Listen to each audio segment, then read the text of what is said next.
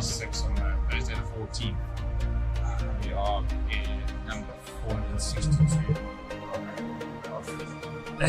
About 4,000 to be here. What, 3 years? 3 years to get you. 1,500, probably was 2,000 videos. Over 3,000 videos. 12 million views. It needs to be in the vehicles. They're worse things.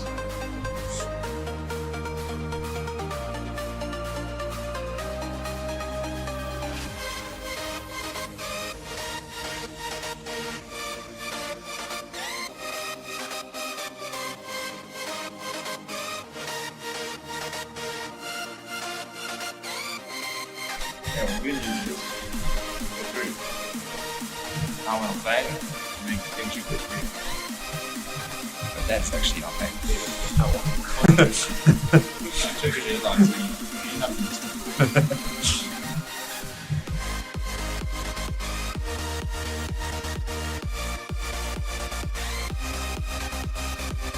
See how's the blood.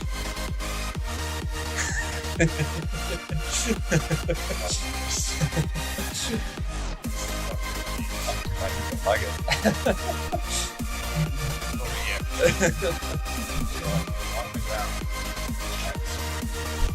I think. An hour and a half to train. Bit of a rush. One other transport strike.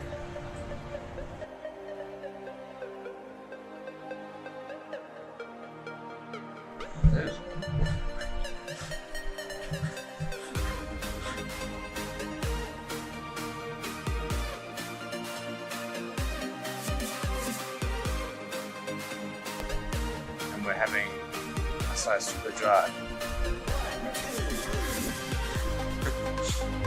So 10 euros. What must be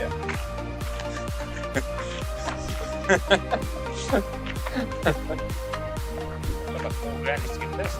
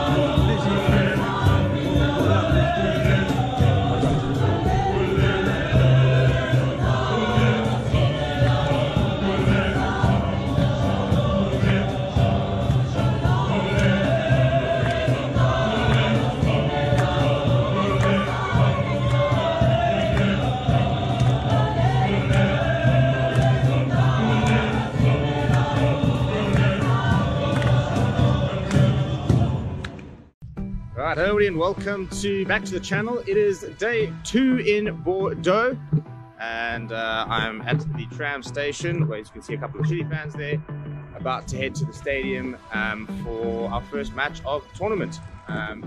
Seen a lot of South Africans here, a lot of, well, I mean, we're just on a tram now and there's just Afrikaans everywhere. There's English, which is the main thing, which is very cool to see. But yeah, Samoa versus Chile kick off at 3 o'clock, which is in about 4 hours time. It's about 12 o'clock, so yeah, we're about to head to the stadium now, do a couple of interviews, go and see a lot of South African fans, get some interviews with some of the Chilean fans, Samoan fans who are out in their colours. Personally, might actually go get a Chile shirt as well. But yeah, stay tuned for my first match day vlog of the tournament.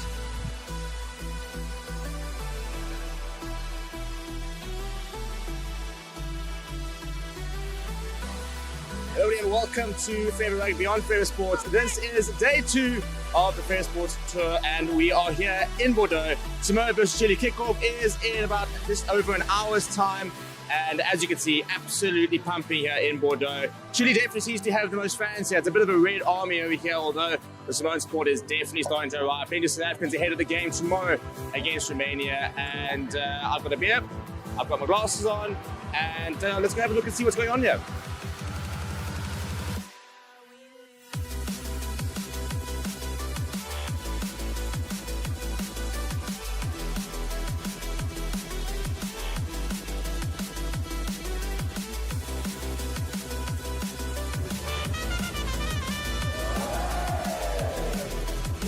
How's it guys? So I'm checking here, sitting here at the photography stand, and yeah, I'm busy watching Chile warm up in front of me. Very cool warm jerseys, by the way.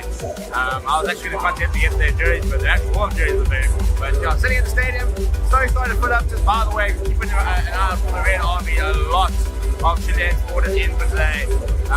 It's just an army of red looking around here. The Samoans come out there force as well, but absolutely nothing compared to what Chile have got. And yeah, second ever World Cup game for them. They look the part, a couple of players looking very confident around here. Very cool to sort of see it, and very cool to see how excited the fans are. We spoke to a couple of the fans outside, and you can just see how excited they are to get involved in something like this.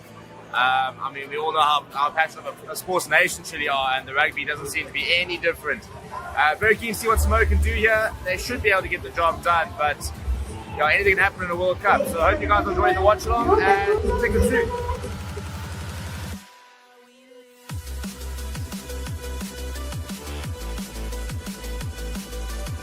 Okay, and that is game one. Not the fight in Chile. Fan favorite team, the absolutely brilliant side.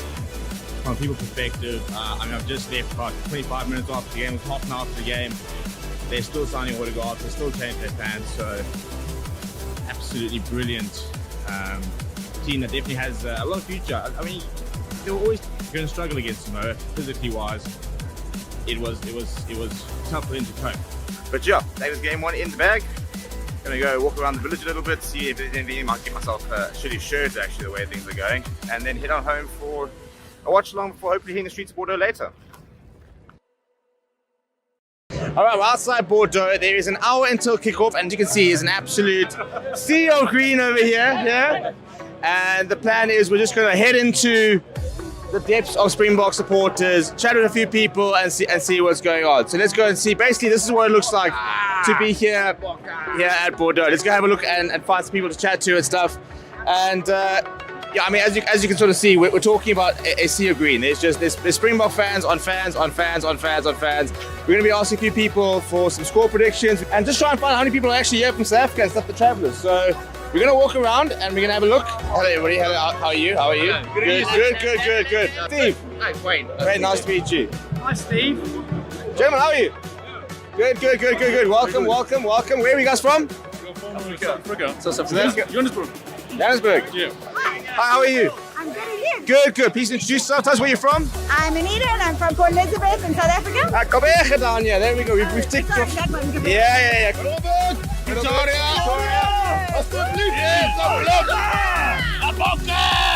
My name is Steve, we're from Fair Sports. We are recording over here, so we're going to cover all the multitude of South African supporters. Are you guys all from South Africa? No, you are. Who's got load shedding when they get back? Okay, I want to go stand with you guys. This is my load shedding buddies here. What's impressive, if you ask me, is the fact we've got so many people actually from South Africa bringing the rand over here. We never thought our currency would get this far, but so far so good.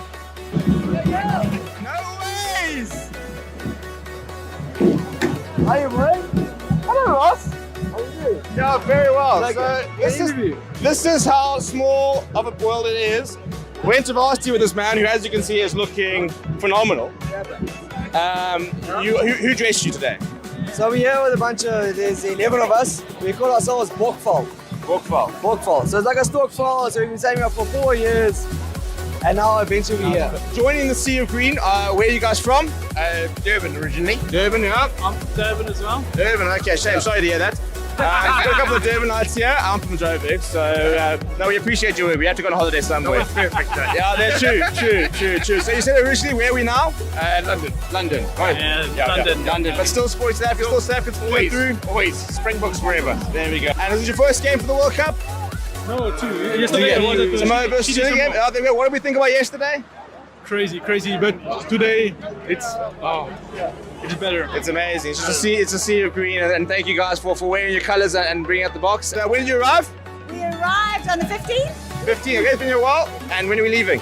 We are leaving on the 25th, so we're watching the Ireland game. Ireland game. All right, Yeah. cool. We'll see you there. Right, Romania today. Give me a score prediction. I am going to say 66. At least 80 points. At least 80 points. In the game or for us in specific? Okay, 80. Yeah, right. Yeah, I like we have to match the Irish. They did 82, I think. 70 after the wrong was like, yeah. So Well, if you get 80 points, I did get a bonus point. So. let's aim for 80. Do you think Romania scored today? Oh, yes, I think so. To be fair, I think everyone here probably wants them to score actually. They've got to at least get a bonus. Yeah, Let us make it feel good for a while. Oh, there we go. Score prediction for today. Score prediction on my SUPERBRU, I went Boks by 70, but I'm going to change that because I think the Boks are going to go 55. 55. We're going to be celebrating a lot of tries. A lot of tries will be celebrated. You got to tries, more tries. Does Romania have a chance? All the tries, eh? 100 out of 0. 100 0, okay. You reckon? 11 tries. We need more than 11 tries. We're going to go past Kevin. I want 80 points. What do you reckon? I like barely double digits, so 10 tries. 10 tries. 10 But tries. I think just for the spirit of the game, it wouldn't hurt if Romania could score. They've got so many supporters here. Yeah, I think to be fair, I think we all want them to score 8 tries. Across the line, Yeah, it's fine. we do. 80-10. 80-10. Yeah, nothing less than 60, buddy. Nothing less than 60. 24-13. Not going to be a popular man later. Right, so 10-11 tries so far is the call. And I bumped a couple of Romanian fans over here. Love the jersey, first of all. How we... Yeah, come here. Yeah, come on here. We want everybody here. We got everybody in here.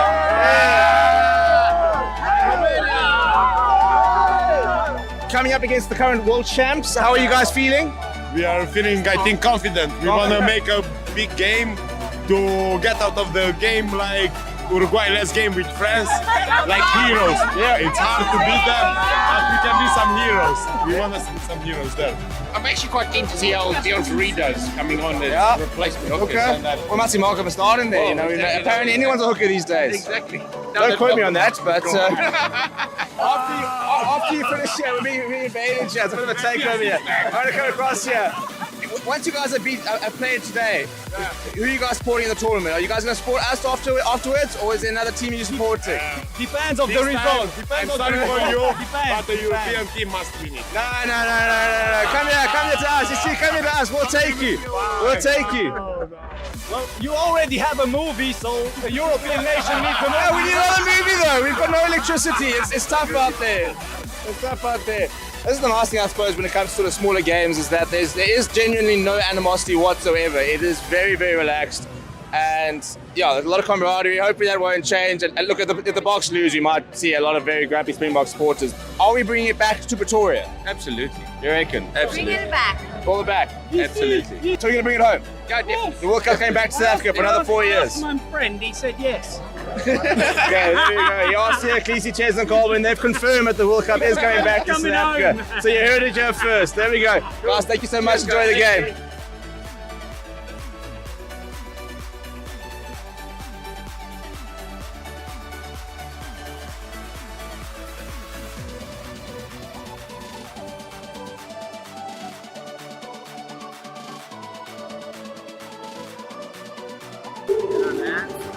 Currie doing the lineup, and we all laugh at James, who in Madrid is down. And we back at there he is. Look at him. Let's get the rain cover ready. And that's the way.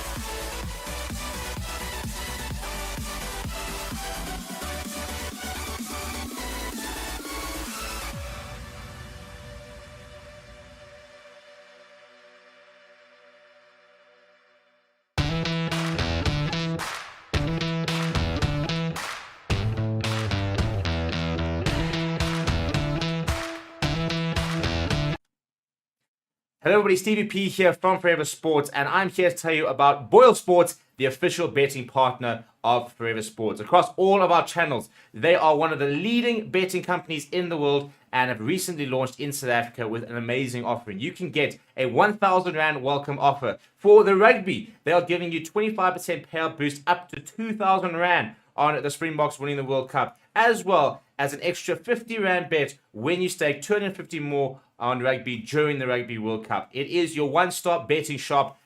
That is BOYLESPORTS. Come and join us in the community. Check the links in the description to sign up. Get yourself an account and make sure that you are winning big with BOYLESPORTS. Hello everybody and welcome back to Forever Rugby on Forever Sport. As you can see, it is Paris week. South Africa versus Ireland on Saturday. Welcome to week 2 of the tour, the first official tour long week. We're in Bordeaux, we're now in Paris. We've got 4 days of build-up. The Springbok announcement is actually tonight. And come here, join us, subscribe to the channel, and let's go see Paris, shall we?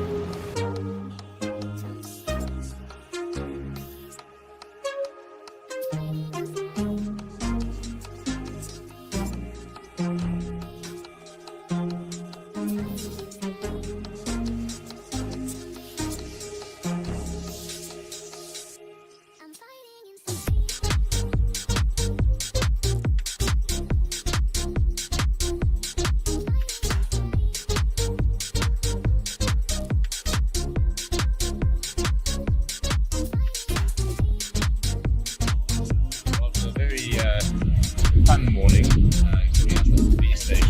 We are finally up doggy there. Yeah, I was behind the camera and just got photo yesterday, so we're having to sort that out. And late change plans. It's going to be announced tonight, so unfortunately not 2 hours. But yeah, let's go see the Paris.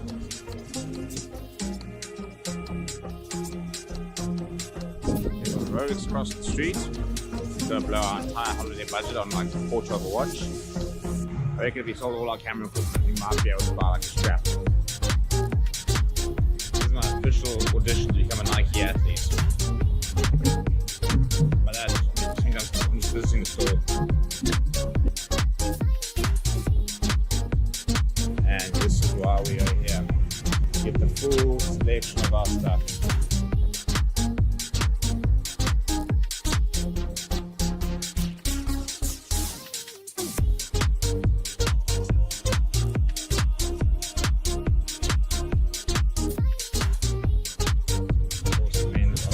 Bloody floor.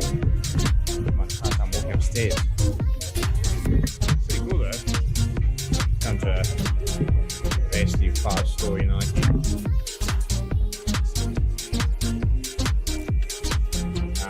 This is where it gets dangerous. You see French jerseys. I'm seeing lots of different jerseys. I'm seeing a lot of Euros.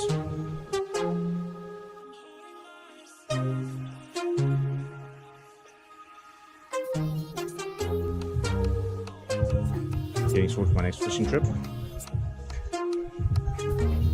Look, arrived at home going to Loftus in my khaki Air Jordan jacket.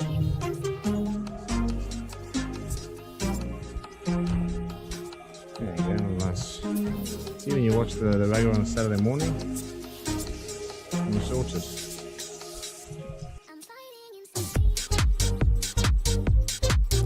Alright. Let's go see the option film, shall we?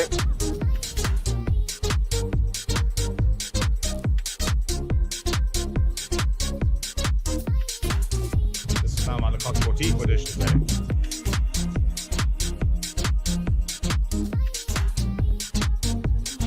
Now see all the rugby stuff.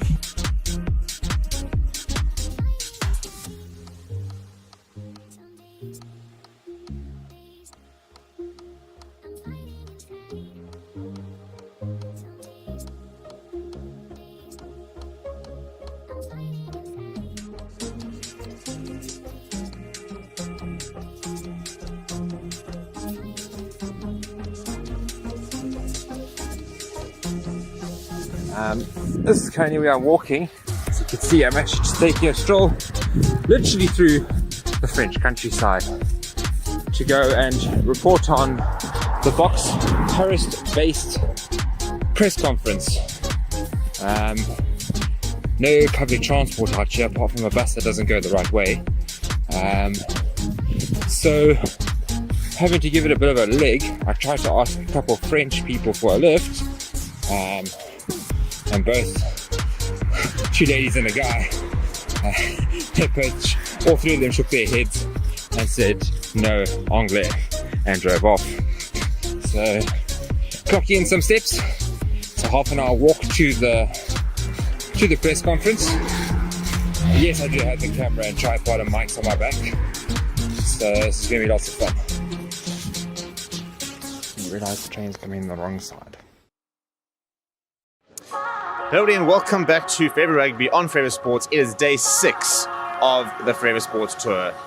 And look where we are. It is a day off from media duties. There are no Springbok press conferences. There are no press conferences today. And as a result, we have decided to come to Disney to see what's going over here. Disneyland Paris, where we're at. Going to be a fun day. A bit of an interesting time. It's been a flurry of a few days. It's been non-stop pedal to the metal action since we arrived last week Friday. So you're going to take a bit of a day off. Going to have a bit of fun. Go and check out what's outside and go and see what magic Disney has to offer before we see the magic that Rassie Erasmus, Jacques Nielbo, Tia Khaleesi and the rest of the Springbok lineup will be bringing on Saturday when they take on Ireland at Stade de France. We are match day, -3, I think, just a few days left until the iconic clash on Friday, which is set to be the biggest match of the World Cup so far. Before then, let's go have some fun. You're going to do both parts today. It's going to be a bit of a hectic one. You're only at Paris once, so I don't know. This is my second time.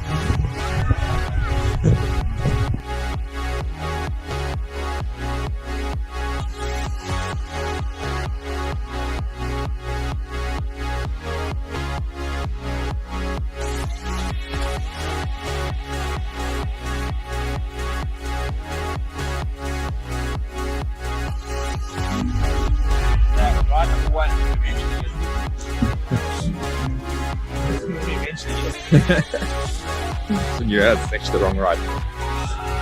You're locked into something else.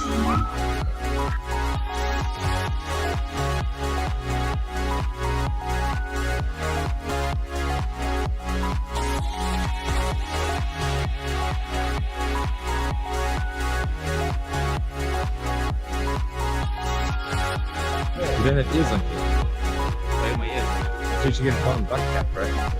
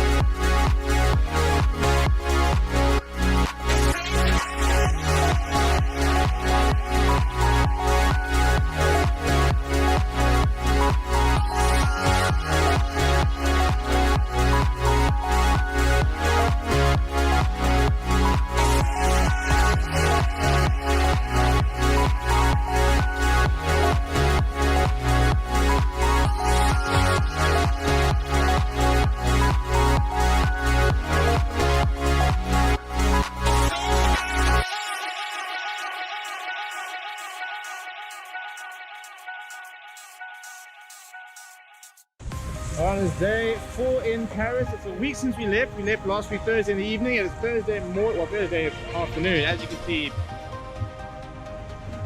pretty miserable weather. We are at the official fan village where we're going to try and get through to the official store. France are playing tonight, so this should be an absolute buzz later. Looks like a very cool setup. We're going to go have a check to see what we can get into and what we can't.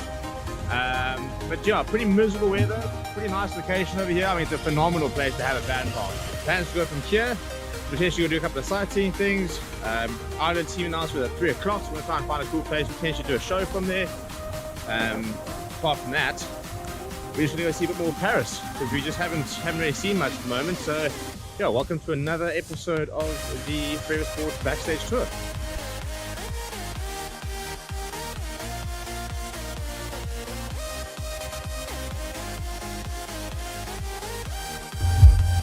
Look at the disrespect. 2019, these put South Africa. I'd like to see 2027 as well. And 2023 as well. 3 in a row, eh? Let's do some shopping.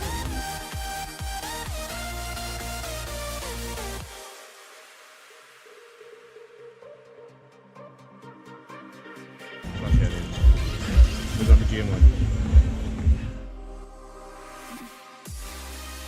Bro, just look at the score. This is what came in. I can't pass again. Never good. Yeah. Bonjour and welcome back to the Rugby Sports Tour. As you can see, it's a lovely day in Paris. We have just finished at the mega store. It's expensive. It's a bit of a hit. As you can see, I've come away with my beret. We have bucket hats, by the way, which is vital trip. And we're now walking through Paris, which is miserable. Yeah, I mean, there's only one way to describe this weather, and that's shit. Yeah, I'll be a tour guide for today. My vast knowledge on Currie. On the right here, we have some marshmallows on a stick. Basically, like the typical sort of 9 o'clock dry snack, really. When you've got your 50 Cokes, come and grab a couple of those. Stir over fire, on the dry and Friday night. And in the Southern colours as well. I've got no idea where we are. And there it is. How many thousands of kilometers, years, see.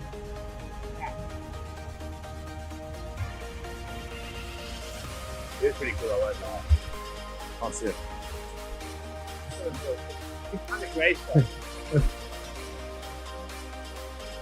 Turns out our boy Charles is here. We're going to say hi to him, ask him what he reckons the English cars are, ask him why he appointed Borswick, and maybe see if Harry's up to grab. Good, Harry's the Springboks 40, he's no longer welcome in the UK. Great if it wasn't me in Rainbow.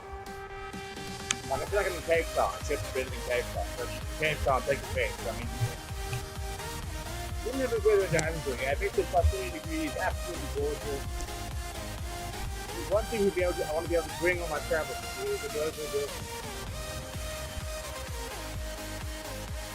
Good news. Diamonds. Also, in case anyone wants to know, the entire Paris is under construction. Everywhere. Off Disneyland. You go, it's just one big construction. Steve, want to give us a history lesson on 1925. Porsche lived before my time. It's the fourth time that I've actually studied. I present to you the latest members of the Springbok bomb squad. He's on the shorter side, basically about half the height of RPS Neyman. But probably do a bit of a job in the second row.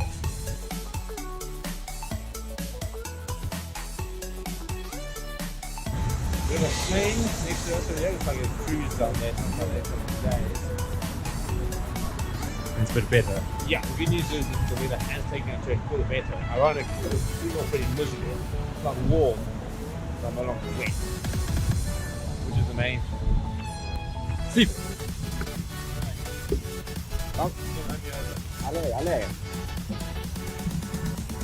This is what's keeping these But you think I'm doing this every single day. Like wet shoes. Shoes are disaster. Cold. No. Very much like SA. It's great for people. And you're like, what?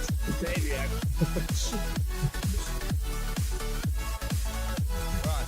Huge update on the tour. In fact, the most important update. Rusty has joined the Forever Sports team on the ground here. I'd like you to introduce our official mascot. Might be the most expensive bear we've ever bought. I suppose it's definitely the most expensive bear I've ever bought. But this is Rusty. We're going to show him up with a little Forever Sports pin. He is the official tour mascot. And the plan is to take him to basically everywhere. It's actually to become Rusty's tour. So follow for more Rusty.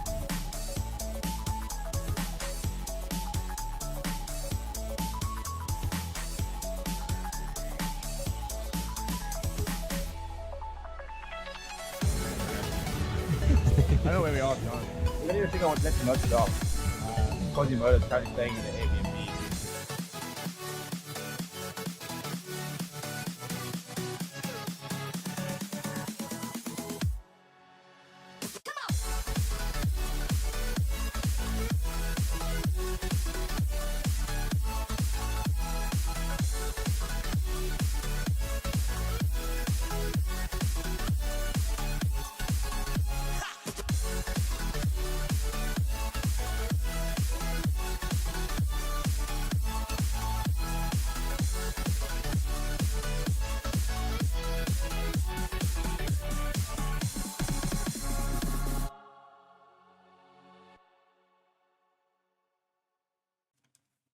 Hello and welcome to Forever Sports. My name is Reese. I'll be talking to you a little bit today about one of our channel partners, BITDEFENDER.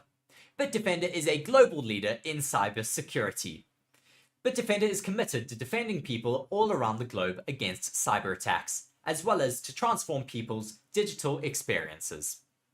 In the next 6 months, Forever Sports will be covering major tournaments such as the Rugby Championship, the Premier League, the remainder of the Formula 1 season, as well as embarking on the biggest Rugby World Cup YouTube campaign ever. To ensure that these are all a success, it is imperative that the Forever Sports channels and platforms remain uncompromised. And with BITDEFENDER, we can be assured that our cybersecurity needs are being taken care of. To read more on BITDEFENDER, please be sure to check the links in the description of our video. Once again, thank you very much to our partner, BITDEFENDER, for joining the channel. I've been Reese here on Forever Sports. Thank you very much.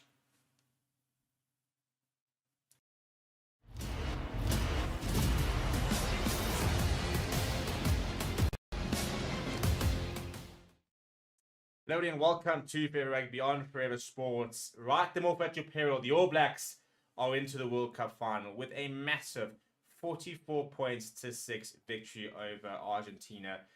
What a performance from the All Blacks. A bit woeful from Argentina, but all of a sudden we've got potentially clear favourites in going into that final. But New Zealand are back and well and truly back, to be honest.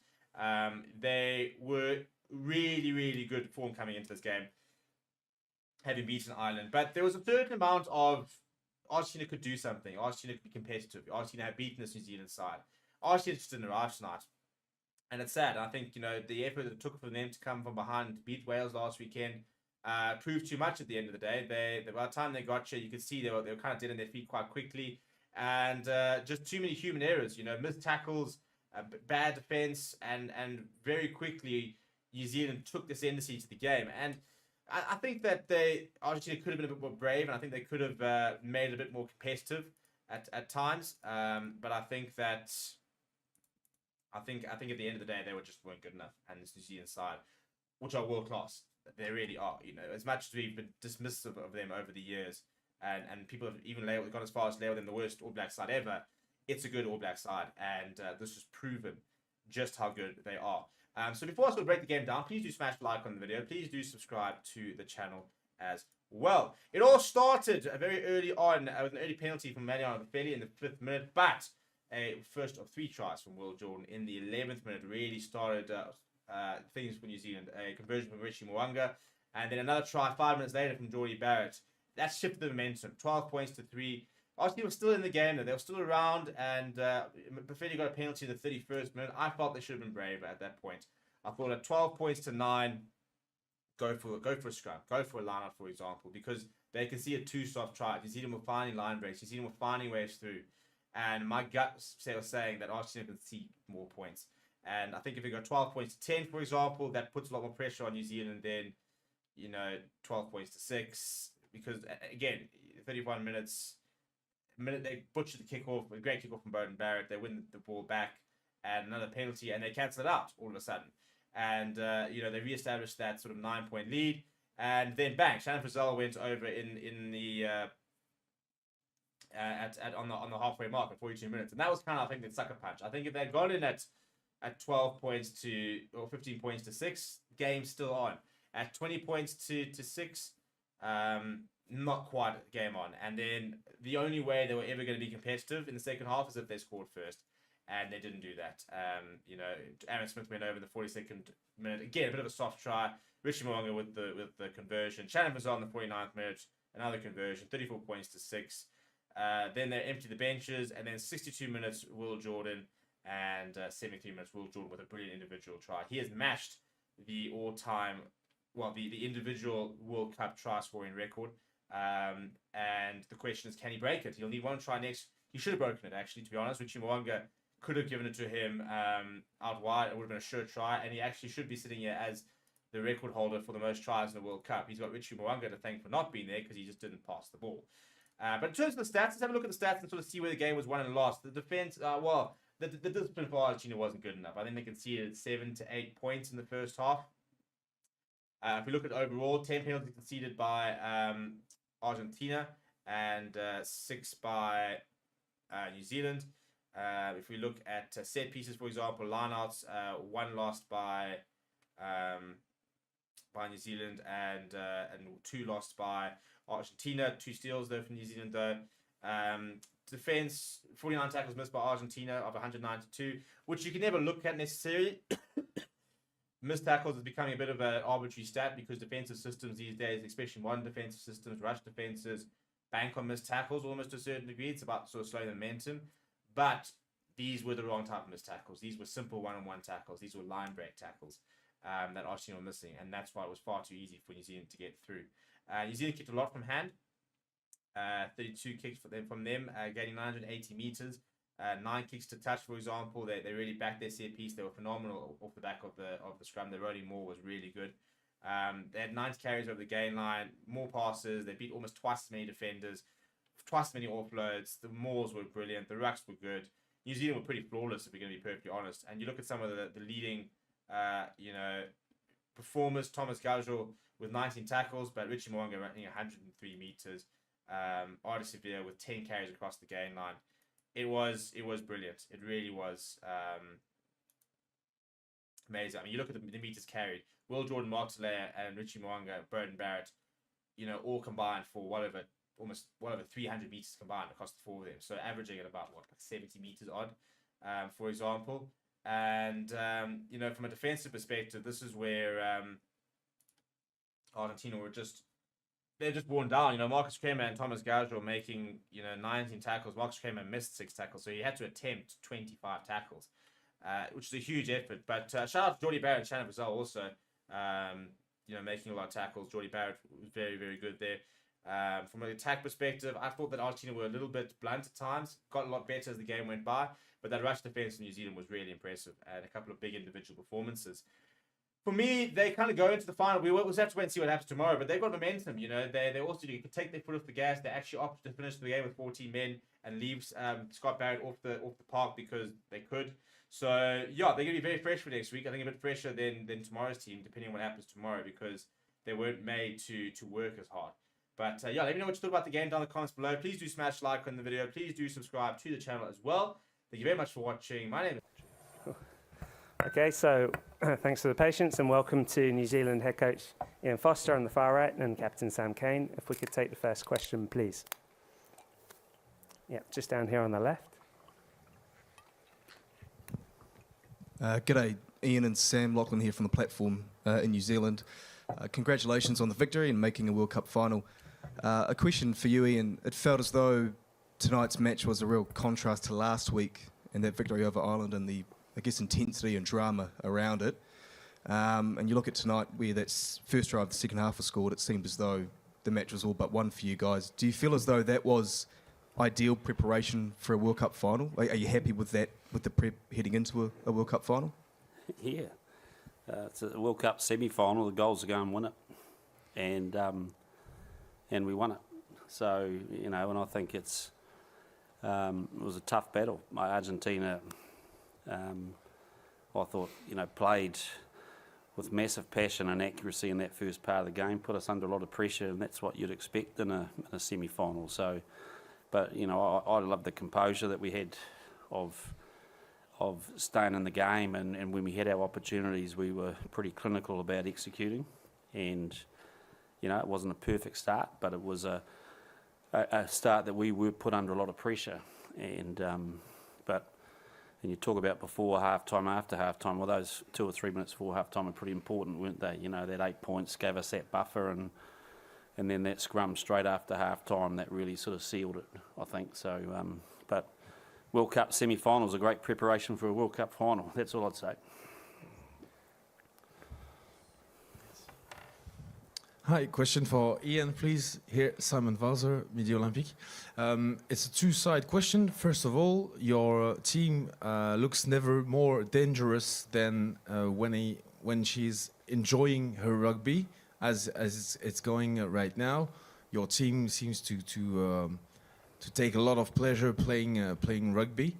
And the second side of the question would be on more personal point of view. You, Ian, you've been through some hard times with this team, and now you are in the final of the Rugby World Cup. Do you take this as a sort of revenge, or do you enjoy, facing the critics, saying, guys, you know, I'm in a final, so you can say whatever you want? Yeah, I'd love to jump to the second question first, but I better start with the first question. The answer to the first question is you have to enjoy your work, but it's not like a focus for us to go out there and have fun.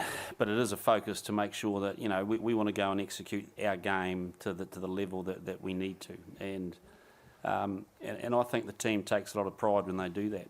And you know, the work that the leaders and the players are doing, and how they're training, it's a real credit to them. They're working hard, and as you go through tournaments, you have to really enjoy it.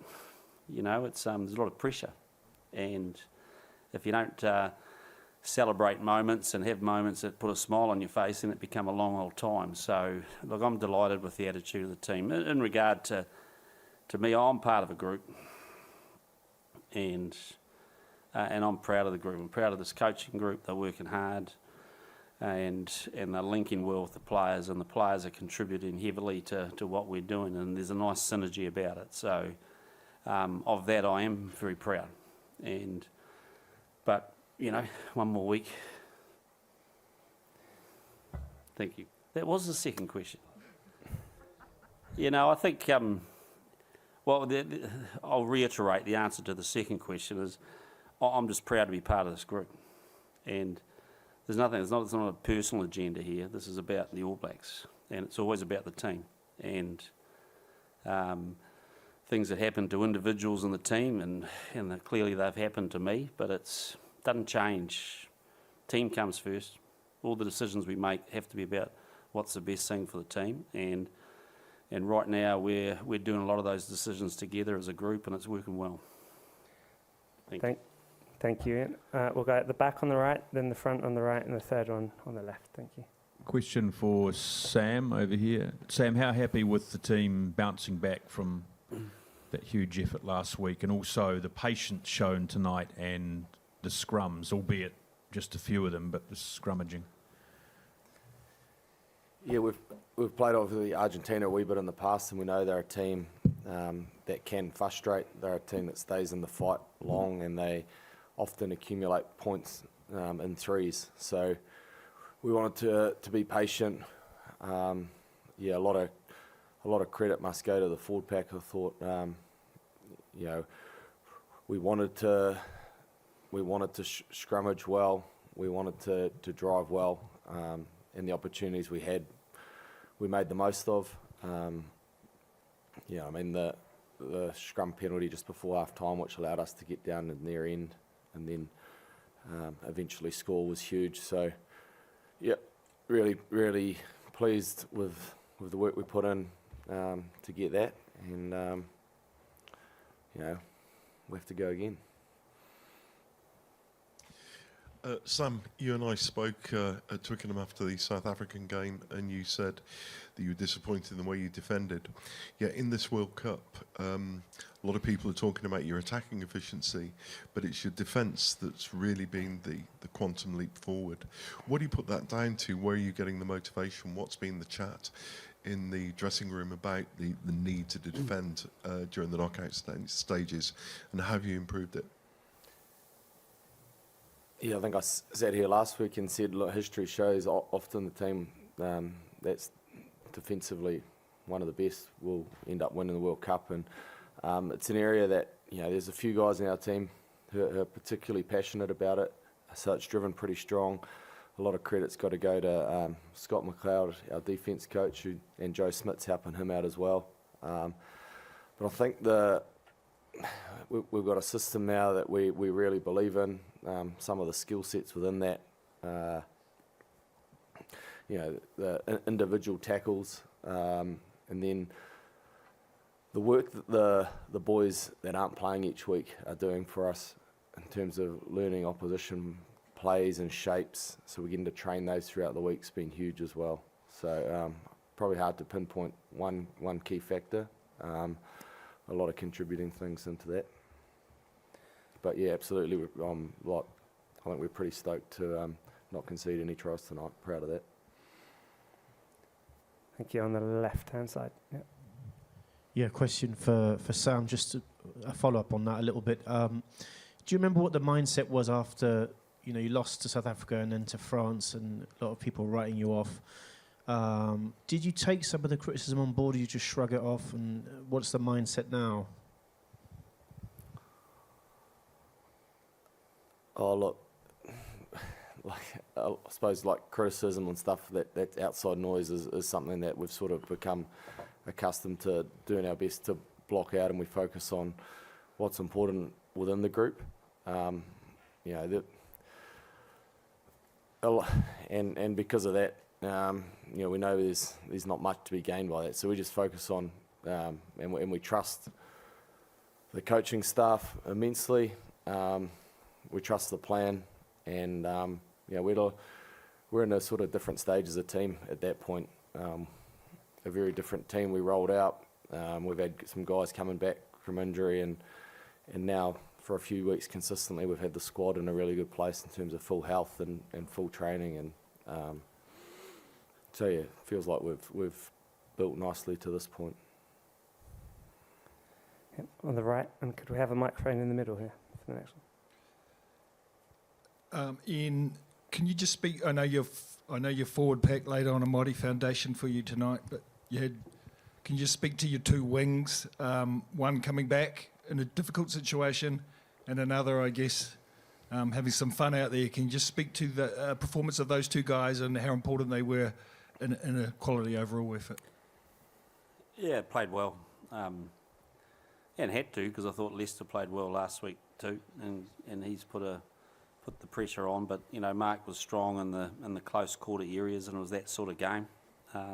So he enjoys going in close like that, and thought he did that well. Defended really well,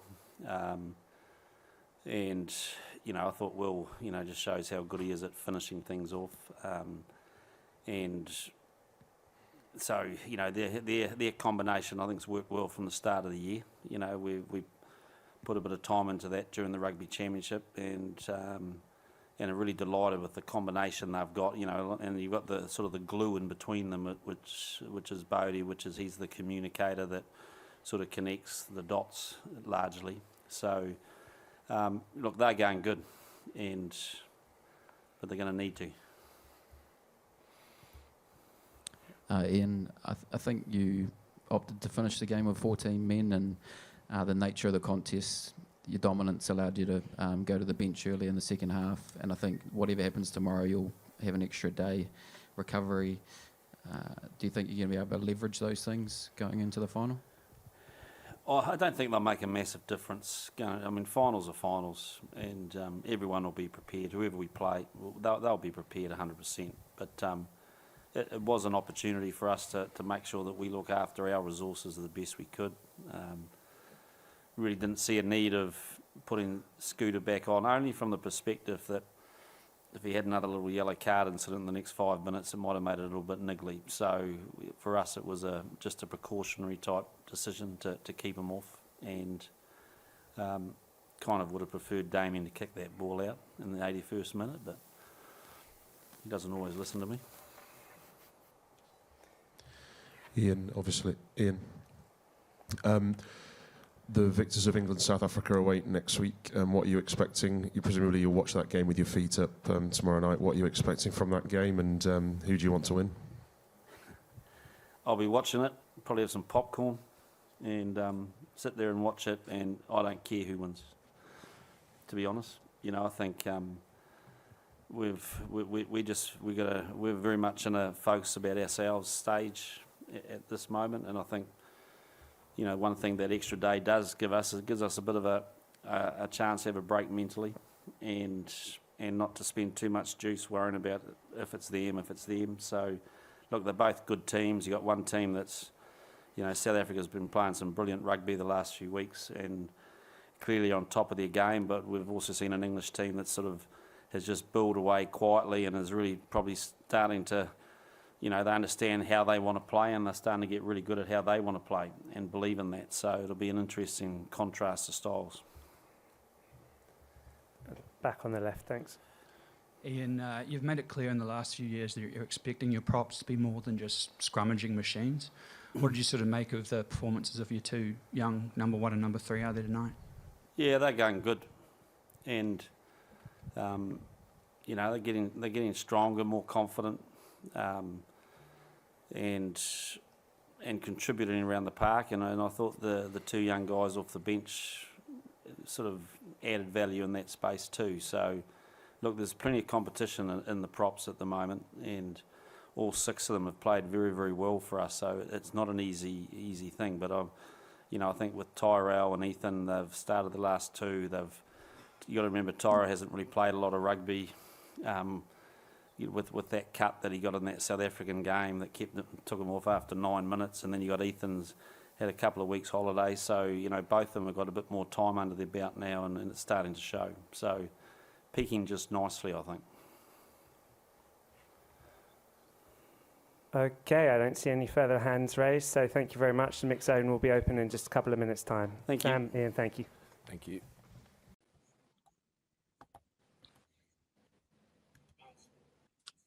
And we're live.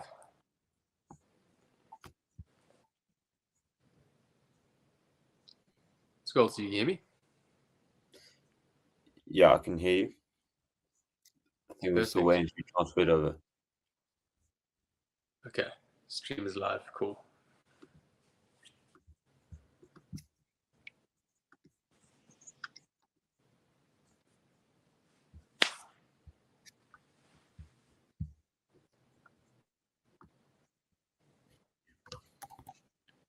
Is anyone else joining?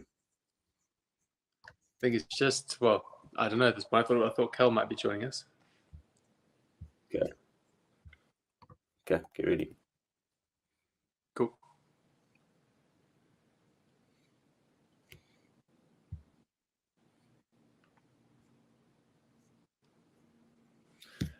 And we are here for the end of the first semi-final of the 2023 Rugby World Cup. It ends 44 points to 6 in favor of the All Blacks.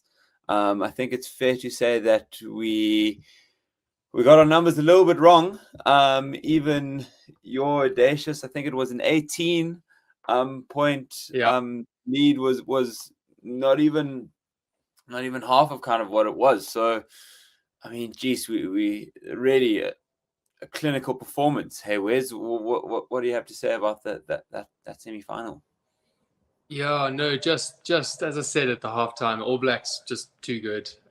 They were clinical on attack and defense. The Argentines weren't really bothering them, in any sort of aspect of the game. They lost a few lineouts, Argentina did, and the scrums they were struggling with. So, yeah, you've almost got to have, a perfect game or do enough to disrupt the All Blacks to stand a chance of winning. But credit to the All Blacks. They showed up. They played very good rugby.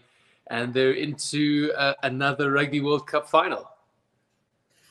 Absolutely. I mean, it's one of those things that it becomes, certain teams you mentioned, or maybe it was Cole, the most decorated rugby team and one of the best win percentages of any sports team in the world. They really just know how to get it done. And there was an overwhelming feeling of, the semi-final was played last weekend, right? Yeah. There was just that elation and that intensity just could not be matched by Argentina.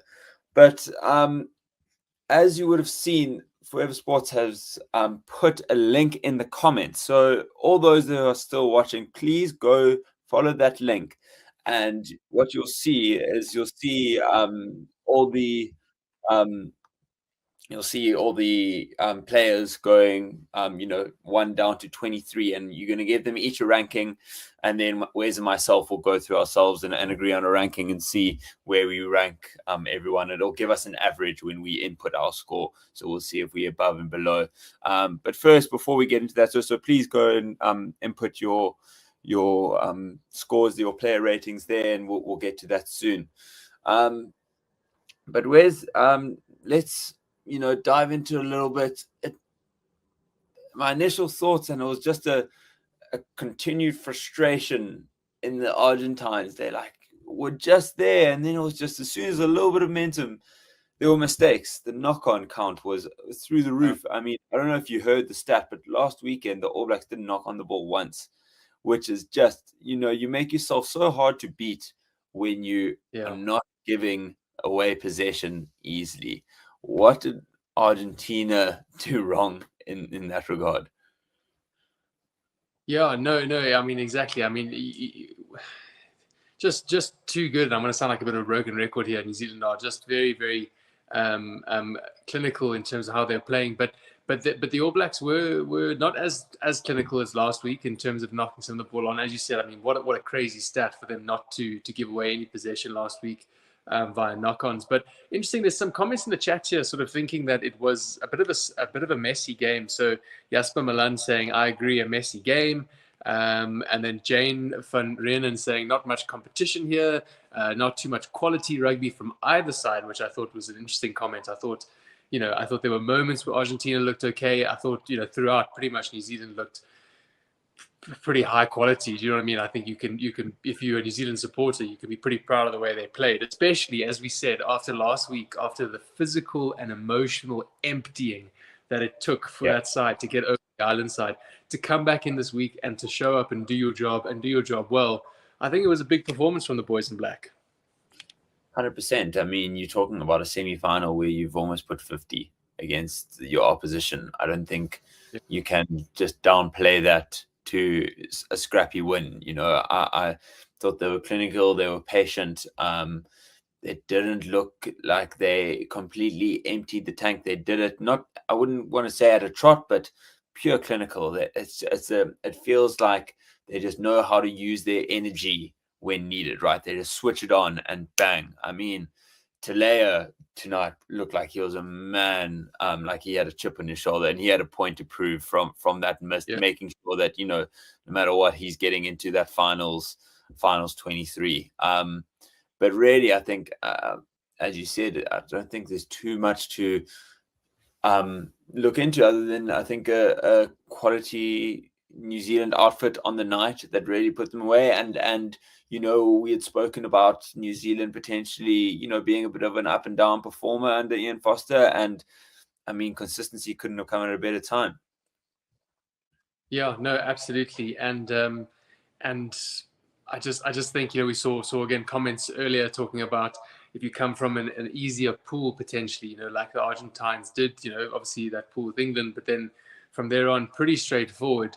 That gap between, again, the top, even within the top 10 nations, we always speak about the difference between tier 1 and tier 2, but it does feel like at the moment, your top 4 are just leagues ahead of the rest. And I think that was clearly shown tonight, and we'll have to see, is it going to be shown tomorrow night again? I think it'll be a very different game tomorrow night, but credit to All Blacks. 100%. I think that tomorrow night's going to be big and a real understanding of what that top 4 split is like, because we really didn't see South Africa or Ireland struggle with the number 5 in the world at the time, Scotland, but England are going to obviously give it their all, and I do think it'll be a bit more of a fight than the Argentines got. But would you say that tactically Argentina got it wrong at all at any points? Potentially. They had good success from that one up and under, sort of a cross-field up and under high ball. I think it was Bafeli was able to get up, knock it back to one of his players. It was a really nice play. And then we didn't really see that again. I think there were a few up and unders that didn't maybe quite go where they were supposed to, whatever, but it was interesting. I thought, oh goodness, okay, this is a tactic they're going to look to use. This is going to be quite exciting. But I don't know, Dan, am I wrong in misremembering that? I don't then quite remember them doing that throughout the game. It would just seem to then be, okay, we're going to keep the ball in hand and keep it tight. And as I said, it just wasn't causing any trouble for the All Blacks defense. Yeah, I don't think they, with such a patient defense like the All Blacks, you really have to unsettle them. And we saw how well the All Blacks did that. As soon as there was chaos, they could just take advantage, right? And being able to turn the backs and even just try to kick over their head, something a little different, I think, just to unsettle that defense. But it just really didn't feel like the All Blacks had to worry, and they could just play the game that was in front of them, and they believed that their skill set was going to outpower and outplay the Argentines, which it did end up doing. And credit to them, sometimes you get told it's a World Cup semi-final and you have to read a whole lot into it. I don't think they needed to change too much of what they needed to do, and they stuck to what they were good at, and kind of got the job done. So fair play. Let's get into these. Let's get into some of these player ratings.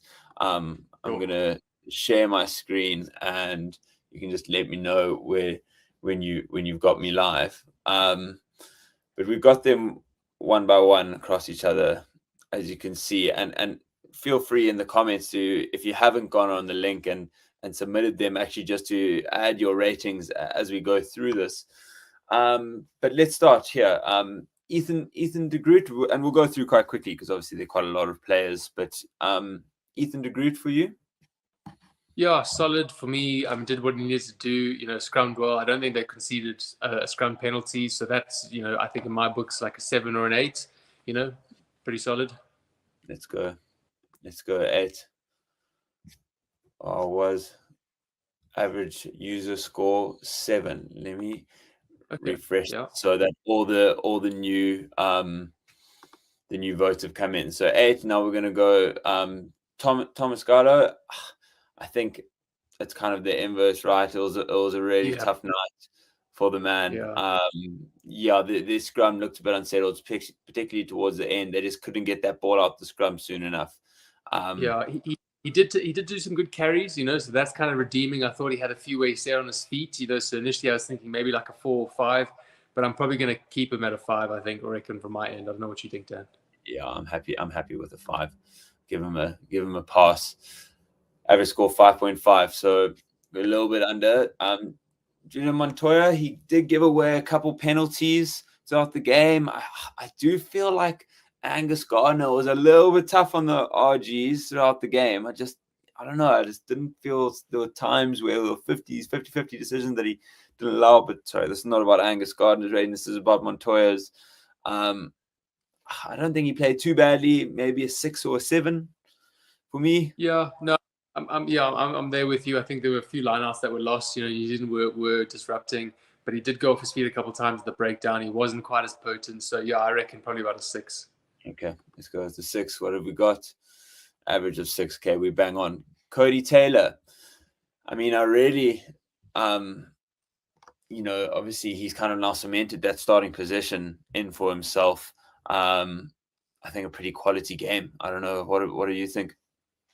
Yeah, no, I'm there with you. Did what he needed to do.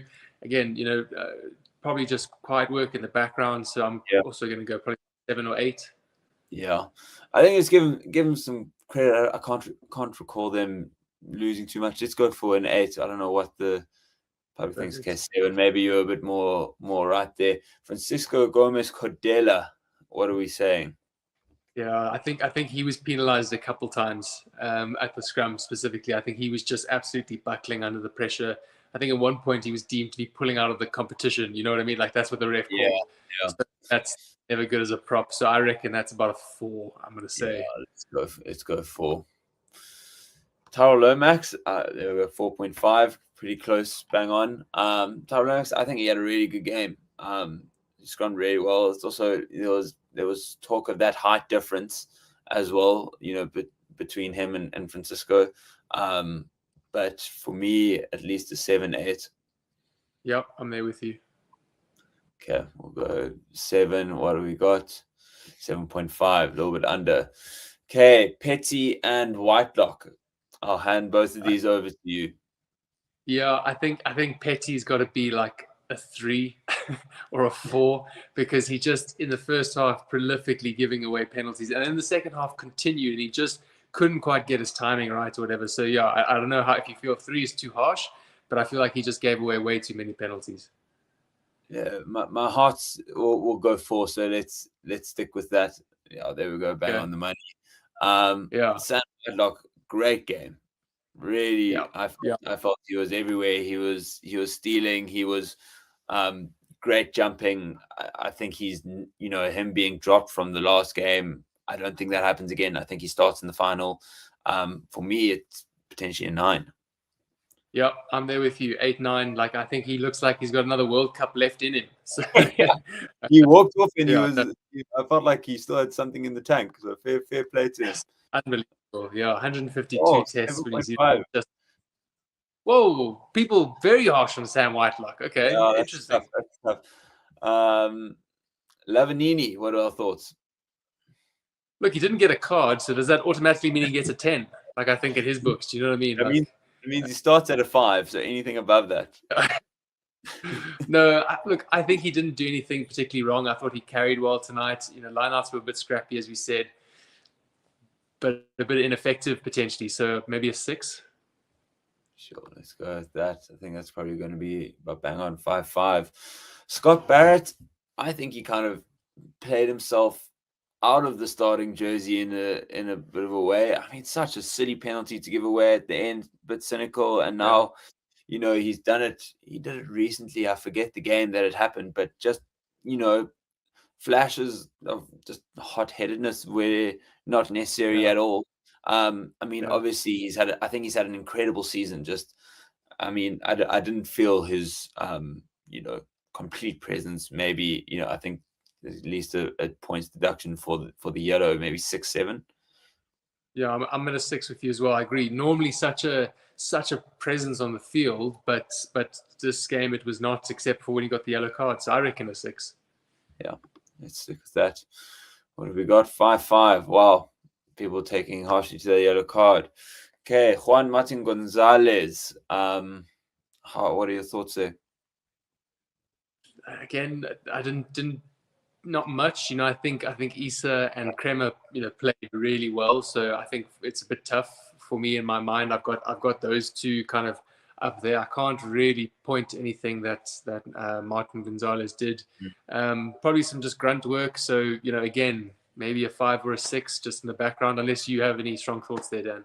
No, I think I'm happy. I'm happy with the 6 as well. Let's see what that gives us. Back 6, 7. Okay. A little bit below, but yeah, good effort. Shannon Frizzell, I think good carries, getting around the park.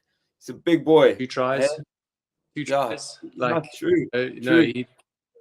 He's a solid part of this All Black side now. And one of the pundits earlier this week was saying they look like a very different team with him and without him. So I think he's become quite integral. So no, I reckon that's an 8-9 performance there with the 2 tries. Probably got to go 9. 100%. I think he's this generation's Jerome Kano, just that real enforcer. Now that Artie Severe's moved to 8, but more of a ball carrying role. But I mean, jeepers. I mean, he is not someone we want to stop him. All remember what he did to Billy Roo. But let's go 9, see what we get back. 7-7, tough for him. Yeah, tough crowd. Yeah. We're missing it a little bit. Let's tighten this up. Okay, Marcus Kremer. I thought he had a really good game.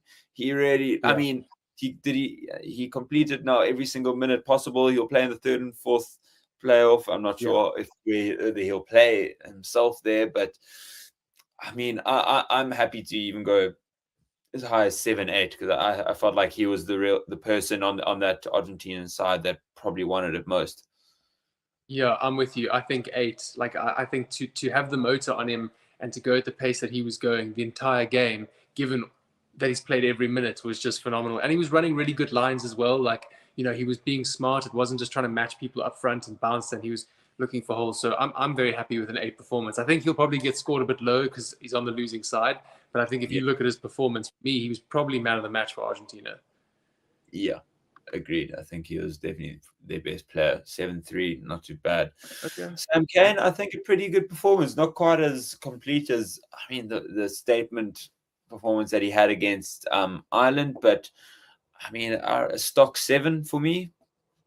I'm with you. Bang on 7. Did what he needed to do. Nothing too special. Just led the team. Did well. Yeah.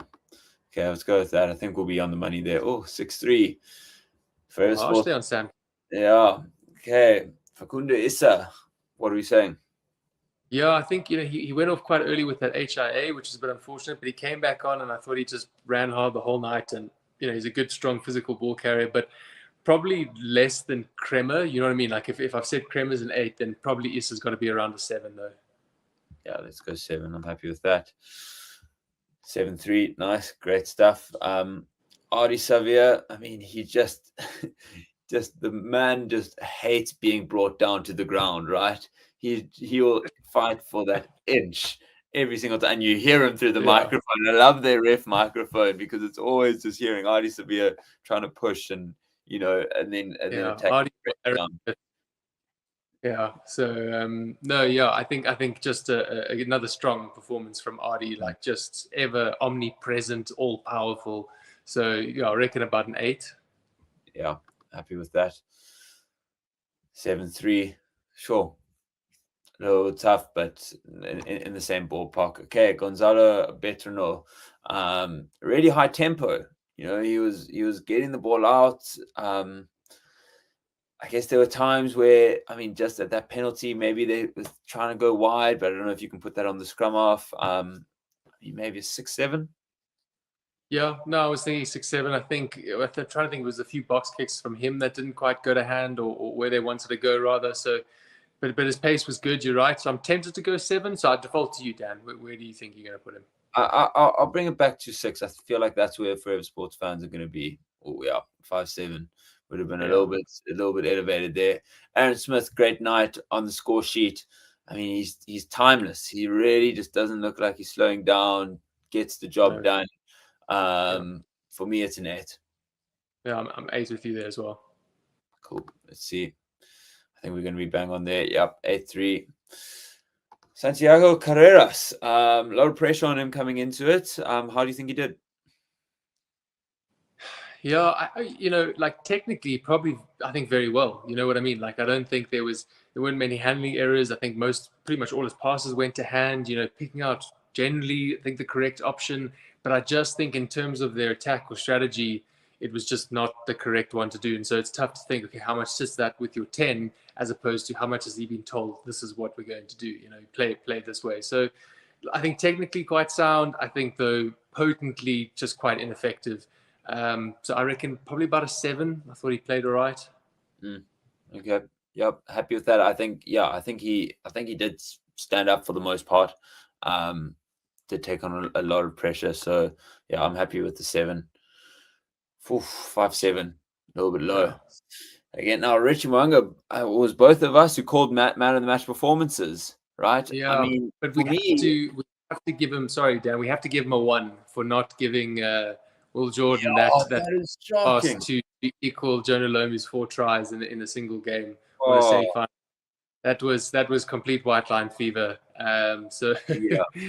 And I think probably a decision that was born out of a poor kicking performance, right? He had felt like he needed to bring himself into the game and save some sort of his performance. But yeah, I mean, just a very selfish decision. It was a 100% try and he turned it into a 50-50 and he lost that 50-50 and it was a knock on. And you know, are they gonna? You know, so much pressure has been put on Manny Liebach and missing all these kicks and changing mid-game. You know, do the All Blacks now have you know, kind of the balls to, you know, just say, Richie Moe, you out, Geordie Barrett slot in? What do you say? No, very interesting. It'd be interesting to see what they do. I think they'll back Richie. I think, you know, players will have a bad game here and there, and I think that's probably just what it is. But I think if we're looking at this performance tonight, you know, his conducting at 10 was good. He had some lovely breaks through and whatnot, but his kicking performance was very poor. So I think it's bringing him down to me, obviously, for like a 6 or a 7. Do you know what I mean? Like, I think he was a good attacking threat. Defensively, he was okay. But yeah, his kicking performance really wasn't where it needed to be tonight. Yeah. I think we got to go for what we think the fans are going to go at, and I'm going to say 3. 3! Crisis. Okay, maybe 4. I don't know. I don't think the fans are going high. I think they're going low. Okay, let's see. That's a huge call. Should we go 5? Sorry. Maybe I've misread this. Let's we'll go 5. We'll go 5. Let's see what they had to say. Okay, 6. Okay, I got it horribly wrong. Sorry. I thought there was going to be. Man wanted to go 3. You came with me at the 1, and I got brought down. Okay, Mateo Carreras. I mean, bit of a live wire. That one knock on was a real pity, but trying to break the line, trying to involve himself. I mean, I think after Kremer, I thought he would really also just try to impose himself. I think he had a decent game. Yeah, no, agreed. I'm fortunate about the knock on, but when he had ball in hand, he at least beat one defender. So solid performance. That's for me a bit of a 6. You know, would have liked to seen him more involved, but I'm at about a 6, 7, maybe a 6. Okay, let's go 6. Happy with that. 6-3. There we go. Bang on. We back on track. Mark Talea, as we said earlier, really fighting for that position and felt like he deserved every bit of that 11 jersey, right? Absolutely. So I think this is for me an 8, 9, probably leaning towards a 9 performance there. Yeah. I don't think did he score? I don't think he scored, Yeah, but still just. I think he did score. I think he did score at least one. Okay. He just has that knack, that ability to get off defenders. It's like there's people you don't understand how. It's just like he's just and he's so strong. I just complete performance, creating space, making turnovers. I think a 9 will be on the money. 8, bit tough. Okay, Santiago Chocobares. What are we saying for him? We spoke about the centre performance. A bit ineffective, you know. Usually such a strong ball carrier. Like, you know, defensively he was pretty good. I don't think much came through the centre channels. But in terms of attacking threat, again, we just it's the whole back line just wasn't able to really get firing. Whether that's because of the forwards, you know, weren't giving them necessarily clean ball. I'm not sure. They were getting nice quick balls sometimes. So, yeah, I reckon a solidish performance, you know, on the losing side. So your mind automatically drops a little bit. So I'm somewhere between, you know, 5 and a 6. You know, did well, but didn't really feature. Okay. Yeah, I think I am with you there. Let's go for 6. I think it's probably going to be about right. 6.7. Geordie Barrett. He put on a big hit on the retiree. Poor man. Hey? Jeez, just send him into retirement like that. That was tough to watch, but I think a pretty complete performance from him. It's like, I kind of miss him in open play, but geez, he's just so solid. No, kicked well, tackled well, ran well. Solid performance from Barrett. I probably think an 8. Yeah, I'm happy with that. I'm also going to go 8. There we go. Bang on. Okay, we're back on track. Cinti.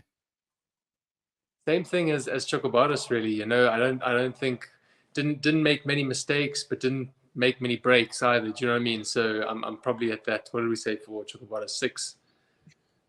Yeah, I'm happy. I'm happy with 6. Let's go there. Ricky Ioane, subbed off at the end, but I think pretty solid from him. He had that good little run where you see the glint of him when he used to be at 14 with that inside step. I'd say 7, 8 maybe. Yeah, I'm leaning towards a 7. I think he did again his job well and whatnot, but nothing really potent, in terms of too standouty. But yeah, I think 7 is fair enough. Didn't change the game, I don't think. But yeah, arrived. There we go, 7-3. Buffelli, I think he held his own. He was competing, winning under the high ball. It's always hard when it's like one of your best players is on the wing to really impose yourself sometimes. But I mean, he kicked his kicks 2 from 2, winning the ball in the air. I don't think there was any lack of effort there from him. I think around a 7. No, he just didn't get the ball in his hands enough. Same thing as Carreras. 2 players who do well with ball in hand and would have liked to see more in the game. But I think fair enough. I think made his kicks, didn't really put a foot wrong. So I'm happy with 7. Great, let's leave it at that. Well, Jordan, as you said, could have had a equal record. But I mean, a hat-trick in a semi-final. The commentator said the best players make the hardest things look so simple. And that chip and chase was just an amazing example of that. He barely looks like he's trying. He puts it on the boot just where he wants it. I don't know about you, but I actually thought he was shaping up to kick it left and then just kicked it for himself. I don't know if that was on purpose or it was just me who kind of got flummoxed by that. But, I mean, great performance. It has to be at least a 9, right? Yeah, no, I think 9 is perfect there. Okay, let's leave him at that. I think we'll be on the money. 8. Oh, that's tough for a man who scored a hat trick. You score a hat trick in a semi-final and you get maybe if he scored his 4th. Yeah, all of a sudden, if you score a walk-in 4th, you get up to 9. Juan Cruz Malia. Yeah, it's again, it's almost the same as all the Argentine backs. Didn't really do much wrong. Caught balls when needed to, kicked pretty well, but just ineffective really. So probably at about a 5, 6. Yeah, I think I'm happy with the 6. Just didn't feel a real, push on the influence of the game. 4, 5. Oh, tough. What did we miss? That's hectic. Maybe we're covering too much. Bowden Barrett. Yeah, pretty solid. I'm trying to think. I mean, you got lined up on that one tackle. He really got hit. He did. He just seems pretty cool, calm, and collected. He's not the Barrett of old by any means, but he's a quality 15. Really, really good player. I think a 7. Yeah, I'm at 6, 7. Let's go for a 7. Yeah. There we go. Bang on. Nice. Okay. Creevy, last game. We've got to give him a 10, right? Have to send him off with a good send off there with a 10 for the legend. But genuinely, I think my favorite moment of the match was the combined turnover from him and Nicolas Sanchez at the breakdown to win that penalty. I mean, I've never seen a 38-year-old pop up and win a ball like that. Unbelievable. Yeah. So, an unbiased 10 for Creevy. 7-5, not bad. I think I was further away with my Richie Moanga predictions. Takiyaho, I felt he really imposed himself. I think he came on and really did a job. Yeah, I think he also had a bit of a point to prove. I think he's not been in the setup for a bit, so he was like, right, this is my opportunity. So I reckon very solid performance. 7, 8, I think. Yeah, I'm happy with it. I think I'm going to go with an 8. That's a pity. I don't think we'll see. 6, 7. People. Maybe we missed something. Yeah, exactly. He's making really good, strong carries, but probably means that we don't see Dane Coles maybe again in an All Black jersey, which is a shame. But I think it's probably the right call. Okay, Joel Sculvey. Yeah, I don't feel like the scrums got much better, when the subs came on. So I think, again, sort of just an average performance, probably a 5 for me. Yeah, happy to lock that in. 5. Tamatai Williams, 4-5 a cap. Close enough. Tamatai Williams looked pretty Came strong. on, Good ball carries. good ball carries, good energy. You know, I think I'm at about 7 probably. Yeah, dominated the scrum as well. Good on him. 6-7, close enough. Eduardo Bello. It's the same thing. We're sitting at about a 5. Yeah, let's go 5. There we go, bang on. Fletcher Newell also just dominated his scrums really when he came on. Couldn't really see too much of him, ball in hand. I don't really recall too much. Maybe 7 for winning all the scrums. Yeah, it's tough, right? So 6, 7. You know, we didn't see too many ball carries, but happy with a 7. Let's go 7. 6-5. Okay, Mateus Alemano. It's just, no one was really making much there. So I don't know what you're doing there, Dan. I'm always going to go 5. Yeah, I think it's probably going to be a large amount of 5s for the rest of these Argentines, unfortunately. Brody Retallick seemed decent when he came on. I think he won a couple of lineouts. I think he starts in the final, to be honest. I think it's going to be him and Whitelock, the old faithful. Experience. I mean, they've won a World Cup together, and this could be Whitelock's 3rd World Cup, which would be wild. The first player to ever do it. Would be absolutely insane. So, but I think for Retallick, pretty solid 7. Yep, happy. Moving on to Rodrigo Bruni. So he had to come on quite early because Issa went off, and I thought he pretty much kept the pace up, which was good. You know, you didn't feel Issa's massive sort of presence being missed. So I was quite impressed with him there. So, I think he had a good performance, but nothing too special. So probably a 6, bumps him up from a 5. Okay, let's go 6. Oh, got the spinny wheel of death. There we go, 6. Okay, Dalton Papaili. I just almost like an Argentine player in a sense for me. It didn't really Came on so late, right? It's really hard to give people performances. You're judging off 1 or 2 real instances. Exactly. So 6, 7, but that's just based on the fact that they won. Yeah, purely 6-5. Yeah. Okay, Vélez. I don't know, Dan. What are you thinking? I was going to say 5 again. Let's go 6. It's hard to remember how every single player imposed themselves.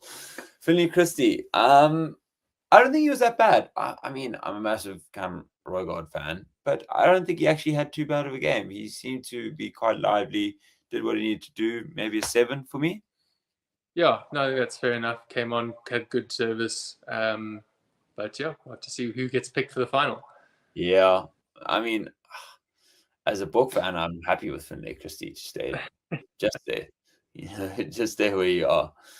Okay, Nicolas Sanchez, the last dance. Not much to go off. Unfortunately, his last touch of a international rugby ball was to miss touch at the end, but I mean 6, I guess, or 10. Yeah. 10 is last game. Sorry, last game. Gotta do that. It's we've said it. I forgot the rules. And a 9. The Forever Sports fans know what is up. You got to pay your respects to the greats. And he is a great. We will miss him. I mean, he's actually had a really great World Cup. I was almost surprised that he wasn't starting by the end of it, but I'm sure one of his highlights of his career will be that match-winning intercept try against Wales last weekend.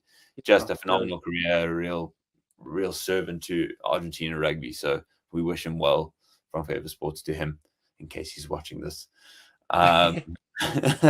But D-Mac. Yeah, I mean, like so electric, normally and whatnot, but I felt was pretty quiet. Didn't really do anything wrong, but not the D McKenzie that we are used to seeing. So tough to penalize him based on past performances. But I reckon, a 7 maybe. Yeah, I think the criticism that he probably would come under is maybe trying a bit much, but that's kind of also what he's there to do, is to make crazy stuff happen. So it's hard to counter against him when it doesn't go right. I think it's going to be more like a 6 for me. Cool. There we go. Okay, last two. Moroni. 5, 6, 5. 5. Okay, last not least, Anton Leonard Brown for 5. Okay. Anton Leonard Brown, he's been a little bit better for me this World Cup, but not not to the point where I think he's demanding a starting position by any means, but he's fulfilling a role, I think, when he comes on, solid in defense. Almost had that kick that I felt like he could have got away, almost got a try for himself. Maybe a 6, 7. Yeah, no, I reckon it's probably winning by his side puts him at a 7, but nothing special today. So yeah, let's see. Okay, final one.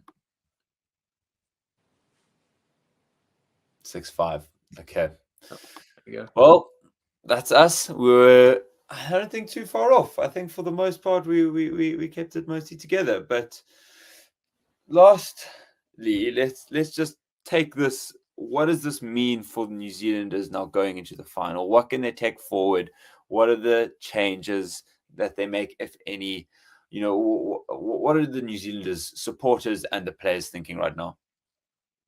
I mean, you've got to be feeling pretty good, right? I think as an All Black player or fan, you've got to be pretty confident that you deserve a spot in the final one, and I think they absolutely do.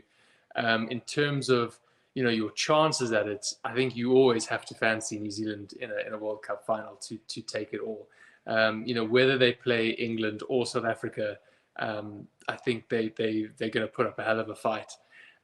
So I don't think they'll change too much. I think what they're doing is clearly working. They found something that works for them. They had the good end of their pool games. They found a way to dig it out against Ireland, and tonight they just put on a very clinical performance. So yeah, I mean, it's going to be, congrats to the All Blacks, and then I'm sure the fans are stoked. It's going to be a hell of a final, though.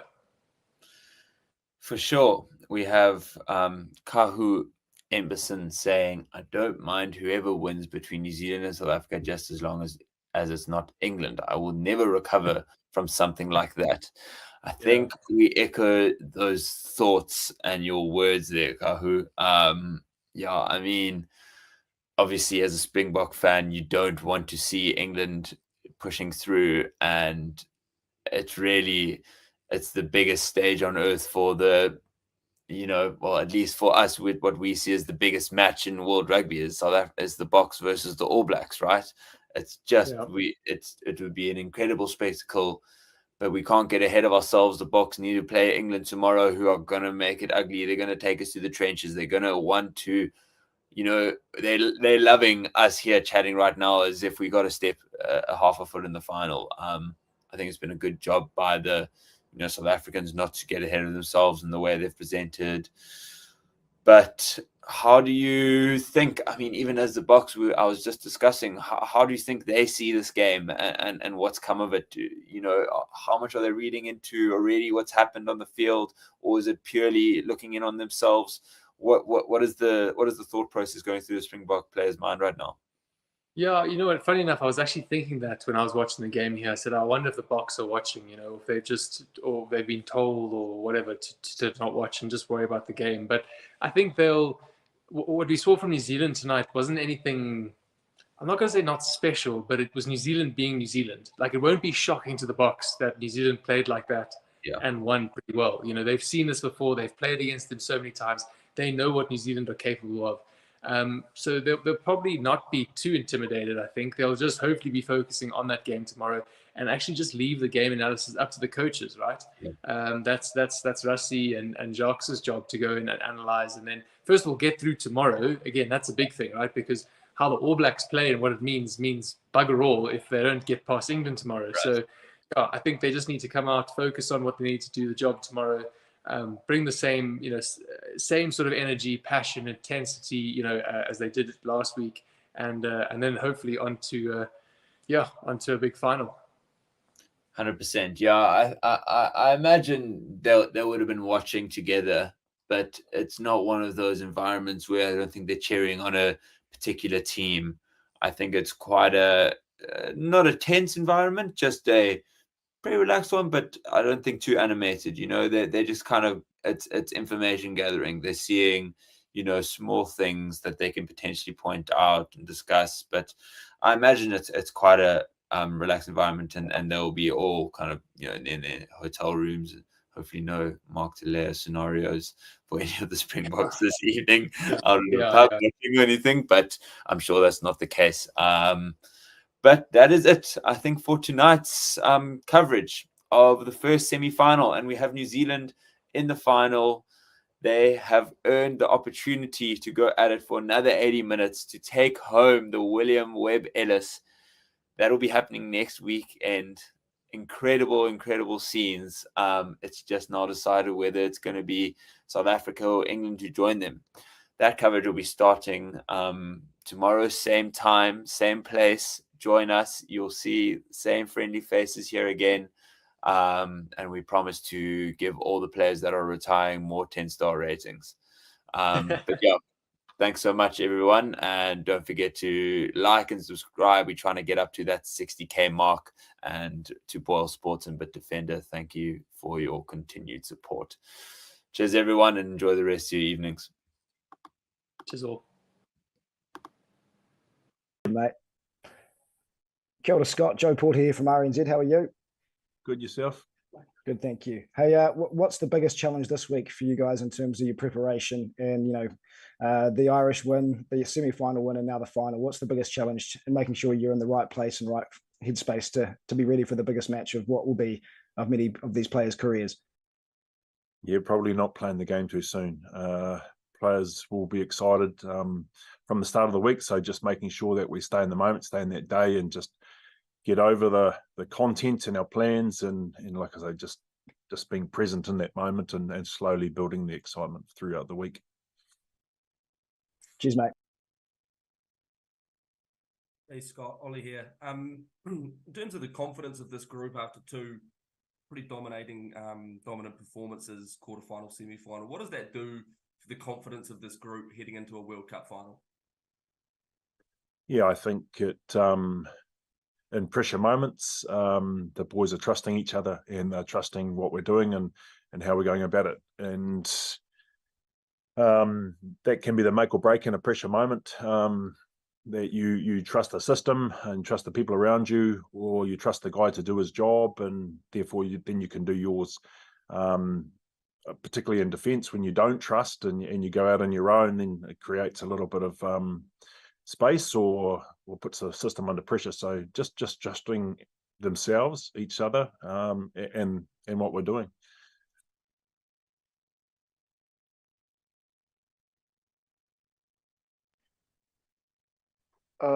Nathan Gugela again from South African media. You guys faced Argentina yesterday, last week it was Ireland. In terms of intensity, do you feel the intensity was higher last year compared to this year? Because again, it kind of does bring up that the World Cup draw in place. Sorry, can you repeat that? Yeah, just level intensity, just comparing the Ireland game compared to the Argentinian game. Do you feel the Ireland game was much more intense, the game compared to the Argentinian game? Not particularly. I think it was just intense in different ways. So with the Irish game, they play a different way. So the recycling of the ball and the speed of that, and then making you make decisions and having to move all the time, particularly in defence, whereas the Argentinian boys are a lot more direct and run at you. So the intensity is different.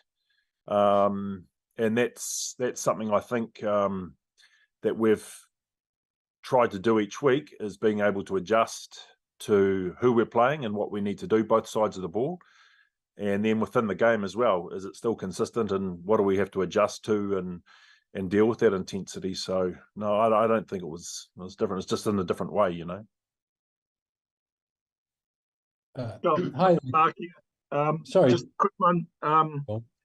keeping Argentina trialist, defence coach, another good week for you. Just a reflection on that aspect of last night's game. Yeah, it's always very pleasing. The boys care a lot about holding the opposition out, and they're working really hard for each other. And like I say, it was a different aspect that we had to defend last night. The Argentinian boys running really hard and direct at us and cleaning us out quite quickly, so we had to deal with that. So that was pleasing that we were able to defend a different style of play. So and regarding next week, both South Africa and England are both very direct and powerful teams. So it was nice that we were able to defend that way last night against Argentina as well. Hi, I think we could all see Will Jordan's finishing, but could you give us a bit more of an insight into what else he brings to the team on and off the field?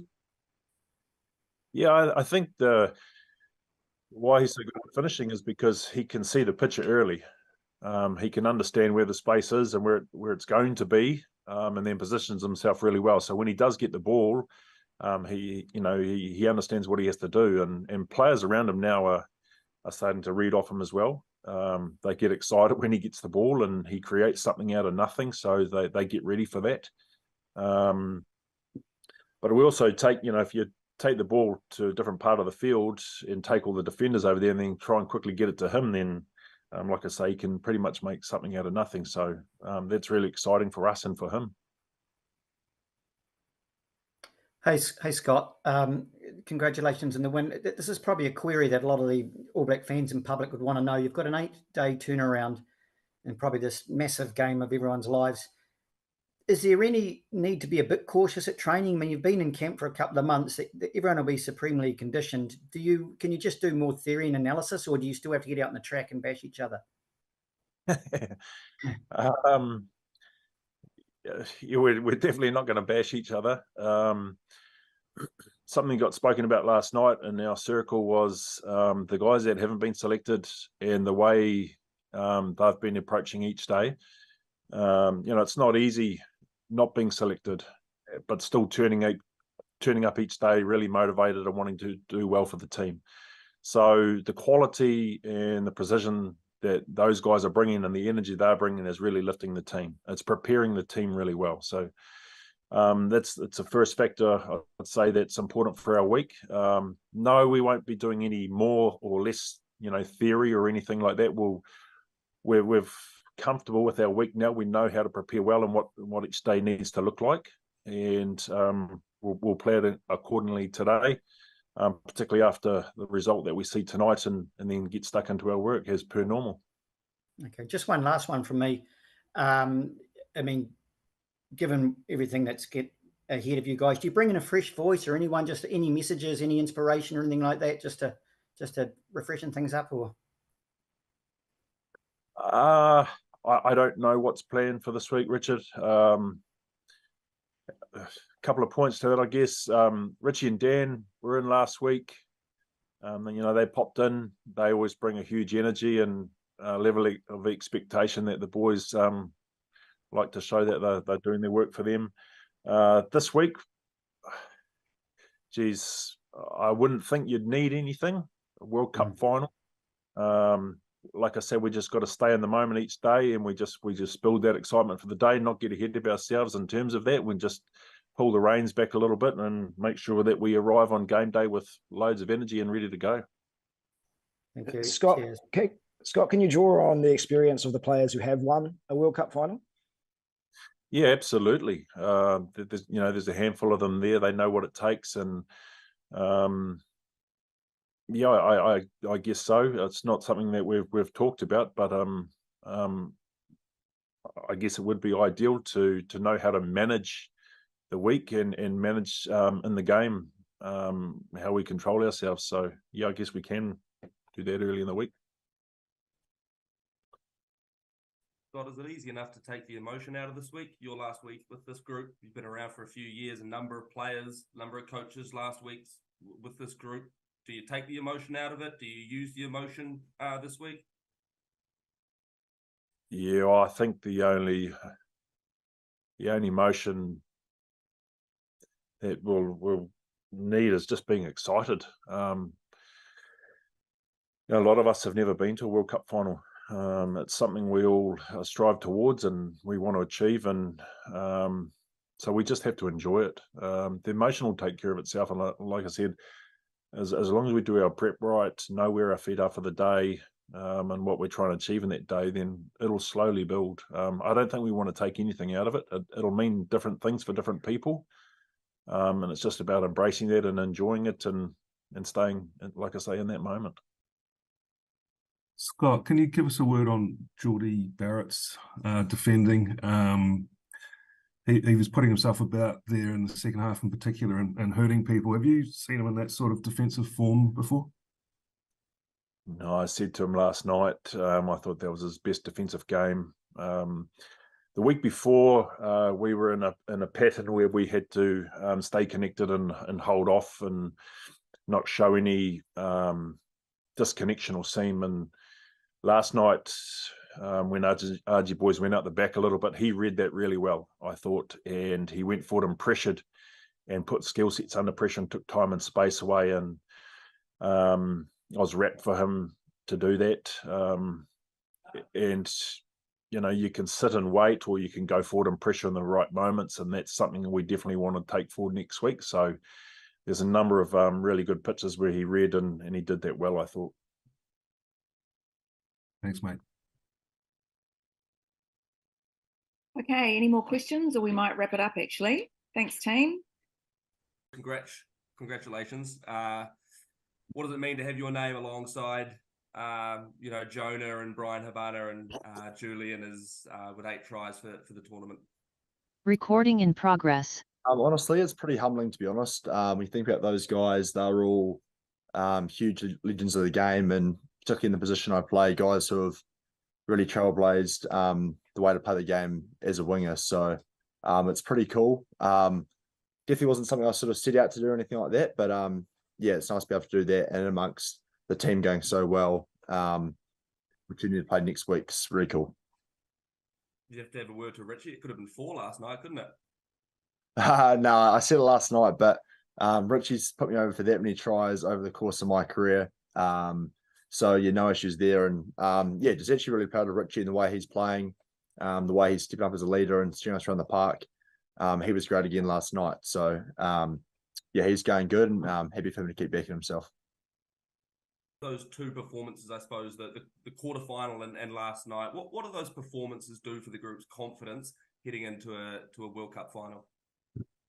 Yeah, I think we're in a pretty good space. Like, you kind of take each week as it comes, and you don't get too far ahead of yourself, but at the same time, it's nice to have a bit of confidence and form behind you. And the boys are kind of combining well, and we've had some combinations that have been together for a few weeks now. So yeah, we're happy with where we're at, and we know this week's going to be another huge challenge, and we're excited about that. Hey, Will, Mark, engineer, congrats, mate. I just wonder if you could kind of take us back a little bit when you were a young man. Who were your heroes as wings? And I just wonder if Lomu and Xavier and their feats on the global stage, inspired you as a young man. Yeah, I guess as a young man, yeah, like Dan Carter was probably my main kind of idol growing up. So to kind of get to know him a little bit over the last year or so has been pretty cool. But certainly from like a back 3 or wing point of view, yeah, guys like Joel Kathoko, Ben Smith, Jules, Diggy, all guys I've taken a lot from. So it's cool to be able to follow in their footsteps and yeah, achieve a few things, because yeah, certainly the wing position over the years for the ABs has been a pretty prolific run with some great players. So yeah, it's humbling to be alongside those guys. Cool. And just last for me, 3 tries in the World Cup semi, pretty special. Did you get a chance to kind of soak it up last night, or what was left of it when you finally got out of that stadium? Yeah, we ended up getting drug tested last night, actually. So there was a bit of a process kind of involved with that, which took a bit of gloss off it. But no, it was cool. I think, yeah, on the bus on the way back, the music committee was on fire playing some good tunes. So boys were singing along, and enjoying the bus trip back to the hotel, which we had. So yeah, we certainly took last night to kind of reflect on where we are at the moment and how we're going. So it's nice to be able to have an extra kind of day to be able to do that. And then we know this afternoon, tomorrow, Monday, really start switching into the English or the box. Will, can I ask you about your numbers? Do you pinch yourself sometimes when you see the numbers, 31 tries and 30 tests? I mean, it's extraordinary numbers. Is it something that motivates you, keeps you going? Not really, to be honest. Like, I'm not sort of one to kind of treat numbers in there. I think I've always liked kind of the support play and trying to be in the frame and read the game sort of scenarios. So I guess being able to do that is what kind of I review on and what I kind of hold my hat to. So it's not necessarily so much scoring tries, because you get a few like I had last night where you just sort of catch it and dive over. It's more about just involvements in the game for me, and just trying to pop up and give us an extra number on attack is where I sort of hold my hat to. So like, it's always cool to be able to score tries and dive over, but it's not kind of, I guess, the main marker I kind of use around how I'm going. And to get to 9 tries, it's obviously a record. Is that something that's going to be a factor for you in the final? Not really, to be honest. I think the World Cup win's obviously what we all came over here to do. So I'll be perfectly happy to take a 0 in the score sheet if it means that we get the job done. So I mean, it's cliche, but it's obviously a team game, and the group's really focused at the moment around what we want to do. So hopefully I can play my part in that. Cheers. Thank you. Hi, this is Nathan Gogela from the South African media. I just got 3 questions for you. First, congratulations from last night, by the way. Just got 3 questions for you. Do you feel the refs are as involved in a game? A lot of spotlight has been put on them, and it seems even refs or ARs get injuries the night before games. I think across the tournament, it's maybe been a little bit of a theme. I think, to be fair, our games haven't been too bad in that space. Like, I thought, the game against the Irish last week, I think, was the highest ball and play time for the whole tournament at 42 minutes, and something around 10 penalties for the game, which is quite a low number. And again, last night, there wasn't too many sort of, I guess, admissions from the TMO, the touchies. So we know it's a part of a game. We know that it's a bit more scrutinised, all the TV angles and stuff now, but I guess you're just going to do your best to try kind of take them out of it with your own discipline, and being able to adjust to the ref and the way he's kind of whistling on the day is pretty important as well. So certainly it can be a big factor at this World Cup, but we're trying our best to take the ref and the TMOs and that out of it.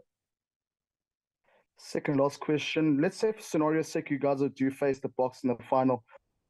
What concerns would you guys have about the way they play? Does the Twickenham game flashback still live rent-free, or let me say, get spoken about in camp?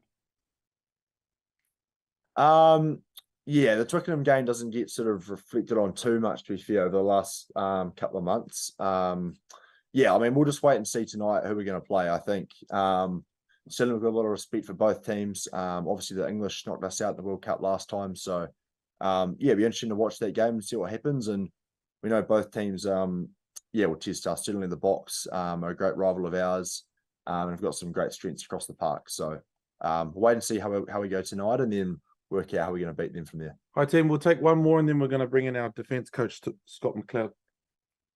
Sure. And then the final question, are you still in contact with Razor? I believe there are barriers put in place during the World Cup for him.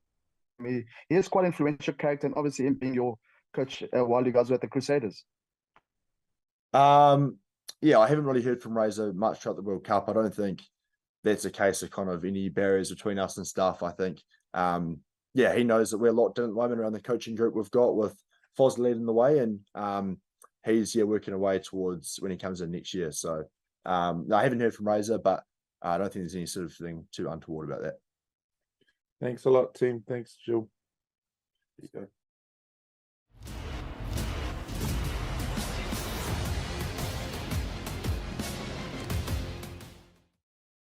Hello and welcome to Fair Rugby on Forever Sports, and you are looking at a South African on the verge of a second half attack in 2 weeks. Phenomenal scenes, absolutely phenomenal. The Boks are into a second World Cup final in as many years, and then to be tournaments, I suppose. Back-to-back semi-finals for the Boks, an absolutely mental game. Handré Pollard with one of the most clutch kicks of all time. The Springboks with one of the most ridiculous final 12 minutes you'll ever see.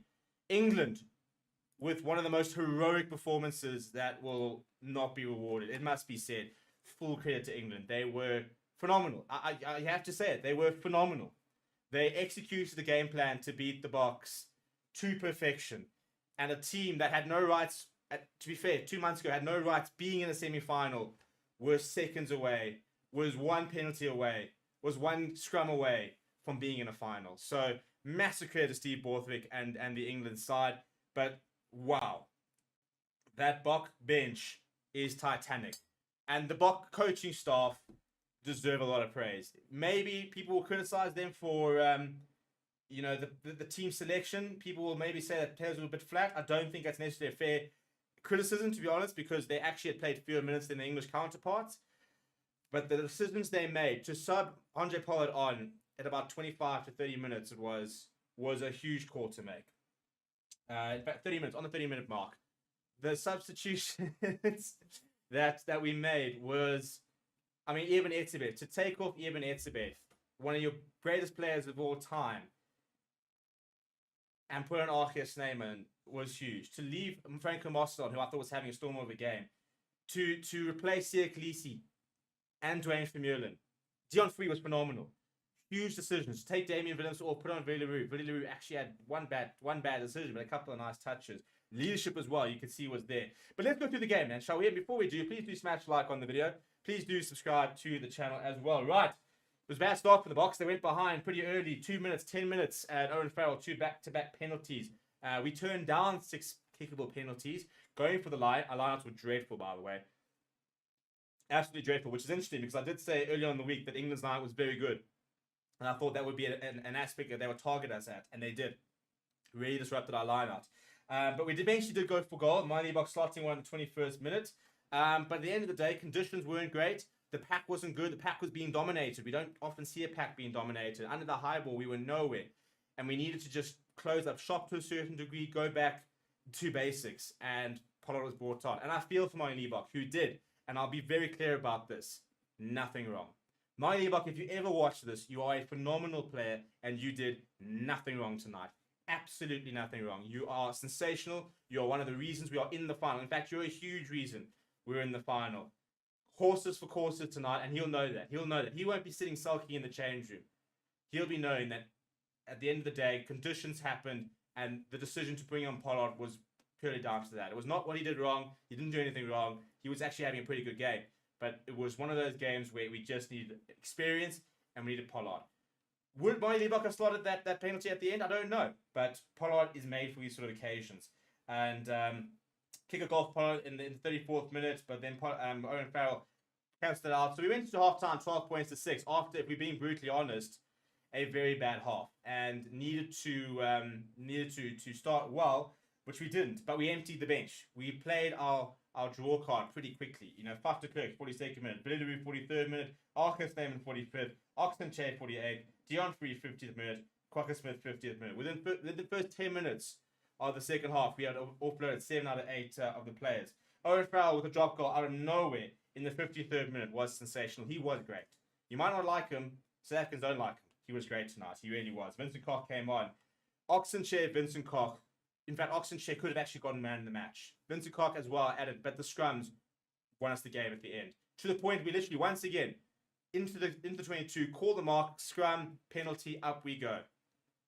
The penalty that won us the game, which Pollard slots in the 77th minute, won us the game off a scrum penalty. But before that, a try in the 69th minute, brilliant break off the line out. Deon Free, within meters, pops to RWC Neyman, who was phenomenal. Over he goes. And then 77th minute, on the halfway line to the right-hand side, not a gimme at all.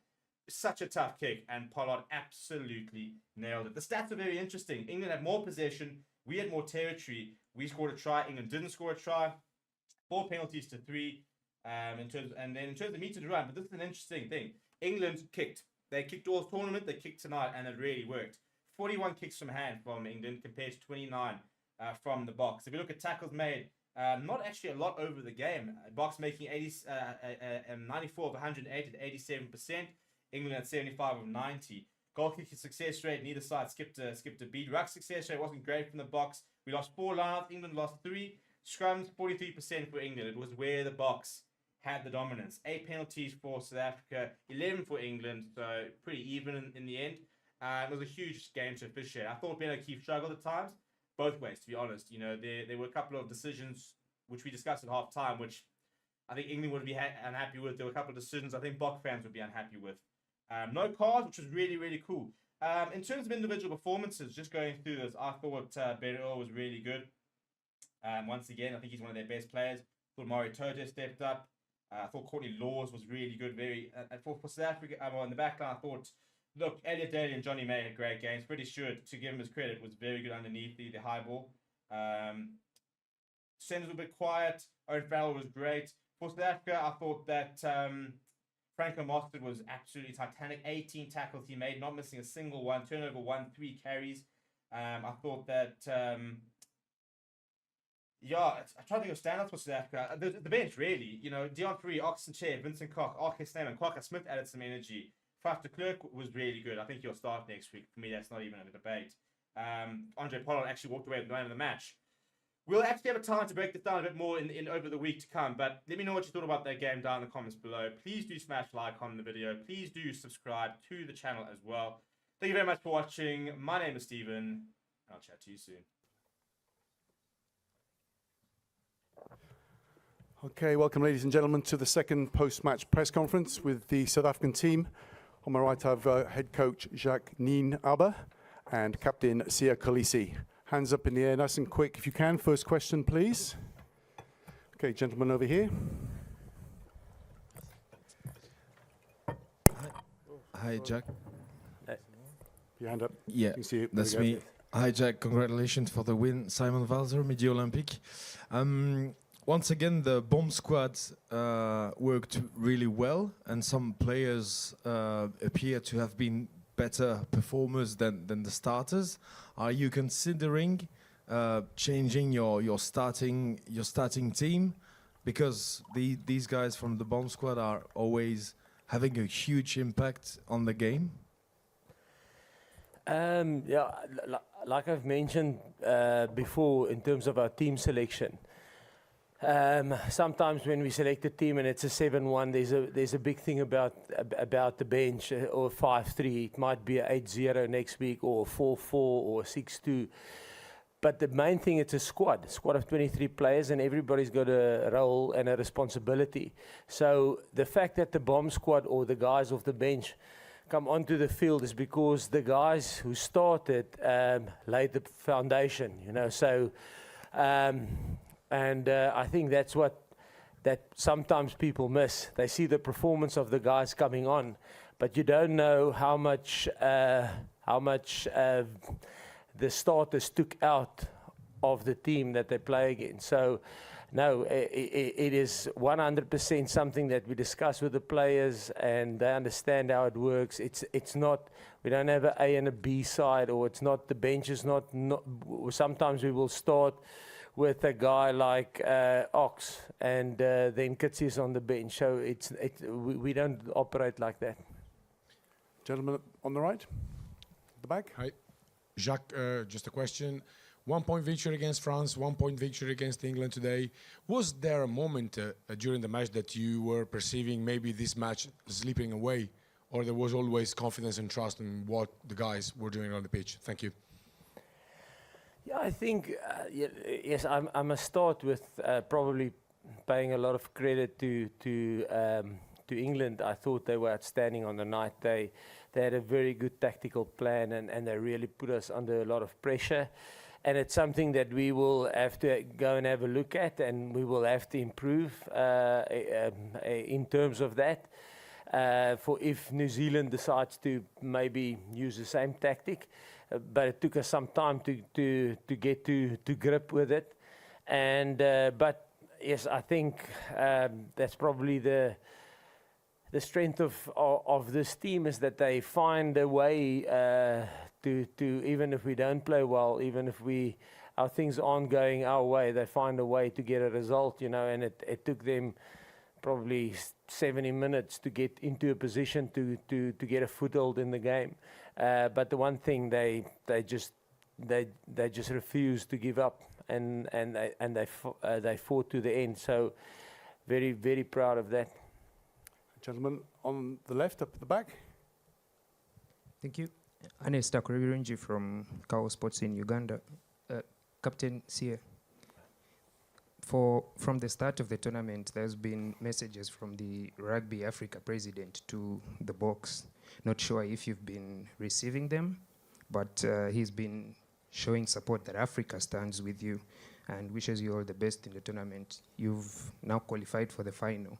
Have you been feeling the support of South Africa and the rest of the continent through your stay in France? Yes, definitely. We've definitely been feeling the support. We've been seeing the support. On our hotel, we have a video where, you know, where it's one of our sponsors gave us a screen so we can see the support, what's happening back at home. And we know the whole continent is honestly behind us. You know, some of the videos where people just sit and talk about how they feel and what it's doing for them. And I don't think there's any country in the world where people that don't have DSTV will go to a mall and all sit together, and people keep the mall open and they sit there and they watch us play, you know, from people from different walks of life. And I think that is exactly what's fueling the team. And yeah, it's special because we know we're not only representing South Africa, but the whole continent in general. And if we do become successful, the whole of Africa does win. So we do see the support and we do appreciate it. Gentleman on the right, over here. Hi, Jack and Sia. Antoine Talieu from Eurosport. The game was not very nice to see, and South Africa was not as good as 1 week ago. Do you consider this victory as a little miracle? Like England is a world-class team. England is completely different to what they were a year ago. And they had an amazing game plan today, which we took long to get to adapt to. And these things happen, you know. The thing that I take out of this game is the fact that we're able to dig deep and fight to get that victory. And we're so grateful that we can be in a position to defend the cup again. I know a lot of teams wouldn't be able to get out of that and get a win like that. So doesn't matter how ugly it is or how ugly it is to watch the game. If we get a victory, there's not going to say that it was an ugly victory. It's going to say South Africa won, and that's all we take for next week. That's all we needed. Okay, the gentleman at the back. That's right. Congratulations, Jacques and Sia. Sia, can I just ask you about Jacques and ahead of his last week with the Springboks before he moves to Ireland? What has he brought to the party? We saw the emotion that he had at the end of the game. As a coach, what has he brought to you and this group? It's a tough one. We know each other from when he was 19. I was 18 years old.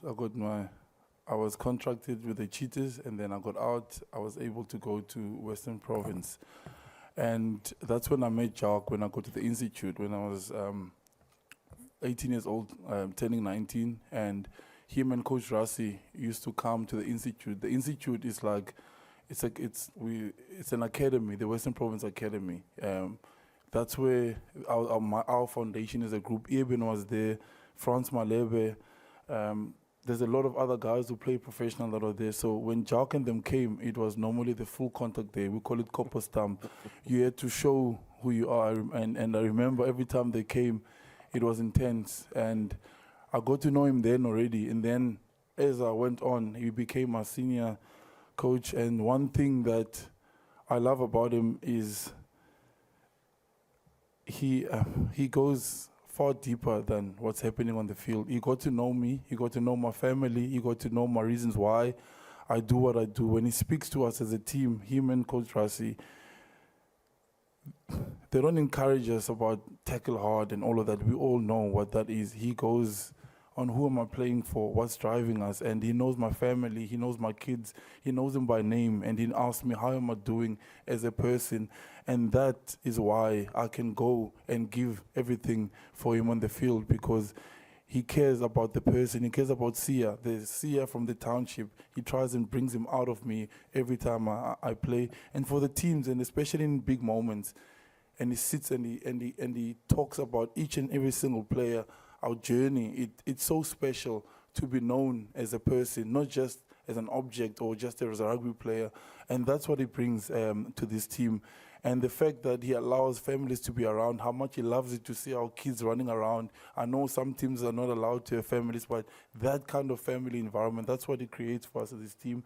And I've enjoyed every single year that I've worked with him, and the tough times too, when he comes and calls me out, why didn't you work there? He's always honest, and it's always, yeah, I can't explain how much I've enjoyed. And it was tough when he went away for 2 years, but when he came back again, it's like we clicked. We didn't have to get to learn each other, him and Coach Rassie. They just came in and they changed things, you know, because they love the country. But I know wherever he goes, they're going to be lucky to have him, because the amount of work he puts in, the detail he gets into, it makes life so much easier for me. All I have to do, just watch a screen and see the opportunities that are there. So, yeah, he's a special coach, and he's a special human being, most of all, an amazing father and a great husband. So, yeah, we'll miss him, and I'll be always forever be thankful, because I remember when I first met him, I couldn't tackle. After that year, we're playing copper stamp every day, I had to learn how to tackle. Okay, gentleman at the front. I'm not sure how you follow up that answer, but what was going through your head when Andre Pollard was lining up that penalty with 2 minutes to go? Question for whoever. I had no doubt at all. I had no doubt at all. He's done it for us before, and it always goes like we're grateful for the bench, man, actually for the whole squad. Like a guy like Marvin, you know, and the guys that don't make the team, Marco, you know, it's difficult. Most players drop their heads. In this team, we remind each other, at the end of the day, when we are successful, they're going to say South Africa won, not the 23 that played. The picture that Marvin shows us each and every single week, you know, Marco, he works on what the other guys are doing. Those things make it all work for us. And the guys that, like we said earlier, that don't start, you know, they know when they come on, the opportunity is there. And we all have different roles in this team, and we respect that. So for us to get that scrum, for Oxy, you know, and Vincent and Bongi, Bongi has been amazing. I told him today, he's just grown since we lost Malcolm. His chest has just gone up, and he's taken the position. He's been amazing. So this whole squad in general, the medical team has been amazing.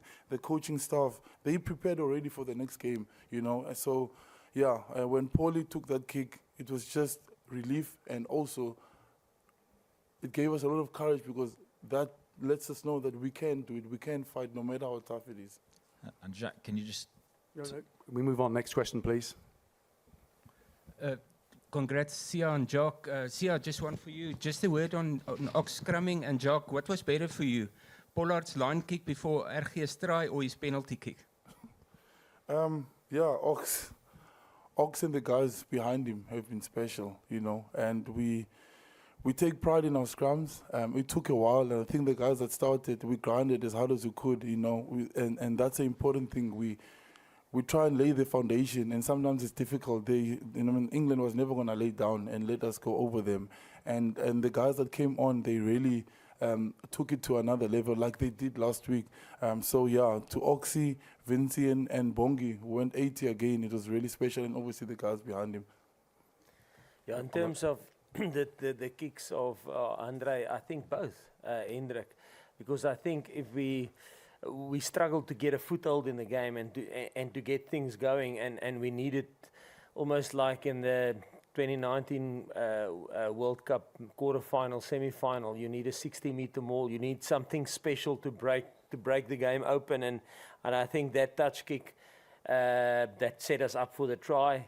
It's the only try that could score tonight. So in this weather and these conditions, I mean, to score a try against England it's probably that's got an unbelievable defense, and that this is their first loss in this tournament, you know. So that was special, and then obviously big pressure on nailing that last kick for the win. Okay. Both. Hi, Jack. On the left up here. Hi, Jack.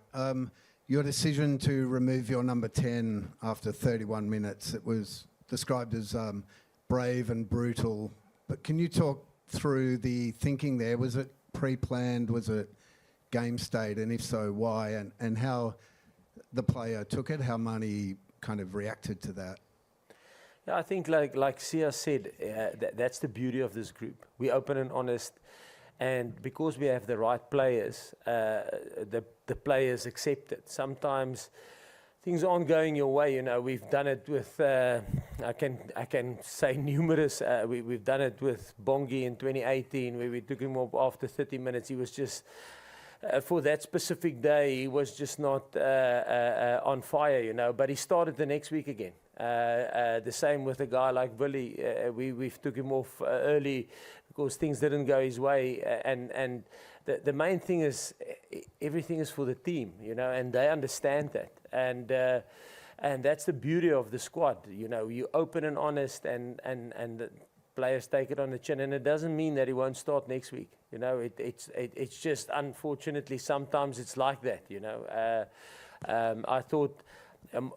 I mean, everybody, we didn't miss a kick at goal tonight. Every single opportunity we got, we utilized. And both him and Andre, you know, the kick that he also kicked in the beginning was a tough one.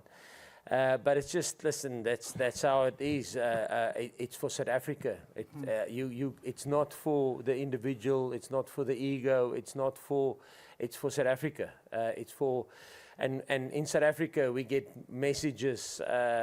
Tracy, Volmink, yeah. and the school kids, and we see every single message they send to us, and it's for them. So we can't put our egos in front of that. South Africa is more important. The Springboks are more important than anything else. Okay, got time for one last question here on the front. Jacques, Jan de Koning. Is a team doctor got some extra hot tablets around? I think it might be a short supply in Paris tonight. Sorry? Is a team doctor got some extra hot tablets? They might be in short supply in Paris tonight. No, listen, definitely. No, it was tight. And again, credit to England. I mean, they were outstanding on the night in terms of what they did. And we had to dig deep. Could have gone either way. Okay, thank you, Jacques. Thank you, Sia. Thank you, ladies and gentlemen. The mix zone will open very quickly. Thank you. Thank you.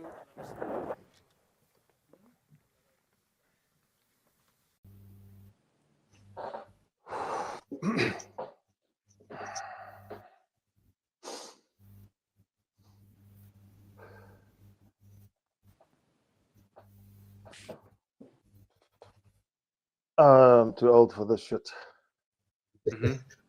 We are live, boys. We are live.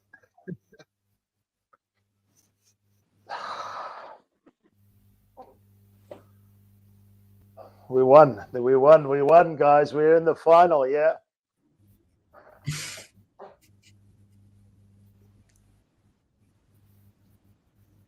Cal, my brother. Cal. Oh God, I hate Vunipola with a passion. He is arguably the worst rugby player I've ever seen.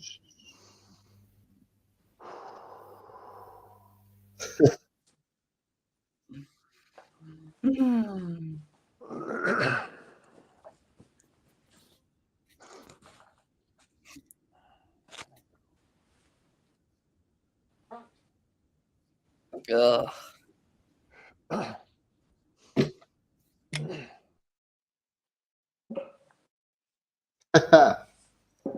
Okay, guys. Hello and welcome back to Forever Rugby here on Forever Sports, guys. This is a review show, and oh my goodness, wow, what an absolutely incredible game of rugby to have watched. Thank you so much for all joining us for that. If you are just tuning in now, oh man, we've had an absolutely incredible time over here. As Springbok supporters, it's been tough to watch. But I am joined, of course, by Ruud, Wes, and Carl Usher. Carl, let's start with you, buddy. My absolute sympathies, because that was one hell of an England performance. They should be very, very proud of everything that they achieved there. But heartbreaking nonetheless. Yeah, I mean, look, I've been on the end of these losses before, but I'm not that upset about this. I know, like, there are so many like points in that game where I'm just like, okay, that didn't have to happen, and it's exactly the player who I said was awful. But again, I didn't expect them to get this far. So the fact that they almost beat the world champions, who we shouldn't even be playing in a semi, fair. You know, good on them. They played a bloody good game. I mean, it was an incredible game, and they can really do themselves proud. But boys, the Booker fans are in the house, and it was amazing. Roots, in your words, to use your words, sensational way to finish that game off. Simply sensational from the Springboks. My emotions are a little bit all over the place. But in terms of the performance, obviously, I think the short turnaround, we don't want to make excuses, but had definitely an effect on our impotence, or our potency, should I say, in this game. But the fact that the slow poison, as they call it, came through and really put us on the edge of our seats. That last scrum, everything, they can't keep doing this to us. But I really appreciate Rassie and every single Springbok supporter who's been supporting this game, and the players. It's just too much, but exciting and hopeful as well. Yeah. Absolutely. And I mean, we just got a couple of comments here. There are so many. Bernice April says, that was epic, nerve-wracking. Another one, Charlton Andrew says, Donkey Booker. Dumisani Gomez, we're bringing the trophy back home. We'll get to that in a second, Dumisani, but let's not jump the gun just yet. Andre says, again, an unfortunate thing that has to be asked, but that ref blew the game to pieces. Yeah, look, I've got some views on it. We'll get into it in a second for sure. Evan H says, this one, the big one. I think they dropped Liebach now from final and added forward to the bench. It's going to be the talking point, because unfortunately, Andre Pollard came right in that second half and was absolutely phenomenal. A huge call to replace him in the first half, of course, and bring on Pollard. You got to feel for Mani, but the general Andre Pollard coming to the fore and doing the job there for sure. Yeah, no, absolutely. And I think, as I said at halftime, I think it was the right call to bring Pollard on. And again, I really hope Mani doesn't. It's difficult not to take it too personally, but what you need is someone in that situation, is someone who's been there before. And Pollard's done the dirty work. He's been there. And then to come right with that massive kick towards the end under enormous pressure, the kick that sealed it for the Boks, you don't want to leave that up to chance. Where I know there's still a possibility that Pollard misses it, but it's less of a possibility. So no, I mean, yeah, absolutely huge shift from Andre Pollard. I'm just a bit speechless, really, trying to process it all at the moment still. Carl, let's have a word from you on your side there, because obviously we talk here about Andre Pollard, we talk about the Boks, and of course it's such an amazing thing to have you on with us. And to be honest, I wasn't sure you'd show up on the show today after that. And I wouldn't have blamed you, to be honest. But there are a couple of aspects, if you would like to pick out. What were the defining moments for you in that performance from both sides? Look, I mean, obviously you're going to get a lot of people saying, oh, the ref was awful. But let's be clear, he was terrible both ways, okay? So I'm not going to say we should have won the game, because our scrum fell apart, and it absolutely did. And Oxenshire was the only player I was genuinely scared of on your bench, and look what happened. I think I've got to see who was man of the match, but in my books, I think for me, changed the entire course of the game. For me, there are quite a few standouts from that England team, and in a nice way, they were actually most of them were players where I was like, yeah, they shouldn't be starting. I thought Elliot Daly was very good. Freddie Stewart had arguably the best game of his life. Ben Earl, massive again. But my biggest and everlasting frustration will just be the sea anemone that is Billy Vunipola, and the fact that he flops around like oh my god, I can't. He's just the most ludicrous choice to put in your team. Does nothing. No, absolutely. I mean, look, guys, let's actually just get straight into it. Thank you so much for joining. There are still 3,000 people watching us at the moment, which is amazing. What we are going to do is we are going to bring up our Forever Sports website, where we have an ability for you to go and rate the players. So what I'm going to do right now is I'm going to pull up that screen, and as us as a panel and everyone as the community that are in the chat, we are going to rate the players basically, and in that way we will also be, of course, having a little chat about of their performance. So Ruth, let's start off right at the front, right, because the starting lineup seemed to have struggled a little bit.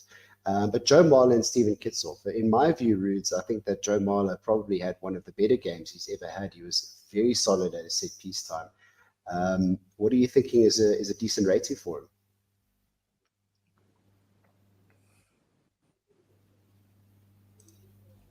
So for me, I think England definitely got the ascendancy. You got me? Yeah, we can hear you, Drew. Maybe a bit of a lag. A little bit of a lag there, Roots, but you can continue on if you can hear us, and then just give us your thoughts there on Joe Marler. Yes, my brothers. Yeah, so for me, I think England got the ascendancy initially, especially in terms of the scrum. We didn't with Kitsoff and Malherbe, we didn't gain any traction. So I guess the plan all along was for the Springbok bench to come off, and by that time England would also need to make subs as well as be worn out. But for the most part, England rocked up, and I was the first one, and I'll be the first one to admit that I thought the Springboks would blow them out the water in terms of the forwards, and especially up front. I think I'm not sure there'll be many changes in terms of the starting three, but I think for sure England showed up. So they have to be given credit for not allowing the Springboks to have total domination. 100%. So, Roots, if you were to give Joe a rating out of 10, what would it be? Joe Marler, for the most part, I know he's quite an entertainer, but I think definite 8 out of 10 in terms of his playing ability on the day. I think he was quite a bit more levels up than what we used to see, and they needed that, England, and I think he delivered. So I think maybe perhaps 8 out of 10, yeah. 8 out of 10 there, 100%. Wes, we'll head back over to you for his counterpart in Stephen Kitsoff. I thought Kitsy was, he hasn't quite looked up to his old self anymore. He hasn't quite got that ascendancy at scrum time that we're used to, but still got through a decent amount of defensive work around the park. What do you think is a decent rating for him? What did you think of his performance today?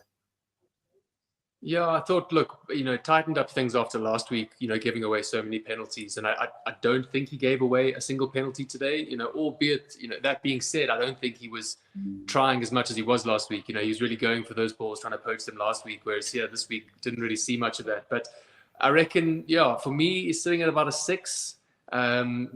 It wasn't anything spectacular. As you said, did his job at scrum time, but not really dominant. So Kitsy for me is probably about a 6. Might be a bit harsh, but that's probably about a 6. Guys, if you are in the chat there, please do also let us know your thoughts. What would you give these players a rating out of 10, and give us a little bit of insight as to why you say so.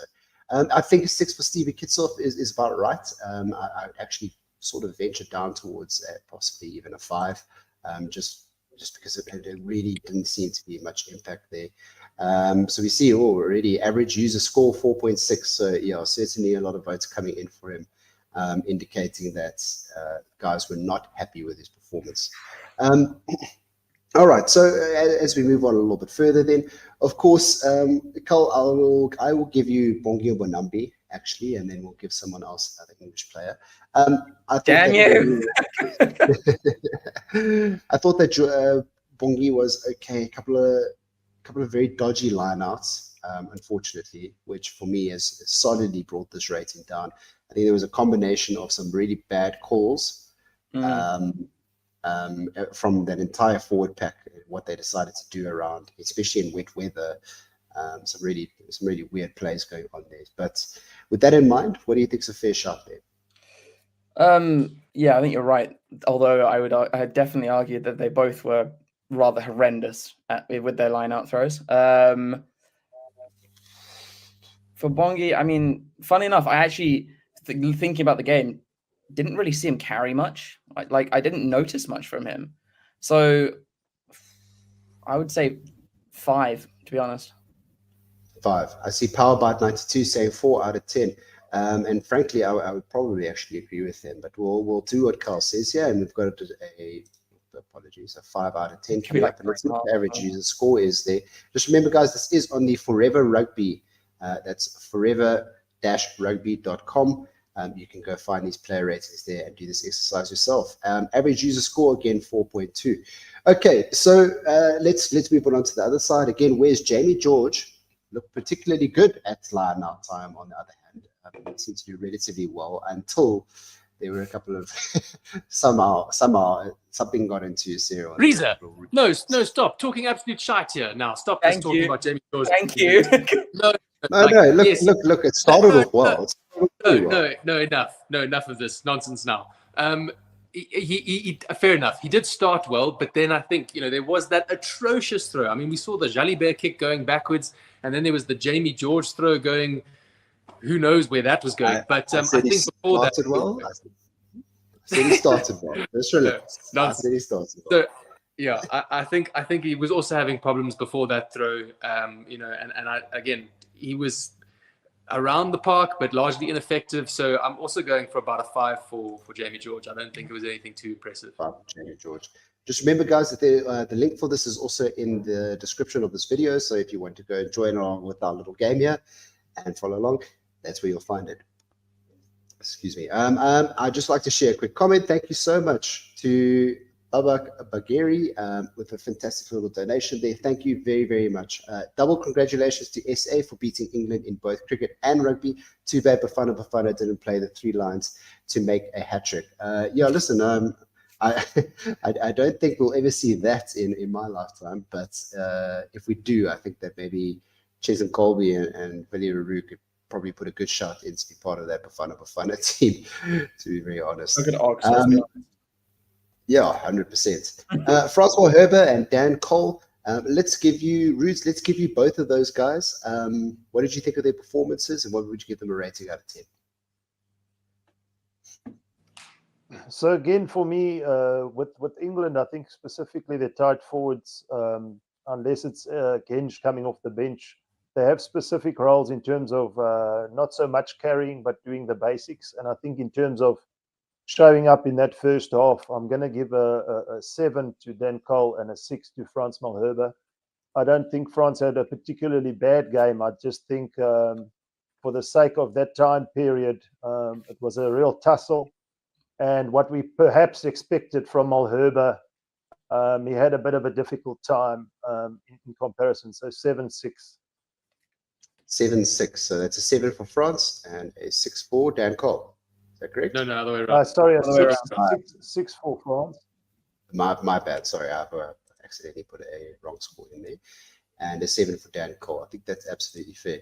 I've just shared this comment here from Stanford Near. It says, please say something about Springboks not losing the faith. The whole Springbok team came to the party in the last 5 minutes of the game. This last penalty took me back to Joel Stransky on Newlands. Boys, I think that's, look, I mean, we are absolutely going to get into this a little later on, but I certainly lost faith at a point. Can we be honest? I was the only person who didn't lose faith in South Africa, and I wasn't even supporting them. Yeah, I mean, full disclosure. You're English and you're self-deprecating, so that's just part of the. Was I wrong? It was actually very annoying, Cole, because we are in our group chat and you just going on and on about how England are going to bottle this, and we're saying to you, "What are you talking about? That looks like they're 100% on track."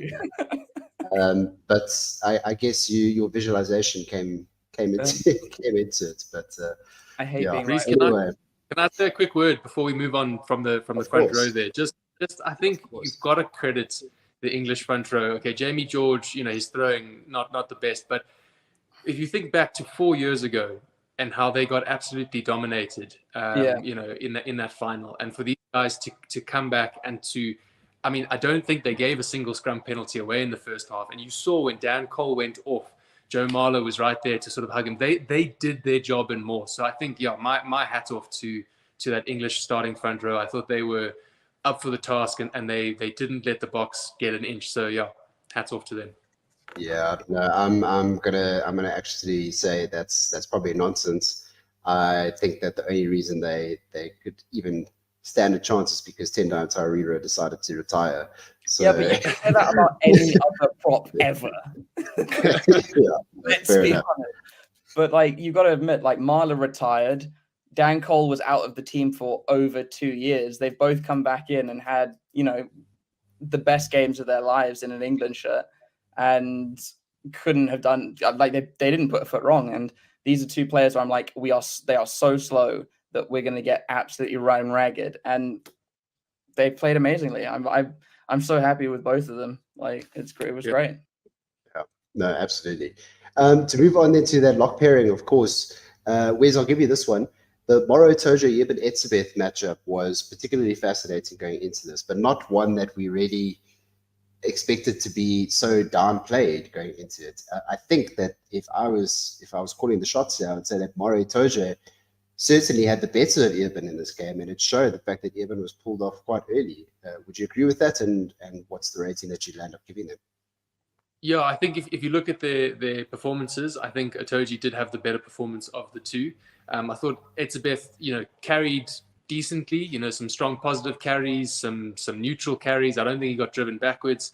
But that was really all we saw of him. There wasn't really this enforcer presence on the field. Itoji, though, was carrying well. He was disrupting ruck ball. He was ripping ball from players running in. So, I think he definitely won that little matchup. There wasn't necessarily too much head-on-head between the two players, but in their own respective rights, I think Itoji comes away the winner. So, I think, again, for Etzebeth, probably about a 6, and Itoji gets a 7. I think that's generous. I mean, I don't know what you boys think. Ruse, do you agree with that? But what did he do badly? What did Etzebeth do wrong? I think 6 is right. He was average. Yeah, I'm with Wes on that one. I think 6 is fair. He was average. average. We were expecting a 9, and he just didn't have any gas left. Yeah. All right. Well, let's see. I'll throw it out to the comments as well. Reza. Sorry, man. I seem to be alone in this, but I personally, I think that Eben probably had one of his worst games in the Springbok jersey in a very, but long again, time. I think it's all fair enough, but I think it's relative, right? It's coming off the back performances where it's been outstanding, and so that's really difficult, right? We know what's possible, but if we look at this in isolation, I think Etzebeth was an average performance. He didn't really do much wrong, but he didn't do much fantastically. So let's see what the Forever Sports community says. If we go for a 6 for Eben, let's see what they get. Am I going to be justified, or am I going to be completely wrong here? All right. Well, we'll have a look and see. A 6 then for Eben Etzebeth. Average user score 4.6. Damn. Yeah. Look. Yes, but we also know that Bok fans are notoriously harsh. Yeah. Well, or we're just right. Yeah. No, I don't think he was that bad. The thing is, when you consistently pull out 8 and 9 performances, an average game is a 6, because you know, even a terrible game, you still end up doing something. I don't think he was bad. Oh, well, because I'm in control of this, I could pull up the comments. But Wayne Mulbatsi says, all for Eben. Thank you, Wayne. I'm glad we're on the same page there. Not that it's a competition or anything. No one wants to give bad ratings to players, but this time, in my opinion, was warranted. Mario Toto at the end? Yeah, across to Mario, I'm thinking 7 or 8 then. I think, again, I don't think he did much wrong either. I thought he was more present on the field. So, I'm sitting between a 7 and an 8, and I'll let you choose there, Reese, between those two. I'd say 8 for Mario. He was really good. I'd say 8 as well. Yeah, I'm leaning towards that. Average user score 7.5. Exactly, there you go. Right down the middle there. I think I'll take this one as well. Franco Mostert's Sure. I was not impressed again with that entire forward unit, especially in that first half. As the leaders and two of the most experienced players in their lock pairing in Mostert and Yeben, they obviously calling the shots there on what they're supposed to do at line-out time. They've come up against that lock pairing of England enough times to know that they are very good at disruption, and to go with a couple of calls that they made, I was not impressed, and I think that they needed to show a little bit more leadership. So same thing for Franco. I think that he maybe got stuck into the rucks quite a bit. His defensive work was always on point as usual. My opinion is that's probably about a 5. Yeah, guys, what do you think about that? Yeah, 5, 6. I agree with you. I think Franco's an engine in the team. He's an engine. I just think for the most part there were one or two little instances where he perhaps spilt the ball or didn't make too many post-contact meters. But again, I think that's a fair assessment, Riza. Okay, 100%. Then 5 it is for Franco Mostert. Let's see if the community agrees with us. Average score 5.5. All right, just off then. And then Carl, I'll give this one to you again. George Martin. Just so you know, Steve's now going to cut you for not rating Franco Mostert. That's okay. To be honest, in that first half, George Martin was my man of the match. He was so good, and he did exactly what England needed him to do. Fully justified his replacement of Chesham. And in the second half, it became a lot more of a tussle, whereas we didn't have the ascendancy anymore, and it became a bit of a bun fight. That's the best game I've seen from him. I would argue he was better than Maro, so I would say 8.5. Wow. 8.5. I can't give an 8.5. So... Put 8. If we won, I would say 9, but 6.7. Yeah, I think maybe you're a little bit generous there on George Martin. It was one of his better games, but yeah. Okay, 6.7 it is. Captain Fantastic, Sia Khaleesi. Wes, what did you think of that? I mean, Sia got pulled off relatively early, but we've become accustomed to that at this point. Yeah, what do you think? Yeah, I think quite a quiet game from the captain. I think we sort of just see his efforts. He's in the background. He's kind of like a Mostert player in some regard, like just doing the dirty work and doing well. But then every now and then there's at least 2 or 3 strong carries from Sia, or he's involved in this try setup. There's some silky hands, or he makes a great tackle, and we just didn't quite see that from Captain Fantastic tonight. So, yeah, I think also quite an average performance from him. I don't think he did much wrong. Again, I can't think of anything where I thought, oh, that was truly terrible. If we start to compare captains, and we'll get to Farrell in a bit, but if we start to compare, obviously, the conversations with the ref and everything, Sia was much better in that regard. But yeah, if we're being honest, and I see some comments here in the chat saying, look, we need to stop criticizing the players, but this is literally what it's about, right? And it's not coming from a place of negativity or malice. It's just about an honest reflection of, again, our opinions of where we think the boys are, and what they. Well, the honest truth is that if we were giving all these players 10 out of 10, we would have won by 50 points. Yeah, exactly. So, but to wrap up my long spiel, then, yeah, I think Sia probably said about a 6, to be honest. Again, nothing really wrong, nothing really fair. Right. So that's probably where I'm at for Sia. I think that's fair. Rude's Courtney Laws. I thought it was phenomenal today. Just by the way, I thought he was great. The lag's just killing me. It's okay. You'll hear us in a second, apparently. All right. Just in case Roots can't hear us, we'll hand that back over to you then, Carl. Just let us know what you thought about Courtney Laws then. I think this is probably his game of the World Cup. He played really, really well. His takes off the kickoffs were, perfect. He did exactly what we needed him to do. Yeah, I don't really have anything bad to say about his game. He almost played as if it was almost a captain's run from him.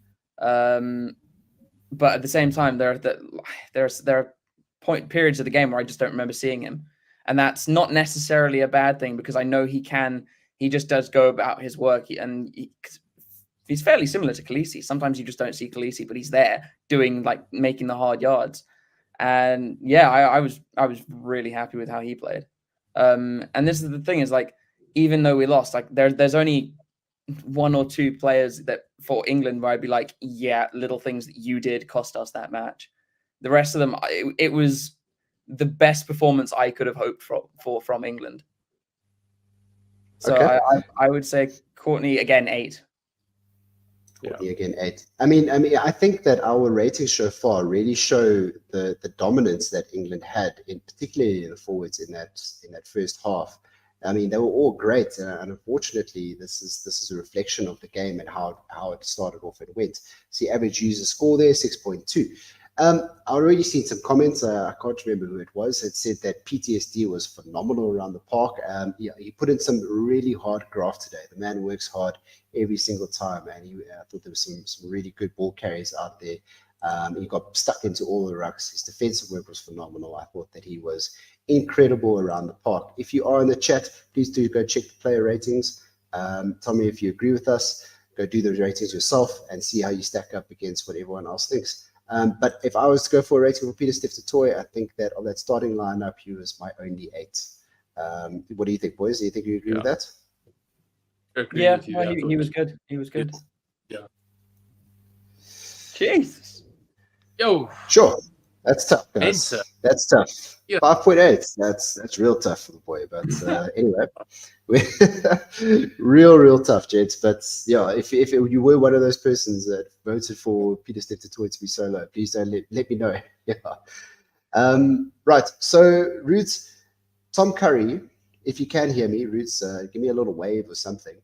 Fantastic. Tom Currie came off at a point, actually. His nose was bleeding. He was all over the place, battered and bruised. Yeah, it seemed also it was a bit of a nothing game for him, in my opinion. It was one of his better ones, but I thought maybe pretty average, maybe like a 6, somewhere around there.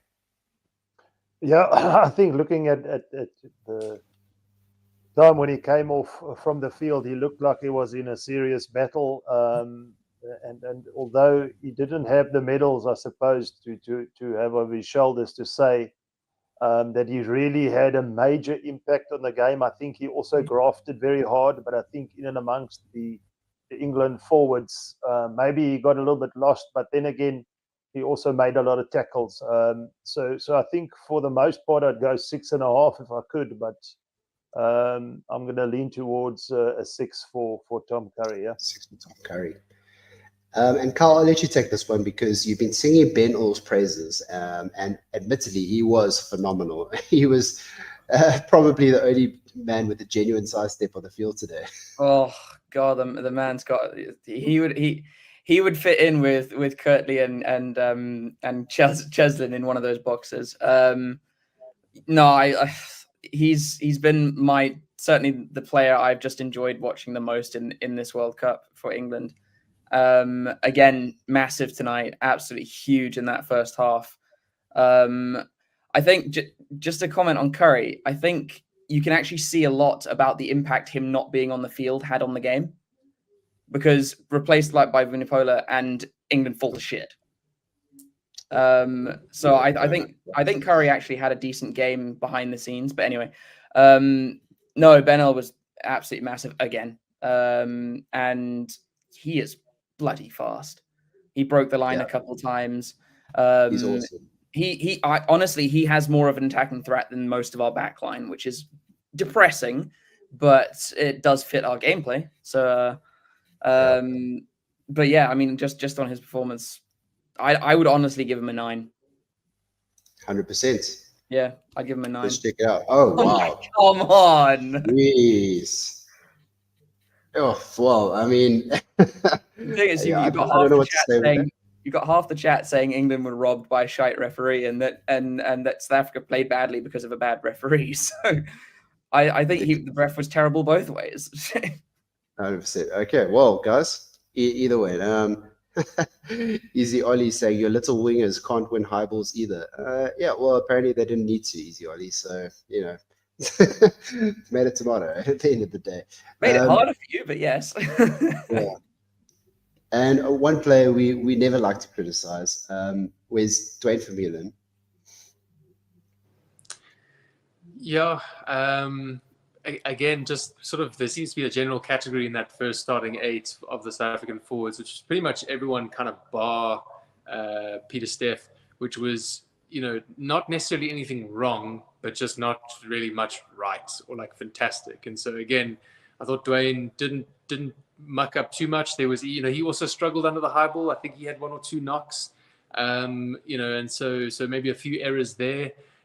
Didn't really see much of him carrying again. Again, I could be wrong, but I just didn't feel like there were many dominant sort of carries from the box in that first half and when he was on the pitch. So, yeah, I think, you know, I was going to put him at a 6, but then if I think about it, well, you know, it probably had a few knocks and errors that way. So it probably drops him to a 5 for me, you know, and that's not, I don't feel good rating Dwayne 5, but, you know, that's where I think he probably was tonight.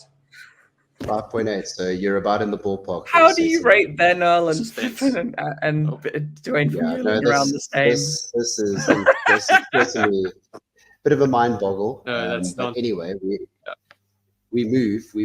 Oh, that should be beautiful. Carl, yeah, and it was actually a style of 2 very similar scrum halves, both with a lot of box kicking, a lot of game management that was put on both of them. One certainly did it better than the other one, though. Roots, wouldn't you agree? And if I'm not going to tell you which one I think it was, but out of the 2, Alex Mitchell and Kobus Reinach, who do you think was the better one? And what was the rating you'd give them? So for me, obviously, I'm going to pair Kobus Reinach up with Manie Libbok. I'm not going to get to Libbok because we'll get there in a minute. But Kobus Reinach for me, pretty average in the time that he was on the park. I don't think he was in good communication, perhaps with the kick chasers quite as well as he would have been. And then on the contrast, Alex Mitchell for England just seemed to understand the chasers well. The timing was good. But at the same time, just to mention, he also had a very wonderful platform in terms of the time that he spent with the ball at the ruck time, which was, I felt, a little bit long. So maybe he had a little bit more time to think where Kobus Reinach didn't make use of. Okay. And if you were to give him, if you were then yes, to give Alex him Mitchell, perhaps. Kobus Reinach actually for me would be a. So what do you think? So what do you think their routes at the end of the day? Obviously, Alex Mitchell, and I would agree with you, certainly came out tops. I think that his reading of the game and his management, his abilities to slow it down, even though we didn't like it, was phenomenal. So, Alex Mitchell, what's the rating?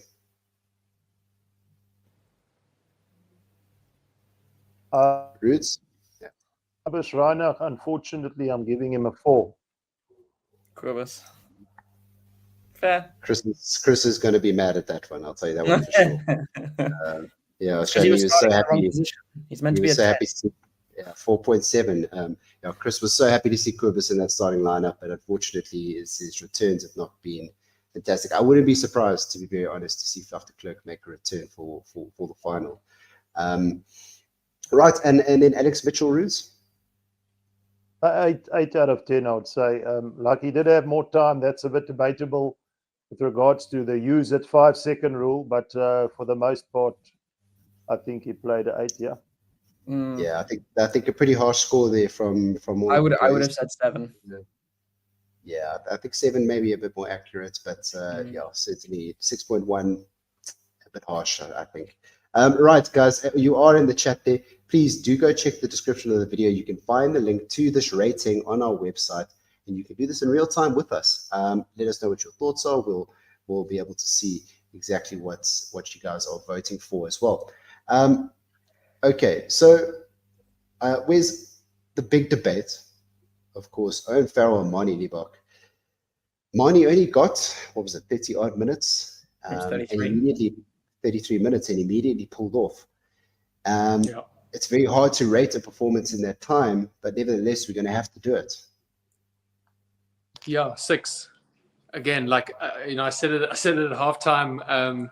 I don't think he was particularly the sole reason that the Boks weren't going forward or weren't. There was a lot of issues that he was having to deal with. So I think it was just the call to get Pollard on, that cool, calm head, the experienced head kind of calmed things down. And I don't think you could fault Marnie for not having played in the previous World Cup. But I don't think he did much wrong again. You know, I think there was maybe a couple kicks that weren't exactly the best, but yeah, I think in the minutes he was given, he did an okay job, and that's kind of what everyone else was doing, an okay job, and then the subs came on and had an impact. So yeah, Marnie gets a 6 from me. I don't know how you guys feel about that. Yeah, unfortunately, it's 4.4 from the community. I would have said 5. Yeah, but yeah, tough times. Yeah, So, I think 5. I like I think him. 5 is probably. Yeah, again, I think it was really harsh. I think that Pollard just brought something different that the management identified needed to be in the game. And as you said, he wasn't the reason that first half performance was so bad. On the counter there, where's Owen Farrell? no, I mean, the man is his own worst enemy. Like, you know, I'm sure Cal's going to want to get in here, and I'm sure we all want to get in here, and I'll just keep it brief. But, like, some really good moments. I thought he had some excellent kicks, you know, through and territory finders, little stabs through and putting South Africa under pressure. And then he had his drop goal, which was phenomenal, and he kicked for posts well. And so it was like a good performance from Owen Farrell. And then he just couldn't shut up. He just couldn't help himself, and just made everyone hate him even more, including the ref. So, you know, you just think, like, as a captain, and just baffled, really. And I was clapping every time he wanted to start chatting to Ben O'Keefe. But really difficult, because if you do the Deadpool thing, right, in that terrible Wolverine Origins movie, and you sew up his mouth shut so he can't talk, you know, I reckon Farrell gets like 8 from me. Do you know what I mean? Like an 8, 9. I thought he had a good rugby performance. Hey, I thought he was actually phenomenal in terms of rugby play. As you said, Yeah. the couple of things that he did. One, of course, he put that kick in range by opening his mouth and giving us that opportunity, and then his management around the refs is just so poor. I think it drops him at least a point or 2. Carl, I'm sure you'd want to get in here. No, so Yeah, so obviously I was getting very, very annoyed by how he's such a gobby little bastard sometimes. But yeah, as Wes was saying, just a captain's run. I don't like Farrell particularly because of many reasons, but his gameplay today was arguably his best game in the last 2 years. He was really, really good. And I just wish he'd shut up. Oh my God. No, we all wish he'd shut up. I mean, we But I do understand. Like when he was back chatting, I understood why. But it was funny when Jamie George had to come and be like, "Dude, he's not going to turn the penalty round. Just piss off." Well, Marchant also had to grab his own captain away and tell him to walk it back. And he was fired up, but yeah, ridiculous. I mean, but at the same time, how in the world did management ever get to the point where they're like, Owen Farrell should be captain? I mean, the man can't handle himself. His emotions are all over the place. And it's like, well, fine, do that, but then do it from a position of, you know, of not being captain. I would generally agree with you, but every player who's ever been in a team with him has said this guy is unbelievable. He is the perfect leader.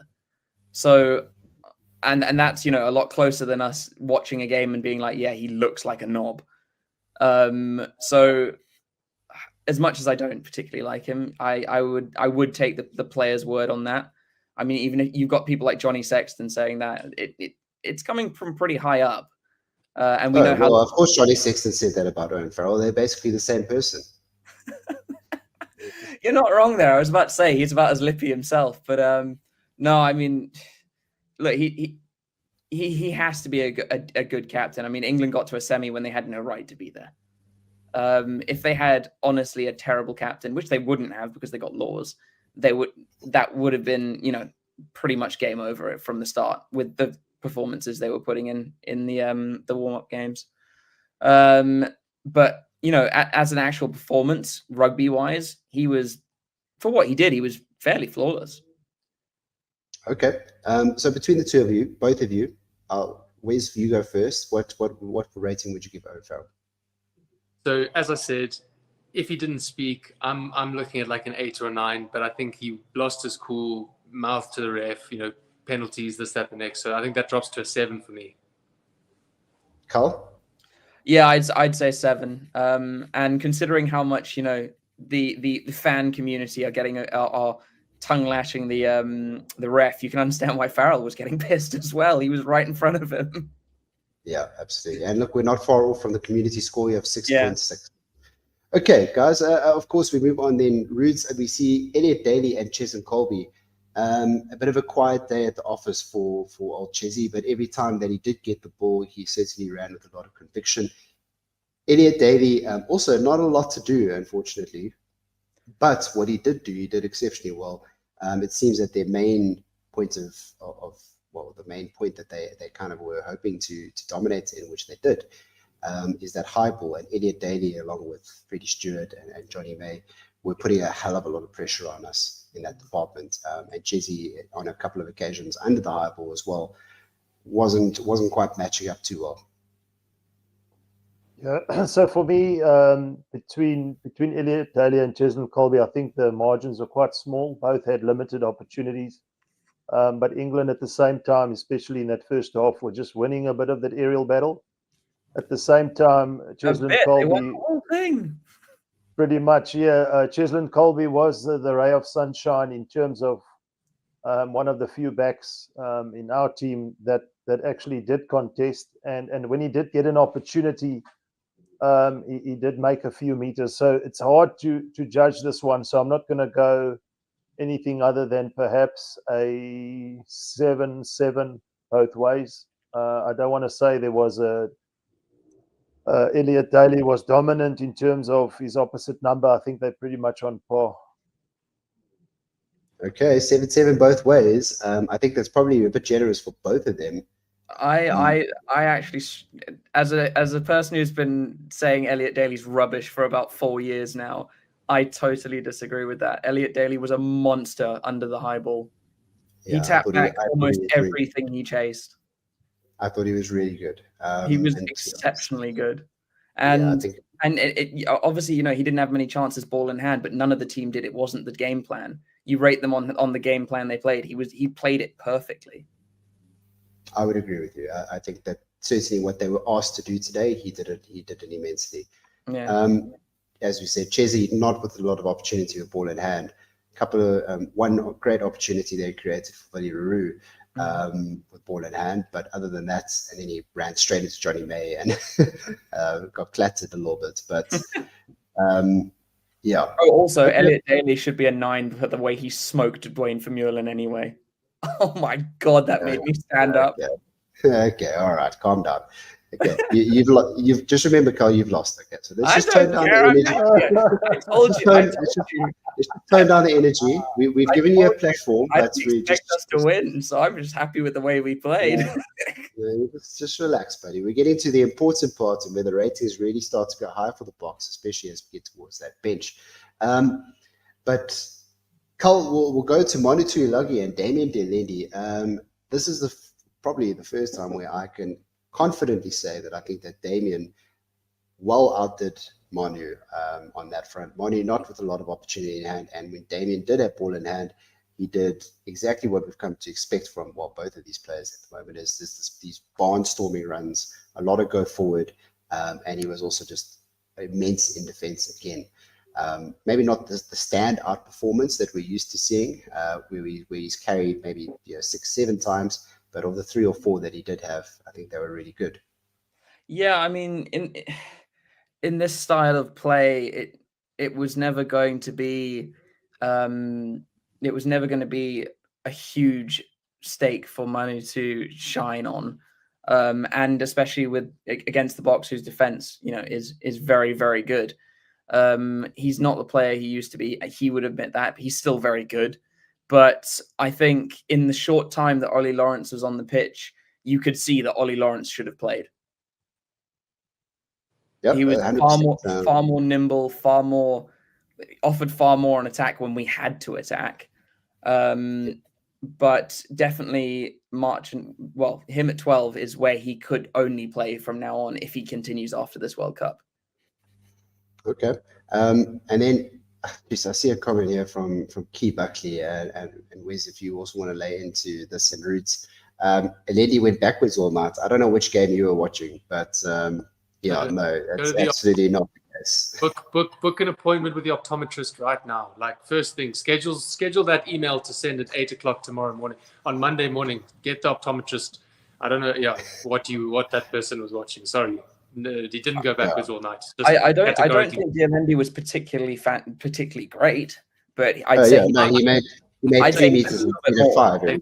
Yeah, cool. But he definitely didn't go backwards the whole night. He had a few positive runs, mostly maybe neutral. I mean, maybe 1, if 2, if I'm being generous, like on driven back. But yeah, no, that's a nonsense comment. Sorry. Yeah, absolutely. All right, Carl, so it is your question. So let's go with that 1-2 Ilagi rating. I mean, same with like some of the box forwards. You know, an average game, I'd give him a 6, average. And I'd say Dialendi the same. I'd put them both at 6, actually. Okay, both at 6. I should not have given this question to you. Average user score was 6.9. Yeah, I think 7 is probably more the correct answer for Damien there. Manu was really properly ineffective today. I wish they would have used him more, to be honest. But anyway, we get to last week's Wonder Boy, Jesse Creel, and then, of course, Joe Marchant.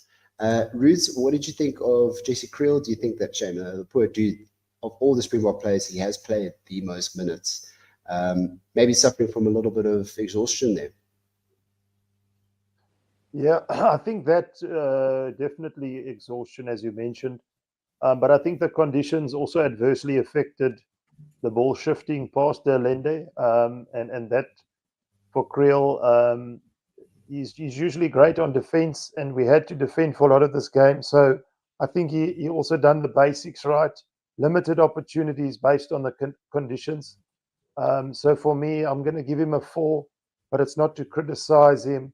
I think it's just for the sake of he put in an enormous 200% last week, and he's just perhaps running on a little bit empty.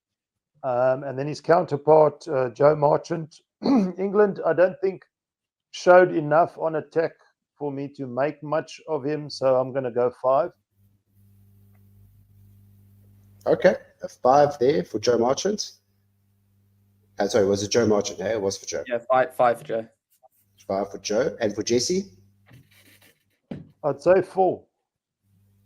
4. It wasn't okay. Well, maybe a bit of Bok bias there. I thought Jesse was pretty good on defense, but there was a couple of opportunities that he certainly put down.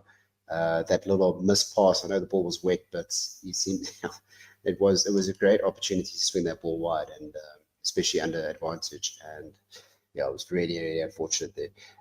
Where's Johnny May and Curtly Orense? Now, obviously, we heard from Steve as well in our group chat that KLA. Well, to put it lightly, he said that this is really just one of his worst games. And would you agree with that sentiment? Yeah. I thought there was nothing really special from Curtly. Just got caught out of position a couple times tonight. There was that one awkward bounce of the ball, that then knocked on. Like that happens, right? When the conditions are like that and you get a favorable or an unfavorable bounce. But I think, more than that, it was just sort of his positional play and high ball, he struggled. I think it was not Curtly's best performance, which, everyone has. And it just unfortunately happened to happen in the Rugby World Cup semi-final against an England team who were finding their stride and played the best rugby that they've played. So, I think Curtly not great, probably sitting at about a 4 or 5 for me tonight. But let's go 4, I think. All then for Curtly Orense. To be fair, he did almost get you a try. Oh, was that almost doesn't cut it. I think 5.8 is also maybe a little bit generous. Okay. But on the flip side, of course, we have Johnny May.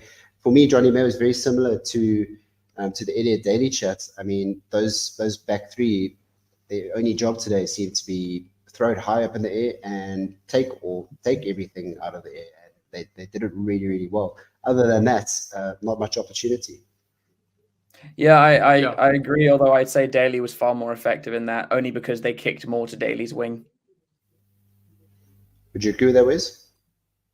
Yeah, no, agreed. I thought when Johnny May was asked to do something, he did it well. So I think for me personally, he's sitting at like a 7, maybe an 8. Again, like didn't have much opportunity with ball in hand.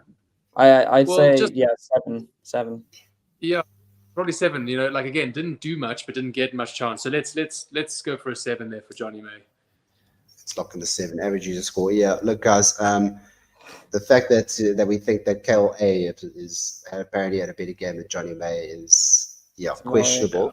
But that is the community score. We won't judge you on what you choose. And Big one.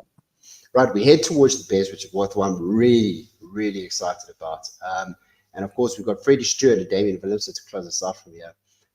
Carl, Freddie Stewart, you had concerns about how fast that back three was, but Freddie didn't need any pace because he was just epic all round. And he was, of the back three, the one that had ball in hand the most as well, on top of all the high balls that he was putting up and catching. England certainly found a way to make sure that his defensive, defensive weaknesses speed-wise weren't a factor in this game. And I've never been, while watching that, I've never been so happy to effectively be told to shut up by a player. Freddie Stewart did not put a foot wrong in this game. He caught every single ball, I think, bar one, which was a bit far out of his reach. He made strides through the field. I would put him maybe slightly above Ben Earl as England's man of the match, just because he was so solid. I would agree with you 100%. So with that in mind, what's the score that you think he deserves? 10. 10 out of 10 for Freddie Stewart. He didn't do anything wrong. He was pretty perfect. I must be honest. I think you're not far wrong. I think between 9 and 10, you're absolutely right. He did not put a foot wrong the entire night. 6.8. Oh my god! Every time. 6.8. That's ridiculous. No, I'm with you. I was also 9. Yeah, so. Yeah, absolutely. Look, and then Damien Willemse on the flip side there, Carl. Again, just not a lot of opportunity, but also not a lot wrong. Well, the thing is that he didn't have much opportunity, but I'd say his one error was a big error, and it put you under massive pressure. And that kind of was very early on. It was an unnecessary offload. He should have taken it to ground and just set the ruck. But instead, I'm pretty sure that led to England's second penalty. And when you haven't had the opportunity, but you haven't done much, you start an average, and then you get taken down from there by big errors you make. So I would give him like 4-5. I'm going to give him a 5. Yeah, fair. Average user score 4.7. Yeah, okay. So I think everyone agrees with you that it wasn't his best. But now we get to the exciting part, Roots. Of course, the game changes. The boys who, not the traditional bomb squad that we've come to know and love, but this reformed bomb squad came on and certainly had more than enough explosiveness. And with that, Dion Fourie and Theo Dan, a special word there for Dion Fourie, Roots. Absolutely, simply sensational. I think the one moment that he had, the breakaway from the lineout, was really the catalyst for us getting that try, changing the momentum and putting it within those 3 points. So for that, I'm going to give him a 9. I would go 10, but I think for the most part, he did come off the bench. But that 9 is almost a 10 in my heart. So absolutely brilliant stuff from Dion Fourie. Billy Vunipola says you're welcome. Billy Vunipola says, yeah. Look, I think Dion Fourie was immense. He was so good. The energy that he brought was just incredible. Just lifted everyone up around. I think Billy Vunipola needs to get to the gym on Monday morning and really get stuck into his conditioning. No, he needs to retire immediately. That or alternatively, if he's not ready for that, just get back to the reality Japan? of Go to play in Japan, please. Still in Japan, yeah. Just nowhere near England ever again. just coming to Theo Dan, I don't think, He didn't just get on. correct me if I'm wrong, I don't think he got on, so I'm going to give him a 0. Correct. Yeah. I mean, again, he didn't get on it. I feel really sorry. I feel really sorry for Theo Dan. Like he's obviously been told, look, mate, unless there's an injury, you're just not going to play. And and clearly not. Or maybe they thought that Theo Dan not coming on was worthy of a 4. Well, the thing is, if a player doesn't play, you should give him a 5. Literally, didn't do. He's the perfect average because he just didn't play. He didn't do anything wrong, but he didn't do anything right because he couldn't do anything. Right. Well, I've given him a 1. So. Fine. Right. So we move on then. This is the big one for me. Wow. What an impact. I mean, it's almost Lukhanyo Amish. Unbelievable. In the impact that he had. I think Lukhanyo called of 2019 and just game-breaking ability that he had. Jeez, what a performance. I mean, to come up there and just smash it. And then to allow as well, again, we had that 22, we called for that scrum. That puts a lot of pressure on a guy like Ox, who admittedly was winning his scrums. But I mean, to say to him, look, right in front of our poles, go and do that again. I mean, and for him to do it and smash it, what an effort. Yeah, there's not much to say. 10 for Ox. You guys have said, you said, like, I just think, yeah, 10 for the man. 10 for Ox. And I think the chat, as I've been reading it throughout this, they certainly agree with that. Everyone has just said that Ox is... The man ate his cake. He ate his cake. And he's famously said, of course, that a salad doesn't win you scrums. Or eating salad doesn't win you scrums. But he showed that today. Wow. Really, really impressive. We should be surprised considering he does this in the URC. He takes teams to the absolute cleaners. Yeah, it's disturbing actually, and that's got to shatter the confidence of Kyle Sinclair looked really absolutely helpless. Oh man, jeez, that guy can't catch a break in World Cups. Really, it's even more frustrating for me. He started playing rugby at my rugby club in London. He gets knocked out in the 5th minute, and I would argue that derailed England hugely in that final. And he comes on and gets smoked, and it derails England in this semi-final. Yeah, it's a pity. Ellis Gench, of course, the controversial figure that he is, completely ineffectual in my book. I wouldn't say completely. He had some runs that were actually decent. But it wasn't gonna change the game. It was something that none of the other props in the game had done. But it wasn't the prop we needed. So his job was to come on and nullify the effect of our replacements, and he didn't do that. So in my book, I think it's pretty poor. But sorry, it is actually Wes's question. But Wes, a rating there for Ellis Gench. Yeah, 5. I think I agree with you, Rees, on the fact that he didn't quite do his job at scrum time, and then but I also agree with Cal that he did do some runs and he is mobile and he gets around the park, and defensively he's pretty solid. And I see that the community thinks otherwise with 3.6. I think that might be the lowest score, which is wild. But yeah, I thought he was somewhere in the middle at 5. I thought was fair. Community rates lower than a player that didn't play. Okay. CJ Bruce says, "How's Peep? Sorry, I'm late. Let's take a breather after that." That's quite a long breather, CJ. But thanks for joining us anyway. Yeah, look, 100%. I can't say enough about Oxfordshire though. I mean, really, he is the reason this entire game changed around in my book. Without him, I think we lose that. So yeah, what a performance. Rude's Carl Sinclair and Vincent Koch. Of course, Carl has already said to us a little bit about Carl Sinclair. But your views on the man, a tough day at the office. Yeah, so for me, he was just unfortunately at the wrong place at the wrong time.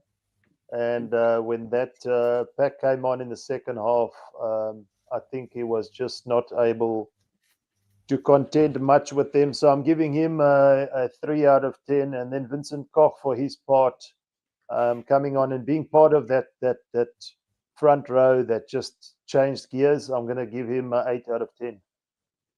8 out of 10 for Vinnie Koch. 100%. Yeah, very good. Very good. There is, you were pretty much bang on average here with the community.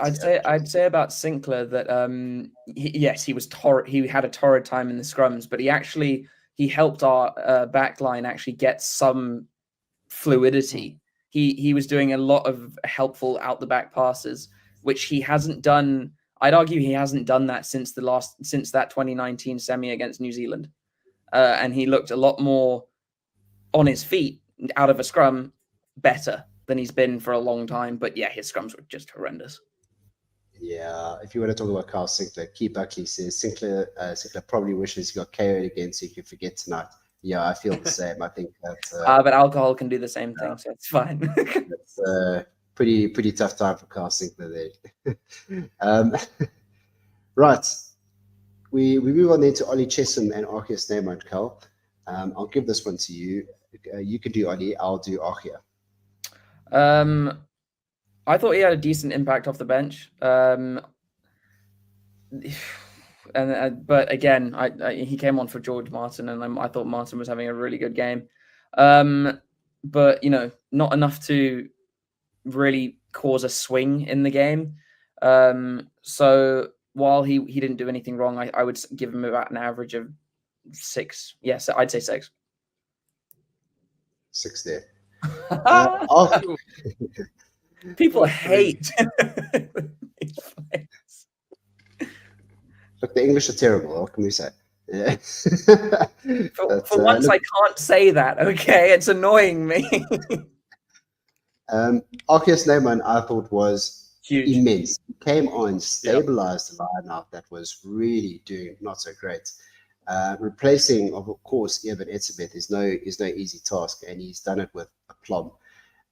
So other than the lineouts, a couple of really good carries, a couple of phenomenal offloads, just along with Deon Fourie, Kwagga Smith, Oxenchair, I think that he was, for me, quite a stand-up performer. So I'm going to give Arceus an 8.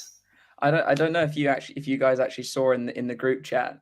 As soon as he came on and he got that, I think his first offload off, I literally was just like, if South Africa start offloading, England are done, because they cannot handle offloads.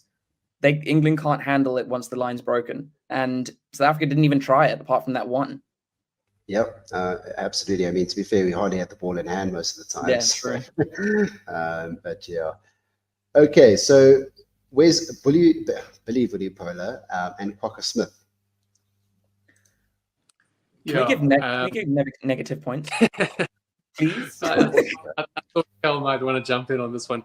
But yeah, I will start with Billy. I thought just largely ineffective. And as Carl said, when Tom Currie went off, his presence, his absence was noticeable because Billy was on the field. And you mean large and ineffective, right? Just doing the wrong thing. So I think Billy had just not a great day. So probably a 3 from me for Billy. Well, that's kind. Let's see what. I love the commentary. So the commentator was literally like, he's just come on and he's just had a lapse in concentration. I'm just like, he's been on for 10 seconds. How do you have a lapse in concentration?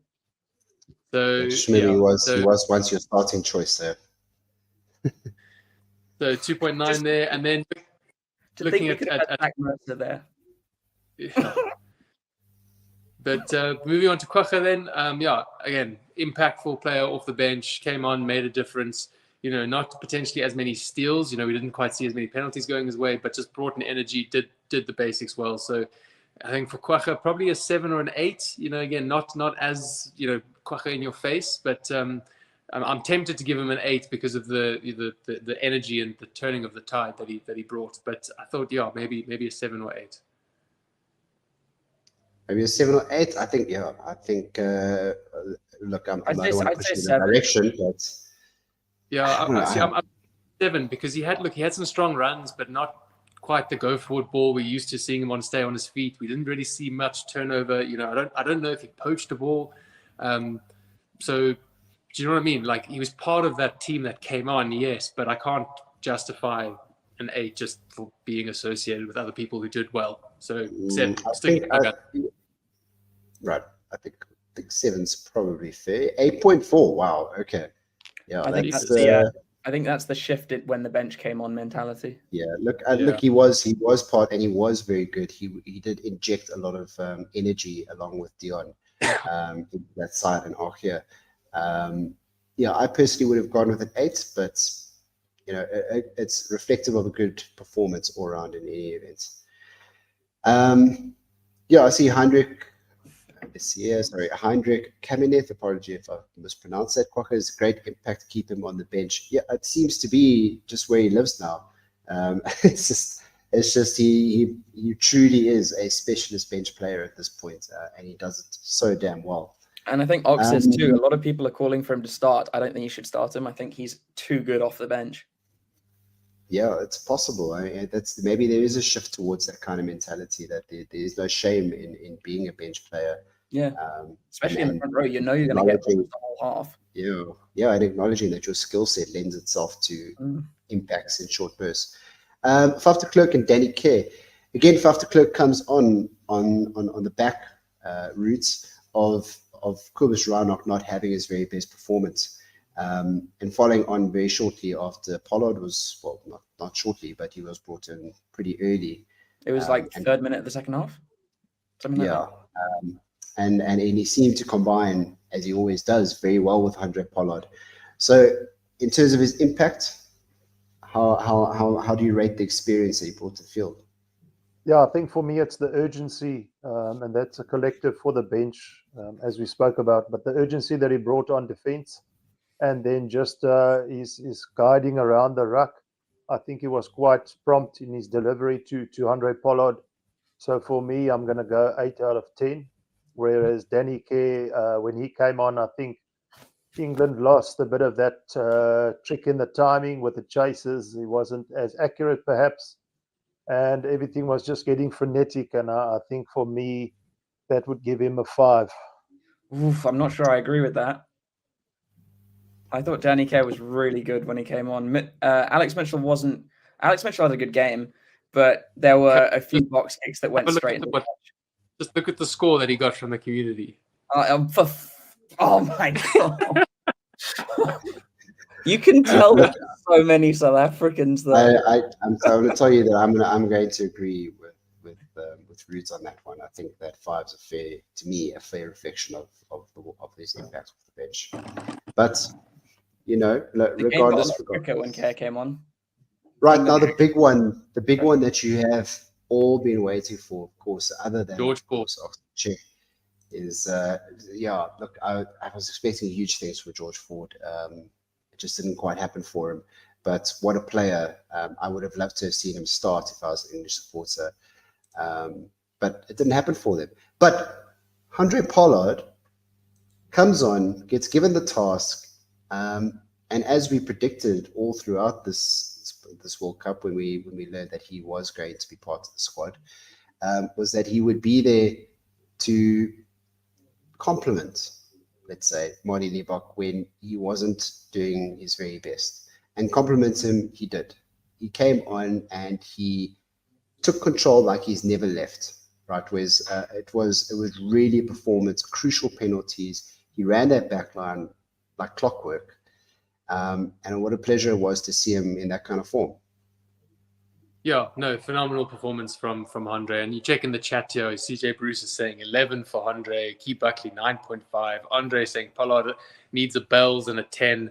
So no, I think he came on. Game management was excellent. His kicking was fantastic. I mean, to just take that pressure on, you know, that sort of monster kick, and he absolutely thumped it through the center. So yeah, for me, I think that was a 10 out of 10 performance from Pollard.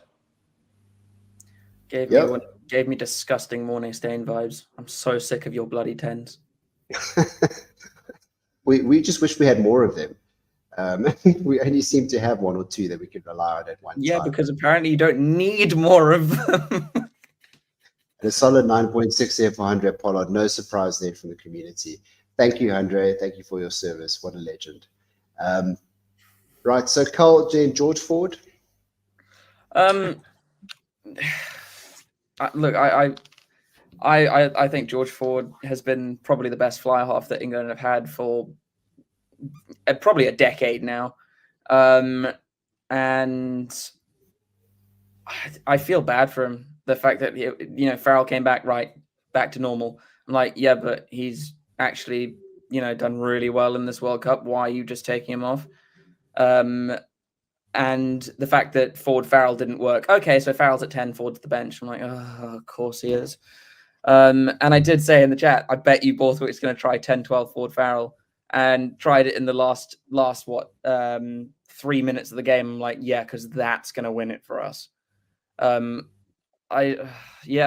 really like Ford, but he had 3 minutes to not be able to get drop goal off. So not his fault for that in any way, but average, yeah, you give him a 5 because he just didn't have any opportunity to do anything. Yeah, 4.9. So bang on there. I see a comment here from Chad Raygon. I think that's how you say it. Are we sleeping on him? Oak sleeping on a chair. Oak brought our scrum and line tents. I think you're gonna have to watch the show back, Chad, because we only had good things to say about Ox, and frankly, we've now learned that I think man of the match went to Andre Pollard. I think it was a hell of a tight call between Andre and Ox, and I think that it's simply because Andre was brought on earlier and had more time to influence the game that he probably got bombed because Ox was so immense. But anyway, as we move, of course, we've got our very last one. Rudes, I'll hand this one over to you. Ollie Lawrence and Billy LaRue. Yeah, so just to touch on Andre Pollard quickly, I think on the back end of so much expectation of what he's done before, what people expect of him now, the weight on his shoulders that we put in terms of what he can deliver, and then ice in his veins, he hits that penalty. So just absolutely sensational from Andre Pollard. But coming to Willie LaRue, I think for the sake of the switch between him and Willemse, again, brought a little bit of stability to his ability to be in the right positions on the field. And then it was also perhaps not necessarily competing for the high ball, but when it was kicked, it was clear and he was in a position to counter or allow the ball to be recycled if he was tackled. So Willie LaRue for me gets an 8. And I think Cal mentioned earlier on Ollie Lawrence coming off the bench. He was quite nimble in his carries and post-contact. Really, he was able to cause us quite a bit of trouble. So I'm going to give him a 7 on that basis. I'm being a little bit generous, but I don't want to disrespect England because they really showed up today for the most part, and it was the last 12, 13 minutes that we really came through with this bench. 7 for me for Ollie Lawrence. Okay, we see Annette Kolb says Willie is 6, Ollie a 2. Looks like Roots disagrees with you, Annette, but that's Christ, what's the actual we are all entitled to our own opinion. But I'm sure Ollie Lawrence is not going to lose too much sleep over that on his. Am I the only person who thought Willie LaRue was average? I tend to agree. I thought he came on and I was like, you're not helping matters, to be honest. Yeah, I was a bit concerned. There was obviously the one decision to launch that cross kick when we actually had an opportunity to run the ball for once. Yeah, and you had advantage. Yeah, a standout moment for me. I tend to agree, but Roots has gone with an 8, and I can see it, but I personally probably would have gone a little bit lower than that. I think 7 was probably about the right call down the middle there. Ollie Lawrence, you had said the Roots a 7. 7.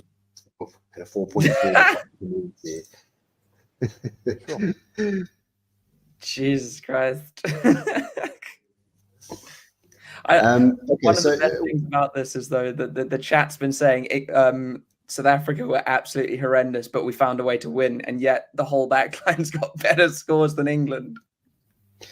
So, okay, well, fair enough. But, okay, so we end off that part of the show quickly, and then we will have a very quick wrap-up. Thank you so much for those ratings, guys. They're absolutely amazing. Please do go check out the site. You'll find the link in the description, and you can play along with us after every game and go do a rating. one question I do want to answer here, I thought was quite an interesting one and one I'd love to answer. It says, from SG, says, why analysts say they need Leroux with Andre? I always hear people say it, but I don't know why. I don't think I have said it myself, but I think it's quite an interesting question to ask. And I suppose that it's because Andre is perhaps, although I don't agree with it, but the sentiment seems to be he doesn't have quite that game-breaking ability or creativity like Amani Nebok does. And Willie Leroux, obviously, just by his stats alone, tells you that the man is a try-assist machine. His creativity is quite phenomenal. So I think the two of them kind of complement each other in that way. Does that make sense? I think Roods or Wiz, if you two, would you agree with that? Roods always? No? Yeah, but put it to one of us. So I think there's always the confusion there. I think,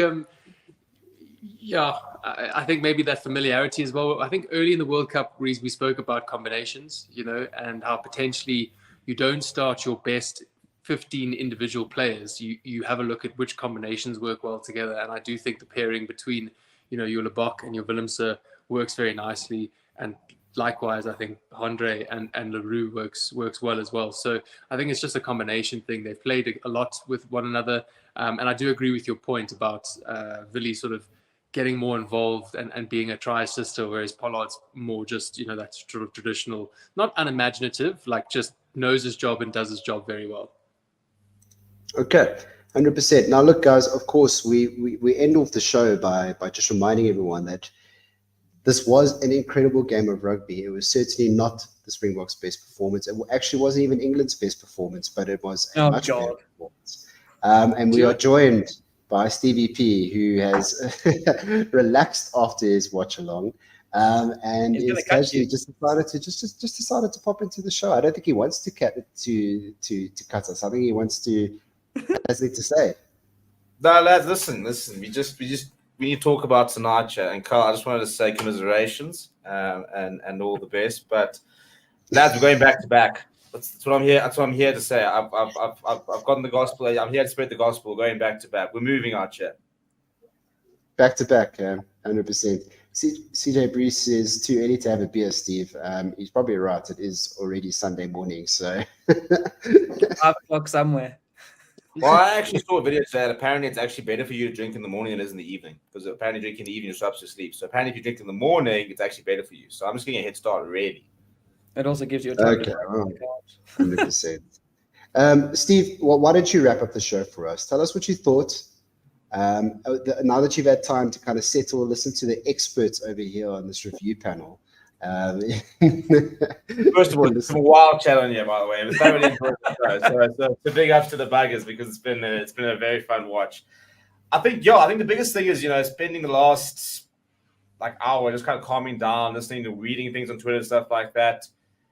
It's an interesting one, because it's a bit like last week, where a lot of people will sit there and say that South Africa did not play the better game and that the Boks weren't the better team, which is probably pretty true, to be fair. I think for a lot of it, we chased the game for 77 minutes.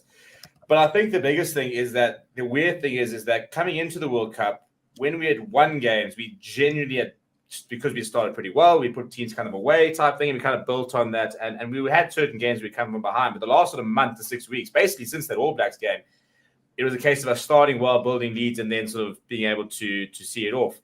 The last 2 games, for me, has felt like a little bit of a throwback to 2021, a little bit, that sort of post-World Cup where we just didn't start particularly well.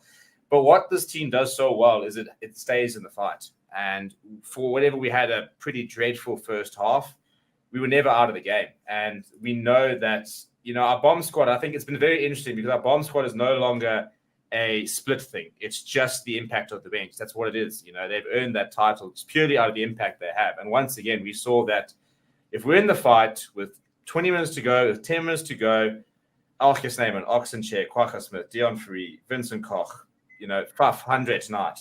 We've got players who can affect change and can win the game. So I think it was an absolute masterclass from England. They performed at a level that they had no right to perform at. They should never have been in the game as much as they were. They just shouldn't have. On paper, they've got good players, but I mean, this is a team that lost to Fiji in August and Twickenham. It's a team that's got a new coach that's been with them with less than a year. People were saying they had no right to be in the semi-final. They had no right to be leading the game until 68 minutes or 77 minutes, and yet they were, because they executed a masterclass. I think this is a bit of an early warning shot for the Six Nations, because I think they'll only get better. But once again, it shows you experience for the Boks. Deon Fourie, 38 years old, oldest player at the World Cup. Performance he puts on, Apparently also the fastest, the way he was running around.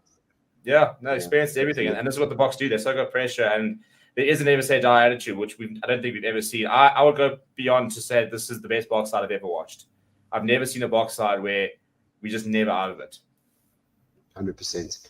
And look, obviously, we look ahead to New Zealand, and we will have a full discussion about that in our fan forum and during the course of the week, because that's what we do. We're going to sit down on Thursday and we are going to talk about what we're going to expect from New Zealand, because honestly, there's just not enough time to do it right now.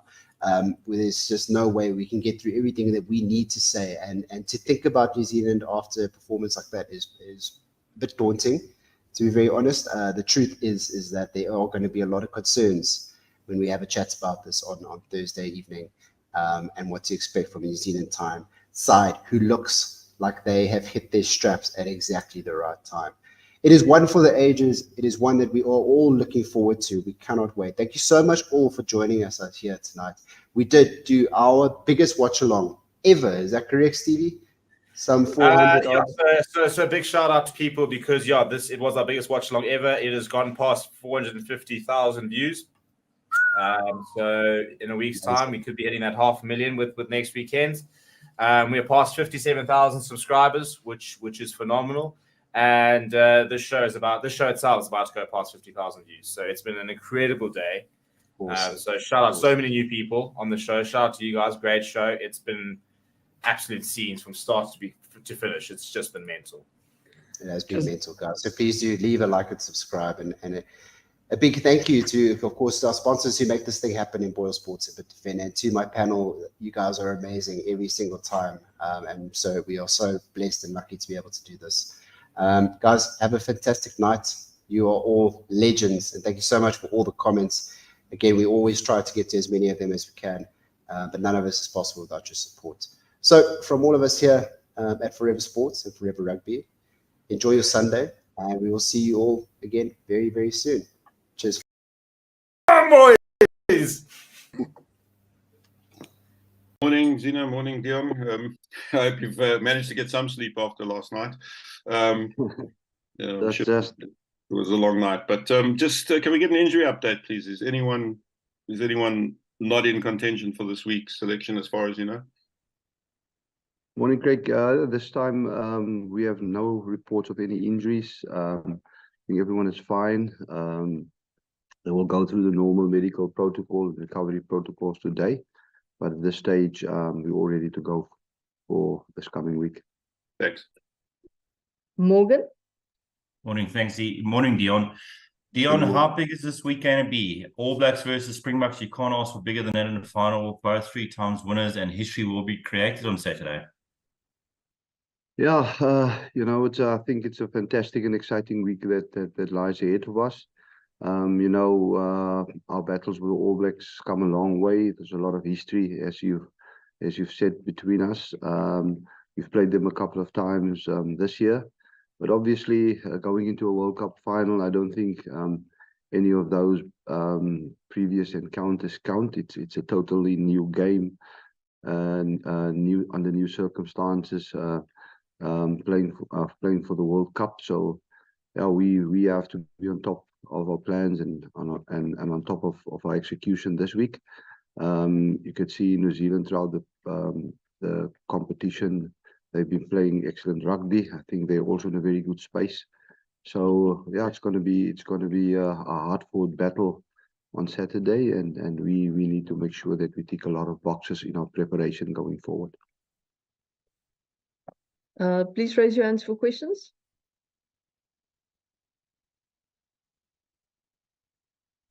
Good morning, Deon. Good morning, everyone. I hope all is well. Deon, can you just take us through how much is left in the Boks' emotional and psychological tank leading into a final? Because there've been 2 1-point wins.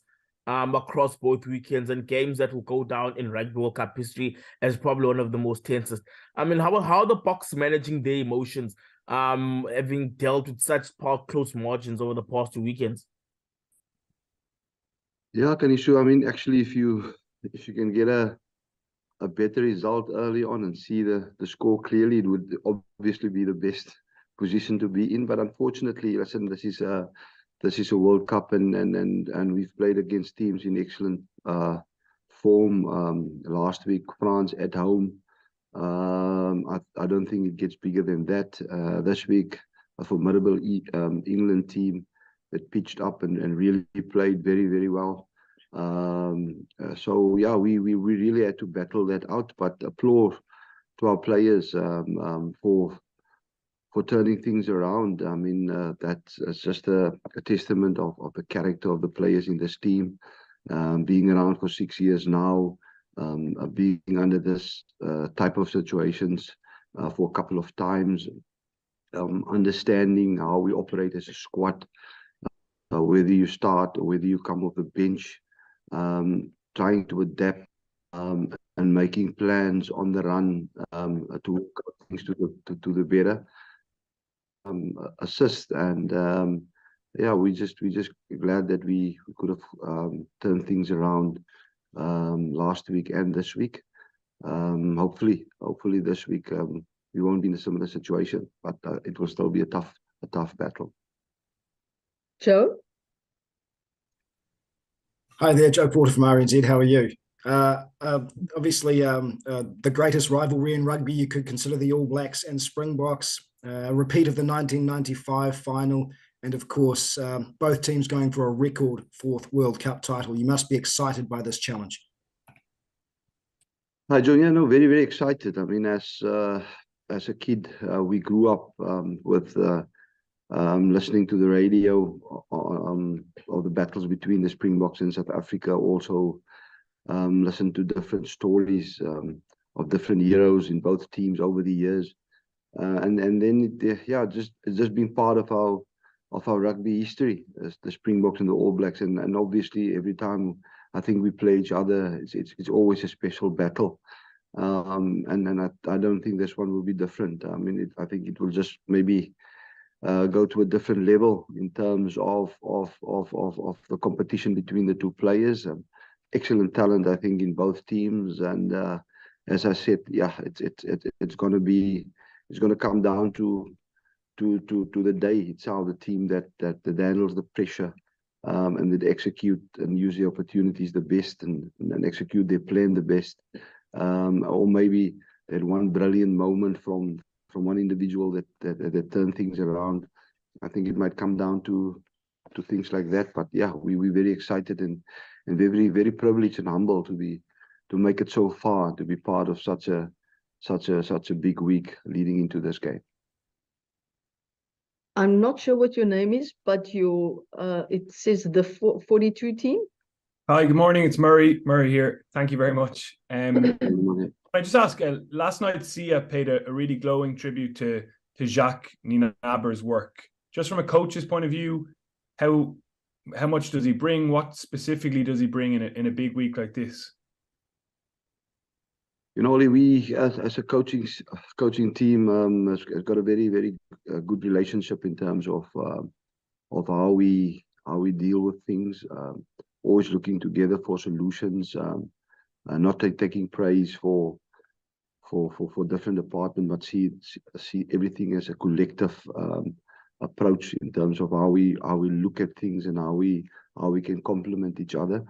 And obviously that leadership comes from Jacques and Rassie in terms of how they empower us to do things and how they share the experience and gave insights in terms of that. And obviously that also flows down to the players, the leadership group, bring the players their input and insights in terms of how they do things and what they think will work, because we sit with a lot of experience also within the group.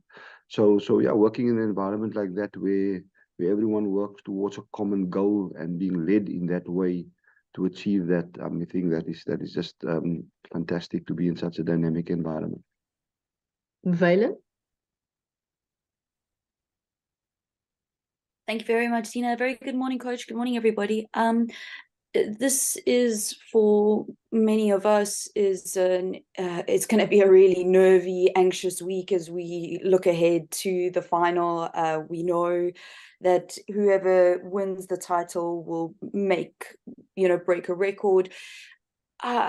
I know you guys usually just take every test week the same, go through the processes, but surely there's something different this week. Maybe you can just set out like what the Springbok team are going to be doing in this week in the build up to the final.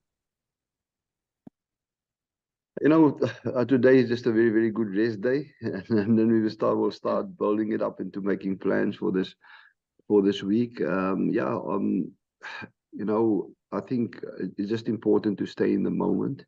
To take each day as it comes and to ensure that from a preparation perspective we detailed and we know what we want to do and how we're going to do it, and just don't get ahead of ourselves. I mean, I don't think anything will change in terms of our approach and how we do stuff. Obviously, strategic point of view, we will look at making maybe different plans in different areas, but technically and conditioning wise and in terms of our program, I don't think anything will change a lot during this week, and I think that will be the way we will approach this week.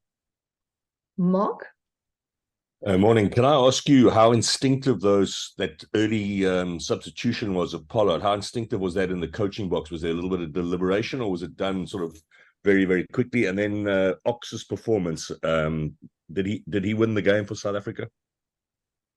Mark, the beauty of the squad is that I think there's a great alignment in terms of the players that start and the players that come from the bench. Everyone has got a good idea in terms of when the substitutions might happen.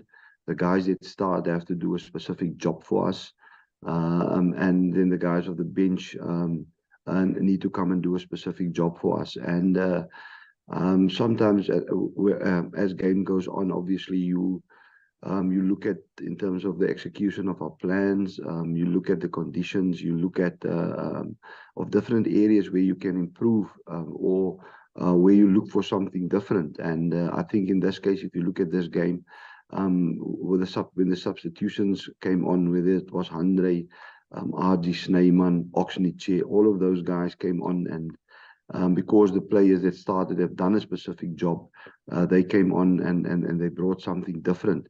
Also because there's such a close a relation between the guys that start and the guys that come off the bench. You could see that they were able to bring something different and some new energy, execute some new plans in terms of how we had to adapt in terms of what was in front of us. And I can just applaud all of those players for doing that. And obviously that were some of the discussions between the coaches in terms of when and where we have to do stuff. And we just glad that it worked out for us at the end of the day. Kaniso? Thank you very much, Zina. I mean, John, can you take us through the improvements that the Boks need to make from a forward perspective? It was one of those occasions where the Boks were quite matched from a physical perspective, and outside of the try, again, are you able to take us through how the maul worked and how the maul worked yesterday? Yeah, Kanisha, I think first of all, I just wanted to say, listen, the conditions out there were very, very difficult for both teams, especially in terms of the grip of the ball. It was rainy and slippery out there. So yeah, both teams, I think, at times struggled with the execution in terms of that. Then obviously, in terms of the mauling, yeah, it didn't go our way all the time. We didn't get the reward that we wanted all the time. But if you look closely at it, obviously I think we might have been unlucky at certain times, not to get better rewards, whether it was in our own control or whether it was possible infringements that happened around that was not always maybe or under the conditions, and and under the pressure of the game, not always clearly saw by the officials. But you know, that is part of the game. We always try to look at how we can improve. But also well done to England. I think they were well coached. They brought extremely challenges in different areas of the game, and we will have a good look at that, and then and try to improve in terms of that. Yeah, we will just take it from there. But as I said, the conditions were really extremely difficult out there, and I think as the game go on, I'm just glad we adapted better, and we could have executed better. Ben?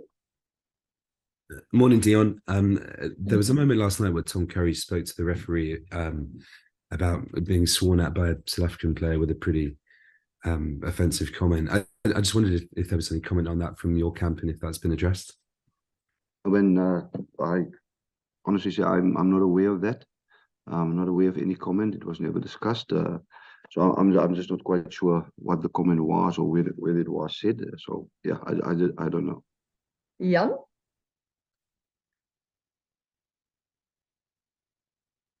Thank you, Zina. Morning, Dion. I hope you can hear me. Internet's a bit wonky. How much of this week's preparation will be mental and how much of the physical? I mean, given that you guys have been together for so long, you've been on the road now for a good 4 months. How much of this week will your preparation be physical? How much can you actually do physically, and how much of it's mental? I think that's a very good question, Jan. I think that is one of the things that we need to be smart on in this week, obviously, to get that balance right. I think there's a good understanding in the different areas in terms of how we do stuff and what we do. I think we will find a balance in terms of that in order to ensure that our players are fresh and ready to go on Saturday, but also not underprepared. And that is something that between us as coaches and the conditioning coach, we will have a good discussion on to ensure that we tactically and strategically pitch up to be the best that we can be, but also, as I said, be there to execute for 80 minutes. Ollie? Thanks, Zina. Hey, Ollie Ritchie here from TV3 New Zealand. It's been a couple of months since you faced the All Blacks at Twickenham, and you obviously did a bit of a number on them there. What sort of differences do you see in this All Blacks team now and in their game now compared to the team you faced at Twickenham a couple of months ago? I think, as I said before, it will be a completely different game. I think both teams have learned a lot of lessons out of both of those games. I think New Zealand is playing excellent rugby, very good rugby at this stage. And I think from both sides, I think it would be a case that we would try to improve from those lessons learned in different areas and just see where we can outsmart each other on the game. But I don't think this game, as I said, would be a total new start. It will be a new game under new circumstances on playing for the top prize in world rugby. So yeah, I think that comparison, if we live in the past or look back too far and not be in the moment in terms of what might lie ahead, we would fool ourselves. And I think our focus will just be in terms of what we will have to do to be the best that we can be, and with in mind that we are facing a formidable opponent. Morgan? Dion, this 4-year journey, how pleasing is it for a coach to see the improvement of players? Like 2019, Oxford cracked the nod for the World Cup, and now look at his performance last night. Just that growth, that must be really satisfying for you guys. Yeah, definitely. I think that is what you want to get out of coaching. You understand? That's why you do the job, to try to improve the players, to make a difference in their lives on and off the field, to see them together with us areas that they are good at, but also where they can improve, and then put in the hard work in order to do that. And when you look at the squad, and you look at how these players operate and how much hard work they put in and how they react towards the things that we share with them, even if they are not with us, in terms of the roadmaps that we do throughout the years, trying to track their performances at the different franchises and the response of the players towards that, to become better, and even when they come into camp, to even work more harder, whether they're selected or not, having that desire to be part of the squad and to perform for their country, and then put up a performance like he did last night. I think that's tremendous. I mean, we've been working from him from school right through the SA under-20s, and now him being part of the playoffs in the Springbok team. So see that development and improvement from him as a rugby player, but also as a person, is just a tremendous and a satisfying feeling from a coaching perspective. And then we'll take the last question from, I'm not sure what your full name is, but M. Hinton. Yeah, hi, Dion. Mark Hinton here from Stuff Media Group in New Zealand. Congratulations on the win last night and serving us up the final. I think I can safely say all of New Zealand wanted. So sorry, thank you, Ma. I just lost you there. The last I was just saying congratulations on the win. Listen, Dion, my question is, do you see this very much, this final, as a clash of styles of two teams who kind of play the game in a different manner? And if so, does that make this final even more intriguing?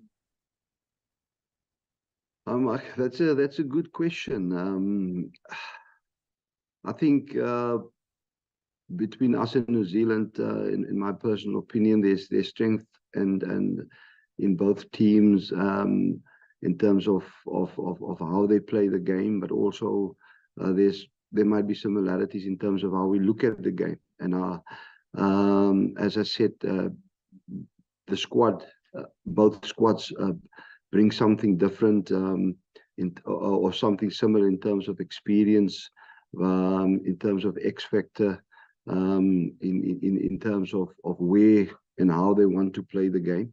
So I think it's going to be, as I said, it's going to be a tight battle to outsmart each other and to ensure that you get the upper end over the advantage line, and then use your opportunities. And I think that is what play of rugby is about. It's going to be about position. It's about playing the game in the right areas. It's about using your opportunities. And I think in those different areas, it's going to be a massive battle from both teams. Those are the things that I think that assisted us, both teams, to get into the final, and those are just the things that, as I said, on the day, the team that execute the best and pitched up mentally the best, to handle and adapt to the conditions the best, will at the end of the day be the winners of this tournament. Right, and we are live. Hello, everybody. Welcome to Forever Rugby on Forever Sports, and it is a Monday. It is the Monday before the weekend. It is the start, really, of the build-up towards, for me, actually, probably one of the most anticipated finals since 1995, which sounds hectic, but it's the final we've all wanted, isn't it? You know, maybe it's not the final that we wanted 2 months ago in terms of a France-South Africa final, a France-Ireland final, a France-New Zealand, an Ireland-New Zealand, an Ireland-South Africa. But let's be honest, in terms of your traditional rugby nations, your traditional sort of rugby powerhouses, sorry, I need 2 seconds. This is it, isn't it? You know, we're talking about the 2 biggest rugby nations in the world. We're talking about the 2 most successful Rugby World Cup teams ever. There will be records broken on Saturday. You know, whoever wins will be the leading all-time record holder for the most World Cups won. They'll be the first team ever to win 4 World Cups. That is on the line on Saturday. That's regardless, because both South Africa and New Zealand currently sit on 3 apiece. They have absolutely dominated World Cup rugby since World Rugby have started. You know, we have been the dominant force. Have New Zealand and South Africa, and Yeah, it's going to be interesting to sort of see how two teams, the world champions, who are always in with a chance when it comes to a World Cup, and especially coming into this game, was almost actually into the World Cup, were one of the favourites. The All Blacks, a bit of a different trajectory and a different situation for them, where they're a side that are always expected to compete for the World Cups, but won't give much of a chance. All of a sudden, they're almost being seen as the favourites for this weekend because of the draining nature of the match that happened this weekend for the Boks, who have had to have two really big games, looked a bit tired towards the end of them, two very mentally draining games as well. Whereas New Zealand had a pretty comfortable game against Argentina on Friday night, and so everybody is assuming and thinking that New Zealand will probably be a bit fresher, and therefore all of a sudden the team that wasn't given a chance really a year ago to win the World Cup final are almost going into the final with the momentum and almost as favourites. So there's a lot to talk about today, and very good to have these shows going. We'll be having a show basically every single day. A lot of content coming up on the channel this week, including something very, very special, which should be dropping on Wednesday. It is something we've been wanting to do for a long time. It's been something a lot of people have been asking us to do a long time. But in terms of your ultimate proper preview, very, very, very cool concept and show that or video that's going to be coming up in a few days' time. So very keen to share that with you guys. Now, right, what do I want to talk about over the next sort of half an hour? I want to talk a little bit about team selection for this weekend. I'll talk a little bit about the Bongi Mbonambi situation. I'll talk a little bit about what the All Blacks have had to say about the Springboks, and I'll talk a little bit about the Kanya, for example, and a couple of other things as well. So lots to talk about. As I said, it's good to be doing these shows. So if you have any questions, let me know in the comments, and yeah, let's have a chat really. And first of all, a big thank you before we go any further to all of you guys, because the channel is doing very well. Very cool things that we've managed to do over the last month really. Very good to be back in South Africa. In fact, I'm going to be putting a thank you video up on my personal channel to sort of give you guys an update on what France was like, some of the things we got up to, as well as yeah, a bit of reflections on what's still to come. And that's going to be very cool. So I'll do that a bit later. And then, but yeah, in terms of the channel, we are almost at 60,000 subscribers. We're sitting about less than 200 people short of 58,000. So to try and get basically 2,000 subscribers for the weekend would be amazing. And then let's see what we can do on Saturday, shall we? And a very cool stat as well is that the channel has officially passed 20 million views in total. How cool is that?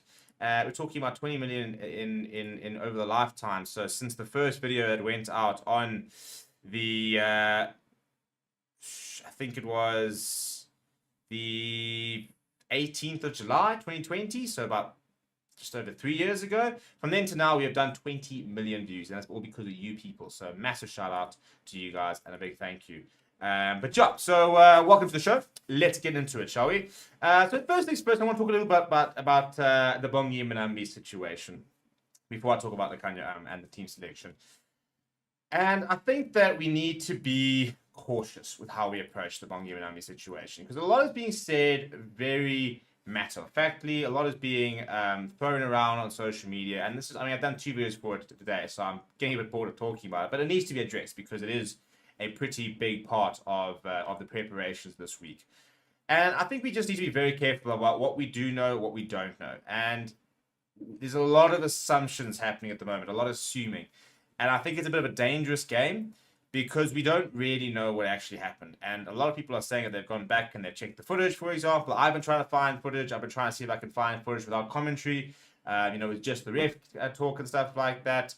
And to try and see if we can find when that incident happened, where he allegedly called Tom Currie a white C-bomb.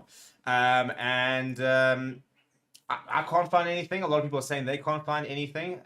Look, we don't have, for example, stadium mics, in like a clean feed, and we don't have ref mics in terms of a clean feed, which will be available. You know, there probably are, you know, there are recordings, for example, that will just be without the commentary being overlaid and stuff like that out there, which they'll have access to. So they'll have more to work with than we will have.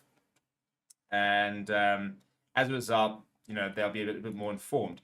So in terms of what did happen or what might have happened, so a lot of people are saying that it is a simple case of lost in translation, and that he used the word cunt in terms of the Afrikaans word. I'm going to very much clarify that before I get demonetized by YouTube, to mean side.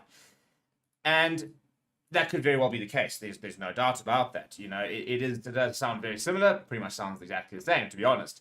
So that a lot of people have very much dismissed it and saying, "Oh no, he just said this," but they don't know that. You know, they're assuming. They're saying what is the most plausible option.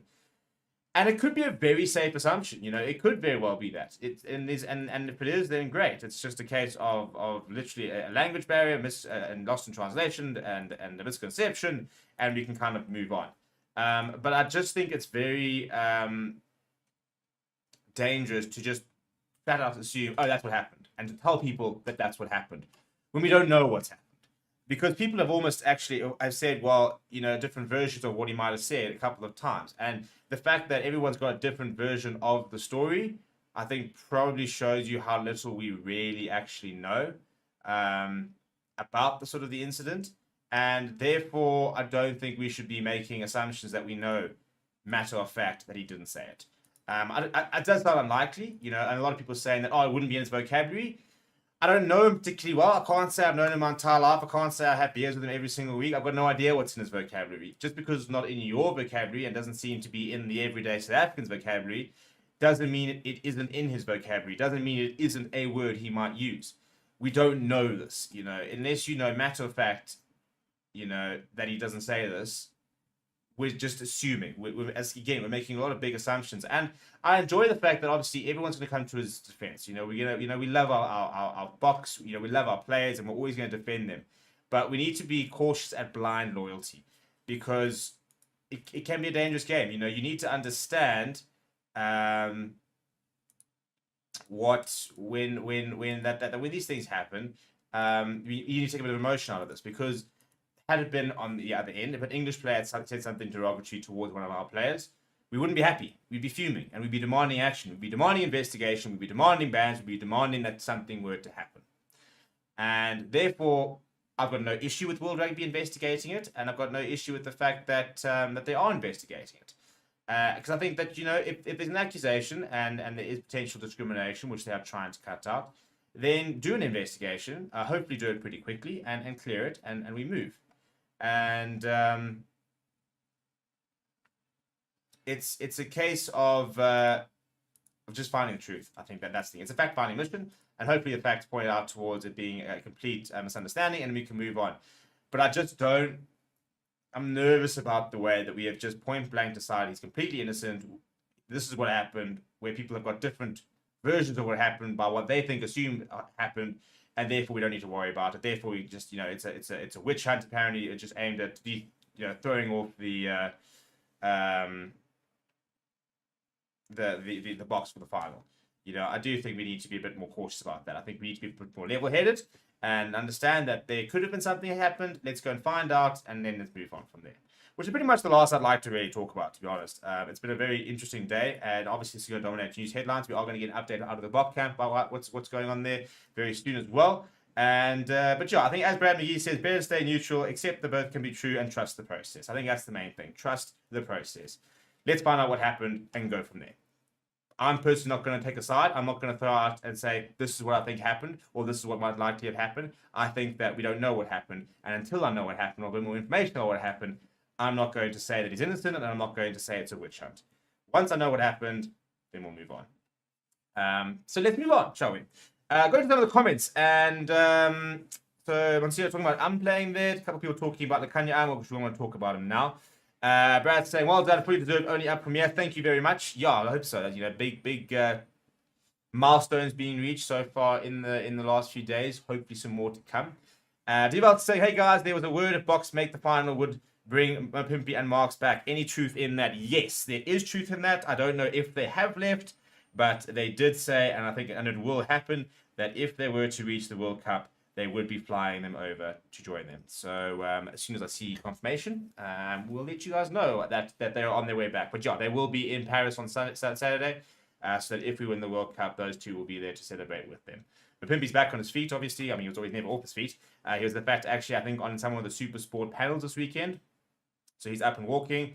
Malcolm Marx, I imagine, will be on crutches or something similar.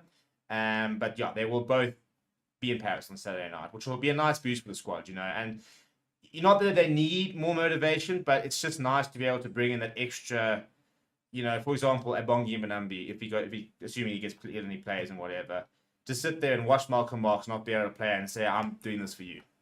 This is, hooker union.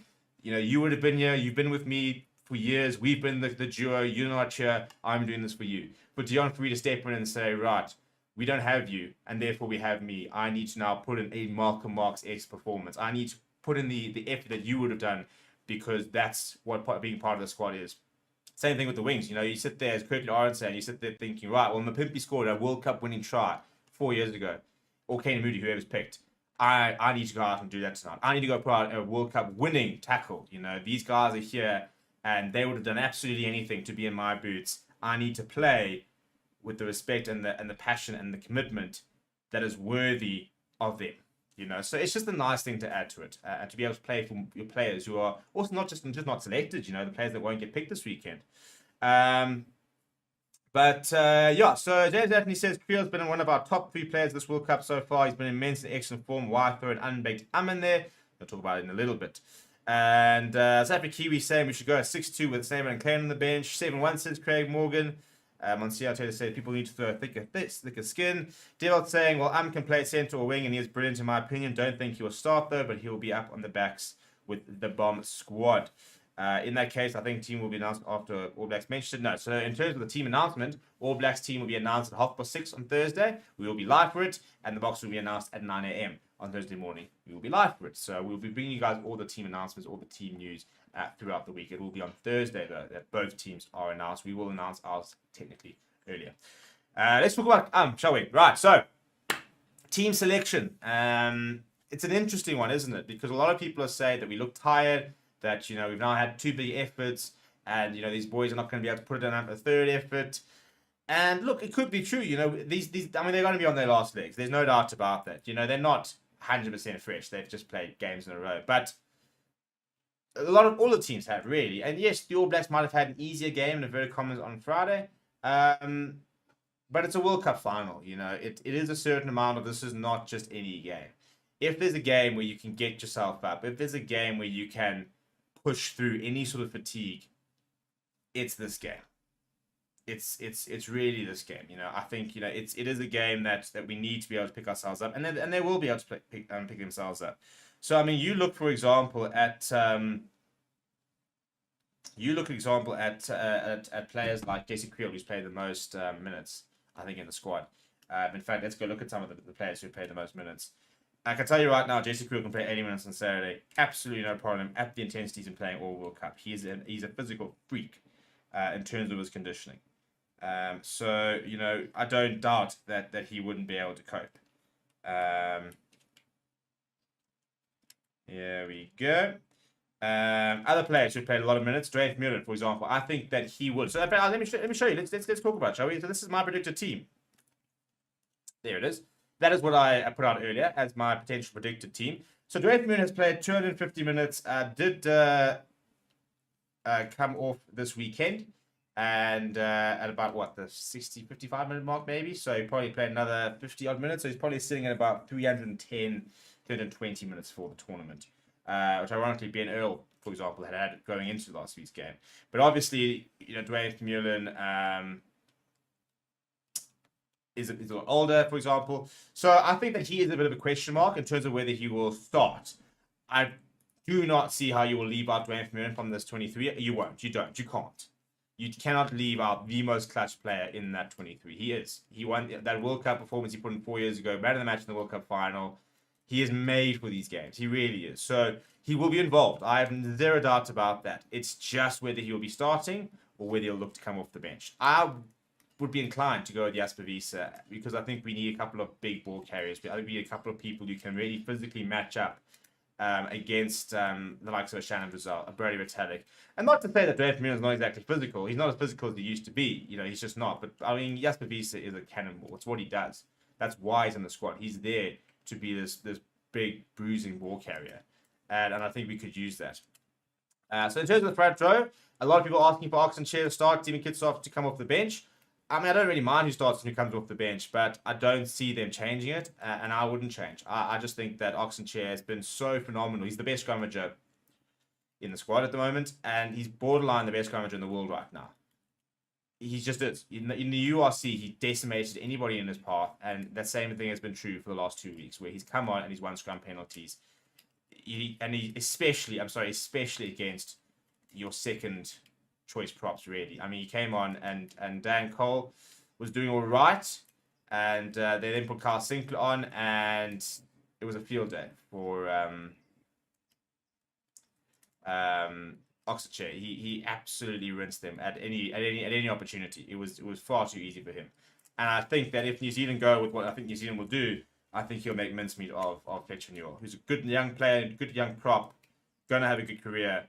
Oxenchair, in the form he's in, I think he takes him apart, to be honest. So yeah, I think you keep him on the bench and you say, right, last half an hour, bring in the scrum. Vincent Cock, you just need to anchor, or Trevor Nukani, if they go Trevor Nukani. You anchor that, and let Oxenchair absolutely destroy anybody in front of him. You know, that's for me what I would do. Locks as well. Arcus Neyman so good off the bench that you start with Evan Etzbeth, Franco Mostert. I really like the fact that the Buck management took off Evan Etzbeth. And not because he was playing badly. I definitely think Franco Mostert was having a better game, for example. I don't know if it was, I mean, Evan Etzbeth wasn't having his best game, which is, I mean, we're comparing it to the Evan Etzbeth standards, which I don't think any lock in the world right now can reach those standards right now when he's playing at his best ability. I think he's the best lock in the world. So it's harsh when he's to say he's not playing at his standards because they're also incredibly high. But I really enjoy the fact that you know, they're willing to make the big calls, and as a result, he did get a good 30 minutes rest in, for example, so he might be a bit fresher. Again, I wouldn't make any changes here. Franco Moss has got an unparalleled engine, and he doesn't make the same impact off the bench as Arcus Neyman does. So the only change I've got really in the pack there is Jasper Wiese coming in at 8. Backline, I think we go Faf and Andre Pollard, and why not? At the end of the day, Faf brings us so much control and so good defensively. So I think that he's a shoo-in. I think that Kobus Reinach struggled in the conditions. Conditions are looking pretty similar, by the way. Similar with Andre Pollard, I think they'll start him for the control that they want early on. And yeah, in terms of the wings, Chesney Colby starts, Alan Davis starts. Centers, I don't think they change. Why would they change? A lot of people calling for Andre Esterhuizen, and I'm a big fan of Andre Esterhuizen, but you're not going to suddenly just play him in the World Cup final. You know, Damien De Lindy's been done it too long. He's been too reliable over the years. He's been too good to suddenly leave out for finals. And let's talk about the elephant in the room. A lot of people talking about in the comments in the earlier one, Lekanya. Look, last year, Lekanya was one of the best players in the world. I genuinely think he was on course to be nominated as one of the best players in the world. And for injury. So we are talking about a game changer. We are talking about one of the best players out there. He's also not played rugby in 2 months. He has not played a rugby game since the beginning of August. Almost more than 2 months, really. And it was interesting that Jacques Niobar said he's been blown away almost to a certain degree by how good he's been in training. And yet, again, game time hasn't played. Huge risk if you were to play him. It would be a massive risk. Is it a worthy risk? Well, yeah, look, I mean, Lekanya starts and he plays the way he knows he can play. Fantastic. And you can have a world-class player on the field. But I think the way JC Kriel has played, you wouldn't change him. He has been phenomenal this tournament. And again, it's so short-sighted. He, I think, had one opportunity this weekend with ball in hand, which he knocked for, and therefore he had a bad game. Same thing as people saying Damon Delende had a bad game. We didn't get front foot ball this weekend. We didn't get a lot of ball this weekend, and it was so difficult to try and to see our backline try Eddie go forward ball. I mean, we didn't actually see Currie. We saw Currie answer maybe one run, Chaz and Colby similar type thing. So I don't think that there's. I think to go and sit there and say, "Oh, Jesse Currie had a bad game on this weekend," is probably far from the truth. Look at the game he had against France. He was absolutely phenomenal, and he's been good the entire tournament. So yeah, I'm the only place that Kanya for me could make an appearance off the bench. I don't think he's the right type of player to come off the bench. The one interesting thing some people are suggesting is the Kanya at 13 and Jesse Creel at 14. So it's interesting that all of a sudden that we're willing to sort of jig the team to accommodate, Jesse Creel, where a year ago people wouldn't have done that. And the reason for that is people are talking about the high ball battle and the fact that we really struggled with it this past weekend, and we have no doubt that come rain this weekend that New Zealand will do something similar. So for that reason, for example, some people are talking about potentially Kane and Moody in the 14 jersey, or shifting Jesse Creel there, putting him in a bit of height, for example. I do think Currie Arons struggled a little bit. So it would be interesting to see what this decision is, in terms of, do we go with a conditions decision, which could be a Kane and Moody or Jesse Creel on the wing, or do we go with, Currie Arons is a something out of nothing type player. Give him an inch, he'll take a mile, and he can really hurt the All Blacks if he gets the space to do it. So it's an interesting thing to try and weigh up. So let's go to the comments, shall we? And over here, Savvy Kiwi says, Spice Plan needs to find the form you had before the World Cup started. I think even in the early stage it was very good. Deerveld says, in 1995, the US played with a massive injury. Andre Yabea played with a broken hand, and they were brilliant. When adrenaline kicks in, you feel no pain. Guess who wants it the most? Savvy Kiwi says, to be honest, our backs had a week off against England. They'll be fine. We need to see about changes in the forward pack. Deerveld saying, I still think they will start with Liebach due to flair. Perhaps give the option same as past weekend. If shit hits the fan, bring Faf and Pollard. Going to be tiring match. Need good fresh legs. Saying Oscar made bank in France. Oh, he definitely could. I mean, a scrummaging prop like him in France. He'd doing all the dosh. Take the risk says, how about Kane and Moody? He's in the final. He's needed in the final. It's a big call to put him in there. It'd be interesting to see where, if he were to play him, it has to be in the wing. I'd never play him an outside centre. But yeah, it'll be a huge call if he were to play. Adrian said, first of all, Jesse Creel has been outstanding. He has served the Springboks very well. I just feel like we need some new and fresh, especially for the All Blacks. I would consider selecting I think if Ahmed played any rugby during the World Cup, I think it would be a consideration. But to make his World Cup entry in the World Cup final at the expense of someone who's been really good would be a huge one, to be honest. Monsieur Taylor says, regardless of who plays, they all get a medal and are all classed as champions. 100%. You are a World Cup winner, regardless of whether you actually play in the final or not. Papello says, I say 7-1 again. Don't think we'll do it. I'm not even convinced about the 6-2. I would like to see a 6-2, as you can see by my prediction. But my gut says that they want to have Mani and Pollard around, and therefore that doesn't really lend itself to a 6-2. So yeah, but I'm very keen to see what we do on Thursday. Craig says Moody is the must because the All Blacks have seen so much of Creel. Box needs something fresh, surprise. Yeah, no, see, I wouldn't suddenly dust Creel because they've seen him. To be fair, they saw Kane and Moody in August, so they haven't even played Jesse Creel. Who played in? I'm pretty sure. Yeah, the All Blacks actually haven't even played against Jesse Creel because they played against the Kanya in New Zealand and played against Kane and Moody at Twickenham. So yeah, they've seen a lot of Creel. They actually haven't played against him very recently. So that's an interesting point as well. Gerald says, we cannot give the All Blacks back an opportunity. No Bok team ever defended like the 1995 team defended. I don't think our backs can defend like that. Too many holes, but we can attack and attack hard. Savvy Kiwis reckons I would have Marnie start. Again, it shouldn't be raining during the game, so the pitch will be wet. Well, yeah, I think a lot of it will have to. I think that there could be a couple of meteorologists in that Bok camp this weekend trying to decide what is going to happen. In terms of how much is going to influence selection. Yeah, it's an interesting one in terms of how much you play to the conditions as well, which can change. I mean, you have to make a call 48 hours in advance, more than 48 hours in advance, about 36 hours in advance. So, how much? No, I'm being stupid. 36. About 48? Yeah, about 60, 70, almost 72 hours in advance, really. So you're making a big call without really knowing what the conditions are going to be. You can make a guess, but they could change. And again, how much do you adapt things to what the conditions are going to be? How much do you just say, right, well, this is our team. This is the team we reckon can win, and we're going to back them. Which I kind of think that they'll kind of be more inclined to do than to really just go and say, right, well, it's just going to be raining, therefore we're going to pick the most wet-orientated type team and off we go. But yeah, the odds says I'm a definite yes. Put like a forward bomb squad, perhaps add the backline bomb squad. I think 5-3 bomb squad and Pollard, Faf, and Bonzi says Kane Moody and Andre. I don't think we'll see it. I don't think we're going to suddenly see Andre Esterhuizen and Kane Moody playing at 12 and 13. It would be a massive call if they did. It's an interesting damned if you do, damned if you don't decision. I think that's the one thing we need to be very clear about, is that if they back Dale Endy and Jesse Currie, which I think that they should and will, then we back them. And let's not be those people that if they then don't have the best of games, will sit there saying, oh, we knew it. You know, we should have played Andre and Kanan because if they had, we would have won. Because we're going to do exactly the same thing if they go the other way, aren't they?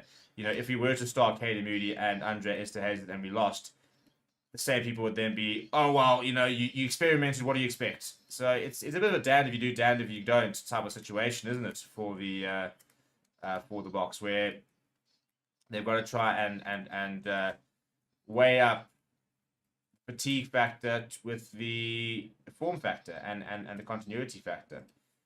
So it's a very difficult decision to make, and I don't envy them having to make it at all. So yeah, the old saying, hey, we all have our theories. I think bounce the ball, discipline, and who wants it most. Let's hope for the best. Thanks for going to show, my friend. Very, very welcome. Thank you for joining. How old is this? And as they said there, he is he's 27. I think he's a bit older than that. 29. Yeah, he's 29.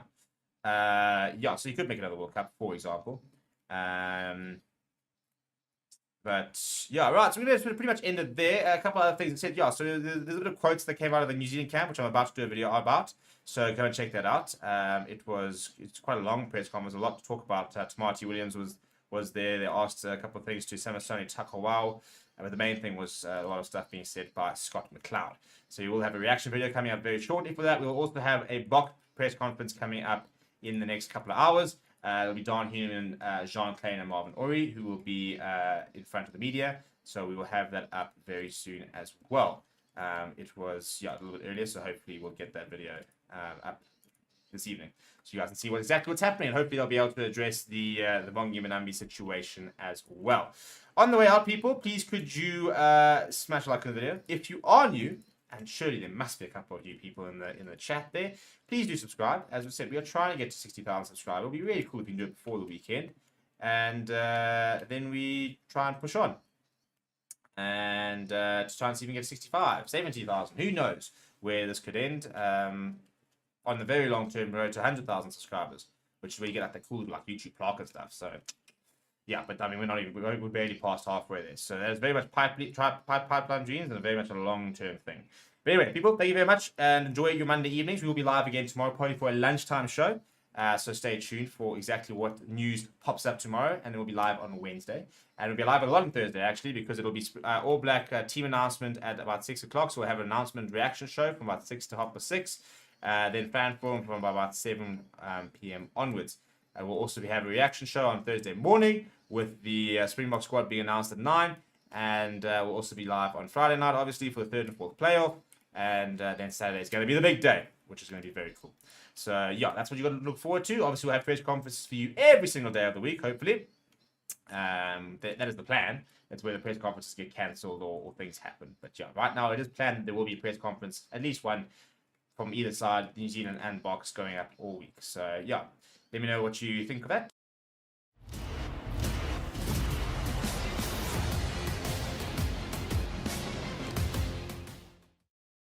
And welcome to Forever Rugby Beyond Forever Sports. For today's reaction to last night, or well, not my reaction, the players' reaction to last night. What an absolutely phenomenal game. And it's weird because, you know, I'm seeing a lot of people being very upset. Somebody even described it as disappointing and embarrassing last night. I don't understand how you can watch that game and be embarrassed, how you can watch the game and be disappointed.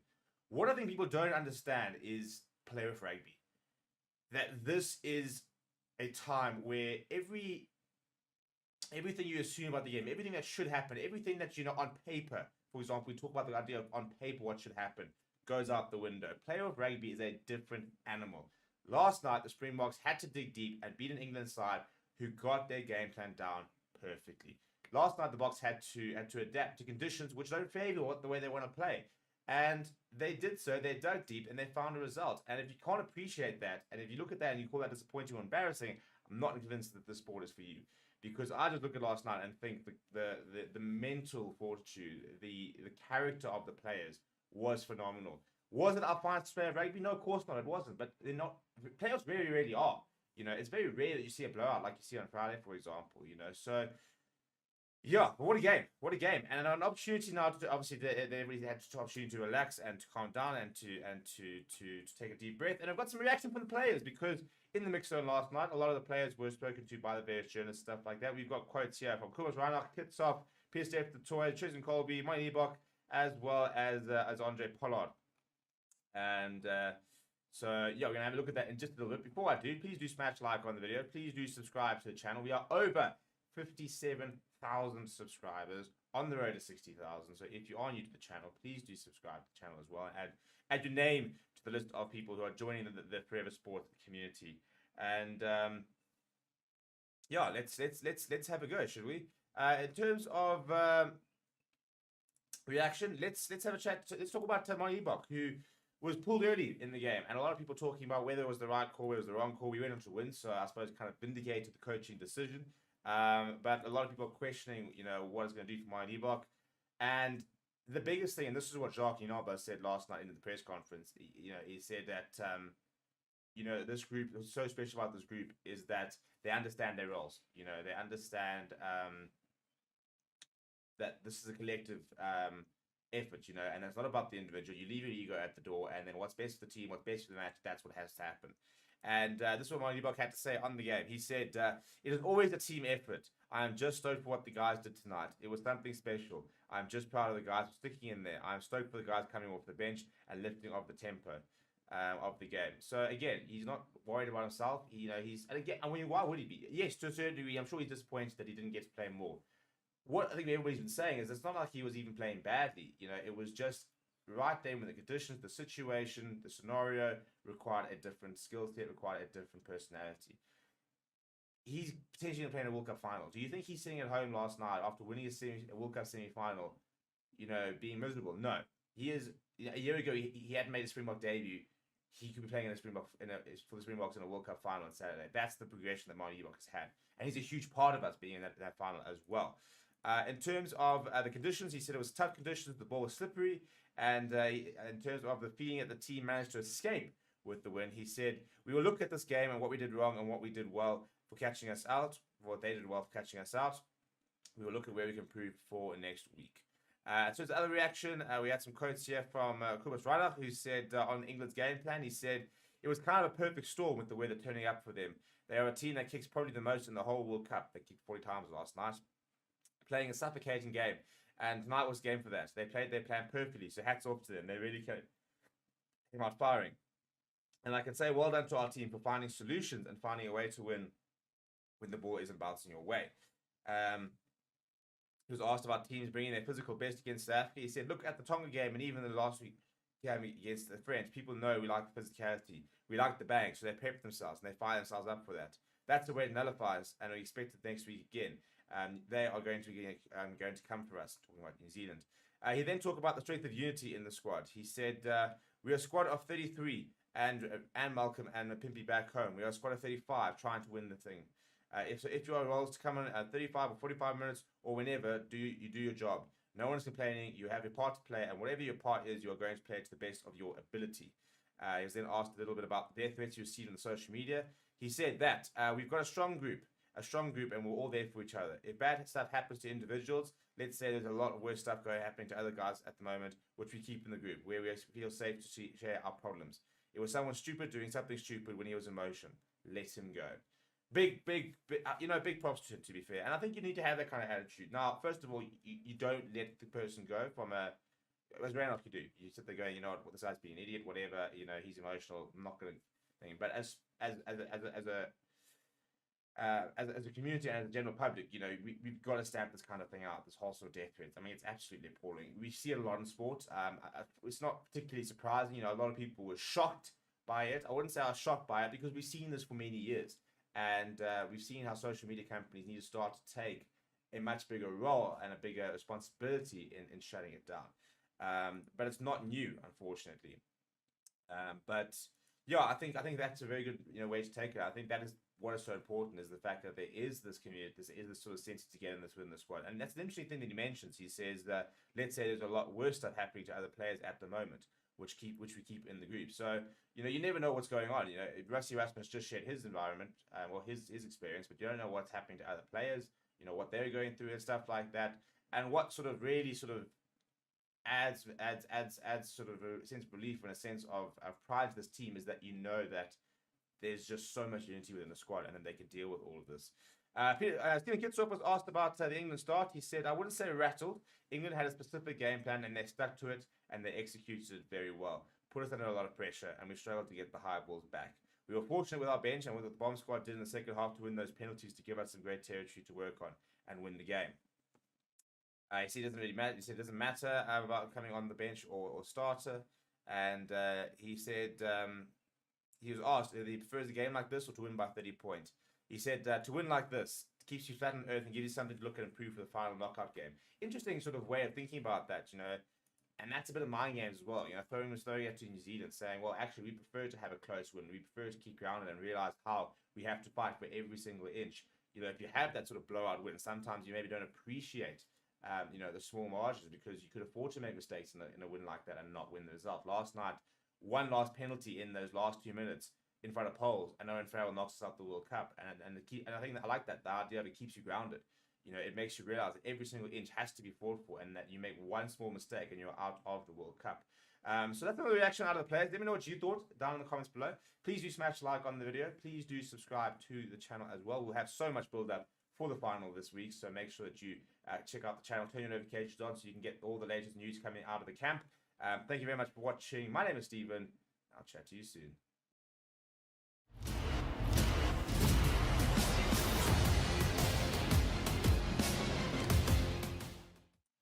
Hello and welcome to Forever Rugby on Forever Sports, and some interesting news off the back of a pretty sensational weekend of semi-final rugby. And that is the whole controversy surrounding Bongi Mbonambi, which has been basically the talk of the time, which is sad, off the back of an epic, regardless of whether you're on the losing side, winning side, regardless of whether you think that last scrum penalty should have been a scrum penalty, and all the various controversial moments within the game.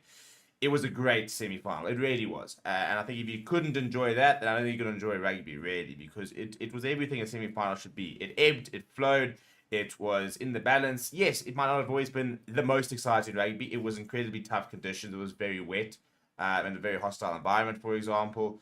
And it was two teams trying to sort of counteract each other. So that always doesn't lead to the most, exhilarating and open rugby. And to be honest, I don't really need that in a semi-final and a final. These are not playoff games. It's not about playing the game the way it's supposed to be and all that sort of thing. It's about winning at the end of the day. And England deployed a game plan that was set to try and win, and it almost did that. And the Boks then needed to try and change their game plan in conditions which didn't really suit the way that they would have liked to have played. And as a result, I got a bit of a strange sort of game. But in the aftermath, there was an accusation that came out from Tom Currie, where he has accused Springbok hooker and often on-field captain towards the end of the games, Bongi Mbonambi, of calling him, I'm not going to mention it, it is the C word, a white C word. And he went to and this stems from during the game, where he walked up to the referee, and this was picked up on the ref mic, saying, Sir, if their hooker calls me a white C, what do I do? Currie asked, of which Ben O'Keefe replied, nothing please, and then he said, I will be on it. Although we're not sure if he's talking about, speaking to Bongi Mbonambi or whatever, but that is what we heard on the ref mic. Now, after the game, apparently Bongi Mbonambi slapped Tom Currie's hand away and refused to shake his hand after the game. I actually didn't see it, so I cannot confirm or deny whether this actually was the case or whether this did happen. But Tom Currie was then asked about it, and he basically said that there was something said. He said, but he wasn't going to reveal what it was. He said, they literally asked, he said, he said it does not need to be talked about. So this has now been blowing up, obviously, and there's been a lot of different reaction from the different sort of sides, and it's been very interesting to see. Now, one thing I would say is that I think that this is a pretty sensitive topic, a pretty sensitive incident, if it did occur. And what I think we need to be careful about is making assumptions about what actually happened, trying to justify what allegedly happened, or trying to, you know, start to draw and quarter the player for what allegedly happened when we don't know what happened. That's been the biggest thing, is that we cannot pick up where the incident took up. We don't have any evidence about it. We don't have anything more than just that sentence he said to Ben O'Keefe. Since then, Tom Currie said he doesn't want to talk about it. And when Steve Borthwick was asked about it, he said the following. He said, the situation around that is that I'm not going to comment on anything regarding the incident. So that's all we know. But SA Rugby have acknowledged it, and they have said that they will be investigating the potential racial slur. And the statement from SA Rugby yesterday said the following. It says, here we are. They told apparently 365.com, we are aware of the allegation, which we take very seriously. We are reviewing the available evidence. We will engage with Bongi Mnambi if anything is found to substantiate the claim. On Sunday, Dion and Davids was asked where is about the incident, and he said, I'm not aware of that. I'm not aware of any comment. I'm unsure what the comment was or when it was said. I don't know. In a virtual meeting on Sunday, Steve Borthwick also dismissed the question with a no comment straight. He said, I'm not going to comment on that issue. So there's not a lot that we know, and not a lot that's actually being said about the incident. So this is why I would advise caution with, you know, a lot of South Africans are coming out and saying, no, it was a lost in translation thing. He was saying this, which might sound like this. And this is a very common thing. A lot of people saying that, you know, South Africans don't really use that word a lot, so it's very unlikely that he used it. A lot of English fans saying he needs to get a long ban, for example. A lot of people saying there's just no place for it in the game. My biggest thing would be to advise caution with regards to commenting on what we don't know. You know, and I'm not saying don't talk about. I'm not saying don't talk about, you know, the allegations. But I think it's a dangerous road on both sides. So first of all, you know, demand bans, draw and quarter, dismiss him as a player when you don't know the facts. Same thing. Don't try and justify the actions when you don't know the facts. You know, we can make assumptions and sit there and say, oh, well, this, you know, logically this could have been the case, and maybe it is the case. But if you don't know, you don't know. What I will say though is that apparently, according to the Telegraph, England are not going to be lodging an official complaint. So they have up until today to lodge an official complaint with World Rugby. Now, the Telegraph understands, it says as follows, it says, the Telegraph Sport understands that England will not lodge a complaint with World Rugby regarding the incident due to a lack of corroborating evidence to support Currie's claim. And then saying that this in turn could reduce the likelihood of a World Rugby investigation. So that's been the big thing at the end of the day, is that we're now sort of sitting in limbo waiting, well, are they investigating, are they not investigating? Now, first of all, if you were to get a ban, absolute disaster for South Africa. He's been one of our best players this tournament. It would also suddenly mean that Dion Currie and Marco Verstappen would be our only two hookers left in the squad. So it's a very worrying few days we have ahead of us, and just as usual, just the last thing we needed right now going into a game on Saturday, a game as big as this, you know, a final where suddenly we're worrying, well, maybe we might lose our hooker, you know, we might lose our off and on-field captain towards the end of the game, you know. Is he going to be in trouble? Is he not going to be in trouble? Could this derail the preparation? So it's the last bit of noise and stuff that you need. It really is. But the main thing is that nothing is confirmed, and we actually don't even know if it's going to be investigated or whether a ban is on it. So at this stage, it sounds like England will not be lodging a complaint because there's no evidence regarding that. It's interesting that, you know, when they're saying that there's no evidence, that they know that already, whether they managed to basically review the game, look at the instance, see if there is, you know, ref mics, on-field mics, and that there aren't, and basically saying, well, we won't actually be able to prove it, so there's no point in doing it. Or whether they're now acknowledging that there was potentially a mistranslation or you know, a misconception around it. So that is the current situation. We will update you as things progress and as things do change, and when we get official confirmation if there is an investigation. It's not an investigation. So at the moment we do kind of sit in a little bit of limbo. I really hope that nothing really happens, and that if there wasn't an incident, that's not to say I'm hoping that nothing happens. I don't want an incident like this to be swept under the rug. You know, if something did genuinely happen and there is a massive issue, then we need to look at it, because, you know, we can't just dismiss it as South Africans and say, oh, well, it doesn't matter, you know, in the heat of the moment. You know, we do need to hold our players accountable if they have transgressed. So let's wait and find out exactly what happened, and let's go from there. Hopefully it was all a misunderstanding and that nothing really did happen. That was really that sort of that had that sort of intent. And we can kind of move on. But yeah, we'll have to wait and see. Let me know what you think down in the comments below. Please do smash a like on the video. Please do subscribe to the channel as well. Thank you very much for watching. My name is Stephen.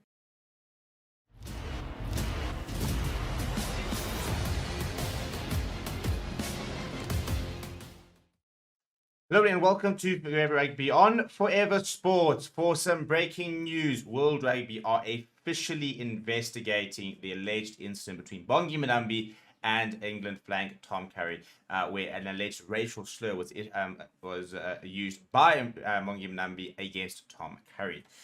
So before we go into this, please do smash like on the video. Please do subscribe to the channel as well. About 2 hours ago, actually, I put out a video about the fact that he was potentially not going to be investigated, but that is since the information has since changed. This is a bit of an update on what is going on.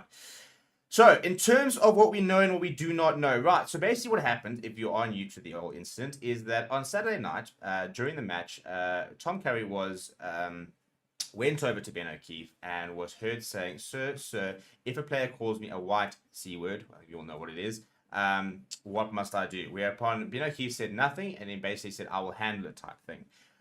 Following the match, neither player shook hands, and Tom Currie was asked about it, and he said it was nothing, I'm not going to talk about it, basically. Steve Borthwick was asked about it in the press conference, whereupon he said, I'm not going to talk about it. Deon Davids was then asked about it on Sunday morning, where he said he wasn't aware of the incident, and he doesn't have any information regarding the alleged comment. And Steve Borthwick on Sunday in another press conference also refused to comment on it as well. So, the Telegraph was then reporting that England would not be lodging a formal complaint, of which they had, I think, 36 hours to do.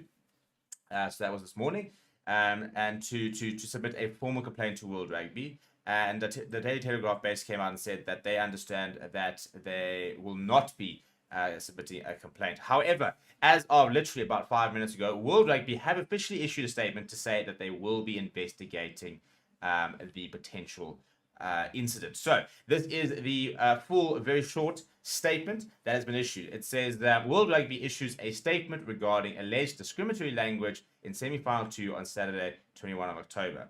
It says World Rugby takes all allegations of discriminatory behaviour extremely seriously. We can confirm that we are formally reviewing the allegation made by England's Tom Currie in relation to the use of discriminatory language during the England versus South Africa Rugby World Cup 2023 final on Saturday. World Rugby will not be making further comment until the conclusion of the process.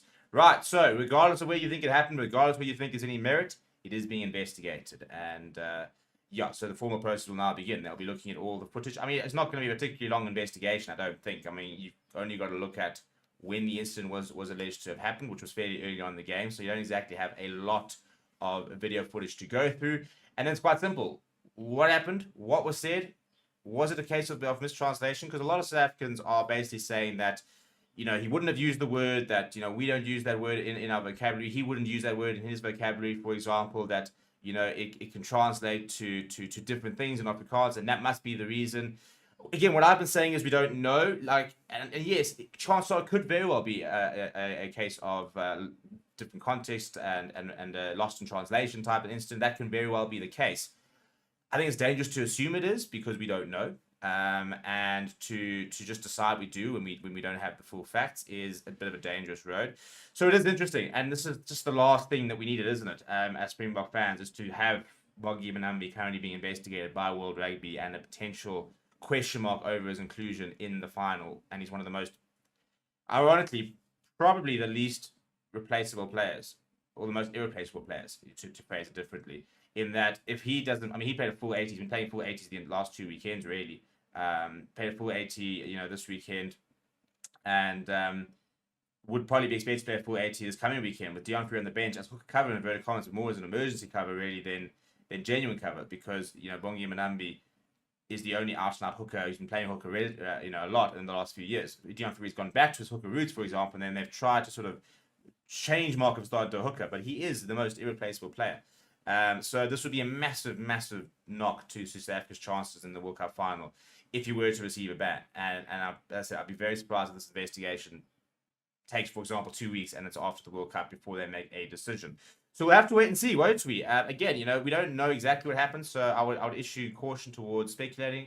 It did sound like he was going to not potentially get investigated this morning on the fact that England were not going to be lodging a formal complaint. However, it looks like World Rugby have exercised their right and their prerogative almost to investigate a potential incident, which is probably right for them. A lot of South Africans will be annoyed about the fact, and they'll just dismiss it by saying, "Oh, well, it's a case of it's completely out of context and it's wrong," and that could very well be the case. But let's make sure that's the case, isn't it? Because if the roles were reversed, we would want there to be an investigation. We would want there to make sure that there hasn't been a genuine incident, and that if there hasn't, then fantastic. But rather be safe than sorry. You don't want to be. We're always so quick to attack organizations, federations, and stuff for dismissing potential incidents. Though we do need to allow the process to happen. Hopefully, nothing comes of it, and it's very frustrating that it is even going to come to this.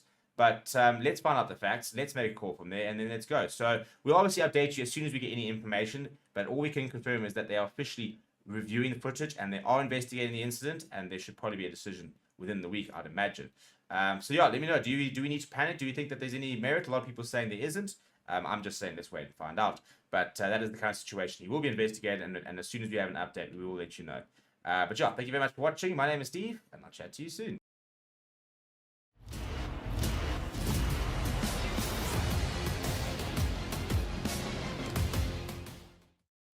Hello and welcome to Forever Rugby on Forever Sports for today's Springbok team prediction video.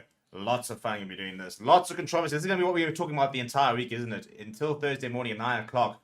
When the team is announced, we're going to be speculating. We're going to be talking about where the changes are going to come. If there are going to be any changes, I think there will be changes. I don't think there'll be as many changes as maybe people expect, want, demand, for example. And obviously a lot of this will hinge as well on the ongoing investigation World Rugby have on Bongi Mbonambi, as they sort of look to see whether he did well, interestingly enough, I can't say racially abused or said derogatory or discriminatory comment towards Tom Currie. And so, yeah, while we wait to see exactly how that's going to sort of unfold, I have basically done my prediction based on the fact that right now he's available. Therefore, I've included him in the team.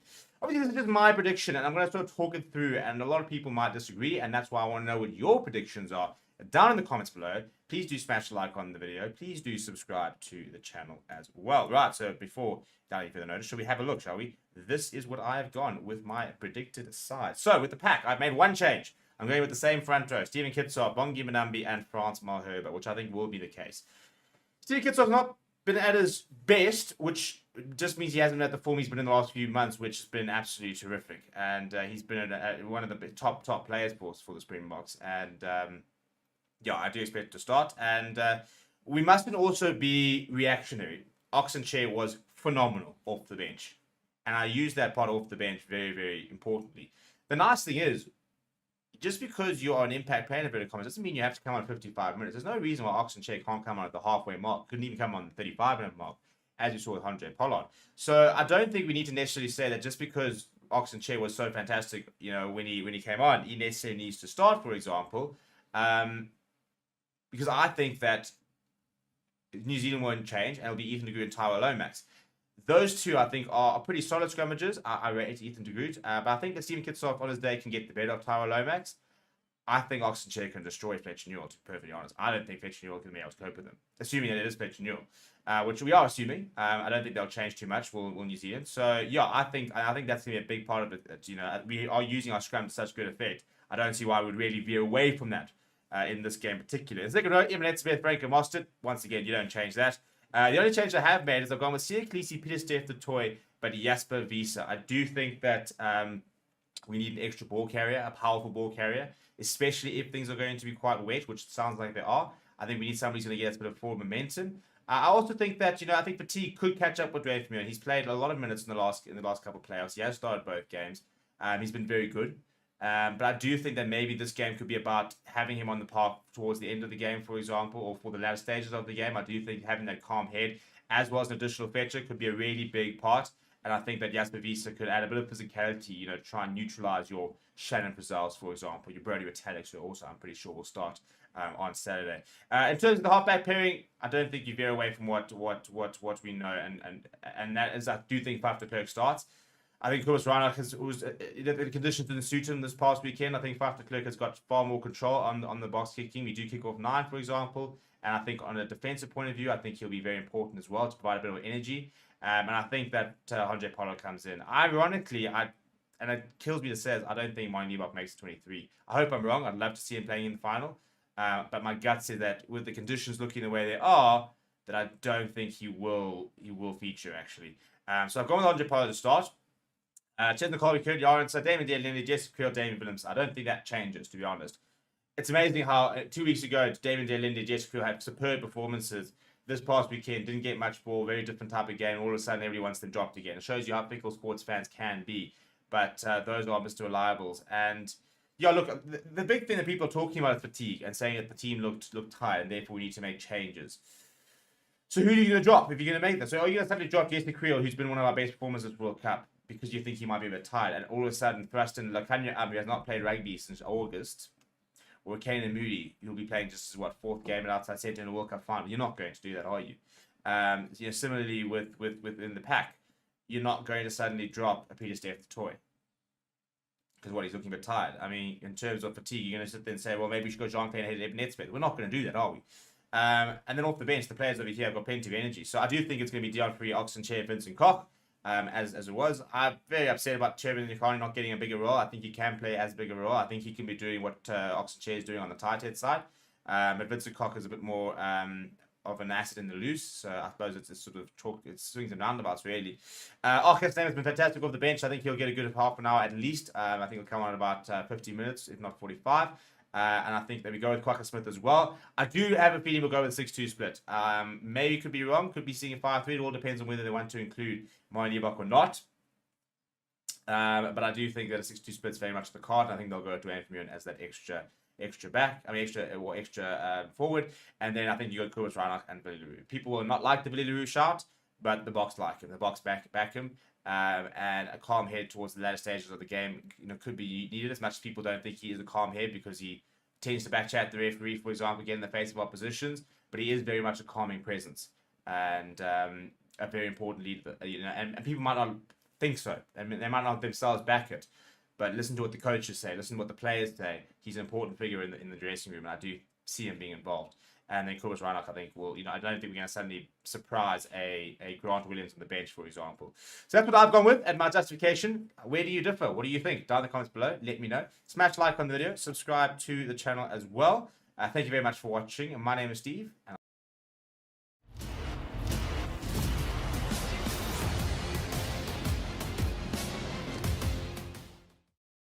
hello and welcome to Forever Rugby Beyond Forever Sports and some breaking news. Wayne Barnes will referee the 2023 Rugby World Cup final, his first ever Rugby World Cup final, and how deserved is it really? Before we even talk about whether he's got bias for teams or whatever, we're talking about the most capped referee of all time that has never done a final. So this has been a long time coming, really. And I'm very chuffed with it. It was kind of obvious in certain ways, but we had official confirmation. And I'm very happy with the decision. So before we talk about who his assistants are, as well as she will be taking on the fourth playoff on Friday night, please do smash a like on the video. Please do subscribe to the channel as well. Right, so Wayne Barnes with the whistle on Saturday evening. He is the most capped referee ever. He did get this last year. However, he has been under the cosh previously with South African supporters, and very, very badly. You see some horrible abuse last year, which wasn't great at the end of the day, and we know this. And it was a very unfortunate incident. And I think, to be fair, I think we've pretty much turned a corner. So, Bok fans, I don't think we need to be worrying about Wayne Barnes, because also to put in perspective, Wayne Barnes officiated the All Blacks in 2007 when they went out, and that year was voted the third most hated person in New Zealand.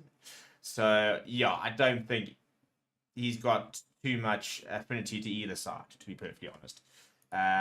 He's done 110 tests before. The only person who's more experienced in a test match on Saturday than Wayne Barnes, I think will be Etzebeth, Sam Whitelock, and maybe Bowden Barrett.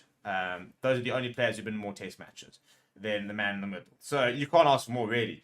In terms of his assistants, he is going to be assisted by Carl Dixon and Matthew Carley, both of England, and Tom Foley has been named as the television match official. I personally think Wayne Barnes probably would have refereed the 2019 final had he not been English, because obviously England were in the in the final, therefore he couldn't. So yeah, it's an interesting one because I think he's been a long time coming, but obviously this is not always down to you. You know, it's got to be about the right sort of teams in the final to allow you to be able to take part in the game itself. So I think Jaco Paper would have been involved in the third and fourth, for example. In fact, I think he would have been in line potentially to have ref the final had South Africa not get in there, and had he not been injured. I think that if it was New Zealand and England in the final, for example, and he was fit, I think that Jaco Paper probably would have been the referee, because you couldn't have had a Wayne Barnes, you couldn't have had a Ben O'Keefe, for example, you couldn't have had a Luke Pearce,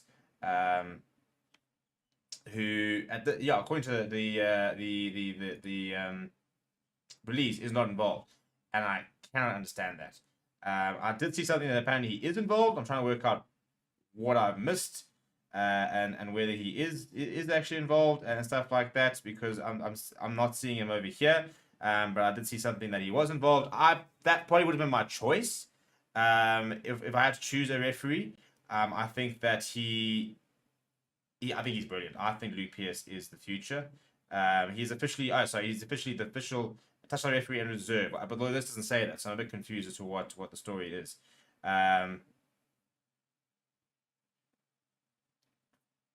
So as the pitch side official, okay. So yeah, so he will be the reserve referee basically, I think, from the sounds of it. So yeah, it doesn't say so in the actual release, but apparently that is the case. Which good. He has, I said, I think that Luke Pearce. Well, I love Luke Pearce. I think his communication is second to none. I think he's got a very measured head, and I think he communicates so well with the players, and he communicates his point and what he's penalising so well. So you're never in the dark with Luke Pearce. You always know what's going on, which I absolutely love as a fan. You know, I love to know why he's penalised them. He's very good with his explanations, and I enjoy that. But Wayne Barnes is absolute class. In terms of bronze final appointments, it will be Nick Berry from Australia who will take charge of that. He'll be supported by Nika Amashukeli from Georgia, who I think has got a potential World Cup final in his future, and Andrew Brace from Ireland, with Ben Whitehouse from Wales as the TMO. So yeah, it's good teams. At the end of the day, it's you know, there has been very much a process that they've been quite open about the fact that, well, I wouldn't say open in terms of showing ratings, but it is apparently merit based. So during the group stage, they then had a review and said, right, who are our top performing referees? They were going to be our quarterfinal officials, similarly with the semifinals, and then basically what you do with the finals, you basically, I think basically what I would assume you kind of do is you go, right, these are our top officials, and then you can kind of allocate them based on affinity. So the fact that obviously you can't have a Ben O'Keefe in the final panel because, you know, New Zealand are playing and stuff like that. So let me know what you think. Are you happy with Wayne Barnes as referee? Let me know what you think down in the comments below. Please do smash a like on the video. Please do subscribe to the channel as well. Thank you very much for watching. My name is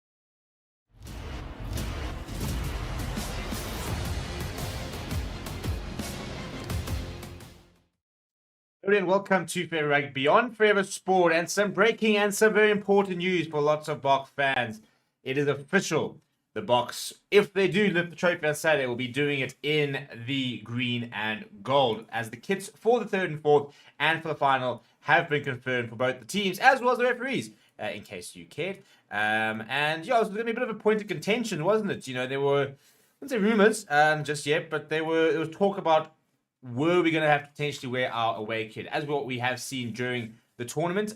Kits have been determined by more than just you know, your traditional color clashes in terms of two teams not being able to wear white, for example. There's also been a big push for kits to be different with regards to those with color deficiency issues within their eyesight. So that, for example, that is why when the Boks played against Scotland, they had to wear their white and blue kit, whereas when Ireland played against Scotland, they could play in their green, because that different particular shade of green, for example, was different enough for those with color deficiency. So, although they're colorblind, basically, in layman's terms. So before I tell you exactly and show you exactly what the kits are for this weekend, please do smash like on the video. Please do subscribe to the channel as well. Right, so let's be confirmed. This is what Saturday will look like with regards to the various kits. Right, so South Africa, who are Team A, will be in their traditional green and gold with white shorts and the green socks. New Zealand and the All Blacks will be all black. And then Wayne Barnes and his team will be wearing their white shirt with the blue pants and shorts. So that is exactly what the kits will look like. And yeah, I think it's a big big boost for SA fans. You know, everybody loves seeing us in the green and gold. You know, it is iconic, for example, and yeah, it's not really the same, is it, when you have to play in your different kit? And yeah, regardless of whether you like the away kit, which a lot of people do, for example, or not, it's just you want to play in your original colors. You want to play in the iconic green and gold. You know, that is the whole. I mean, it's so much more to. I mean, it's a bit like the All Blacks fair to wear white. You know, it's just that is the kit, that is the history in it. You know, you talk about playing in the green and gold. You don't really talk about playing in the alternative and just for the Springboks. So it might sound like something pretty arbitrary to the average person, but I don't think you underestimate just how important the colors are really. To the history of the Bok jersey. So pretty cool. In terms of the third and fourth playoff, it's also pretty cool is that Argentina will be playing in their away kit, which is a phenomenal away kit, one of the best away kits in the competition. That blue with the stripe, for example. England will be playing in their white kit, and the referees will be in the yellow kit that they've got. Refereeing kits are actually quite nice. You can actually buy it on the World Rugby website. I actually only saw it worn once by any sort of fan. It's a bit of a weird thing to go and buy. But yes, so it is quite cool, to be fair. So in case you were wondering, that is the kits, for example. And yeah, pretty cool. If you have any questions about sort of what goes on with the kits and stuff like that and anything, please do put them in the comments below. We will have updates throughout the week with regards to exactly what's happening in terms of the World Cup final. For example, like the officials with Wayne Barnes being confirmed as the ref for the final. And any sort of updates we do get, we will obviously let you guys know. Please do smash the like on the video. Please do subscribe to the channel as well. Thank you very much for watching. My name is Stephen. Give any sort of updates on the Bongi situation and maybe just how he's dealing with it? Do you mind if you speak a little bit harder? I can't hear you. Sorry. Yeah, there you go. Sorry. Can you give any sort of update from South African perspective on the Bongi situation and maybe how he's dealing with matters? Yeah, I hope I understand you right, and I hope I hear you clearly there. Yeah, it's apparently that's been dealt with World Rugby and SA Rugby at the moment. So yeah, from my side, I really can't comment on something like that. Like always, I try to focus on the scrums. So yeah, I can't really give you some feedback on that. But can I just ask, how is he dealing with it, being in sort of the eye of this storm? No, listen, he had a perfect training this afternoon, and well, obviously never perfect. We strive on always to have a perfect training, but we had a good training and participation in training sessions, and nothing else came out. So yeah, I can't really comment on that. And there's one more, if that's okay. Can you just describe his value to the team, both as a player and a leader? Listen, Bongi has been part of this group, I think, for the last 6 years. And he's a very, very important, how can I say, piece of our puzzle. So, and you can imagine he has been starting, I think, in the last World Cup, and I think he's been starting our semi-final. So yeah, he's definitely very important to us, like all the other players in our group. And then Will here from the Times. How's it going? Just to follow on from that, can I ask you about his character as well as a guy that he's been part of the Springbok group for a long time now? Just how important is he around the group?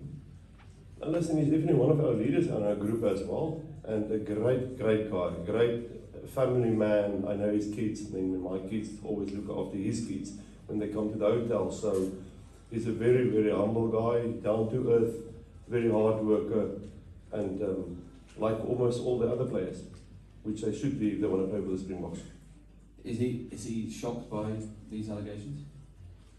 Listen, I haven't been went straight into discussions with that.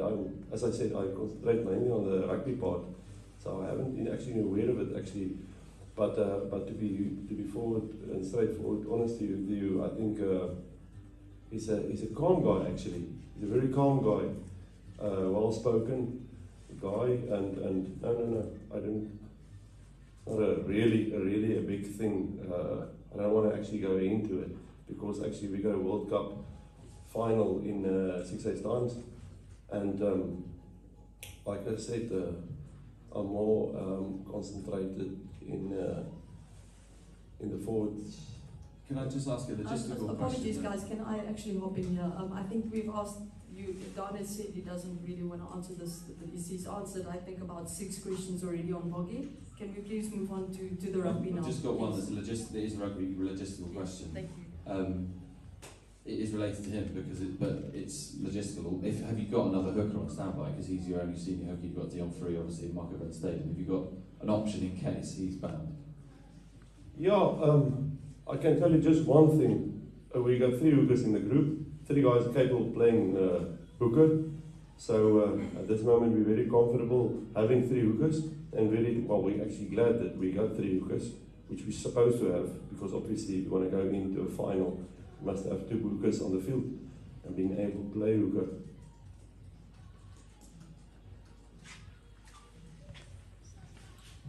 Hi, Don. Craig Ray from Daily Maverick. The team looked to be lacking a bit of intensity on Saturday. They looked a little flat. Obviously, it was a 6-day turnaround after that French game. Is this week going to be a lot lighter in terms of the physical load? And just give us an idea of what the week looks like. I would say we will follow a normal rugby program like always. And yes, obviously, we got a 6-day turnaround to get to the game. We had a very tough game against the French. We had a very tough game against the English, and we're glad we could make it to the final. So in terms of preparation, we will do like normal. I think more or less the same load as last week and the week before the French. So I don't think there will be any difference in training. Can I just ask you a follow-up on that? Why would you do that then if they were looking decidedly flatter on Saturday than they were the week before? Why would you keep the same regime up? Sometimes I think stress plays a role in big games. Maybe they were a bit stressed and maybe a bit flat-footed in the first half especially. And then obviously we have the luxury to bring on the substitutes, which make a big difference and had a big impact on the game. We stay what's been working for us in the past, and I think we will carry on doing that. I hope it does answer your question.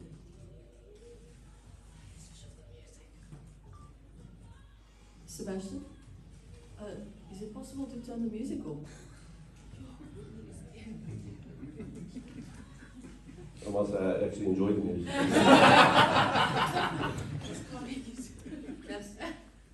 Hi Dan, the world is talking about the Springboks scrum again. Can you give us a bit of insight into the culture in the squad that creates those kind of scrum performances? Yeah, that's more the subject that I'd like to talk about. But yeah, I mean, we've been worked hard till the last 4 years to get to this point, to get to this match. It will always be part of our, how can I say, big rocks in our play, in the way we play. Like the lineouts, like the maul, like the kicking game, like all the other departments. It's just useful for us, and we will use it, obviously always till the maximum that we can. But yes, obviously we can always strive to get better. We're not there yet where we want to be. Yes, we only have one game to get where we want to be, and if it can play a big role in our game, it would be good. But yeah, as I said, we're still working hard on it and getting the perfect picture. Oxen Shea has kind of emerged as the star of the tournament. You've seen up close how much hard work goes into it. Can you share with us that journey that he's been on? Yeah, I was fortunate to coach him ever since I think he was 18 years old. So for the last 10 years, I think he's 28 now. For the last 10 years, I've been coaching him. I left at one stage Cheetahs, and he was, I think he left at some stage to the Sharks. But I was fortunate to coach him when he was a very young guy, and I must say he makes some progress. I don't think we've seen the best of him yet. I think because obviously I think from 28 till 32 as a front row player, I think that's where you're actually getting into your prime. But I think there's still a lot of work that he can do. And if you're referring to him, yes, he's a great player, a great guy. But as I said this morning to the guys, I mean, it's a cohesion effort. It's not a one-man show. You cannot solve problems by yourself, and you cannot go forward by yourself. You must have the guys next to you, behind you, in order to do that and to be performant. Jan de Koning. I asked this question earlier at the All Black presser as well. You played them twice this year. In the first, in the Auckland test, they got out the blocks very quickly and you guys never got back in the game. Then at Twickenham, you guys reversed that. You got out the blocks and they never let them back in the game. How important is the start going to be in this game? I suppose the start is always a good thing. I would say the most important thing is to finish well, obviously, because the game has only been won in the 80th minute, or sometimes it might be longer. But it's obviously a thing that we concentrate on and we will work on. But I suppose like the New Zealand team, they will be the same. But it's obviously they've been very good, especially in the very first game when we played against them. They got us, I think the first 20 minutes they were leading 17-0. But they played well. I think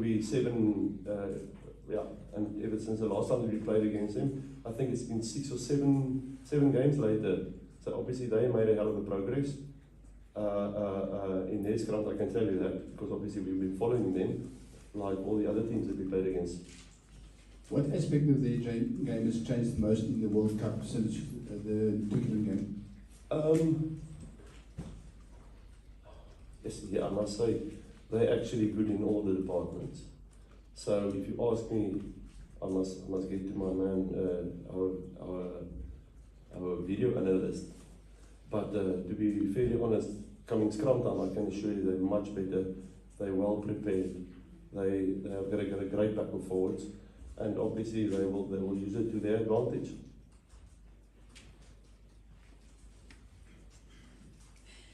It's been a bit wet today and looking like it might stay a bit wet throughout the week. Does it change much as to preparations? Do you prepare for potentially a rainy game night? Well, interesting question. I said to the guys earlier when we just done with our first training of the week, it went actually very well and actually preferred because it looked like we got more energy in the rain. You're not that tired, and obviously there are a couple of big boys which appreciate the colder weather. I can't say the same for the backs, but I can tell you, assure you, the big boys, they appreciate the colder weather. And no, circumstances is one thing. I mean, for them will be the same for us. Like we will play in the same grounds. And if you ask me, would you be preferred to play in these wet conditions? Doesn't matter, really. Doesn't matter. And just how special is it to be meeting the All Blacks in the final, given the history between these two teams? Yeah, every game is actually a big game in the World Cup. Meeting them, which is a top team in the world, it's good to meet them, and it's obviously where you will decide who's really number one. But they're special. I mean, for many years, there's a big rivalry between the two teams, and we actually we're glad that we can face them. Can I just ask you to expand on some of your comments about the New Zealand forward pack, especially since you met them at Twickenham? How do you think, in terms of scrum, line-outs, the breakdown, how the New Zealand pack has developed throughout this tournament, and what sort of challenge you think you'll face in this final? Listen, normally a game has been, if you want to beat the side, I think if you dominant up front, I think then, so they will definitely target us up front, like I suppose we will do with them. But no, it's going to be, we realize it's going to be tough, and we're well aware of the progress that they've made ever since the last time we met them.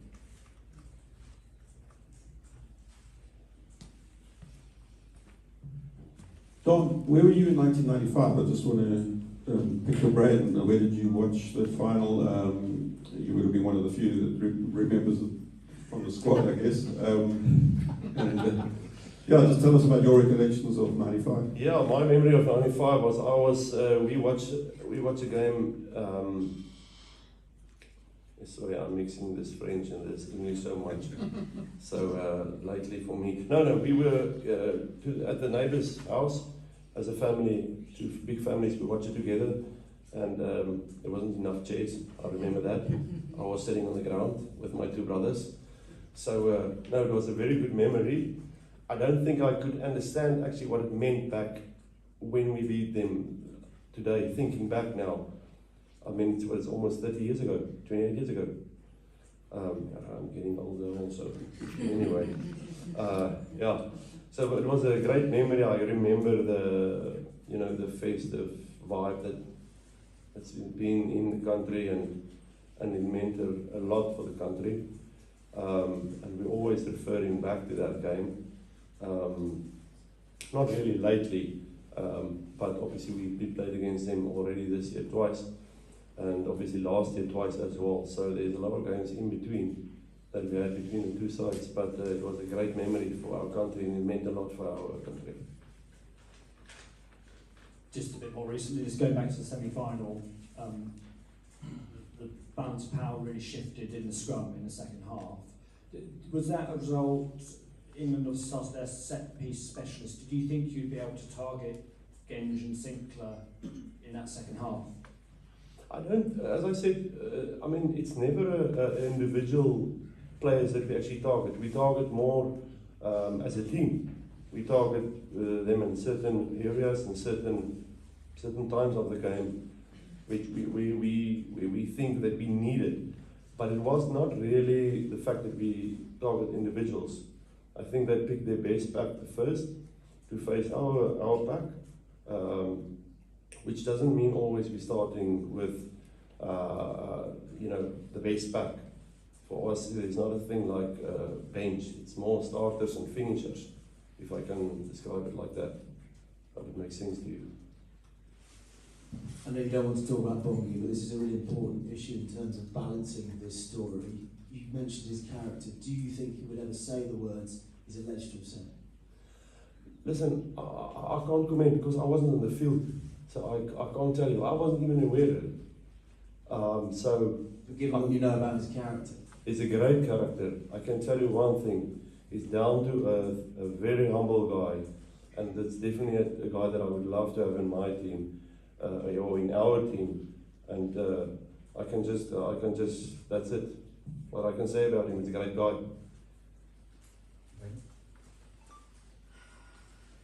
Sorry, Coach, just maybe give us a sense of the mood within the South African team in this big test week? Yeah, I think there's a great vibe in the team. I think everybody's very excited. A lot of the players, a lot of the families are here, a lot of the coaches' families are here. Everybody's very happy that we made it here. And obviously, if you want to win World Cup, you must first qualify for the final, which we got to. Very late in the game, but we got to it. And anyway, so actually we're glad we can participate in the final. I must say, everybody, there's a lot of energy, and there's a lot of positive energy in the group at the moment.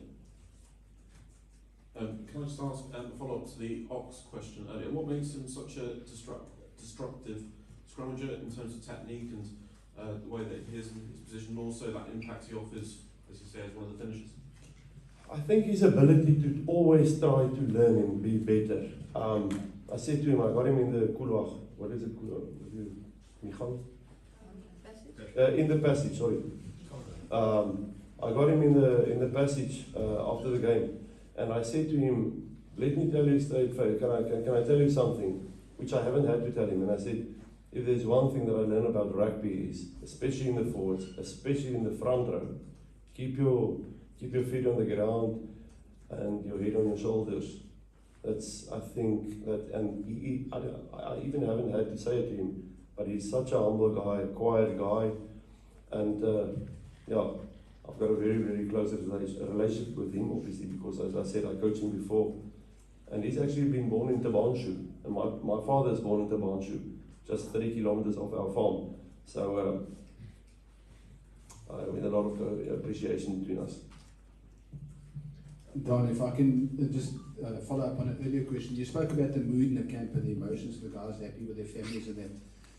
But how much does it buoy you or boost you, having come through two such tough games? We had to come from behind, we had to fight to the bitter end, knowing that you came through it twice now. Is that emotionally uplifting for the team as well? Yeah, definitely. And maybe we haven't played to our standards, but we haven't been led to play our standards in this weekend. So they've been great. They had a great game in them, and we were just, how can I say, lucky till the end. We had to fight till the end, and I think that speaks a lot of our character and our mood in our team. They're willing to fight. They're not willing to die, meaning on the field. But yeah. Right here. In the rugby sphere, it is believed that the All Blacks is the best team of all times. But if you win this weekend and you get to be the team with most Rugby World Cups, even though you didn't play the first two, does that make you the best team of all times? I would never say that.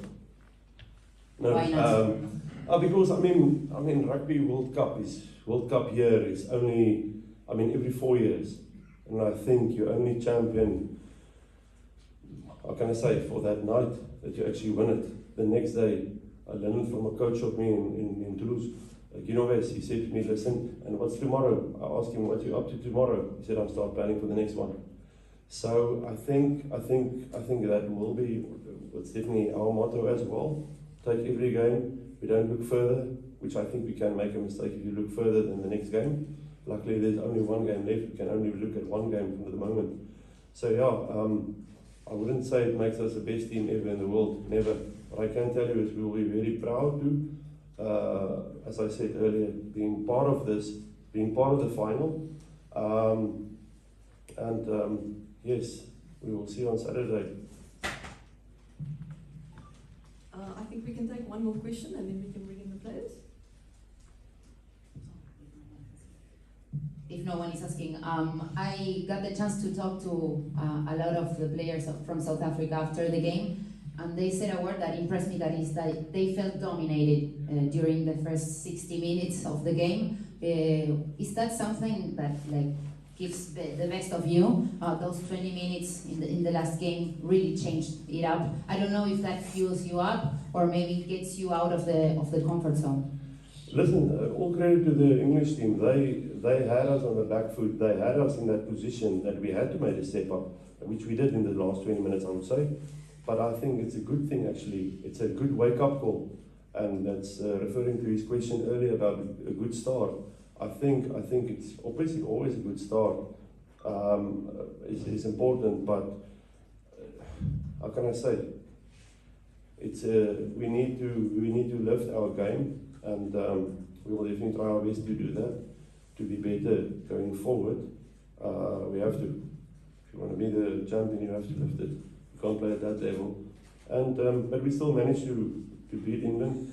But England was unbelievable good. It's the best performance that I've seen of the English side in a very long time. Yeah, yeah.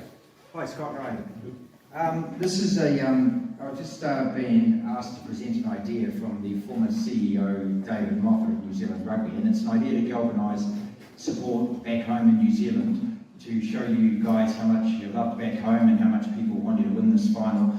And his idea is simply that to get all school kids this week to wear something black to the games, either black socks or shirts or shorts, and then get the schools to line them all up on the field, maybe in an A-B, send some photos to you guys. What would you feel about that? I feel an immense amount of pride and support. We've felt that through the whole tournament, even without that concept, so to have that would be bloody good. I see the Highlanders have changed their logo to black too, so there's already a little bit of a movement going, which is fantastic. I actually ran it past Foz. He said it was a great idea as well, so you'd be more than happy then. Absolutely.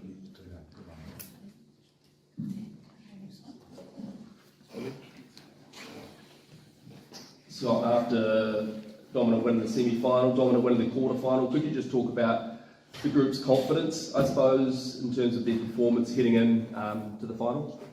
Yeah, there's a lot of aspects of our game that are working, and that builds belief. It's something we've been working on for quite a while, and to see it work under those moments, I guess, in the quarters and semis, it's very pleasing. So it's just about harnessing it now and making sure we do it again. Did you learn anything new about the Springboks in that semi-final? I suppose England probably the better team for the most part of that game, but just show you the Springboks are never out of it. Oh, never. That's always their mentality. They come from a country where they're very hardened, and they know how to stay in the fight and to win the fight. And they've shown that many years. They showed that in the last World Cup as well. So not much of their DNA has changed, no. Scott, what's your Scott, what's the team review told you about perhaps what you need to improve on from Friday night as you get into one? Yeah, just being able to see space and not narrowing in those moments. Like Argentina, we're extremely physical and we had to work hard to get through. But there's also space around that, so although the Springboks will be very similar, they apply a lot of pressure to come at you quite quickly.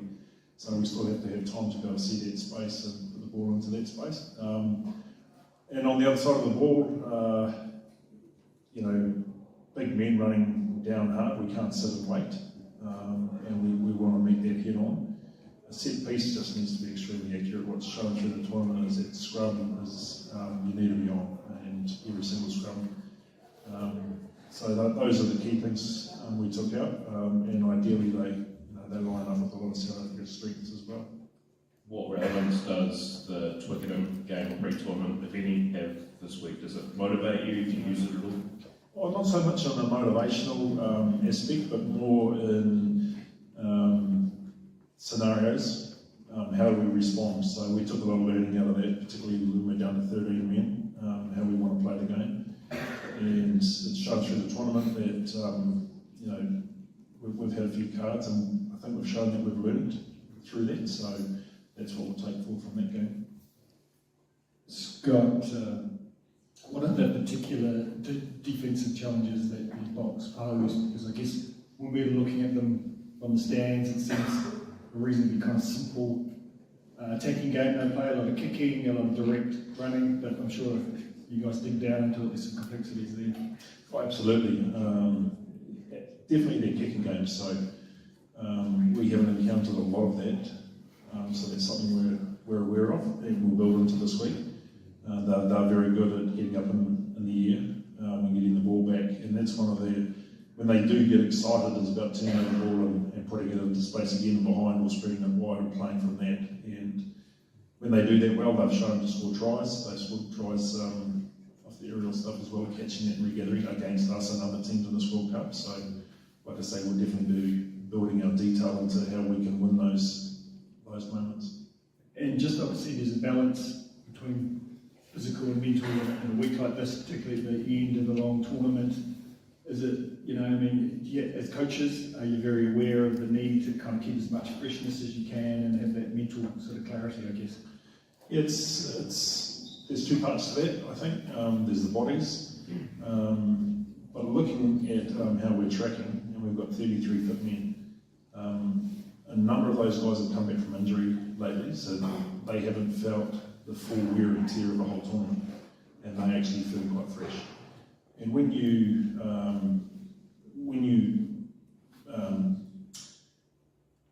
parts of your game work through the quarterfinal and semi-final, when that works and you get belief out of that, it's also mental freshness. It's not something that drags you down. So both mentally and physically, we're ready for this. We're quite excited already, and like I said last week, we're probably just going to hold the boys back a little bit. Scott, Jan de Koning, there we go. Sorry. You played each other twice already this year, and in both games, the team that got out the blocks the fastest is the one that went on to win. How important is that start going to be in this game, particularly? Yeah, it's no secret. Both sides will be focusing on that first 20 minutes, I imagine. And it's who can execute with accuracy. We've talked about that this morning.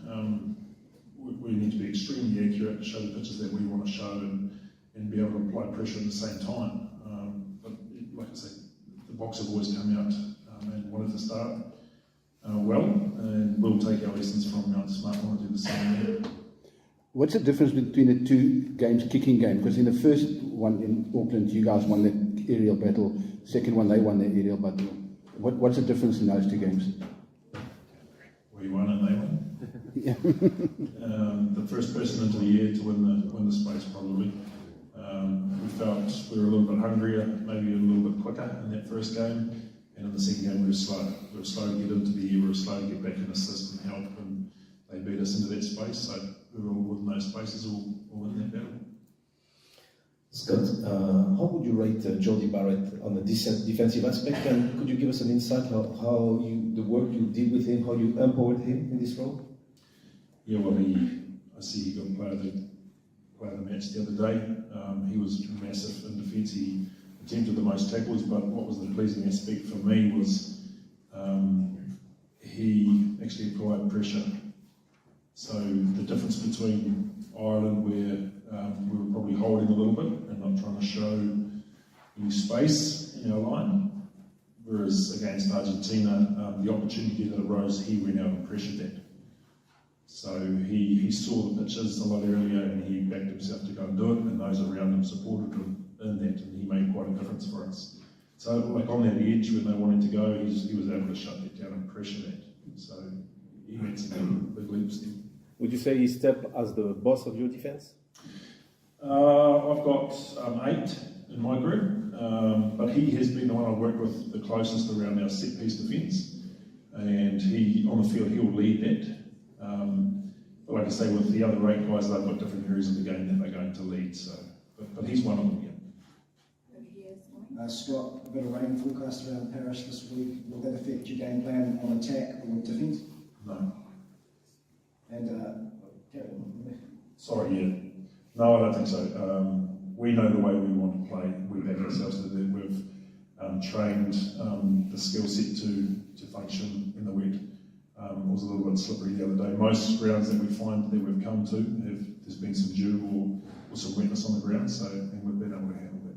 And just a word on Sam Kane, how impressed have you been with him both as a player and a captain? He's immense. Quite often I go up to him after he's addressed the team and just tell him how inspired I was. Often I get goosebumps listening to him, and I feel like putting the boots on myself half the time. And what we talk about is in our actions. So he speaks really well, but now he's backing that up with his actions as well.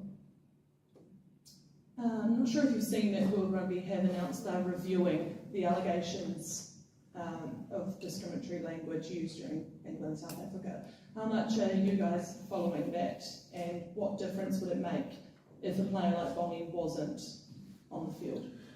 Yeah, no, we're not really following it as such. I learned about that this morning. It's something World Rugby will deal with. I understand the process is still ongoing, so, but if anything came of that for them, I imagine it'd be a massive dent for them. He's a leader of their team. When Sia goes off, then he becomes the captain, so I imagine that would really impact them, yeah. Hi Scott. Saturday will represent the last game for a lot of legends of New Zealand rugby. Just one in particular, if you could reflect on the career of Aaron Smith and his legacy for the All Blacks. He's the guy I've worked with for a long time, down with the Highlanders and now with the All Blacks. He's got a special place in my heart because of his passion. The way he applies himself every single day is for the betterment of the team, and that's grown his legacy. He's an absolute professional on and off the field. He gets his body right, he gets his mind right, and he gives it nothing short of 100 every single time. And he's a player in my group in the defence, and the passion he shows and the willingness and is just contagious, and I just think the world of him really. Scott, a lot was spoken about last week about being able to reset after that quarterfinal. So great. Well, in the semis, is it much of the same this week in how you approach it and how you get that reset right? Yeah, probably a little bit different. We've had an extra day to recover, and with it probably comes freshness. where we said that was a 6-day turnaround, so we had to manage that and then build the excitement within the group, whereas this week takes care of itself. Like I say, with that extra day, we probably have to hold the boys back a little bit, so and not play the game too early. And as coaches as well and staff, we have to do that as well. Like, everyone's excited about the week, so just being able to manage that. And I know you guys didn't necessarily have a preference on who you played in this final, but how special that is the Springboks given the history between the two teams and what's on the line. Yeah, it's massive. Remember touring there many years ago, and I was blown away by the passion of the people. They were very competitive and they told you, and they were in your face. But as soon as the whistle went, some of the best people to socialise with and have a barbecue, a braai and a beer. That respect has never gone away, and I doubt it ever will, between the All Blacks and the South Africans. And it's something we treasure, that fierce competitiveness on the field, but afterwards just being able to have a yak and be good men. Scott, it's obviously a massive week. Will you do anything different to mark the fact that it's a World Cup final to try? And you talked about Sam, addressing the group and inspiring the team. Will you do anything to mark the occasion to try and elevate things a little bit? Anything special? I don't know. I don't think it needs any elevation or anything special. I don't think there's anything planned. I haven't heard of anything, but I wouldn't think we would. We just go bone deep in terms of our preparation and just slowly build it as we go. And like I say, probably do a little bit less than adding anything in. Scott, down the back. Defeats is often about attitude, but also systems. What's clicked within this team on defence, and how important was that stanza against Ireland for confidence in the defence? It's something that, if we look last year in particular, where we got beaten and how we got beaten, we were tending to defend man system, and Ireland were too good last year in being able to put the ball into spaces and get through us and play through us. Now, a lot of that is coached in Super Rugby in New Zealand, and I do know that Northern Hemisphere sides in particular, they will target Kiwis who play up here because they know they're going to be man-focused rather than ball-focused. So we had to shift our skill set in the way we looked at things as defenders, and so planted the seed earlier this year with the leaders, got them to work through it through the Super, and then it got tested early on, and throughout all the games we've actually been tested quite thoroughly on that. However, when the push came to shove, particularly with Ireland, who were going to test us the most, it stood up, and that was really pleasing. It still is relevant against the South African boys, who you don't need to make as many decisions on the ball, but you still need to be able to see where the ball's going and then watch them put some bodies in front of them. So that's probably been the biggest shift for us, and we'll see if it can hold up again. Do you feel at home next to the racetrack? A little bit, I'll keep looking out there, yeah. Nice. Yeah, Scott, can I just ask you on the kicking game that you talked about earlier, countering the kicking game, any specific stuff you're going to be doing this week to work on that? I read some of the English work with wet balls, for example, ahead of Saturday's game. What would you be doing? Sorry, can you repeat the start of it? I missed the start. Countering the kicking game. Countering the kicking game, yeah. Like I just said, just making sure that our whoever's catching the ball can actually get up and win it and catch it. It's as simple as that. If we do that, then we control the ball and what we can do with it. If we don't win that airspace and get up and catch it, then, like I said, one of South Africa's main threats are the ability to play quickly off those turnovers, and we don't want to give them that opportunity. Scott, there was a bit of needle in the England-South Africa game. South Africa trying to impose themselves with some flash points, hands not shaking at the end, celebrations in their face. What did you make of that? And was it the spirit of rugby, do you think? To be fair, I don't really know what went on after that. I haven't watched any of that or seen any of that. a lot of things happen on the field, and emotions are extremely high. People react differently in different situations.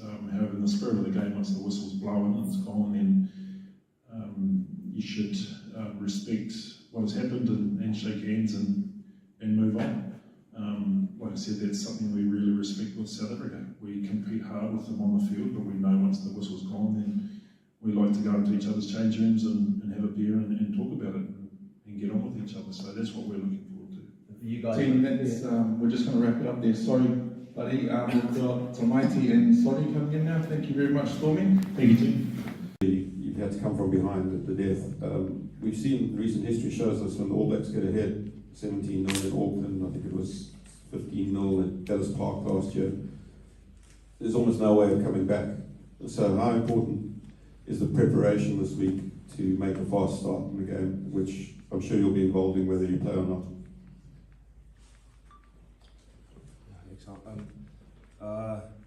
Yeah, of course, and I'm sure the coaches have mentioned it before. A fast start, I think that is something that's hard to determine. The bounce of the ball, rugby is a funny game. Sometimes you go in with good intensity or with good energy, and the bounce of the ball is just in the opposition's favour. So I think what we can control is to start the game with really good intensity, and of course I think what will help that is also preparation in the week. So training today has started on a really good note. There's of course also a lot of analysis being done on New Zealand, and a lot of learnings from the first match in the Rugby Championship, and then what worked in the last match against them. So yeah, hopefully all of that preparation will help us to start the game with good intensity, and then whatever the points will be like in that first 10, 15, 20 minutes, hopefully it will be in our favour then. Hi John, Jared Jordan here from the Irish Times. Good to see you, and thank you. I never thought I'd be interviewing an Irish player in the final of the World Cup. For that. But do you ever stop and think of this curious journey you've taken? Like as a kid, you were growing up dreaming of playing for Springboks, then became a goal to play for Ireland, and 4 years ago you would never thought this would be possible. No, I think I've caught myself thinking about it probably too often. It's a strange one because, I mean, if you asked me 6 months ago if I at all thought I had any chance of being here at the World Cup final playing for the Springboks, I would have told you you're absolutely insane. So for me, it's been, I'll probably wake up when it's all said and done and think, was that a dream or did it actually happen? You know, it was outside of the realm of thinking. So it's been a fantastic journey for me. It's been brilliant being part of the squad. I think, to be honest, it's one of the best groups of lads I've ever had the pleasure of playing with, working with, and knowing. From players to staff to analysts to medical team to coaches, they're all just great people, and diligent, hard workers, passionate about the game, passionate about South Africa. It's been an absolute pleasure being part of it. Could I ask you just one more, because you obviously played against Ireland in the pool stages, which there must have been a few interesting moments. Ty Byrne told us that you had a good shot in with a clear out. Yeah, look, you always try and get the lads. It's sort of like it's just one of those things. If you know someone a little bit better, you always go a little bit out of your way just to see if you can get one over on them. But no, look, I think me and RG hit Ty got a clear out once, but no, it was a good game. I really enjoyed it. Obviously, it was a pity for us that the result didn't go our way, but look, here we are in the end still. So at the end of the day, no one really looks back and says, okay, well, you lost the full game. And they're going to look at, did you win the World Cup? So we were obviously disappointed with the result back then, but happy with where we are now. But yeah, no, it was a fantastic game to be part of. I enjoyed every minute. Great, can you pass? Hi guys, I know you weren't on the pitch, but can I just ask you how surprised are you both about the allegations about Bongi? Look, Bongi's a great guy. I've known him since we played together at the Stormers, I think 9 years ago.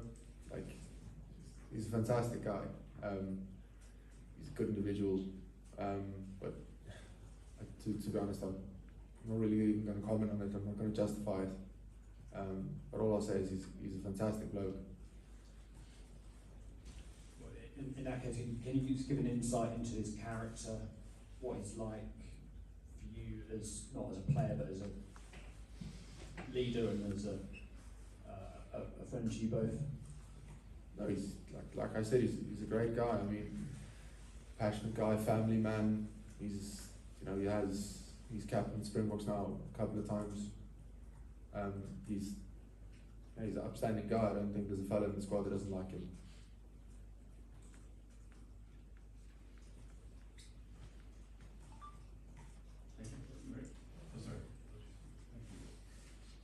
Hi, Simon Burke, SABC News. John and Marvin, you had a chance to visit a school in the town that the Springboks are training in. We ran into the mayor and he was singing the Springboks praises and said that the children were overjoyed by the visit from you guys. And that's a theme I've noticed in France, is that the school children have really taken to the Springboks. Tell us about your interactions, because Marvin, they asked you what you would be if you weren't a rugby player, and you said you were going to be a footballer. I wish, if I was short and faster. Yeah. So no, I think that was a fantastic experience for us, and on a personal level for me when I was a kid, whenever there was professional rugby players around, and whenever you could get an interaction, it's something that stays with you for the rest of your life. So hopefully that interaction would stay with those kids, and of course we've heard that there's not a lot of rugby in schools here, but more in clubs. So yeah, we don't know if they do get many interactions, but yeah, like I said, hopefully that will stay with some of them for the rest of their life, and probably aspire to play for France. Hopefully they don't become so good that they'll beat South Africa in the future. But yeah, I think it's important for us to try to stay in touch with the next generation. John, the mayor also said that a lot of the kids actually have Springbok jerseys that weren't bought for the occasion. They've had them for a while. So the Springbok is a brand that translates well, especially here in France. So have you got an inkling as to why the French have taken to the Springboks? I think rugby is just one of those universal things. I don't think you need to be from a certain place to support a certain team. Obviously, you're probably more inclined to support the Springboks if you're from South Africa, or Ireland if you're from Ireland, or you can name any team. But I think there's a lot of people that look at our style of gameplay and look at our history and what we've done and what we represent. I think what the Springboks represent in terms of unity and just passion for the game. I think it resonates with a lot of people across the world. So I'd say that's probably the main reason. It's just people find something that draws them to the Springboks. I think it draws a lot of people. And he also said you guys are going to win. So that's the main. The children were very adamant we were going to. So. Hi John, I think I saw your wife in the TV coverage of the last game. Was she being a part of this as well? Yeah, no, she was immensely embarrassed because she's this thing where whenever she sees herself on TV, she ducks down. So it actually happened, the exact same thing happened to her at the RWC final, and she ended up becoming a meme there about when you tell your boss you're at work, you're sick, but you go to the RWC final instead or something like that. So that's now 2 playoffs in a row. She's been caught on the big screen. But yeah, no, she's been with us for since the Tonga game. So it's been fantastic having my family with me. Have you had much other support from back in Munster from Irish people as well? No, tons. Absolutely inundated with messages from Munster supporters. Obviously only after Ireland fell out. then they really came after us and said, no, listen, you're our second team now, guys. So no, I think the support was really well felt and really heartfelt as well from a lot of Munster fans, and I think it made it a lot easier for me, because I thought there'd be, to be honest, I thought it would be quite a negative reaction when I declared for the Springboks from, I suppose my history with Irish media. I figured there'd be, a few negative articles, but it was resoundingly positive, and I was, really happy about that. And as I said, it made it a lot easier for me.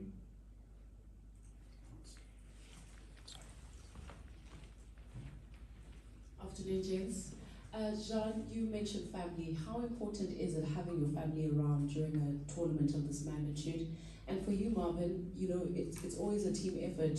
The coaches have always spoken about how even the guys that don't play prepare the first 15, the entire 23 actually, to get onto that field. How intense have those sessions been in making sure that they are game ready for the match as well?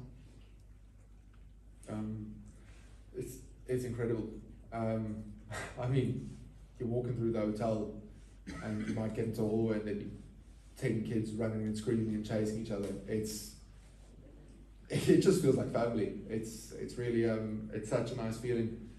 You go for dinner and there's a load of kids running around playing games, and I mean, I had my child carried away by a 4-year-old girl about 2 days ago. She was just like, no, I'm gonna go play with him now. Picked him up, walked him away. I was like, hands off, So it's fantastic. I mean, Marvin's family is there as well. I mean, there's a load of guys actually at the moment who have really young babies. I think your son's 5 months? 3 months. 3 months old. Yeah. I think Jasper Visa has a daughter as well. She's, I think, 2 or 3 months old as well. I know Mike van Staden, his daughter was born in the first week we were here. So I think he spent 2 days with her before having to fly back. So fortunately for him, his family's coming this week. They've managed to get all their affairs in order and make the flight. So no, it's such a fantastic part of being here and having them included. I think it's a big thing for them to be part of the whole experience. It's not just off go the husbands to play rugby. It's off we go. This is we are part of this. It's us. It's not them. I think it's fantastic. I think it's rugby at its core is a team sport. Whether 23 in the World Cup situation is 33. So it's important, I think, for everyone to contribute, because we also know injuries. We know you mentioned the preparation as well, and I think professional rugby these days, especially at international level, there's so much analysis that goes into opposition. We know some of the other international teams have a lot of analysts. We also do. Our coaches do most of it, so of course the analysis is the one part, and then trying to do those analysis or do the things that the opposition do in training it's almost it sort of helps or prepares the guys who will be playing, so by the time they hit the match, they've seen whatever it is that the opposition will bring in training in that week, or in a video session, or in their own when they're watching a video analysis on their phone or laptop or whatever. So I think it's incredibly important for a rugby team to operate like that, and I think for South Africa, we hopefully all the other clubs or the franchises, we use the same model, that it's 23 or whatever the squad is. Everyone is incredibly important, because you never know, there could be injuries and other guys could be quite important towards the latter stage of the competition. So I think it's quite important for us.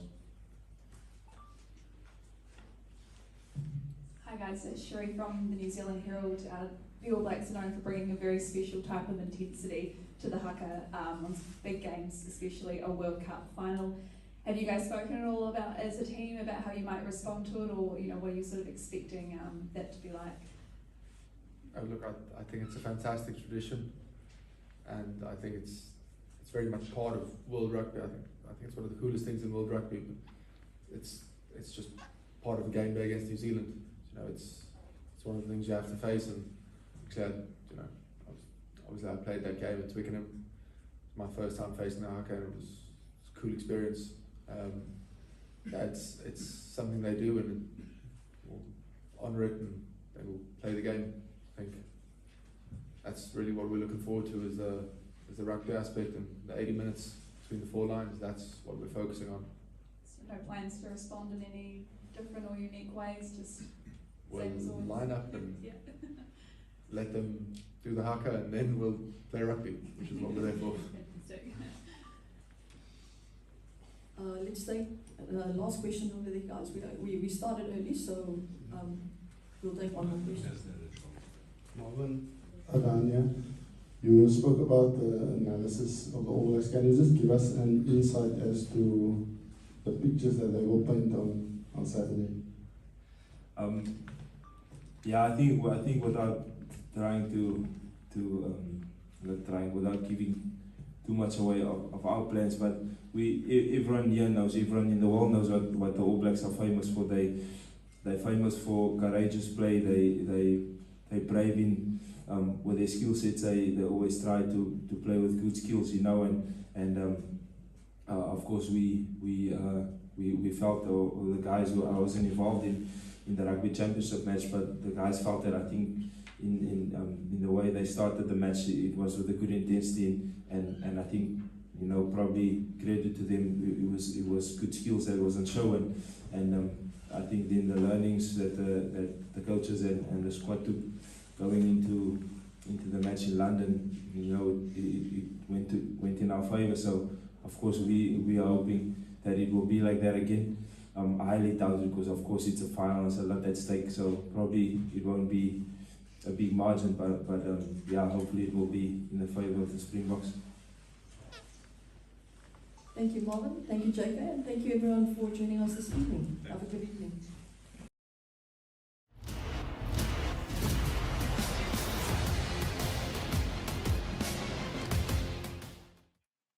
Hello and welcome to Forever Rugby on Forever Sports, and it is official. The new rugby calendar reform has officially been voted through, and the reform has begun, or has been approved, really. And it's not the reform a lot of people wanted. In fact, many people going as far as to brand this, you know, the end of rugby, the downfall of rugby. And that is because of the exclusionary nature and almost the elitist nature of a lot of what this reform will now entrench, you know, structurally. And it's a bit of a frustrating time for this to be voted just weeks after we saw the first ever World Cup victory from Portugal. You know, we saw Fiji getting to the quarterfinals. We've seen heroic performances from your Uruguays. You know, we saw Chile and how much people got behind them, you know. So it was some amazing performances that we saw during the World Cup of your second tier 2 nations. And this new, you know, calendar did not really include them. And for me, and for a lot of people saying that it's just not going to basically give any space for them to improve and to be competitive. So we're going to go through the calendar, as well as the new international men's competition, which is the new look Pacific Nations Cup, which will feature Fiji, Samoa, Tonga, Canada, Japan, and the USA. And we'll talk a little bit about how this whole calendar works and the reform and what's going to happen. So before we do that, please do smash like on the video. Please do subscribe to the channel as well. And buckle up, because it gets a bit complicated.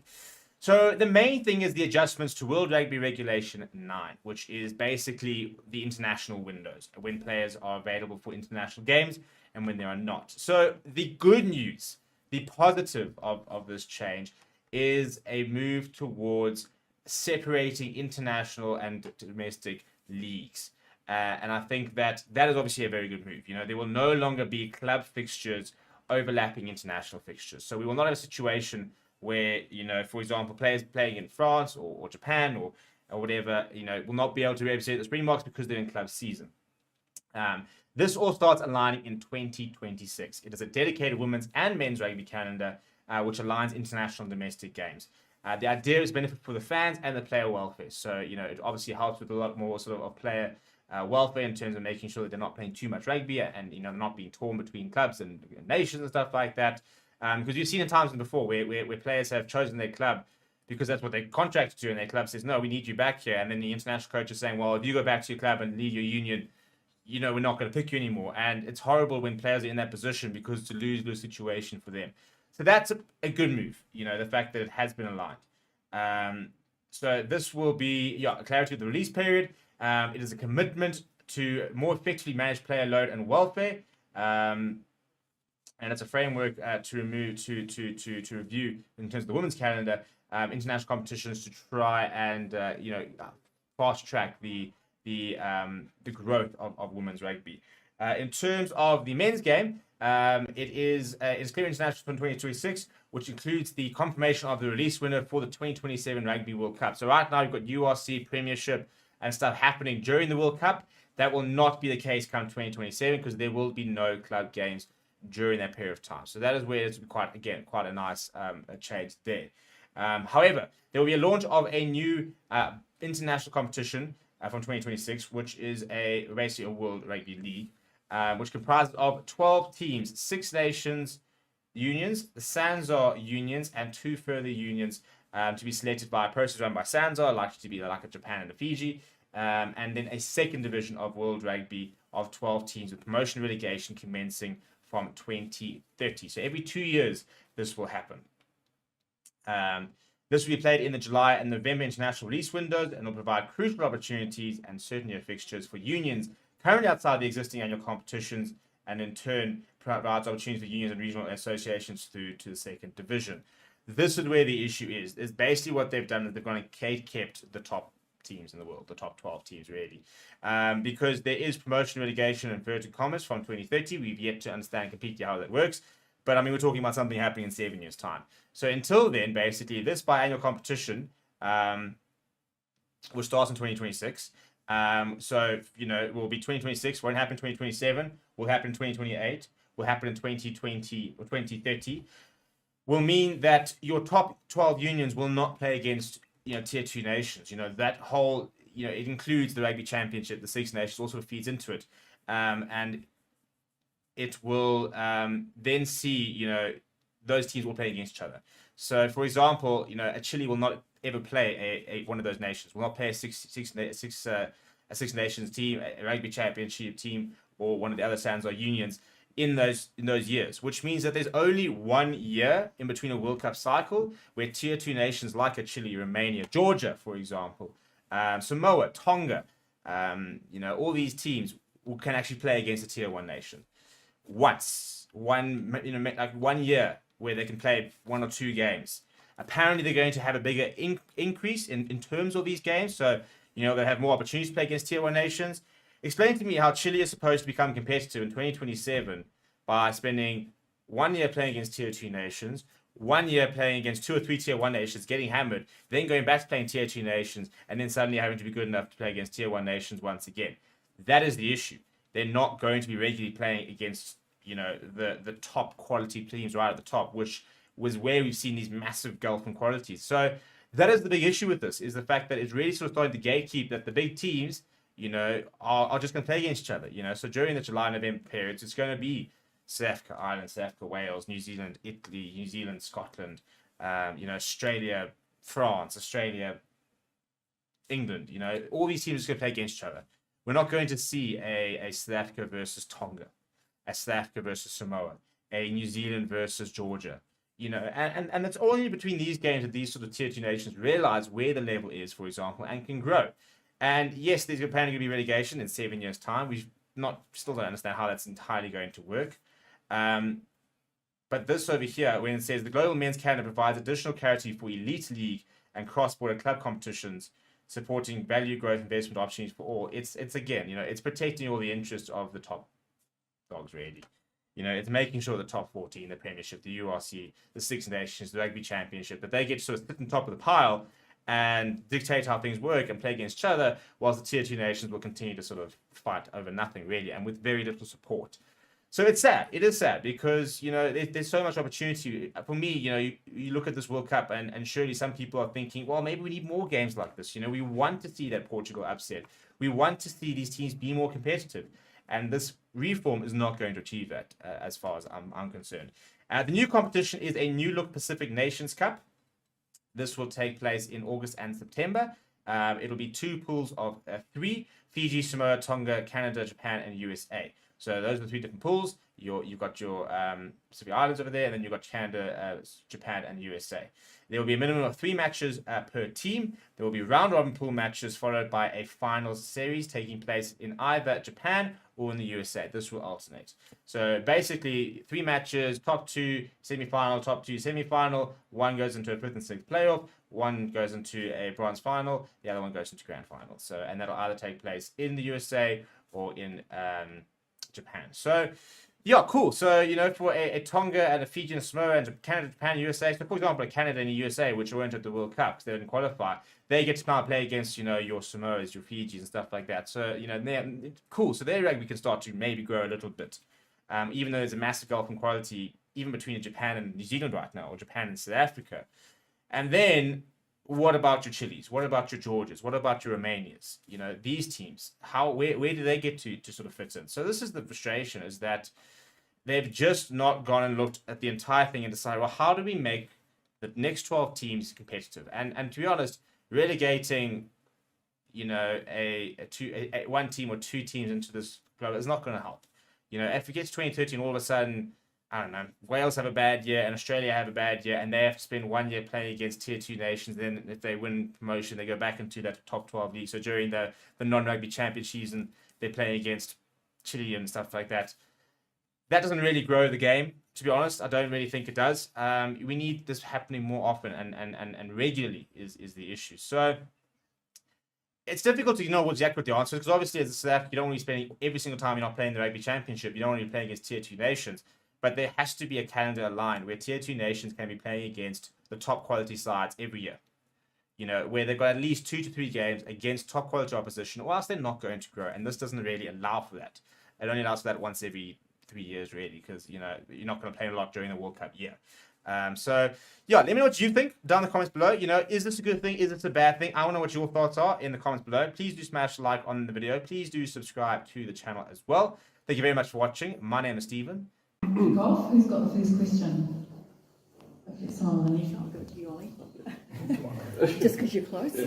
Hey, Tamati, just want to, I suppose, get you to reflect on this year. You know, first year in the team, now could be preparing for a World Cup final. What has this roller coaster, I suppose, been like for you? Yeah, man. It's been crazy. It's quite funny. I went out for brunch with my mum and my fiance yesterday, and kind of sat back and how long has this year been? We're in the most important week of the year now, so I'll leave the reflections for the summer.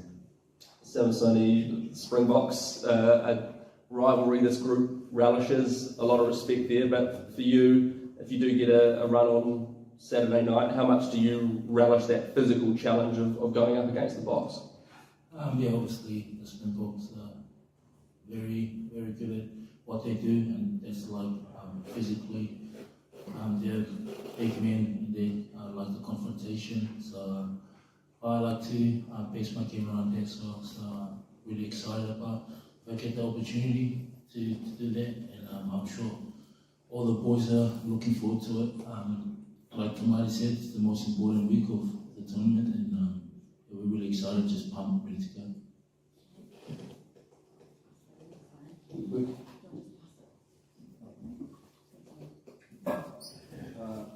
Tamati, the Springbok scrum, obviously they've got that crucial penalty at the end of the game against England, which won it for them. Can you just word on how powerful their scrum is and what you need to do to counter that? Yeah, man, they're great scrummagers, bro, as we all know in this room, and they've shown that the last however long. So for me, it's like Sonny said, if I get the opportunity to be out there on Saturday, I'll be up for the challenge. But it all starts in the week, in the preparation in the week. We'll have a closer look and how we can counter that. And just a word on Sam Kane, how impressed have you been with him playing on the field in his position and also as a skip? Yeah, he's a great skip, man. He's a good friend and he's a good guy. I just love being out there, and whatever he wants me to do. So he's a great man and he's a great scout.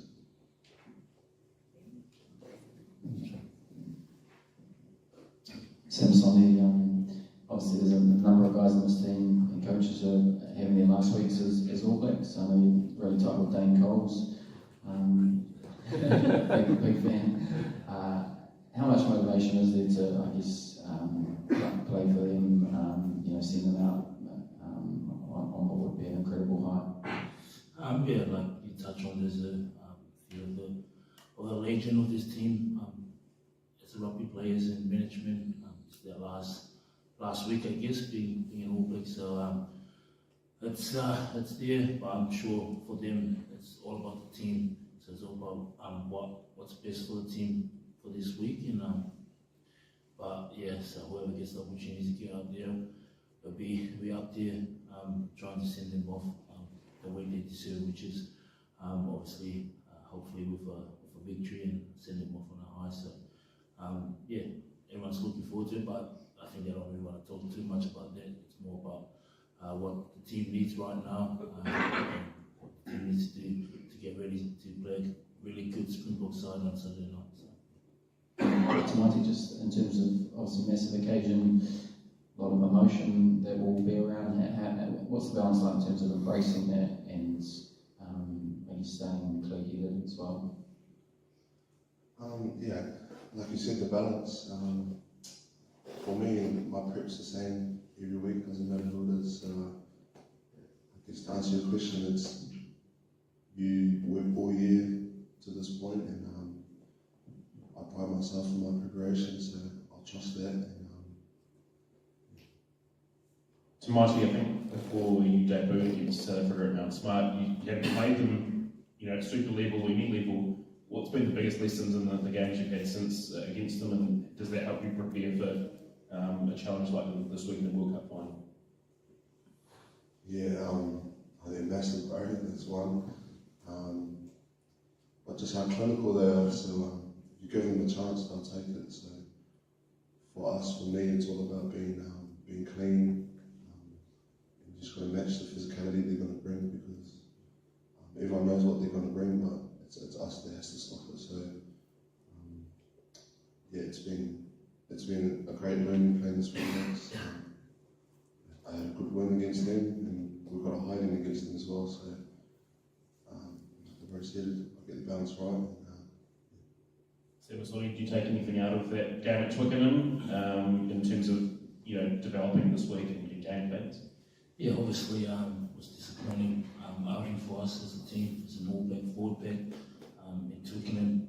You always take learnings from every game, but a lot more when you did get the job done. So yeah, we'll review that game and take a lot of learnings from there. It'll help us build the week and what we need to do to come up against a really physical South African forward pack. So. To my team, there's a lot said and written about the bomb squad, which is there in back group off the bench. You're part of the All Blacks bomb squad. Can you just talk about that collective kind of mentality you guys have to make your impact in a game, and I guess what you'll look to do to match that, what those Boks do? Yeah, it's clear they've got a good bench, man, and they do the damage when they come on. But for us that on the bench, it's whatever the team needs first, whatever the team needs us to do off the bench with our impact, with its energy, with our voice, energy with our ball carry, our set piece. So there's a lot of talk about them, but we're just going to focus on ourselves and make sure we're primed. So whoever's on the bench, and when the bench comes on, make sure we make the impact. Yeah, and just on your year, I know you're not in reflective mode just yet, but it's been an incredible year for you, making this breakthrough and the journey you're on now. Has there been one piece of advice, one message from someone in this group, outside this group, something that's really resonated with you that's kind of, that stuck with you and that you kind of have used to, I guess, meet this challenge at this level? There's been heaps of advice and heaps of, I've got all the mentors, but one that really has stood out for me this year is I think it was in the pre-season when the All Blacks came back.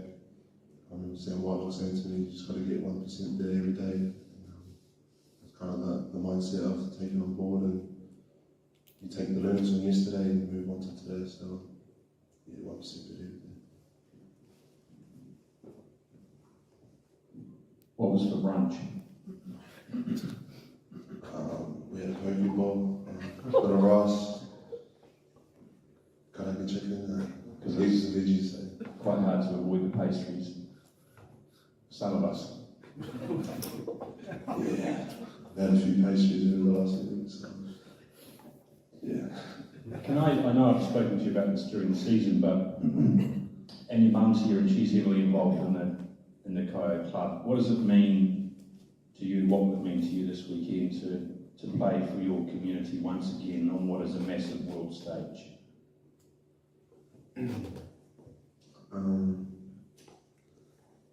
You know me very well. I wear my heart on my sleeve every day, and I know where I'm from.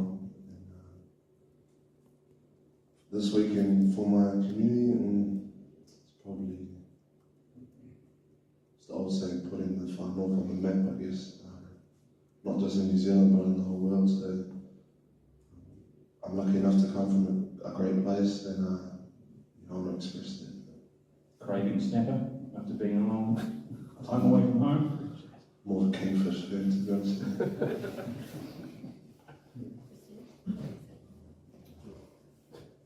Yeah, g'day, Timon.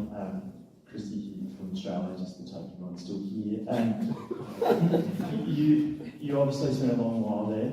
Can you tell me a little bit about growing up in Oz, and have you still got friends and some family there at all, or if you had any kind of messages, and just kind of what impact and how you came through the rugby pathways there?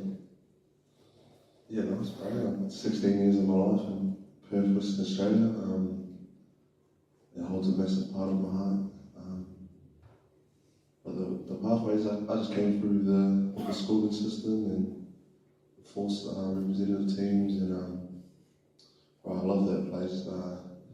I didn't actually want to leave, but like I said before, my parents had a vision that I couldn't see. I have a lot of family in Australia, and down at the bullpen at Kalamunda, so yeah, man, I try to get back there as much as I can. I went last year for my uncle's 30th, and I seen schoolmates, cousins, aunties, uncles, and yeah, it holds a special place in my heart as well.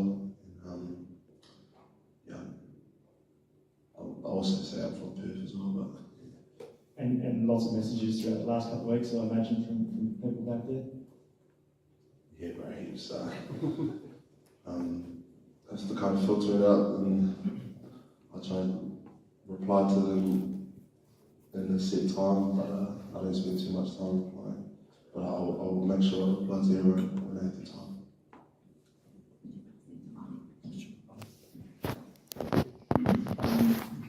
Sonny, you touched on kind of Colsey before, but just wonder if you could reflect on the time you've spent with him and with Cody as well, and I suppose that competition between the three of you, and how much of a better player has having those guys around you made you?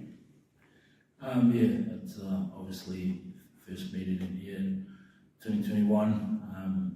Yeah, just clicked on with Cozy. I think I was a bit more too cheeky to him more than anything, but yeah, take me under his wing. Cody as well.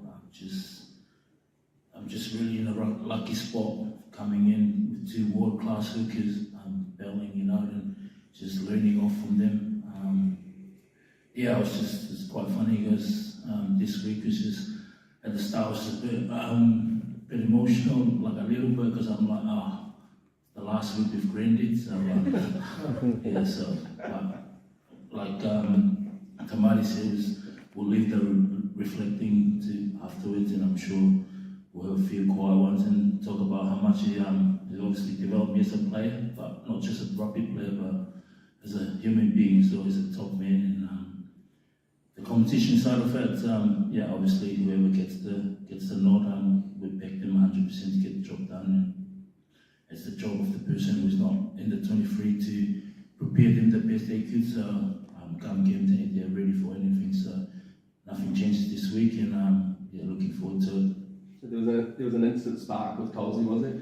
Yeah, I think more like he just kind of break the ice and try and make me feel like I belong. And yeah, I think he regrets it now because I'm quite a bit cheeky to him. So, but it's, when it's time to be serious, we're serious, and when it's time to joke around, we love to have a laugh, and Currie as well. So yeah. What did he do to break the ice?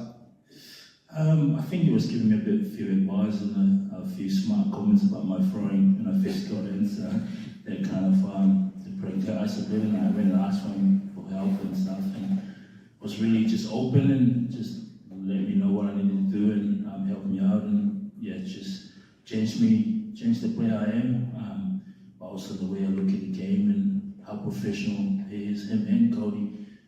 To be able to be in this game for however long he's been here, I lost count. So yeah, to be at 36 and still playing really, really good footy, it's a credit to him, and yeah, that's pretty good.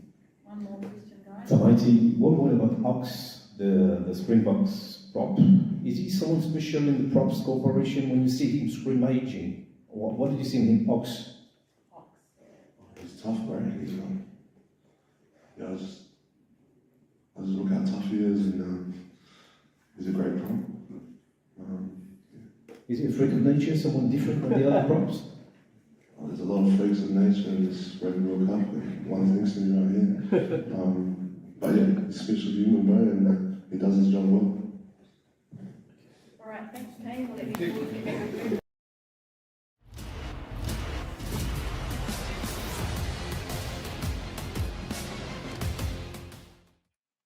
Hello and welcome to Forever Rugby on Forever Sports, and it is official. The new rugby calendar reform has officially been voted through, and the reform has begun, or has been approved, really. And it's not the reform a lot of people wanted. In fact, many people going as far as to brand this, the end of rugby, the downfall of rugby. And that is because of the exclusionary nature and almost the elitist nature of a lot of what this reform will now entrench, structurally. And it's a bit of a frustrating time for this to be voted just weeks after we saw the first ever World Cup victory from Portugal. We saw Fiji getting to the quarterfinals. We've seen heroic performances from your Uruguays. We saw Chile and how much people got behind them. So it was some amazing performances that we saw during the World Cup of your second tier 2 nations. And this new calendar did not really include them, and for me and for a lot of people saying that it's just not going to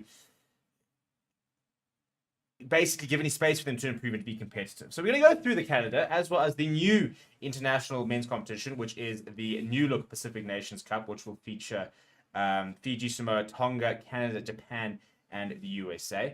And we'll talk a little bit about how this whole calendar works and the reform and what's going to happen. So before we do that, please do smash like on the video. Please do subscribe to the channel as well. And buckle up because it gets a bit complicated.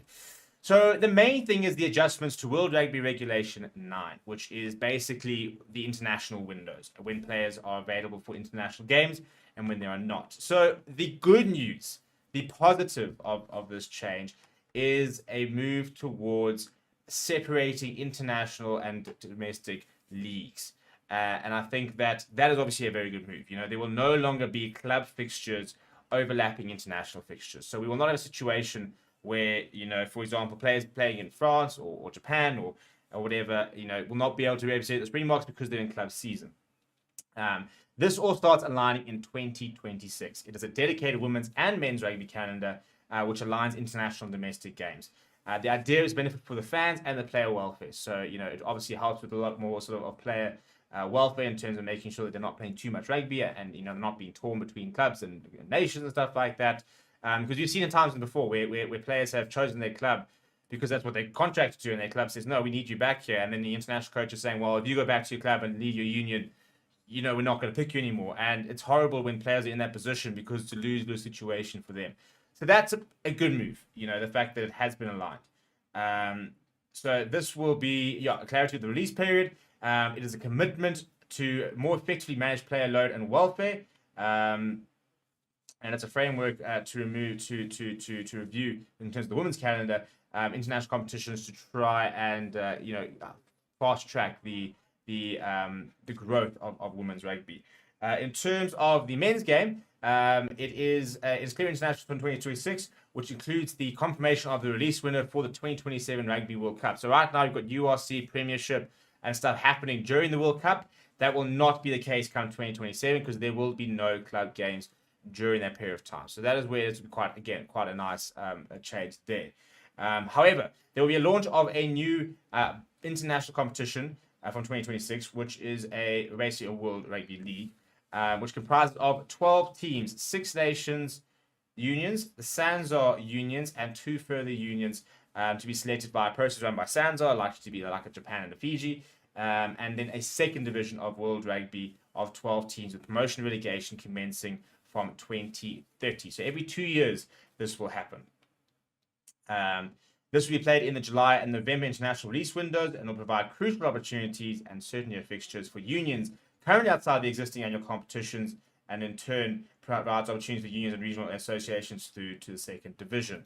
This is where the issue is. Is basically what they've done is they've gone and kept the top teams in the world, the top 12 teams really, because there is promotion, relegation, and inverted commas from 2030. We've yet to understand completely how that works, but I mean we're talking about something happening in 7 years' time. So until then, basically this biannual competition will start in 2026.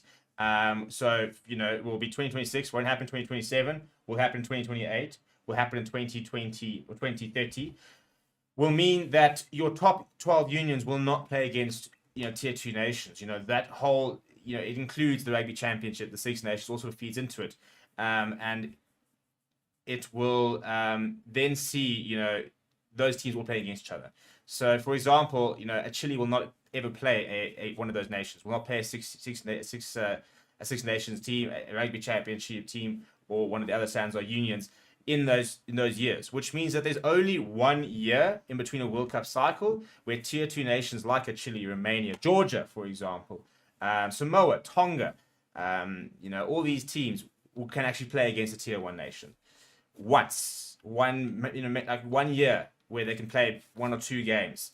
Apparently they're going to have a bigger increase in terms of these games, so they have more opportunities to play against tier 1 nations. Explain to me how Chile is supposed to become competitive in 2027 by spending 1 year playing against tier 2 nations, 1 year playing against 2 or 3 tier 1 nations, getting hammered, then going back to playing tier 2 nations, and then suddenly having to be good enough to play against tier 1 nations once again. That is the issue. They're not going to be regularly playing against the top quality teams right at the top, which was where we've seen these massive gulf in qualities. So that is the big issue with this, is the fact that it's really sort of starting to gatekeep that the big teams are just going to play against each other. So during the July-November periods, it's going to be South Africa, Ireland, South Africa, Wales, New Zealand, Italy, New Zealand, Scotland, Australia, France, Australia, England. All these teams are going to play against each other. We're not going to see a South Africa versus Tonga, a South Africa versus Samoa, a New Zealand versus Georgia. And it's only between these games that these sort of tier 2 nations realize where the level is, for example, and can grow. And yes, there's apparently going to be relegation in 7 years' time. We still don't understand how that's entirely going to work.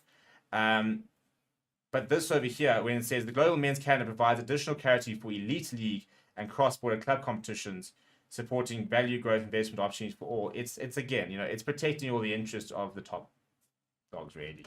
It's making sure the top 14, the Premiership, the URC, the Six Nations, the Rugby Championship, that they get to sort of sit on top of the pile and dictate how things work and play against each other, whilst the tier 2 nations will continue to sort of fight over nothing, really, and with very little support. So it's sad. It is sad because, there's so much opportunity. For me, you look at this World Cup and surely some people are thinking, well, maybe we need more games like this. We want to see that Portugal upset. We want to see these teams be more competitive.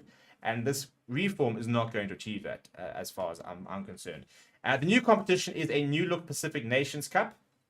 This will take place in August and September. It'll be 2 pools of 3, Fiji, Samoa, Tonga, Canada, Japan, and USA. So those are the 3 different pools. you've got your Pacific Islands over there, and then you've got Canada, Japan, and USA.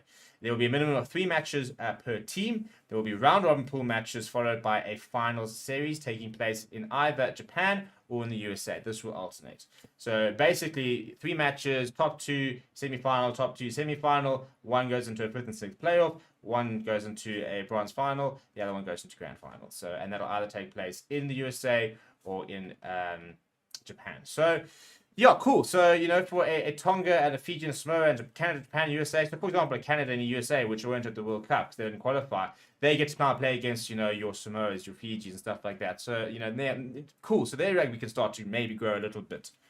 Even though there's a massive gulf in quality, even between Japan and New Zealand right now, or Japan and South Africa. And then, what about your Chilis? What about your Georgias? What about your Romanias? You know, these teams, where do they get to sort of fit in? So this is the frustration, is that they've just not gone and looked at the entire thing and decided, well, how do we make the next 12 teams competitive? And to be honest, relegating, you know, one team or 2 teams into this club is not going to help. You know, if it gets 2013, all of a sudden, I don't know, Wales have a bad year and Australia have a bad year, and they have to spend 1 year playing against tier 2 nations. Then if they win promotion, they go back into that top 12 league. So during the non-rugby championship season, they're playing against Chile and stuff like that. That doesn't really grow the game, to be honest. I don't really think it does. We need this happening more often and regularly is the issue. So it's difficult to know exactly what the answer is, because obviously as a South Africa, you don't want to be spending every single time you're not playing the Rugby Championship, you don't want to be playing against tier 2 nations. But there has to be a calendar aligned where tier 2 nations can be playing against the top quality sides every year. You know, where they've got at least 2 to 3 games against top quality opposition, or else they're not going to grow. And this doesn't really allow for that. It only allows for that once every 3 years, really, because, you know, you're not going to play a lot during the World Cup year. So, yeah, let me know what you think down in the comments below. You know, is this a good thing? Is this a bad thing? I want to know what your thoughts are in the comments below. Please do smash a like on the video. Please do subscribe to the channel as well. Thank you very much for watching. My name is Stephen. I'll chat to you soon. What a week this is for you. How are you enjoying this sort of pressure into a play? Yeah, well, the pressure's, you know, a privilege. I guess we, you know, for myself, it's just a massive opportunity to represent my country. You know, like, all I can say from a personal level is just the messages, I guess the whole team and the All Blacks that have had from New Zealand and our country the last few days and this week has been unbelievable, the support that's coming in, and, you know, the people, you know, doing their shops in black, and we feel it, and there's been a lot of messages, emails, voicemails. It's just special that the country's behind us, because it's the country's team. Jace, obviously a long history between the All Blacks and South Africa, going back through the years, 1995 and various others. So did you dig into that this week, or does the World Cup final sort of speak for itself in terms of motivation? Yeah, well, definitely the history's a big part of it, isn't it? You know, like, you sort of build that up probably more towards the end of the week. You feel that we just got to make sure we get our game right first and foremost, and, you know, we believe we've got a clear plan around that, and then as we get closer to the game, the old mental, you know, side of the week kicks in, and, you know, you can, you know, we talked a little bit around the legacy last week, but there's no secret, it's been a massive tradition. It's awesome, you know, we still, you know, you love going to South Africa as being a part of the All Blacks and getting them some biltong and some prize. It's just a special place to tour, and they bring a special part of their game that, you know, I think makes it just a great rivalry, and to be doing it in a World Cup final is just, you know, that's when you want to be playing, that's when you want to be coaching, that's all you want to do is set yourself up for a gold medal. So we're looking forward to that, and the history's going to be very special. Jason, is Racy Erasmus a bomb squad in his own, or how would you summarize it in 3 words? In 3 words. I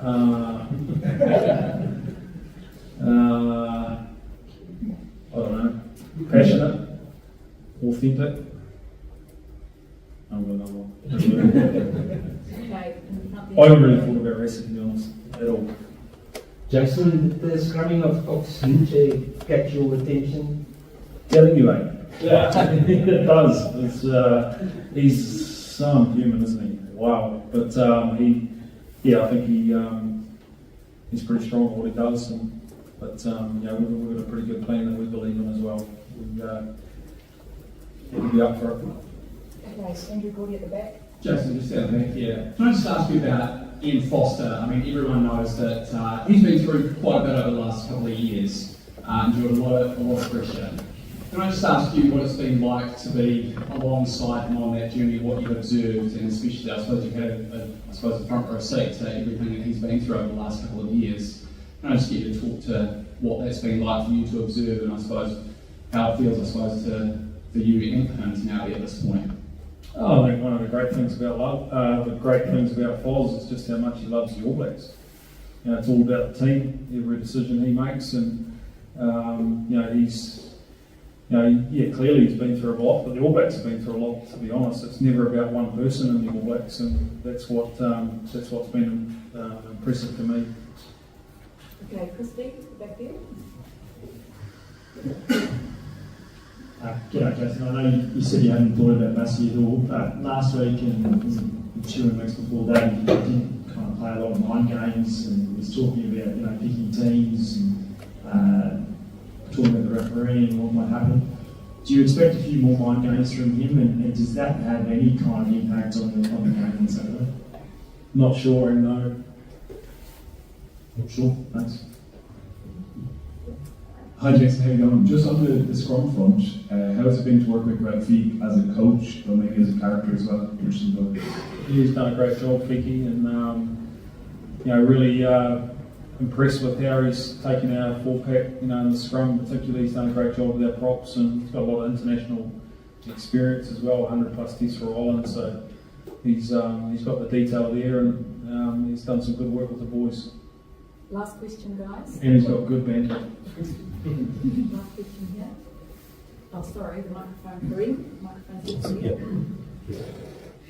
Jason, good afternoon. Firstly, what have you made of the Bongi bet, and have the Boks missed Malcolm Marx from this tournament?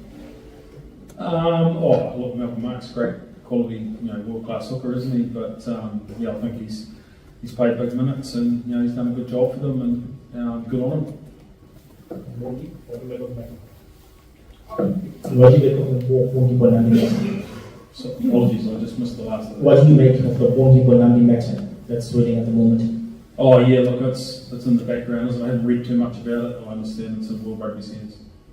Thanks, team. Cheers, boys.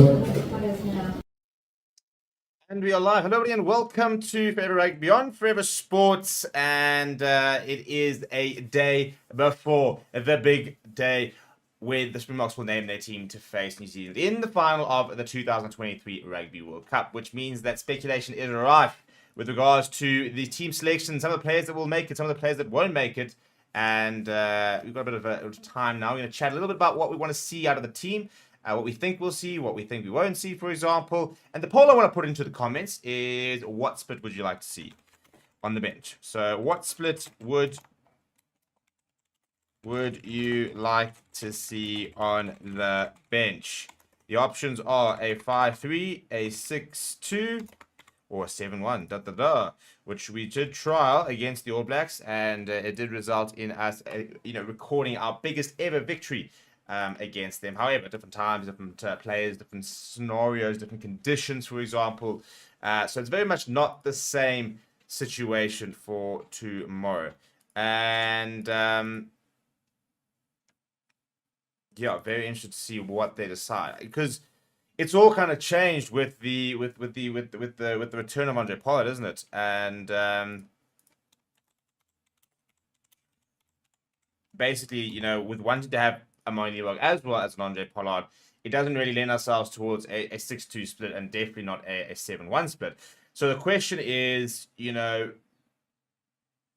do we then drop either of them? I mean, I don't think Andre Pollard's going to be dropped after last weekend. So do we, if you're going to be perfectly honest here, does Moini Log fall out of the 23, which allows us to go with a 6-2 split, for example, with a Vili Leroux and a Kobus Rana, or Kobus Rana starts, for example, then you can have Faf de Klerk and Vili Leroux on the bench. Or do we go with a 5-3 split to be able to accommodate both a Moini Log as well as a Pollard, which is basically what Rassie Rasmus has said. He said if we want both them to play, then we kind of need to go with a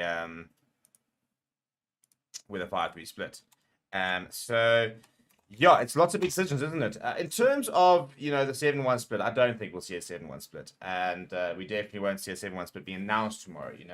That when we did announce it, it was an injury, inverted commas, due to Billy in the warm-up. And they just decided to replace him with the Kwagga Smith and just go to the full-on bench.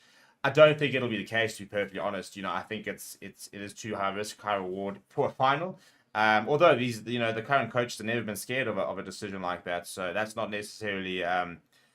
means that it won't happen. But in terms of player personnel, a lot of people, and I see in the comments already, talking about Billy not being on the bench. Billy will be on the bench or in the 23, I reckon. I think that, for all the people who say, oh, Colby can play fullback. Colby's never played fullback, really, for the Boks. I think he's been there like once, and it was like an injury enforced, or he moved there during a game. Nobody has played fullback for the Boks apart from Billy and Damien Willems. I think Wild Land last year, or year before. So we're not going to see that. Billy will be involved tomorrow. I've got absolutely no doubt. The only time when he wasn't involved was, as I said, when he was in theory injured in that Twickenham game, and we went with just one backline player. So I do not see him not being part of the 23. To be perfectly honest, I'd be very surprised. And in terms of the team itself, again, lots of sort of big decisions to make. Does an Oxen Chair start? Does Stephen Kitzel come off the bench? How do we get the, Dwayne Vermeulen and SPV? So those are the big calls. Andre Pollard, Faf de Klerk, or Mali Bakubas Ranok. Those seem to be the big calls. I don't think we're going to see surprises, for example, like an Andre Estes and starting inside centre. A lot of people are asking for it, a lot of people wanting it. I don't think we're going to see it. I do think that last week will be the core group, and I don't think the 23 itself will change much, just it might tweak a little bit in terms of who starts, who's on the bench. I do think Jasper Wiese might be involved. I think that he is someone, if we go to a 6-2 split, I think we could see Jasper Wiese starting. I think we could then see Dwayne Vermeulen and Kwagga Smith off the bench. And there were some people talking about the fact that Kwagga Smith might start, actually, which I'd be very surprised if he does. He does play very well against the All Blacks. He is almost a bit of an All Black specialist, as if he always beats them. But it's a team that brings out the best in him, and he's often said that is the case, and he does tend to play very well against the All Blacks, to be fair. So big decisions to make there. So Ryan says, pick the same team that played at Twickenham, right? So that would mean no Damien Delendi. It would mean no JC Creel. It would mean no Faf de Klerk, or I'm sorry, really no Andre Pollard, for example. So, I don't think we're going to do that. I wouldn't do that, for example. I definitely wouldn't suddenly... I like, as I've always said, I love Kane Moody, and I think he's going to play all the tests for the Springboks. I would not, in 1,000 years, throw him in to start this weekend at 13. If there were injuries, for example, to be honest, if there was an injury to Jessica Creel, I'd have a very big think between the US and that's played rugby, and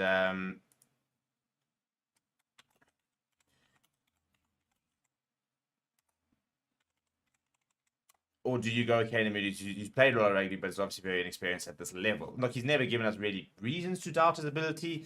I don't think he's been phenomenal at 13 during the World Cup. I think he's had some good moments and some average moments. I think he's still got a lot of growing to do. I think, a season under his belt now, next year, I'll be very interested to see what the situation will be at 13, who will play there. Because I do think he's going to go back to the Bulls. I think he's going to play at 13. So, Mr. Boss, I personally want an 8-2-0 split with Moody and Colby on the wings, or Moody in the center and Colby can cover 9. Let's go for the kill. Could you imagine just a brand new pack off the bench? My cousin reckons that 6-2 probably the most sensible. Personally would like 2 locks on the bench. So could go 7 in emergency. Guess 5-3 an option if you risk or Moody as a game breaker with Marnie and Scrummies. When are we expecting news from World Rugby about Bongi? I'll talk about him in a second. No real update in terms of a timeline. I do wonder about the 2 lock potentially. Again, it'll be a huge call. So, we have to have... So look, Dion Free's on the bench, for example. So Dion Free adds a fetching option, for example, late in the game, and he's the reserve hooker.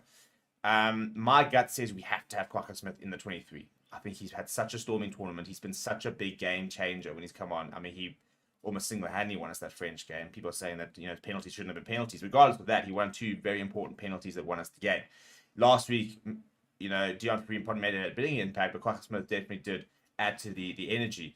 against New Zealand and Twickenham, he played a huge role. So, I think he's absolutely indispensable. So if you're going to go with 2 locks on the bench, you're going to go, for me, 2 locks on a Kwagga Smith, almost a bit like you went with Franco Mostert, Arcus Neyman, and Francois Lowe back in 2019. So you could do that. You could have Arcus Neyman, John Klein, and Kwagga Smith. We saw John Klein coming off the bench in that 7-1 split against the All Blacks in August. So it'd be very, very interesting if they were to sort of spring that surprise. That would mean either not having a Jasper Wiese or not having a Dwayne Vermeulen in the 23. And my gut says Jasper Wiese could very much be on the cards as a sort of a big, bulky ball carrier, which I think we might need to try to counteract, some of the physicality New Zealand are going to bring in the likes of Shannon Brazil, Barry Vitalik. They've got Odyssey there, obviously. They've got some pretty big boys running in and around that pack. They didn't have... I think Scott Barry might have missed it, they had Tuba Vibe, for example, they had Josh Lord playing. It was a bit of a different New Zealand pack compared to what is currently being played now. So that's why I think that Twickenham game is not irrelevant, but doesn't add the information that I think we'd really like it to have. I don't think it's as big of a factor as we think it is. I think New Zealand are a completely different side, and I think we've progressed in different ways since that game. In terms of the team announcement, it will be, it doesn't have to be a calculated guess, it will be tomorrow at 9 o'clock in the morning, 9 a.m. So that is the team announcement. I was waiting to see that might change today, but we haven't had any talk about any change, and therefore it will be tomorrow at 9 a.m. So we will be live for it. So don't you stress. We'll have you guys all covered there. We'll have the team announcement press conference as well. We will also have a announcement press conference today, by the way. Well, not an announcement press conference, a press conference today with Felix Jones, Kwagga Smith, and I think it's Kobus Reiner, who is on media duty today. Billy Lou. He'll be on media duty today. I actually haven't seen Billy in a while. Good to hear from him. In terms of the Bongi Manambi situation, it's very, very weird. It's been a bit of a turn because Hendrik Cornell, who writes for Media 24, he published an article today to say that apparently the incident in question actually didn't even happen this year. It happened last year during the November clash at Twickenham. So it's a lot of grey area, a lot that we actually don't know with regards to the whole Bongi Manambi situation. So yeah, I've stayed pretty clear from commenting too much on it because I think that we don't know a lot about it. And to be honest, I'm actually quite happy with the fact that I haven't thrown too much about there. I've spoken about it, we put videos about it and stuff like that, and I've kind of told you what's been going on. But I've been very cautious about making my decisions, making my calls, because there's just the information's changing all the time. There was the accusation, and then there was an explanation created by the fans and some journalists. And then there was a video that came out that sort of backed up that idea. But then there was a story that came out by the Telegraph that said, well, the incident in question's actually not even got to do with that video during that time period. It was sometime else. So now we're going, oh, okay, well then, what's the case? Then maybe it did happen, or maybe it didn't happen, whatever. Now there's an article coming to say that actually wasn't even in this match. It was actually last year. So there's just so many different things happening with regards to the story that as I said, I've been very cautious about trying to sort of tell people as a matter of fact, this is what the situation is. I don't think any of us really know. I don't think we're going to get a decision soon. I don't think that we're going to see a ban this week. I think that's probably the main thing. I think given the fact that there's so many different things that are happening, I'd be very surprised if we see and get a ban this week. I do think that it's such a sensitive matter. And, what we do need to do, a lot of people are going after Tom Currie and after England in general. And to be fair to Tom Currie, he didn't mention anything afterwards, and England himself was steered clear from mentioning anything.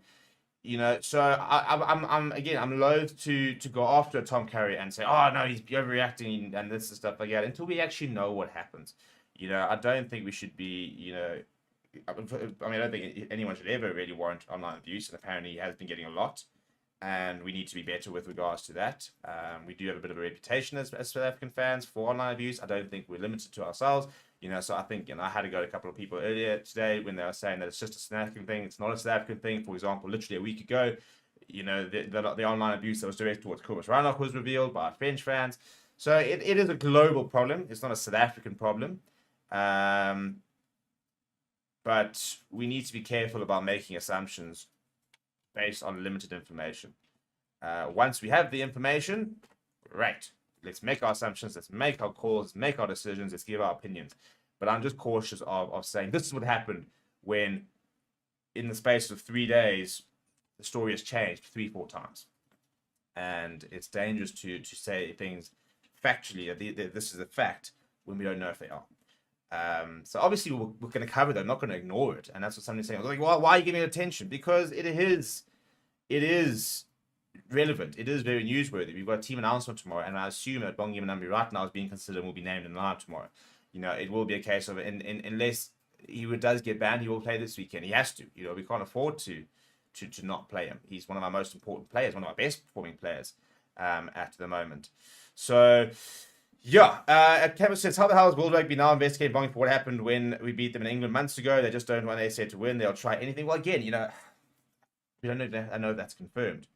Henry Currie is a very good journalist, very, very reliable. And that's the only reason why I'm not dismissing that story at all, is because he is, you know, so well revered, and I know him, and we were over in France together and stuff like that. So, you know, he's got very good sources. So, you know, I think if anybody else had leaked that story, had written that story, I would have been very skeptical. The fact that he's done it means, you know, whether it could be a case of where there's smoke, there's fire. But it is a very weird situation if that is the case. Tyler says, I think if you go 6-2, we'll have an extra lock. Dion Free, although technically listed as a hooker reserve, is almost certainly going to come on the flank. No need to replace all 3 of the back row. Craig Morgan says, 7-1 if dry weather, 6-2 otherwise, go to Gedenbacher. Johan reckons Kwaka to start and Van Staden on the bench. Carlos says, this is a bit press misinfo. Currie is a prawn. Well, it's a pawn. No prawn, a pawn. Saying assumptions or what have been done already. Well, that's the thing. You know, we've made assumptions and people have made wrong assumptions. So that's why I'm trying to be cautious about making my own assumptions and maybe caution other people to make their own assumptions. So yes, assumptions have definitely been made out there. But isn't that kind of the issue, is that we've made so many assumptions and everybody's made different assumptions, and now we're sitting there going, well, now what? So for me, it's very much a developing story, and I'm kind of leaning towards waiting until either SA Rugby come out and make a statement, Rugby Football Union come out and make a statement, or World Rugby come out and make a statement. The only statements that have been released is World Rugby gave a statement to Rugby 365, and World Rugby released a statement to say that they are investigating the claims. In terms of that statement itself, because what I actually want to check is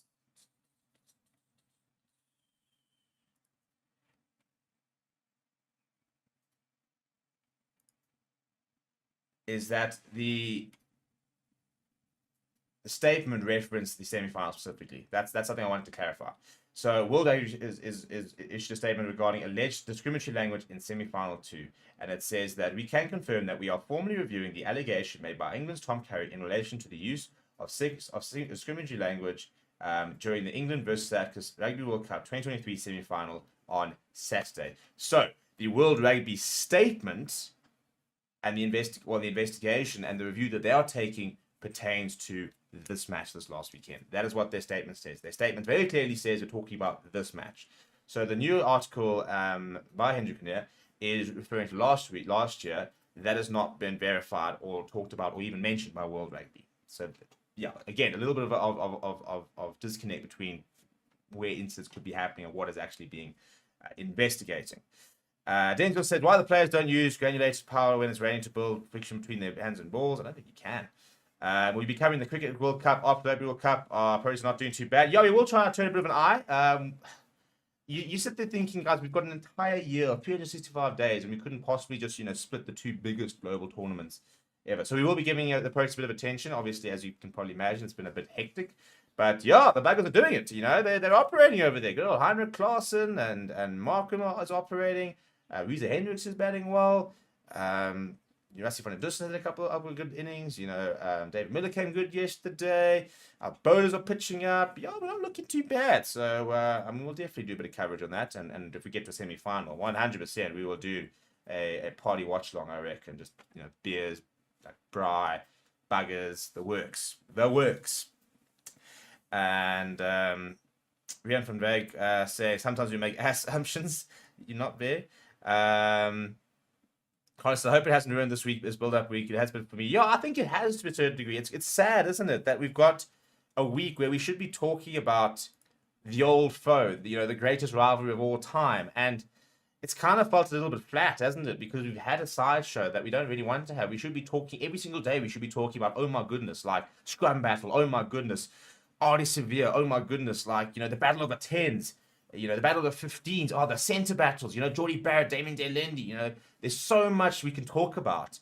And we're dropping our official preview tomorrow.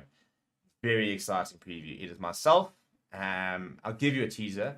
It is myself and an ex-player doing the preview that has done a preview and a look back at the semi-finals. So we've done a video which will drop tomorrow. So I'm not going to say anything more than that. We might drop the teaser tonight, but yeah, I spoke to an ex-player, and that was going to be on the channel tomorrow. I'm not going to go to who it was, the generations or the position, stuff like that. I'm not going to confirm or deny whether he is or is not, in fact, a World Cup winner, but that'll be on the channel tomorrow. So yeah, I look forward to that one. Rick says, if it's wet, and it looks like it will be, I'll start Pollard and Villiers and put Damien on the bench. Tato saying, I just saw an article that claims that World Rugby has cleared Bongi of all racial charges. I hope that has been confirmed. Nothing official. I do get the World Rugby the news and stuff like that. So as soon as there is something official, I will get that, and I'll be able to update you guys on what's going on there. So nothing official from that anyway at this stage. As soon as there is, like I said, I will be the first one, or try and be one of the first ones to update it. Even if I'm busy doing a video from a side of the road, I will do it. So yeah, you guys will be the first ones to know as soon as I know.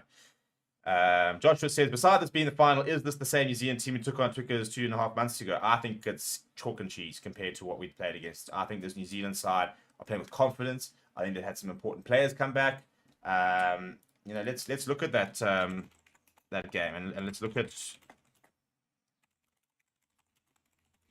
where the changes are potentially going to be. I find one that's going to have a team. Look. I mean, it wasn't a bad New Zealand side. Let's not kill ourselves. But right, let's go through it, shall we? So the team on against Twickenham was Ethan de Groot, Dan Carls, Tyrrell Lomax, Tyler Lomax. I don't think that's going to change from the All Blacks' perspective. And it was Stephen Kitzel, Malcolm Marks, France Maherba. It'll be Stephen Kitzel, Bongi Mbembe, France Maherba. So immediately there's one change in the box between the two teams there. It was Sam Whitelock and Scott Barrett. I think we're going to see Brody Retallick, and I think we're going to see Scott Barrett. So I think that's going to be a big change already. Not to say that there's miles difference between ability between Brody Retallick and Sam Whitelock. Two different types of players, though. Brody Retallick brings a lot more physicality. It was Eben Etzebeth and Franco Moss. I don't think that'll change. This is going to change, though. Luke Jacobson, Sam Kane, Artie Severe, Seacles, Peter Steph, Toy Dwayne Vermeulen. Shannon Frizzell comes in for New Zealand, which I think is a very significant change, to be honest. And I think that I think it's a good chance Dwayne Vermeulen can start. I think it's a good chance that Dwayne Vermeulen can start. It was then Aaron Smith, Baf de Klerk. I don't think that changes. Richie Mwanga, Mani Liebach. That's going to be the big question, isn't it? Who's going to start this weekend? Apart from that, Mark Slayer, Geordie Barrett, Rico Arnie, Will Jordan, Bowden Barrett. This will be the backline Saturday. I've got no doubts about that. For South Africa, it was Baf de Klerk, Mani Liebach, Marcus Orma Pimpy. That won't happen. Andre Esterhuizen, I don't think that'll happen. Kane Moody, I don't think that'll happen. Kirkley Orense, I think that will happen. Damien Williamson, I'm inclined to believe that will happen as well. But for me, if you look at the bench, for example, it was Samasoni Takawao, Tamati Williams, Fletcher Newell, Tupou Vaa'i, Josh Law, Dalton Papali'i, Cam Roygard, and Anton Leonard Brown in a 6-2 split. I actually don't think we'll see a 6-2 split from New Zealand, to be honest. I'm not sure if we'll see Takawao or if we'll see Dane Coles. I think it will be Tamati Williams and Fletcher Newell. And then it's going to be probably Sam Whitelock for me, and probably Dalton Papali'i as the two other placements. It's then going to be, for me, Finlay Christie, D-Mac, and probably Anton Leonard Brown. That would be my guess for the New Zealand team for what will be announced tomorrow. Our bench was Bongi Mbembe, Oxenchair, Trevor Nyakane, Jean Klein, Archie Snail, Marco Bastard, and Kobus Reinach and Kwagga Smith. And I think it's going to be along the lines of Dion Free, Oxenchair, Vincent Koch, Archie Snailman, maybe Jean Klein, Kwagga Smith, Kobus Reinach, Billy LaRue, potentially. That's sort of where I'm thinking. Or else I think it could be a Dwayne Vermeulen, Kwagga Smith, Archie Snailman, and no Jean Klein. Yeah, that's kind of where I'm at. So he says, I think the bench split will completely depend on where the Liebach plays this weekend. He deserves to be in the mix, but against the All Blacks, I'd like to pack that bench with forwards. And Apple Pie says, hi, Forever Sport. Do you think that the 7-1 or 6-2 split will help the Boks in the rainy weather? Yeah, look, if it becomes a 10-man game, for example, then there's no doubt that it becomes pretty forward orientated, and therefore you've got and also when it becomes wet, and if there are more knock-ons, well, the skill sets these days are so good, I don't think we actually see a significant difference between knock-ons and dry and wet weather, interestingly enough. Then obviously from a scrum perspective, the forwards become a lot more dominant. Mauls, line-out, set pieces becomes a lot more important in wet conditions. You're obviously going to kick a lot more and try and sort of force those knock-ons. So that's where I think, it could play into our hands with regards to having that powerful scrum when an oxen chair comes in. So there's no doubt that if the conditions make it a 10-man game, in inverted commas, which is basically what they call it when the backline doesn't get involved much, then obviously having more forwards around will definitely change. How certain are you that Pollard should start over Liebach? Should? I don't know. Will? I'm inclined to think so. I don't actually know. I don't know what the best option is here. Whether you want Amani Liebach starting and having a go, whether you want Andre Pollard starting and providing that solidity from the start. It could also be a case, a bit like, Damien McKenzie's been left on the bench quite a lot. So it could almost be a case if you start Andre Pollard, and to be honest, if things are getting tight, you just don't even bring on Amani Liebach at some stage, which would be really, really unfortunate if the case. I mean, poor Theo Dan, the England reserve hooker, was left on the bench 3 games in a row. Whilst Jamie George played 80 minutes after 80 minutes after 80 minutes. So, yeah, I think it's a very interesting dynamic with regards to start one, bring off the other bench. I don't know. I don't know what the answer is. If it was dry conditions, I'd love to see Amani Liebach being given the opportunity. Having said that, I think that we've been very, very harsh. Well, we haven't really recognized how good his kicking out of hand has been. His up and unders, his kicking for touch has been really good this tournament. It's easy to say he doesn't kick well because he's had his struggles for goal. Not that he's actually missed a kick in the last couple of games.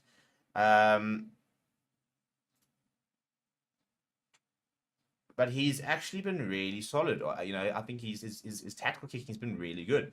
So I don't think that just because it's wet, you can all just say, oh, well, it has to be Andre Pollard. Because I think that Liebach has proven that he can play in the wet and he can play a really good tactical kicking game.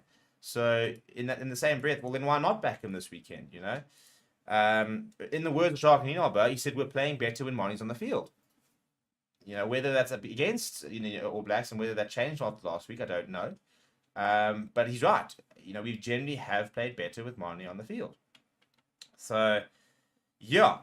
Thanks for the chat and feedback. Good coverage. Thank you very much. Vic saying if it's wet, I'd start Jaden and get the best box kickers. We have to exploit the wet conditions. That would be a massive shot, wouldn't it? Denzel says, I think Bok coaches didn't change the squad in planning for the final. The only issue of the game versus England was too close. I think they were saving Trevor Nyakana for the final. Yeah, I'd love to see it. To be honest, I'd love to see Trevor get a go tomorrow. My gut says it'll be Vincent Koch, though. Vic says, start Clay and give Master a break and bring him on in the second half. Says, also, thank you for the content you put out. Very, very welcome. Thank you for the support. Roberto Wilco says, Money first up. And Kruger saying, Pollard to come on first, put pressure on the ball at some points. The money to come on the last quarter of the game. The big issue with that, isn't it, is 80 minutes, halfway, a penalty, to win it. Are you backing Money Box to deliver the goods with the boot? We've seen that Pollard has done it a few times. So I'll be very surprised that Andre Pollard is not on the field at the end of the game. I think that's maybe the best way of looking at it. If we need that big moment, you probably want him there. And for that reason, I think he either starts and goes the distance, or I think he comes off the bench.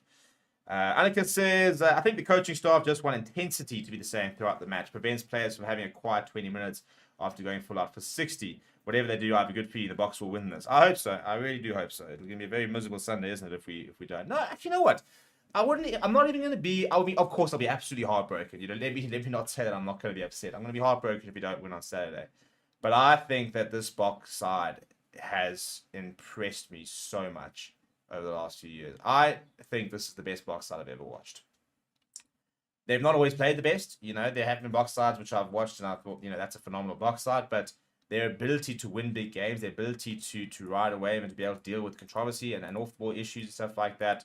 I mean, to get to back-to-back World Cup finals, no Boks side's done it yet.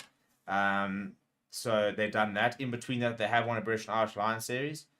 Yes, they probably should have won, I think, probably 2 more, Rugby Championships. I think if they had, they'd be considered one of the best teams of all time, not even Springboks-wise, rugby-wise. But I'm very, very happy with. I just think this is one of the best sides we've had. I think it's one of the best coaching staffs we've had, and I think we are moving into a new generation after this. You know, it's going to be a lot of different players, different coach potentially. So it's definitely a new era after this. But all I'm saying is that I think that the Jacques Nyalba and Rassie Erasmus, you know, the Russ Narber era has been a really good one, and it's really impressed me. Roberto says that they do a 6-2 split. Do you think they might have got Williams on the bench? I think they're going to go with Kobus. Wayne Cecil reckons at 8-0. Stefan Space says we're going to lose because we insist on using players for 3 to 4 games in a row. Delinde and Creel have been around without really impressing. No, 2 weeks ago they were phenomenal. Both of them were phenomenal. I don't think you can say they weren't really impressive. I mean, Jesse Creel could very easily have walked away with the man of the match against France. In fact, I'm a bit surprised he didn't. Yeah, and again, you know, in terms of 3 to 4 games in a row, All Blacks are in exactly the same situation. The only difference is they might not have had as an intense game last week against Argentina. That's probably about the only difference for it, because they've also gone same team week after week in the last couple of weeks. Just Rock Up says, rain is the forecast. I would start de Klerk and Pollard, Reinach and Leroux on the 6-2 bench. Save says, clutch first game of the tournament. France in the knockouts, very wet conditions in the semi. All Blacks in the finals. Love the similarities between 95 and this World Cup. Long may it continue. Yeah, 100%. Vic says, do you see Moody starting over Currie in case the All Blacks kick a lot? Talented players like Moody, Williams, Estes have been given 0 game time, don't even make the bench. I mean, that's just not true, is it? Because they both, Moody, Estes, and Williams have all played at least 2 games. So they have played. So to say 0 game time is just not statistically true. They have played. Carlos says, our bomb squad might be stacked with Sos, Eben, Dwayne, you starting line for those first 30 minutes. We just can't let New Zealand get ahead like earlier this year. They don't handle pressure. Kruger seconds, best box ever, big facts. Luigi says, SA is going to kill him. I can't take the stress. Carlos saying, they never said the World Cup would heart attack side effects. Yeah, 100%. It's been a tough one. It has been a tough one. We're going to wrap up there, people. We will be live tomorrow morning. So come and join me and a panel tomorrow morning at 9 o'clock when we do announce the side. It's going to be a lot of fun. Very keen to see exactly what we go with, and there's going to be so much to talk about. I'm going to have my New Zealand team prediction out later today. We will also have press conferences out, one with Felix Jones and one with Kwagga Smith and Ville Leroux. So we'll hopefully be able to maybe get a bit of hints as to exactly what's going on there. I'll ask you guys what you think the bench should be, and we seem to be pretty unanimous. So it's 68% people saying that they would like to see a 6-2 split come Saturday. So whether we will see that will be announced tomorrow morning. We'll have to wait and see. People, please do smash like on the video. Please do subscribe to the channel as well. We are getting painstakingly close to 60,000 subscribers. It'd be very, very cool if we could do that before this weekend. If not, I have no doubt we'll cross that threshold on Saturday. But yeah, I mean, I think we need like 60 to get past, to get to 58,000. So, you know, if we can just sort of slowly start ticking those up, that would be phenomenal. We need 60 on the dot, actually. So yeah, if you guys are new, make sure you subscribe, and I will see you guys all tomorrow.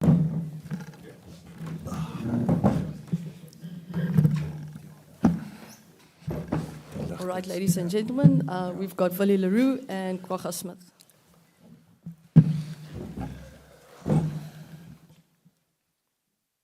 Raise your hands for questions. Afternoon, guys. Craig Ray from Daily Maverick. Just 4 years ago, I suppose you went in as the underdogs into the final, and making the final was kind of an achievement in itself. This year, you're the defending champions. Is there a different feeling in the build-up this week than there was 4 years ago? Yeah, I think if you look at it, I think there were a lot of expectations from other people that we won't make past the quarterfinals. So I think for us being in a final was obviously special, but fighting through the quarterfinal and the semi-final was also special for us. But I think this is the one that's important. It's going to be a big match on Saturday, and we're really looking forward to that. Sorry, if I could just follow up. I mean, Rassie, when he took the job, always said 2023 was the target. 2019 happened, which is great. But is any of the thinking, you are now able to go for the target, but has the talk been any different this week around that, completing the job that was set out 5-6 years ago? Yeah, definitely. I think they set that goal a long time ago, like you said. But also there were a lot of processes that needs to be completed before we could get to this final. So we achieved those and got here, and now it's the one that counts, so we have to make it count. It's going to be a tough one against New Zealand, we know that, but we're happy to be there and we're going to give it our best.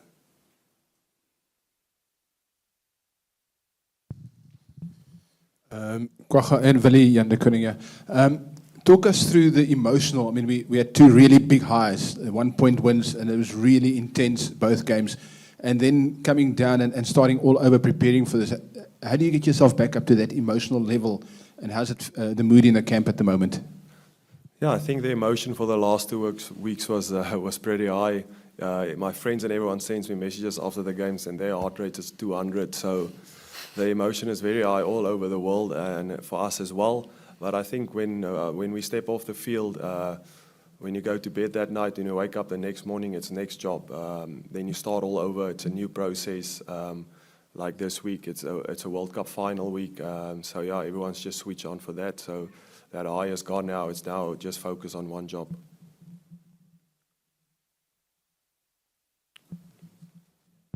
Hi, Willie. Dan Schofield from The Telegraph. A couple questions. Firstly, can you sum up what Felix Jones' impact has been on the Springboks over the last few years, and maybe what you would say his sort of point of difference is as a coach? Yeah, his work ethic. I don't think I've ever seen him without his laptop.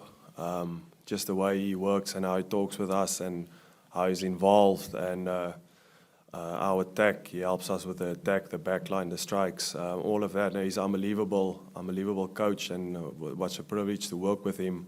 And I think the Springboks are really going to miss him. So yeah, I was just fortunate to have to work with him.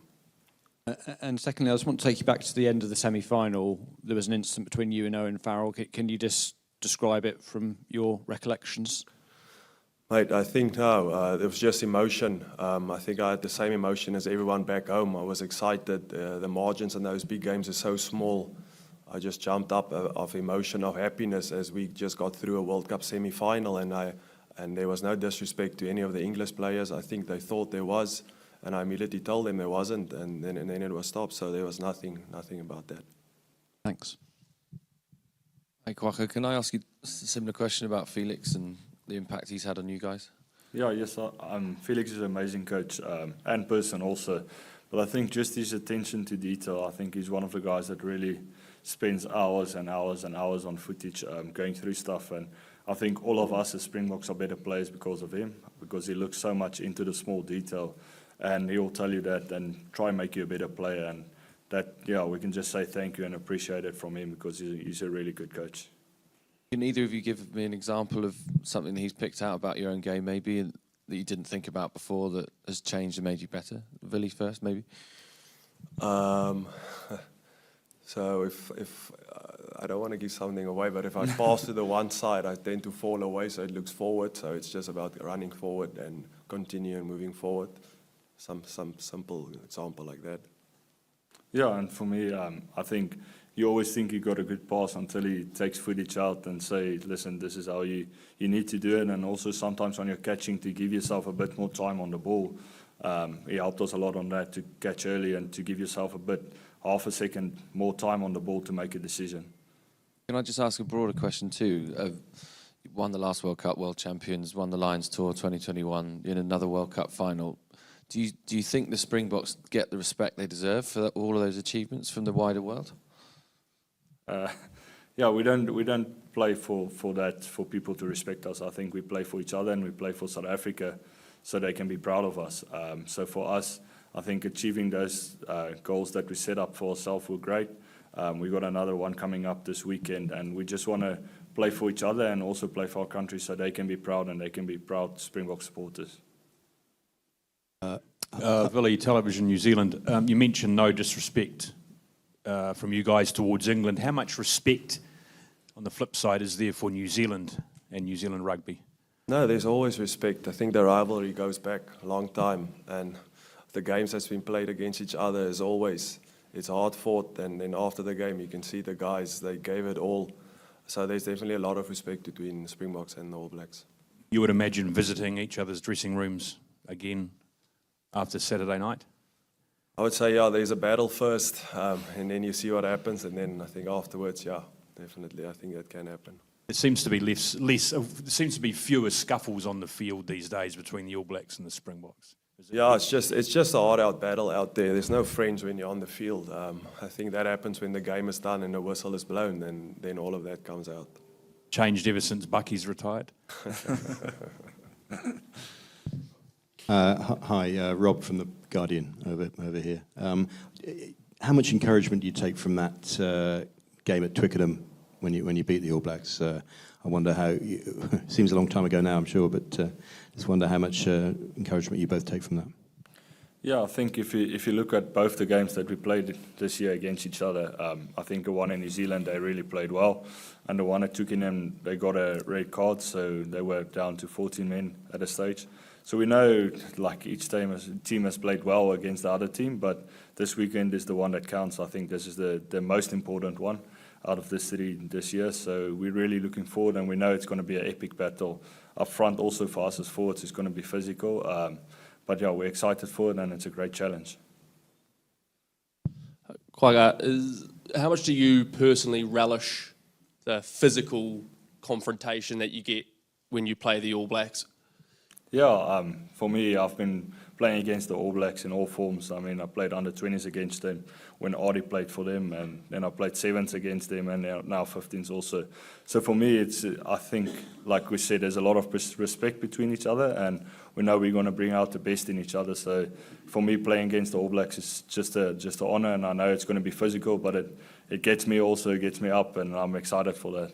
And really, if you think back to Ellis Park last year, All Blacks, a team very much under pressure, a lot of people sort of writing them off and perhaps expecting a quarter-final exit this time. But is it any surprise to you, the turnaround that the All Blacks have managed and to see them in a World Cup final again? Not at all. I don't think you can ever write the All Blacks off, so no surprise at all for them to be in the final. What would it mean to you to be, one of these teams will win the World Cup for the 4th time? What would it mean for you guys to do it against one of your great rivals? I think, that would be unbelievable. I think I was 6 years old in 1995, and I can just remember my dad and mom screaming in the house, and I couldn't understand exactly what was going on, but to be able to have a chance to play in the final against them would be amazing.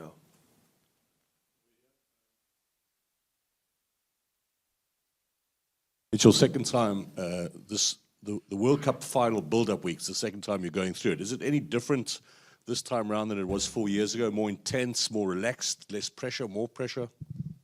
No, I think the coaching staff of the Springboks try to keep everything the same. We've got a main program that we follow, and not to make some games bigger and some games smaller, because that's where you fall short. If you sometimes play against lesser of a good team and you think, it's going to be an easy week, and then, so we try to keep everything the same. Obviously, there's a bit more pressure this week, but we try to focus to our process and train the same as what we did. Good afternoon, gentlemen. Kwagga, Dalton Papaili said yesterday that they've given their bench name, they've called their bench the Easy Company. That was probably an ode to how effective the Bok bench has been in terms of being called the Bok squad. Just talk us through how critical has been the impact of the bench through the quarterfinals, semi-finals, and how critical it will be in the final. And I think just for both of you guys, just talk us through the impact that Jacques Dinabos had, since now this is his proper last test with the Springboks. Yeah, definitely. I think if you looked at the bench, even since 2019, the bench had a massive impact with the Springboks. So it's something that's been building up for years now. And for us, when we're on the bench, we know we got a responsibility to fulfill. And the nice thing is for us, we can watch maybe the first half and see where we falling short as Springboks, so we can know what our job is when we go onto the field and rectify that. But yeah, just playing in the final, we know it's going to be 80 minutes. Maybe it might go to 100 minutes. So you never know. So you got to be ready and make sure that you use your opportunity when you get it.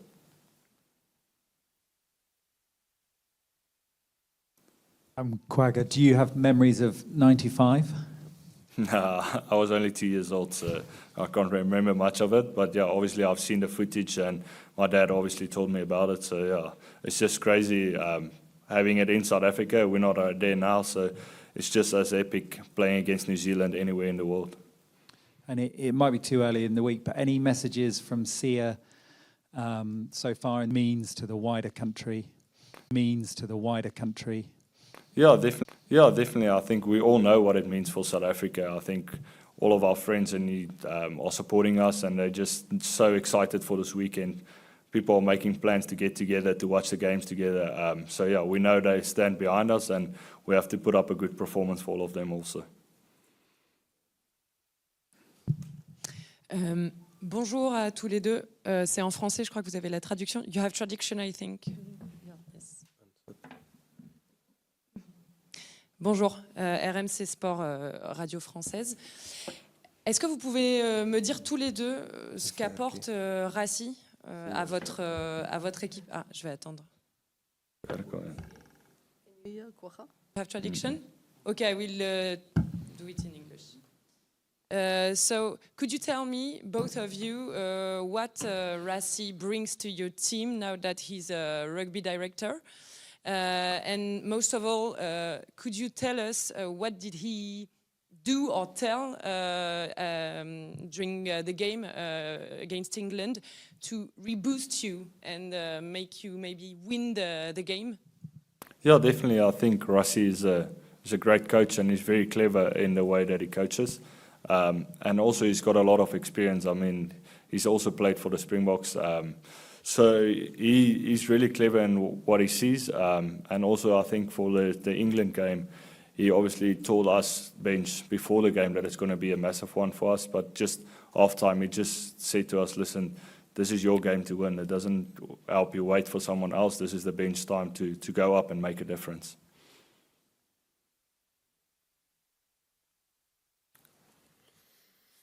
Willie, Rory O'Connor from Irish Independence. You guys seem to have built a bulletproof mentality in the last couple of years. You were there when maybe the mentality wasn't as strong in 16, 17, that kind of time. How has that evolved or been built, and who have been the architects behind it? How do you build that for other teams looking to do Yeah, I think 2018 and RWC and Jock and them started taking over. We started going back to our strengths, see what we as South Africa is good at in rugby, set piece, kicking game. We just went with that. And then we were evolving from there on up until now. So it's just always about getting better. Yeah, we've been through a lot of tough games, a few games that has tested us. That has a strong squad, not only the 23 that's playing, but the other 10 guys that's training against you, giving you pictures the whole week. And then the staff and everyone else that no one else even sees, how everyone in just squad just buys in to the same plan and for that same goal. Yeah, that's quite special. Quagga over here, Joe Porter from RNZ. Just a word on how important the breakdown will be on the weekend and the challenge of beating or getting the best of Artie, Sam and Shannon. Yeah, definitely. I think the breakdown is always important, but especially against New Zealand, it's a massive thing. We've been working hard on it, but I know they're really good features. So we got to be sharp, and we got to make sure that we keep our own ball. I think they're good players, and I really rate them, but we'll give our best, and we'll also try to get a few turnovers for our side. But yeah, it's going to be an epic battle. Looking forward to it and really excited. Will Jordan needs one more try. Will Jordan needs one more try to set a new record at a men's World Cup. How do you stop that happening? I think that's the 23 that goes out there on Saturday. They all buy into our defense plan, stick to what we think is best, think how we could stop them, everyone from scoring, not just him, stop the All Blacks from scoring. So I think we focused on that. It's just the main job for us on Saturday is our performance and what we can do and what we do best. What specific threats does Will bring? Oh no, he's an amazing all-round player. He chips and chase, he can do anything, scores from anywhere, creates something out of nothing, so unbelievable ball player. We have time for about 2 more questions, guys, if anybody has questions. Willie, do you draw on the history of the All Blacks in South Africa, the many challenges you've had against each other, the fact that the rivalry is probably the greatest in world rugby? Do you draw on the history of the 95 game, players that have been there and played the All Blacks before? How much of that sort of comes into your motivation this week? Yeah, definitely. I think when you play against the All Blacks, you always have to be ready, and that's the big game, and especially playing against them in a World Cup final makes it extra special. So it's going to be a spectacle. It's going to be an amazing game on Saturday night, and if you get a chance to play, I hope then I can't wait to express yourself and just leave everything out there with no regrets. I think that's going to be it. Everybody happy? Last question? Yeah, sure. You're likely to have to score more points against the All Blacks to win this game than you did possibly against England. How do you make sure that you don't go away from your own DNA and the way that you play in search of those points? How do you get that balance right? Yeah, I think it's a World Cup final. There might not be a lot of points in there, but I think you got to make sure when you get that opportunity to score points that you use it, because there might only be three opportunities without the full game. So I think for us it's just to stick to what we want to do, stick to our plan. But when that opportunity is there, to make sure we bounce on it and we get those points. Thanks, Kwagga. Thanks, Vali. Thank you, everybody, for joining us. Have Thank a you, good guys. afternoon.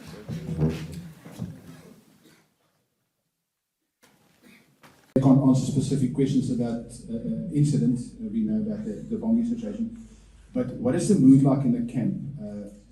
Has this had any impact on the preparations, on the mood and the condition of the team, the mental condition of the team? The mood in the camp is, as you expect for a World Cup final, everyone is hugely excited, high level of focus. Everyone want to get their detail down early in the week and then concentrate on delivering a performance and enjoying it. Felix, Television New Zealand, I wanted to take you back to your Munster days. How much did you learn maybe about the New Zealand rugby ways through people like Doug Howlett and or Rob Penny? Yeah, Doug was my first roommate when I first joined Munster. So I was a young kind of fullback winger at that stage, and I couldn't believe my luck who I got roomed with. So I think Tony McGann was our coach at that stage, and I think he probably did it on purpose. So learned from one of the best there. Doug was a great mentor, a really good person, and somebody that I stayed close with all the way even until after we both retired from playing. I know he's back now and enjoying life back home. And then Rob was a brilliant coach for my development. Really changed the way I thought about the game. Really did change the way a lot of, I think, even some of the current players in Munster who are still playing for Ireland played the game. So yeah, two great people. You still keep in touch with Doug? Yeah, intermittently, and Rob as well. Every now and again there's the odd text from.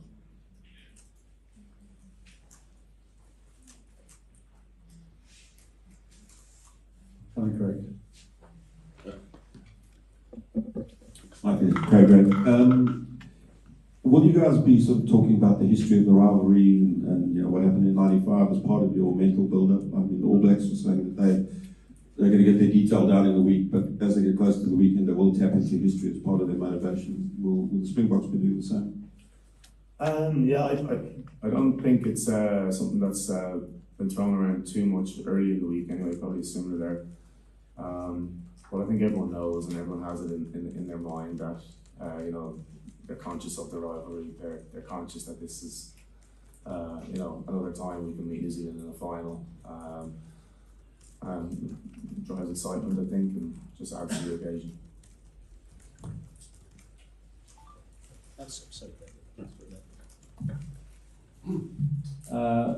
Ollie Ritchie, TV3 New Zealand. What improvements, shifts have you noticed in the All Blacks game throughout this World Cup, I suppose, since you played them at Twickenham?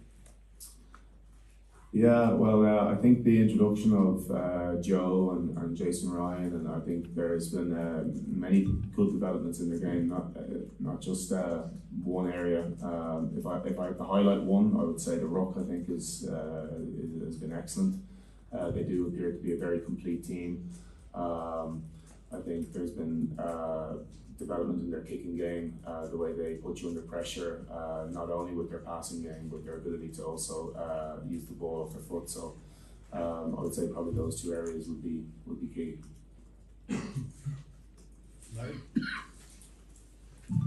Hey Felix, how are you? Could you, it's a big question, could you sum up what it's meant to you to be part of the Springboks setup for these last few years? Hard question. I don't think I could sum it up.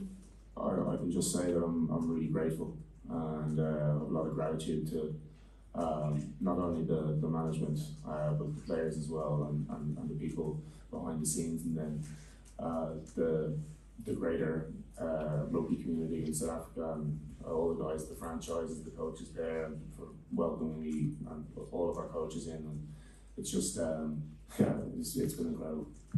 How tricky has it been with a young family?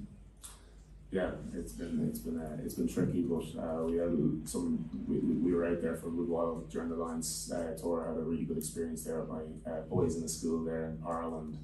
Yeah, they're back in Dublin now, so I look forward after next week to maybe getting a bit of time at home. If you can, Kunning again. You just touched on the All Black kicking game just now. Last week, the Springbok kicking game perhaps didn't work as well as it did at Twickenham. Is that minor tweaks to your game, or does that require a major adjustment to your approach? I think probably the bigger thing was that the credit to England, their execution of theirs just and their execution of the pressure on us was really incredible. I think Alex Mitchell kicked the ball incredibly well, really accurately. Nolan Farrell also put the ball in behind us very intelligently. So I think it was more of a reflection of the execution and the intensity at which England brought to the party last week. And I think the conditions made things really tricky. I'm not sure if it showed it on the TV, but the ball was extremely wet. It was lashing rain. So, yeah. Jerry? Hi, Felix. Jerry Dory. Could you talk to us about how your role with the Springboks has evolved over the last 4.5 years, where you started from before the last World Cup to what it is now? Yeah, I think initially when I first came in, there was a lot of familiarity with how things were being done, because it was Rassie Jack and Alec Walters at the time. So it was quite a quick transition, and there was a lot of similarities, and I think they were expecting me to do some very similar things that I was doing in Munster when we were all together. So slotting in was fairly straightforward, and from there, I mean, because it's been over 4 years now, things just developed naturally, but in terms of you taking on other responsibilities, relinquishing other responsibilities, and just trying to figure out without, I don't think there's anything formal that I can say here, you did this and this and this, but you just figure out what is actually going to make the team operate better, how's not only our management team, but the actual team. I'd say it's a little bit more kind of organic the way things have gone, and you're just constantly trying to improve things. I don't think I could put it into a formal structure. You seem more animated than you used to be as a coach. I don't know, is that just because you're more emotionally invested now, or Rassie's personality rubbing off on you? No, I think the weekend in particular was just it was a World Cup semi-final. It was we were behind on the scoreboard, and we had to find some solutions. Okay, just on that, can you take us inside that coaching box, because whether it's you running down to try and make changes midway through the first half, or kind of conflab midway through the second half, and even the emotion at the end, seemed like a very interesting place to be last time. Yeah, it's definitely vibrant, and it was loud, it was intense, and sometimes when it's that loud, sometimes giving a message over a radio or trying to communicate down is difficult, and sometimes you have to actually go down and try and get someone's attention and actually let them see how intentful or how much intent you have in the message that you're giving for it to actually stick with someone. So Yeah, but we've always had a fairly vibrant coaching box, and I think that's the way we like it currently. It's a very innovative coaching team. How has working with Jack and Razzie kind of one year changed your thinking on the game? Yeah, they think about things differently than what you would expect. So you're just constantly, you know, in a meeting or in a situation, say in a coaching box, or you're discussing tactics about something informally, and it's just another point of view that I think in most cases most people won't have considered, and it's been really valuable. Hi Felix, is your view of Springbok rugby the same now than it was maybe before you took the job? Has it changed at all?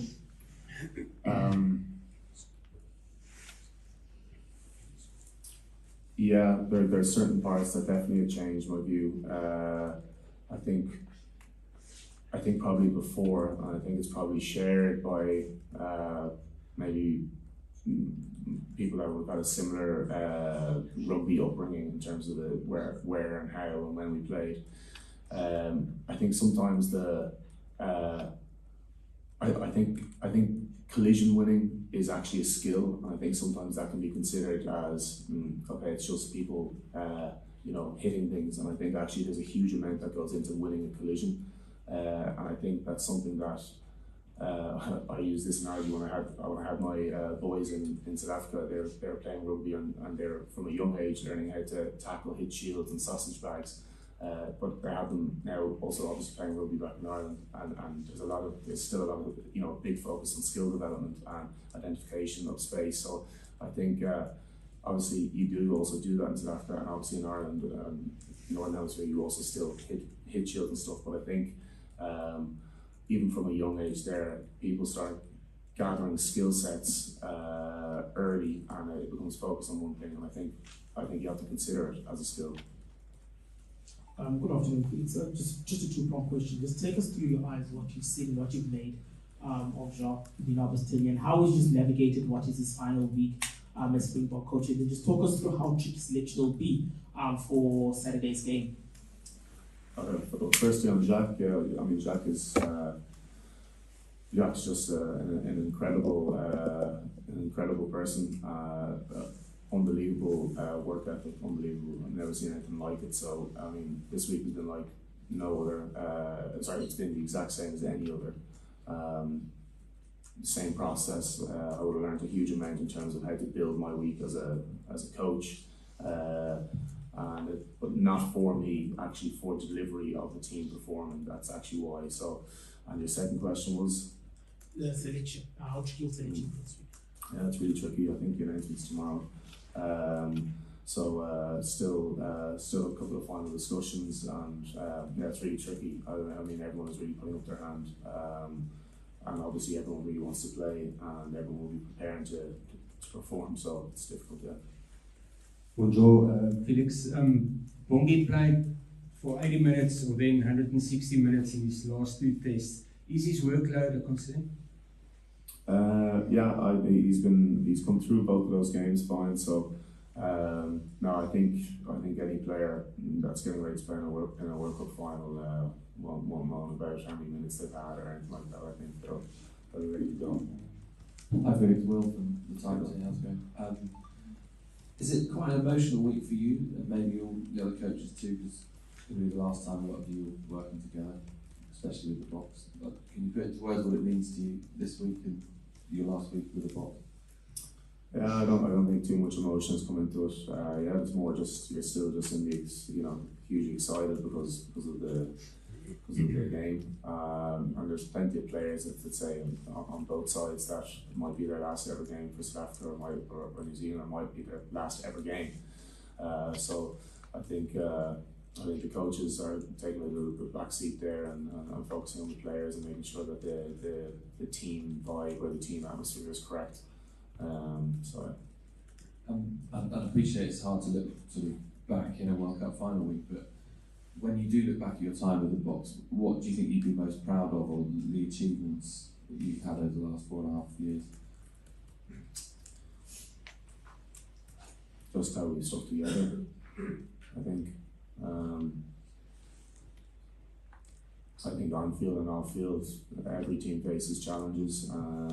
Sometimes you come out on the right side of the result, but there's been many games where we've lost in the last kick of the game or dying minutes. But I don't think I've ever really seen us, giving in or giving up. And I think off field as well, like there's so many challenges. I think in general in South Africa, but the guys just are constantly. It just makes them tired. Just the last one. Can you just give us a sense of how much you think you've grown as a coach over that period, like where you were in 2018-19 and where you are now? What sort of, I don't know, can you talk to us about the growth that you think you've made over those years? It's hard to, because you're in the thick of it. I think I'll probably have to answer that in a couple of years' time, and I could probably give you a better answer of the effect it's had. I'd rather just say I'm just got a bit of so much gratitude for the experience. Daniel, and then Daniel. Hi Felix, Dan from the Telegraph. Just quickly, can you confirm what role you're joining in? Yeah, I'm an assistant coach, so between myself and Richard and Steve, and that'll all get sorted out. I'd rather not go into that with the game on the weekend. And as a separate question, can you describe the energy that Faf brings to the team, not just as a player, but as a personality? What does he do when, I don't know what role he's going to be in this weekend, but when that blonde hair comes onto the pitch? Yeah, in general, Faf is, he's a great team man. Like you said, he's an energy giver. He radiates energy. Never negative, always positive, finds solutions.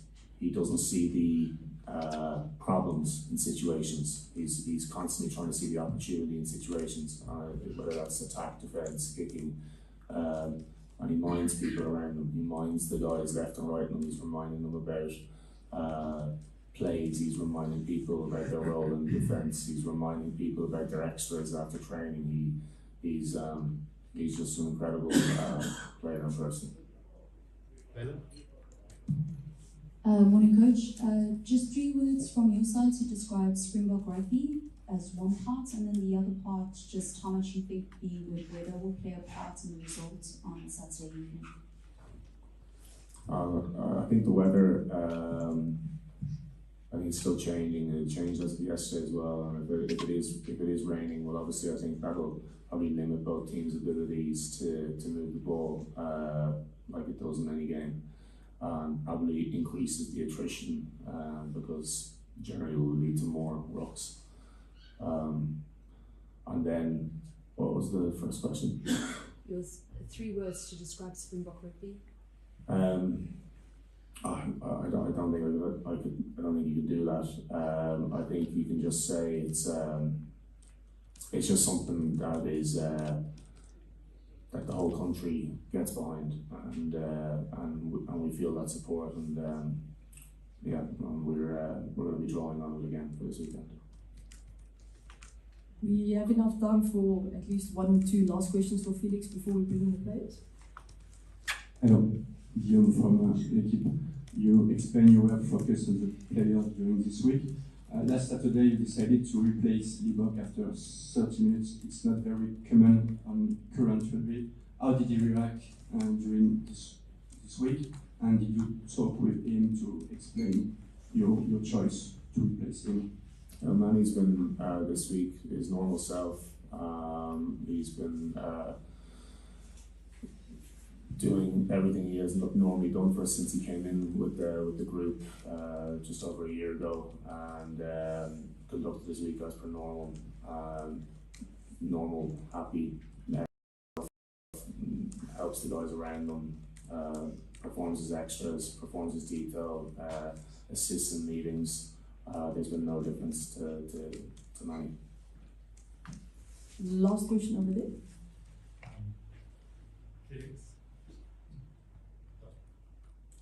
Hi. Felix, just going back to working with Razzie, when he does something sort of out of the box, is it a collaborative process? Does he Did he talk to you guys about it and you were part of it, or is it something where you kind of catch up with him and learn from him in that way? And has it been a kind of a fun experience or frustrating at times, or what sort of emotion? Everything's been, it's only been enjoyable. Yeah, there's times when Ras will have an idea that is definitely sprung by himself, and you know, getting to discuss then and running it past all of us agree there's a huge amount of alignment when there is a new idea, whether it's been one of his or one of the other coaching members or management members or players. Everything gets discussed, and then everyone makes a plan, and we align on that. And if we agree, then great. And if somebody if somebody disagrees and they have a better plan, then we go with that. So it's always enjoyable. Thanks, Felix. We'll bring in players now.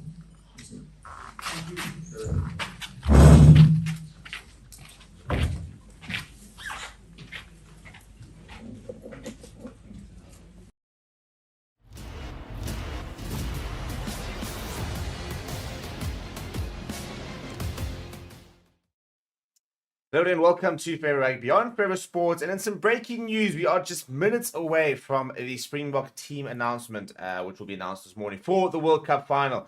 And obviously the entire sort of week speculation is also surrounded Springbok hooker Bongi Mbonambi and his eligibility for this weekend, and whether or not World Rugby could be issuing a ban towards him for the alleged racial slur against Tom Currie during the semi-finals. It's been a very strange week, and the latest news is that Hendrik Cronje is reporting from Media24 that there has been no evidence that's been found from World Rugby, and that he has been cleared to play. No action will be taken against him, which is very good news. Before I talk a little bit about exactly what's going on and stuff like that, please do smash like on the video. Please do subscribe to the channel as well. So it's been a bit of a strange build-up to the final, and very frustrating almost in that, you know, it's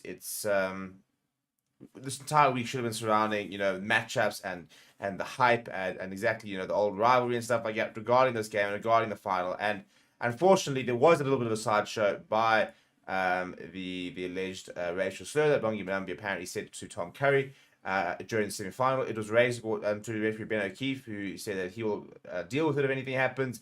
After the match, Tom Currie refused to comment on the incident. Steve Borthwick refused to comment on the incident. SA Rugby acknowledged the accusation, said they were going to be looking into it, and then World Rugby decided that they would investigate it, and that was released on, I think, Monday. They released an official statement to say that they will be investigating the claim, and we didn't hear much else, didn't hear anything else really from World Rugby after that. So, yeah, we then sort of were sitting in a bit of limbo, waiting to see if there was going to be a call or anything like that, and then a very interesting article came out yesterday, also from Hendrik Cronje, who's a very reliable journalist, one of the most on the group, you know, in touch journalists with the Springboks, stuff like that. And his article said that apparently the alleged incident actually took place in 2022 when England played against the Springboks at Twickenham, which again was a bit of a weird twist to the tale.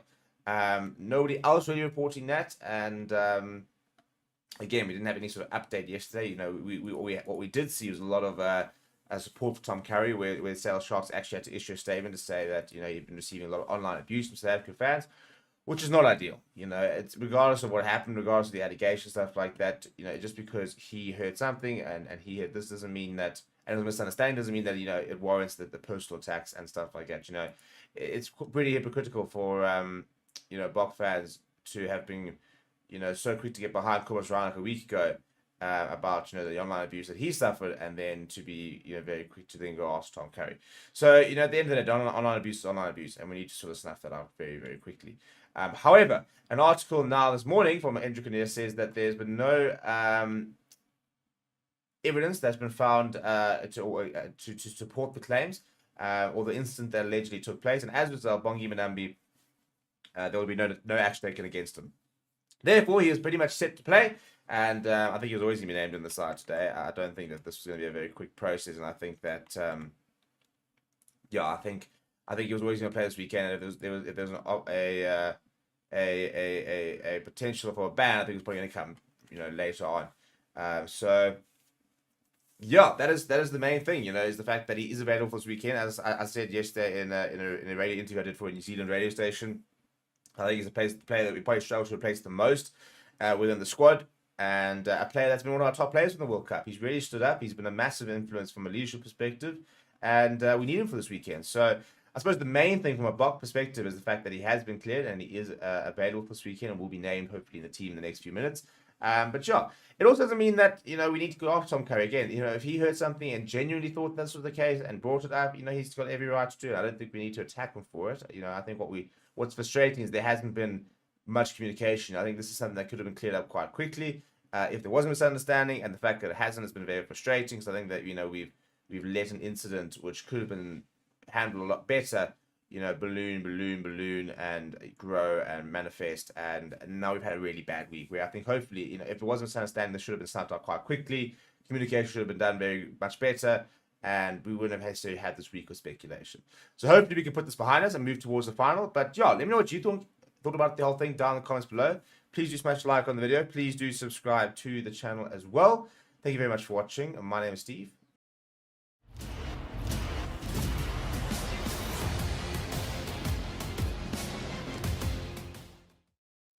Hello and welcome to Forever Rugby on Forever Sports. The team for the 2023 Rugby World Cup final has been announced by the Springboks. They've done it, people. They have only gone and done it. A 7-1 split officially from the get-go. No late replacements. A 7-1 split has been announced by Jacques Ingolba and Rassie Erasmus for the final. It's an absolutely massive call. It might be the bravest call in rugby history. It might be one of the biggest calls in rugby history, and it's going to cause a lot of debate, and I can't wait to see how this plays out. It could be absolutely disastrous, because if you look at the way the 7-1 split in itself is actually formed up, we don't even have a scrum half replacement, which is the one replacement they said that we always need to have. So yeah, it's a massive call, an absolutely massive call. We're going to talk about the team in just a second, and I'm very keen to see what your thoughts are, but this coach staff has never been scared of making decisions, and this team reflects that very much so. So before we look at the team, please do smash like on the video. Please do subscribe to the channel as well. Right, let's have a look, shall we? This is the team that will take to the field this weekend against the All Blacks in the World Cup final. And what a team it is. Let's start, shall we? It is an unchanged pack. Stevie Kitsov, Bongi Manambi, and France Moherbe will pack down in the front row. In the second row, it will be Eben Etzebeth, Franco Mostert, then Siaklisi, Piers Def the Toy, and Dwayne Muir. However, there are changes in the halfback pairing. Faf de Klerk comes in, as does Andre Pollard. Both of them, we expected them to start, considering the conditions and the way that they kind of came off last weekend to really good effect. And they continue this weekend. And they're all going to basically have to play, the entire backline basically going to have to play a full 80. Your two wings are Cheslin Colby and Currie Orense. A lot of speculation that Currie Orense might drop out, and they might go for Canan Moody, who's a bit more physical. In the air, for example, that is not going to be the case. In the centres, it will be Damien Delendi and Jesse Creel. At fullback, it is Damien Willemse, who had a man in the match performance last time he took on France. And yeah, it's hopefully we see the Damien Willemse that we saw that day. He was absolutely untouchable. Then shall we go through it? Hey, this bench, the 7-1 split. It is Dion Fourie, Oxenchair, Trevor Nyakane, Jean Klein, Archie Steyman, Kwagga Smith, Jasper Wiese. I mean, how is that for a bench? Billy LaRue closing it out as the final as the final man on the bench there. So Billy LaRue, the sole backline player on that bench. Ironically, he was actually the one that was replaced in the game against New Zealand when we went for this first 7-1 split. So very, very interesting to see that we've gone with a 7-1 split and no scrum off. Cheslin Colby will be the man that would sort of slot in there if there was an issue, for example. It's a huge call though. I'm not even sure what to make of it. Look, if there's nothing else, from a physicality point of view, if you don't win a physical battle like this, and with this, then you're never going to. And I think that they're very much identified that with the weather, for example, with it being wet, that if they get in the front foot and they manage to sort of match them physically, then New Zealand aren't going to cope. That's the gamble that they've taken. So yeah, it's going to be really interesting to see how they cope and whether this turns out to be a masterpiece or master stroke, or this is a massive gamble. I do think that the right players are involved in terms of, the best players for this thing. Trevor Nyakane coming in is a big call, but it's an injury enforced call. So yeah, it is a big opportunity for Trevor Nyakane. I'm not even complaining. I'm not even worried about that, to be honest. Trevor's world class. Very keen to see the Arcus name and Jean claim, combination once again. And I think Jasper Beast is a good shot as well. I think he, especially in the last stage of the game, against hopefully a tired New Zealand, can wreak a bit of havoc. You have to have a Kwagga Smith. I think Dion Fourie proved it last week how important he is. Very interesting to go with Billy as the sole back and not a scrum off. So that for me is probably also the biggest call of the day. So let me know what you think of the team down in the comments below. Please do smash like on the video. Please do subscribe to the channel as well. Thank you very much for watching. My name is Stephen. I'll chat to you too.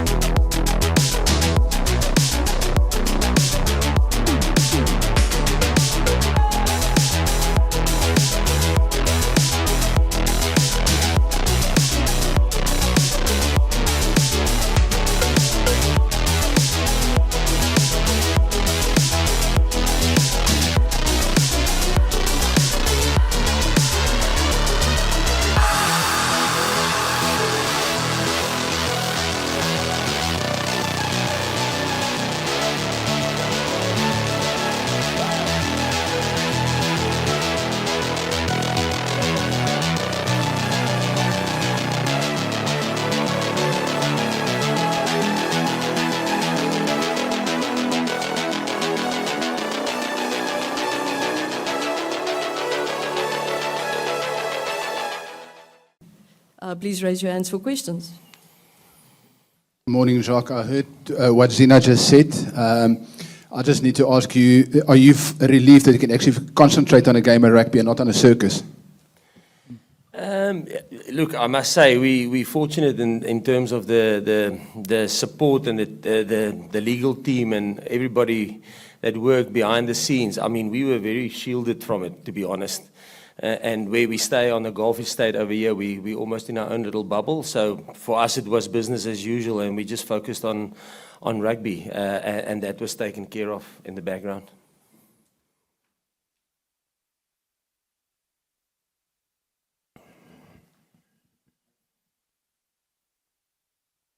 Thank you. James McConey here from NZR Plus. Just wondering about the 7-1 split, Jacques. Why have you gone with that, and who will play halfback if anything happens to Faf? Yeah, I'll probably take my time on it because I think there will be quite a couple of questions regarding the team selection. And that's probably the starting point. The team is not 15 and 8. The team is 23. We always say that. We select a squad. When you do a squad selection, there's a lot of things that influences that, and probably from medical to performances, to past performances, and obviously a lot of analysis going into New Zealand, what their strengths and their weaknesses are, and where we think we can get the edge on them, you know. So obviously, and then the discussion starts between the coaches and the selectors, and then it goes from a 5-3 to a 6-2 to a 7-1, back to a 5-3, 6-2. So it's not a 10-minute discussion. It's hours and hours, you know. And probably the big, if you look at our squad, obviously there will be a couple of questions on it. So Vincent Koch couldn't train on Monday, and we have a policy in our team: if you can't train on Monday, you're not up for selection. So unfortunately, he then missed out with Trevor coming in for him. And then secondly, so everybody, the other guys are all medically fit. And then the second thing you probably look at within your squad is performance. And I think if you look at our squad and the performance, I think there's consistent performances, and there's not a big gap within our squad. If you think now the guys missing out like Andre Estreisen and Kainan Moody, the last time how good their performance was against New Zealand. But also then going back, I think Damian Dalenda and Jesse Krulis putting in some proper performances. So I think from a performance point of view, there's not a big gap.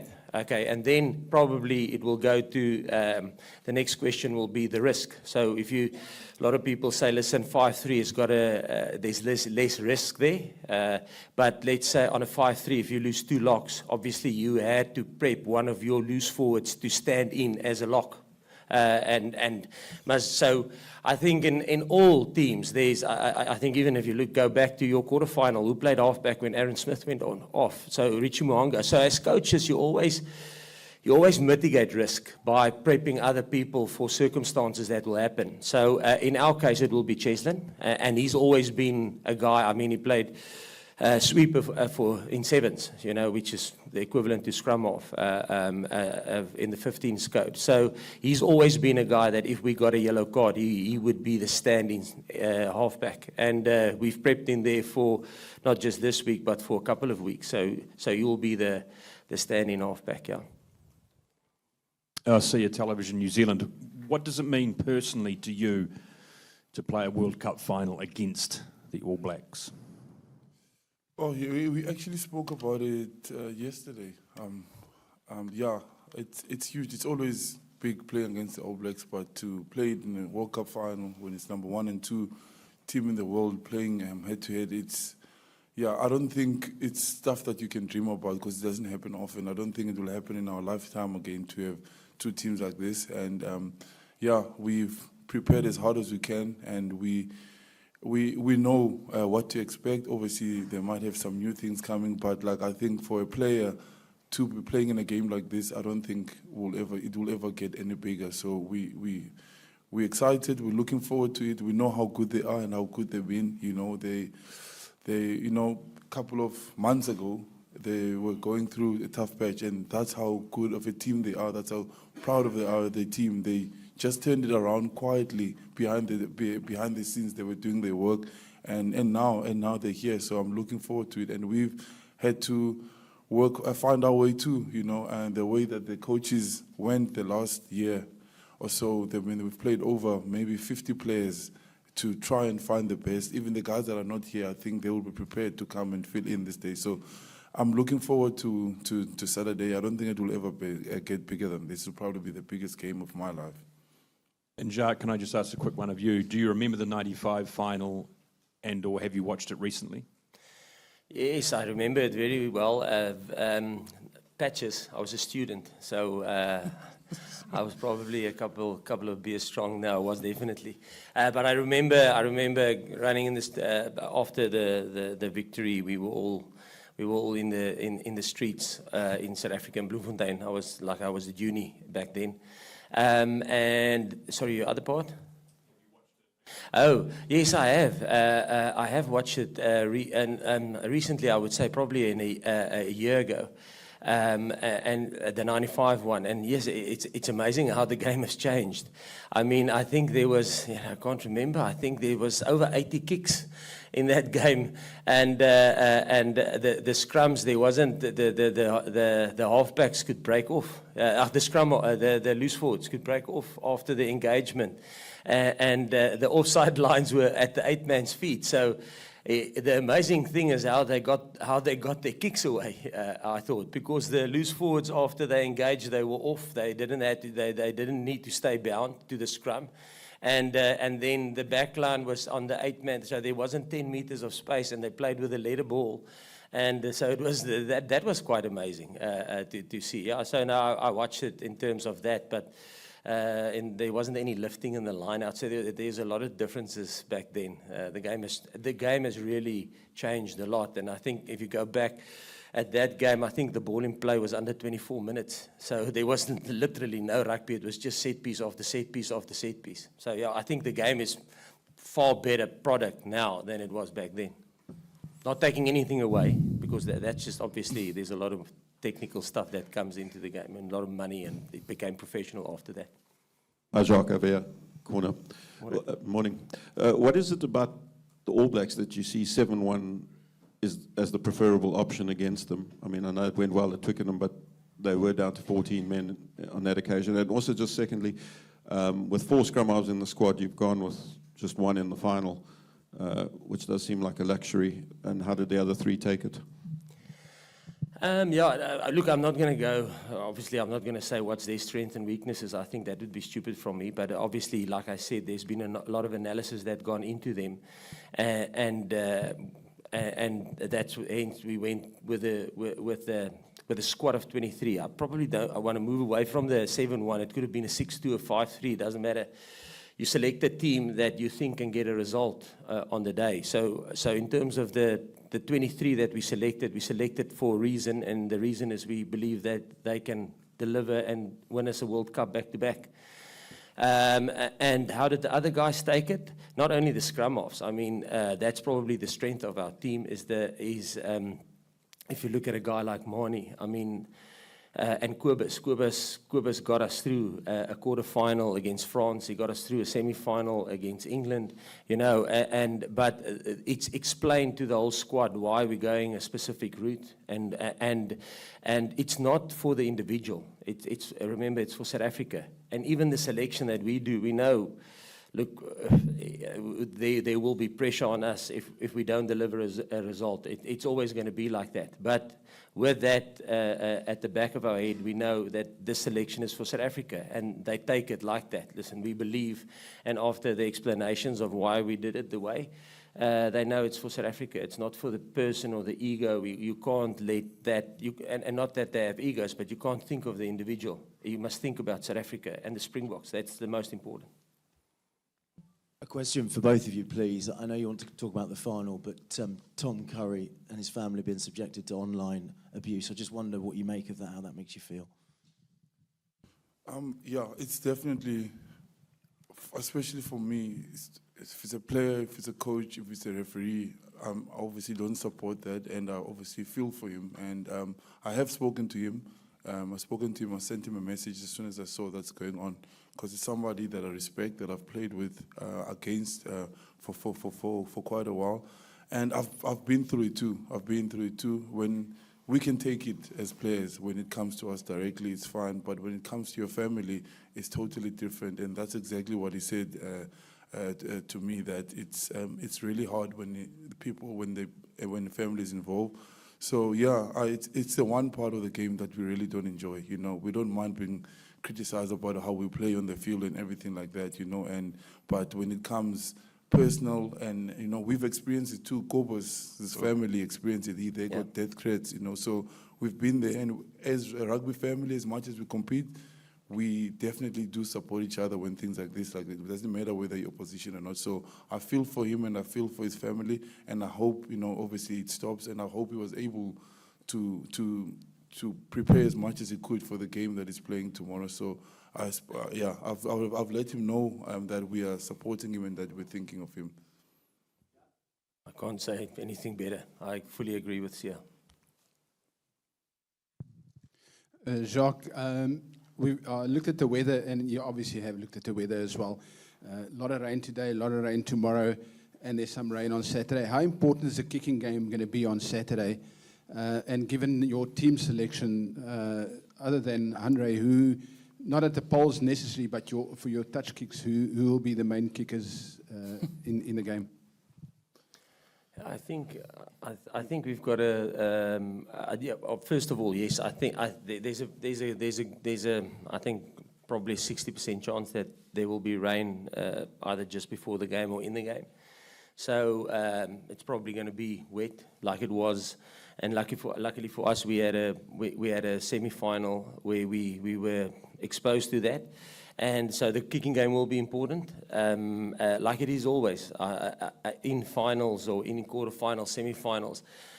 Getting territory is important. I won't say it's the most important thing, but it is important. And I think if you look at our team,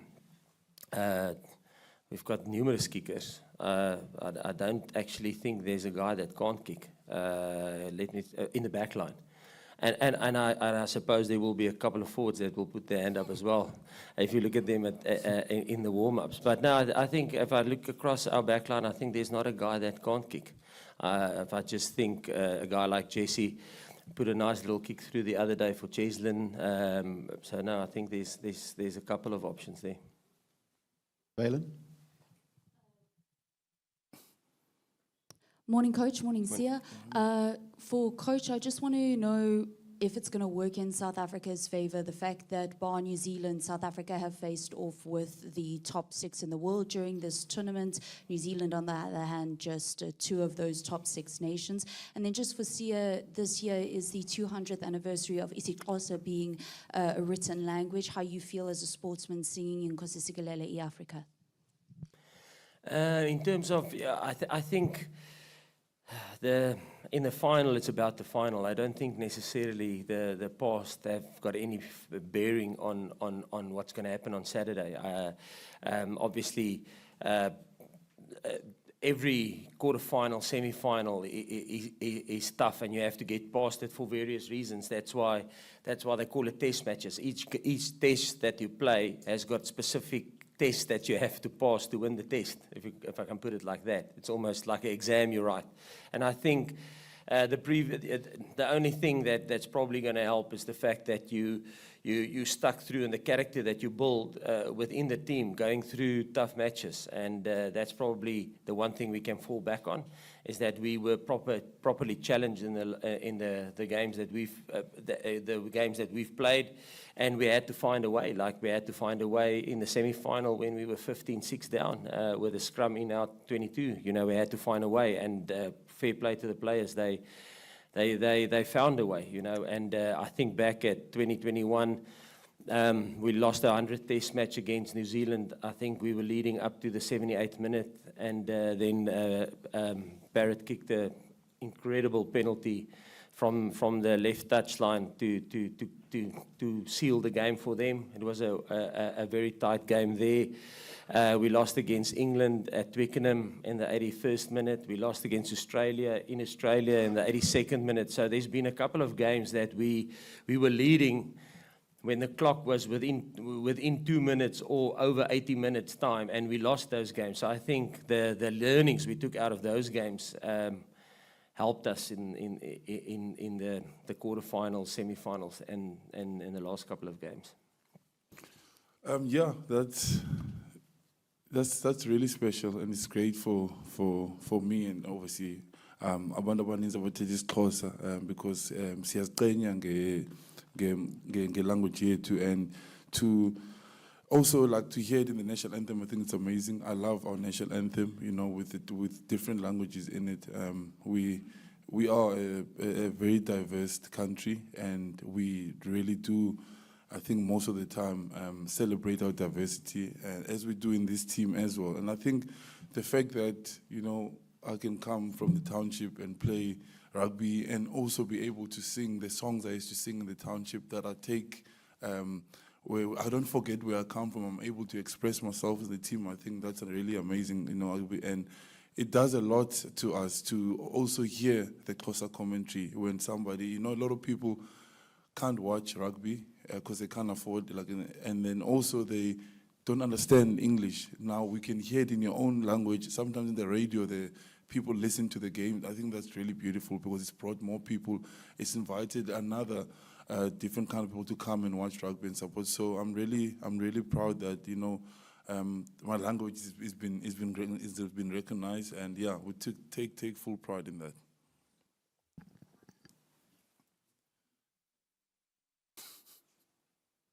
Morning, guys. Morning. Question for you, Jacques. On a number of occasions this year, you've told us about how the game, Springbok's game, has evolved with Mani at fly-off. With him not in the squad for this game, do you think that can be interpreted as a betrayal of those things that you've advanced in your game? No, not necessarily. I think we still, obviously Andre was injured. That was the big reason why Mani had to step up, and fair play to him. He is a brilliant rugby player. But unfortunately, if we would have gone with a 5-3 split, he would have played. But unfortunately, like I said, for him and for Kobus, they are unlucky because of the tactics that we think we want to employ. So yeah, no, not at all. I must say, I don't think World Cups might be, probably now that I'm saying it, will be different, but World Cup finals isn't necessarily always the most spectacle of affairs. So if you look at the past games, it's always going to be tight, and I think this one is going to be tight, and it's going to be a grind. Yep. For the positions, I think. Yeah. Yeah, I think 5. also things happen. I get taken off on the 40th of life. Of course, I would love to play more, but I know that at that time I can't give anymore, or the coaches can see I'm not so productive anymore. So decisions get made. It's not about me. I can be disappointed for a little bit, but I know the bigger thing is that if we win, at the end of the day, like the work that Kwagga and Dion Fourie does when they come on, the bench came on and won us the game. Our job is to grind out, and those decisions get made. And you think, am I going to sulk for me, or am I going to think of the bigger prize? At the end of the day, when we win, South Africa wins. It doesn't say this guy started or this guy kicked the winning penalty. When they write the name on the trophy, they say South Africa. Andre covers 12. He can play 12. So there's a lot of things that we have to get into consideration. If something happens to Dukes, Andre can shift in. And those decisions get made because Damon Willemse can cover 10 and 12 and 15. So and Trezen can play scrum half, fullback and wing. So when they pick the team, they don't just announce it. They explain to us to all those situations. We have made peace with it, and it is difficult. I felt it. I've been here before where I've been part of the World Cup and I don't get picked. All I have to do is hold bags. And I think for a guy like Mani, he really wants to play. He was disappointed, but he became Richie Mohanga for the team and gave us the best pictures we could get, because he knows at the end of the day that if he gives the best, and that's the role that he's asked to play for this specific game, as Andre had to do, as Marvin, Ori, who's been amazing for us. Everybody has a role to play, and that's just the role that he's chosen to play. And we'll give it everything, and we're not going to die wondering. It's a World Cup final. And if we do and become successful after the game, he will know that all the input that is put in, whether he was on or not or off the field, it made a difference to make us be successful as we can. So we don't take it too much to ourselves. We don't think too much. Yes, you sulk, you go home, you talk to your wife and your girlfriend, you get over it and you move on because you know maybe tomorrow you'll be the one starting. And yeah, and that's just how we see it as a team because it's far bigger than us. Good morning, Jacques. Good morning, sir. Question for each of you guys. Jacques, we had a chat about this at the start of the Scotland game. You are finally in your last week as a Springbok coach. Just talk us through how you've processed this particular week, and that this is probably the last team announcement press conference in these colours that you're attending in the meantime. And for you, see, I mean, the All Black game in the Eastern Cape holds so much significance. Just building on Valen's question, what does it mean for you being from the Eastern Cape, playing against All Blacks when, especially from 1995 onwards, every other test match is rated highly, but the All Black test, the All Black Springbok test from our part of the world is the one that really matters? Yeah, in terms of how did I approach this weekend from being the last one, maybe. Yeah, you know what? It's funny. I went for a run this morning, and I was thinking about it. You know, in 2011, when I was in New Zealand with the Springboks in the World Cup, I thought I'll probably going to continue. And then Heineke went another route with John McFarlane, and they were very successful together. So, and then I thought, oh, okay, I had 7 games with the Springboks, and it was unbelievable. And then 2016, I got another opportunity with the Boks, but then I already signed with Munster, and so I only had 3 test matches with the Boks, and I thought when I left for Munster, okay, listen, that's it. I had 10 unbelievable test matches with the Springboks, and then we came back to 2018. The point there is, you actually don't know the future. And that's how I see it. I'm not emotional because I don't know if this is my last test match for the Boks or not.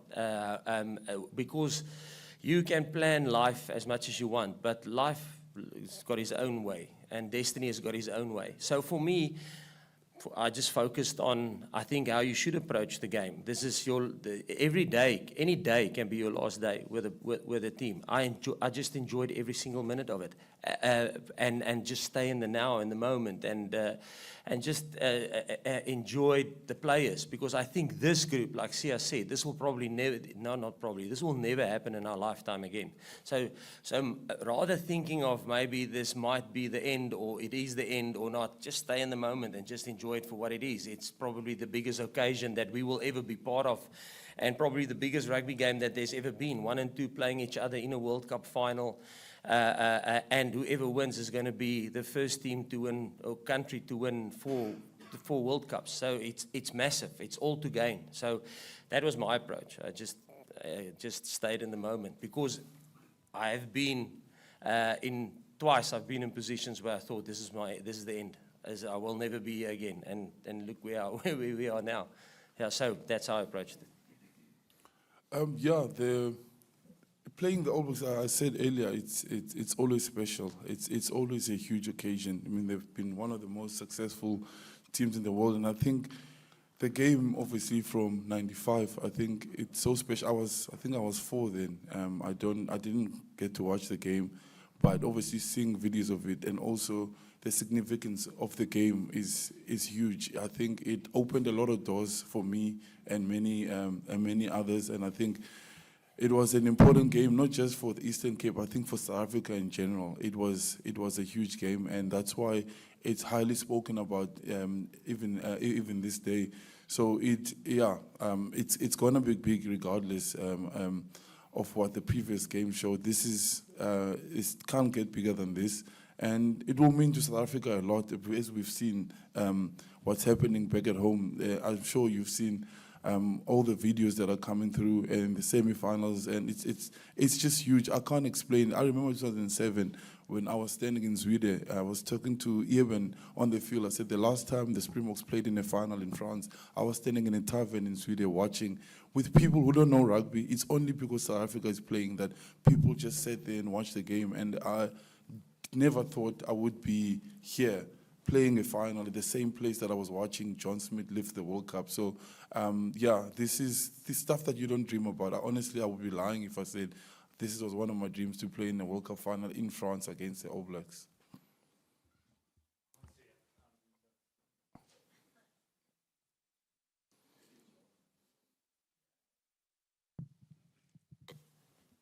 Hi, Sia. I mean, you sort of touched on it slightly here, and Jack mentioned being the first team to win 4 World Cups. Can you contrast what the motivations are for this group of players, maybe compared to 4 years ago, when you spoke very well about sort of inspiring the nation and playing for a higher purpose? Are they different? Are they the same?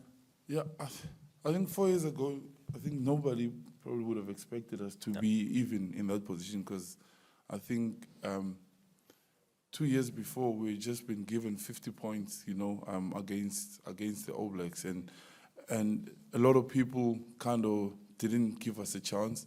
And you know, we were trying to get the respect back of the Springbok team, of the name, and we were fighting because I think we were 5th or 6th in the world that time, and it was basically rugby focused until we go to the final, and when Coach Rassi spoke to us just before the final at the stadium, because he had seen what was happening back at home. We were in the country, we was in the middle of one of the biggest gender-based violence marches. There was xenophobia happening. There was a lot of bad happening in the country at that time. And when he saw that, and he saw Mampimpi play with one of the ladies that got killed at the post office, you know, and he realized that it actually means so much more to, we all play for different reasons as players. We've got different motivation. It's your family, it's someone that you've lost that you want to make proud. But the thing that brought us together was South Africa, and he looked at that and he saw, and that we started playing for so much more than, because we knew what we do on Saturday can control a mood of 62 million people plus.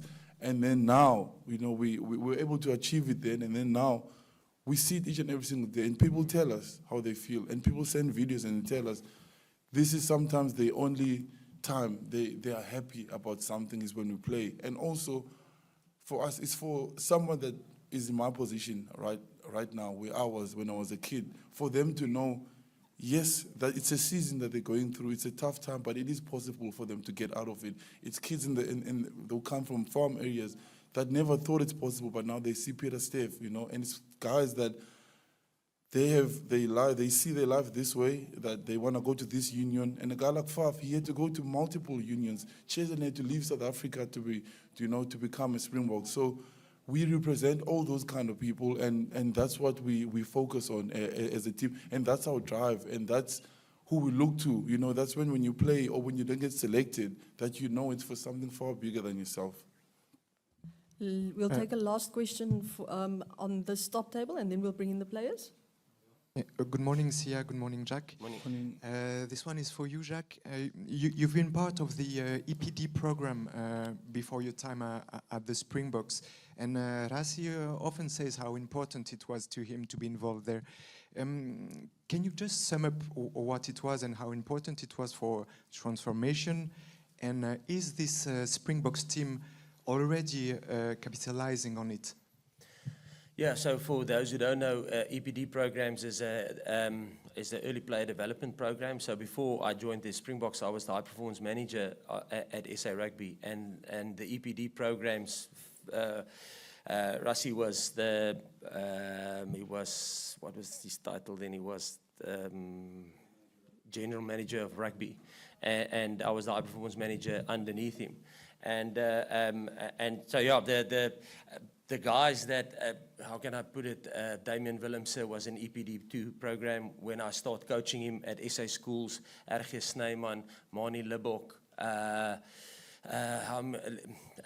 J.C. Creel, Andre Pollard, Malcolm Marx, Thomas de Tooy, they all guys that I've worked with since they were 17 in the EPD program. That's what probably makes it so special, you know. Even Sia I met when he was at the Institute. He was under 19 at Western Province. Frans Malherbe, same. So a lot of the players that's currently in this group, and that's why I enjoyed the time with them. I just sat in the change room and we had a cool drink in the change room after one of the training sessions, just looking at the players, and I think, yes, I have a story of every single one. Oxniche Villagers Rugby Club first scrumming session. Michael Kumberai was there, and I remember, who's this guy from RTS Louis Botha? I can actually speak a little bit of Afrikaans. You know, if you think where he's from, I've got a story about every single one because of EPD. Because when they were nothing, and when they were just dreaming to become Springboks, you start working with them, and you know what? Fair play to them, they haven't changed. They don't have egos now. They, like Mani Libok, somebody asked about a guy like Mani, like Kobus. Okay, obviously he's a little bit older than them. But the same Mani that was 17 years old playing for the SA school side with Damian Willemse, they're the same people now. They haven't become big-headed. They don't have an ego. If they're not selected, like Sia said, they take it on the chin. They know that it's for South Africa, just like they did it back then. So, yeah, it was special working in the EPD programs, and even with the women. Obviously, I had I coached the sevens in women's and the 15s, and so I had an unbelievable coaching pathway with that, teaching kids, or not kids, but school kids, developing them, see how they grow as persons, how they become fathers, how they become men. You know, it's unbelievable to be part of it. And that started way back in 2013, I think. So it's 10 years now. Yeah. Can I just ask one question of Sia? Just you've played the All Blacks a lot, and I just wanted to know what impresses you about this All Blacks team, and in particular your opposing captain, Sam Cane. I think the fight that they've showed, I think I know how hard New Zealand people and media can be towards them, because they expect so much from an All Blacks team, and I think they faced a lot of criticism, and I don't think a lot of people thought they would be playing in the World Cup final. The fight that they showed this year, I think it tells a lot about the team. You know, they could have just given up, you know, and just said, you know what, it's not our year. And they just took it and they kept on moving, and they were quiet about how they went this World Cup, to be honest. Not a lot of people were talking about them, but they were just moving, and now they're in the World Cup final. And Sam Cane, I think, you know, I know what an amazing player he is and what a good leader he is. And I think for me, for somebody that thought will never play a rugby game again, for him to fight through what he fight through. I was playing that game, and I remember Coach Rassi went to go see him in hospital, and I remember speaking to him during then, and he had a lot of criticism too about how he's not playing well and everything. He found himself, and he's worked, and he just put his head down, and he led a Chiefs team who did amazingly well, and now he's here. And I think that when you can, you know, people always focus on what you do on the field. Some of the battles that you face off the field can take you to the next level, and I think I speak highly of him. I've known him for quite a long time. I respect him a lot, and I think what he's shown, the fight that he's shown off the field, and the way he's taken it on the field as well, now he's led the team, has really been amazing. With all the other leaders, obviously, around him, I think he's done amazingly well, and that's why they are where they are today, the character they have as a group. And it's not, I don't think it's easy. I know it's hard for us to play for South Africa because people expect, but for them to play for a country who's been successful for so many years, it takes a lot out of you, and it does get lonely, it does get dark. You do sit there and you think, am I capable of doing this? Can I do this? But when you have good men around you like I do, guys like Dwayne, Eben, Andre, who support me all the time, and you can see they just stuck together and fought to it, and that's why it makes them such a special team, and that's why they're playing in the World Cup final on Saturday. Thank you, Jacques. Thank you, Sia. We'll bring in the players now. Please, guys, note that there's about 25 minutes for 4 players, so just making you aware of that. Thank you. Thank you. Right, and we are live. Hello, everybody, and welcome to Forever Rugby on Forever Sports. And the news that we have all been waiting for is out. Ladies and gentlemen, the Springbok team to take on the All Blacks in the Rugby World Cup final has been announced. And what a call it is. A 7-1 split from the get-go. No late changes, no injuries, inverted commas, no playing around. We have gone off the bat 7-1, bringing in 2 forwards onto the bench, reverting a halfback pairing. making some big calls. And as you can see, to react to this team news, I am joined by Ruud and Dan. First of all, gentlemen, Thursday morning before the final, how are we feeling? Yeah, so for me, I was just mentioning before we started, I'm a lot more confident since I saw the 7-1 split. I think we're sticking to our strengths, so I'm excited and confident that Rassie and the team have got something, one last trump card to take us to that 4th title. Yeah, I like it. I like it. Dan? Yeah, I'm pretty shocked in a lot of ways. But since it's still breaking news, my brain's still processing. But above all, I'm so excited for the weekend. Yeah, I think that's the main thing. It's just.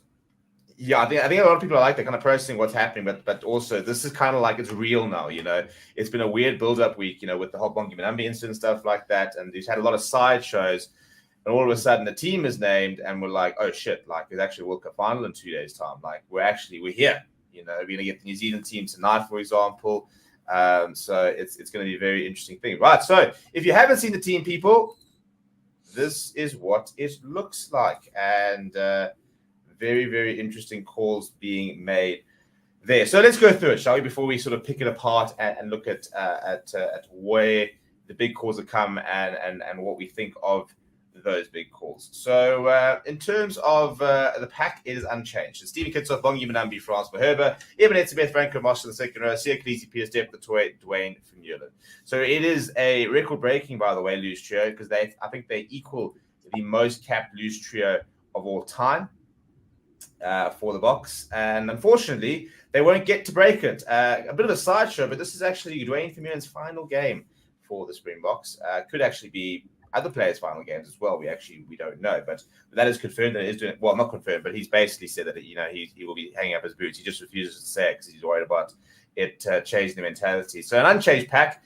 Then the big calls are Faf de Klerk, Andre Paul returning to the starting lineup, which I think we probably all expected after last weekend. The rest of the backline remains the same, and Ches and Colby, Damien Delinde, Jesse Creel, Kurt Lawrence, Damien Willemse. We've then got a 7-1 split on the bench, as mentioned. So it is Dion Fourie, Oxen Chair. Trevin Yokani comes in for the injured Vincent Koch. So I think Vincent Koch probably would have started. would have been on the bench ahead of him. But I'm a massive Trevor fan, so I don't think that there's any drop of quality whatsoever there. Jean-Claude Archer Sneeman, so that the Munster duo. So Jean-Claude officially becomes the first player to have represented Ireland to be playing in the World Cup final. Kwaka Smith and Jasper Wiese then close out that bench.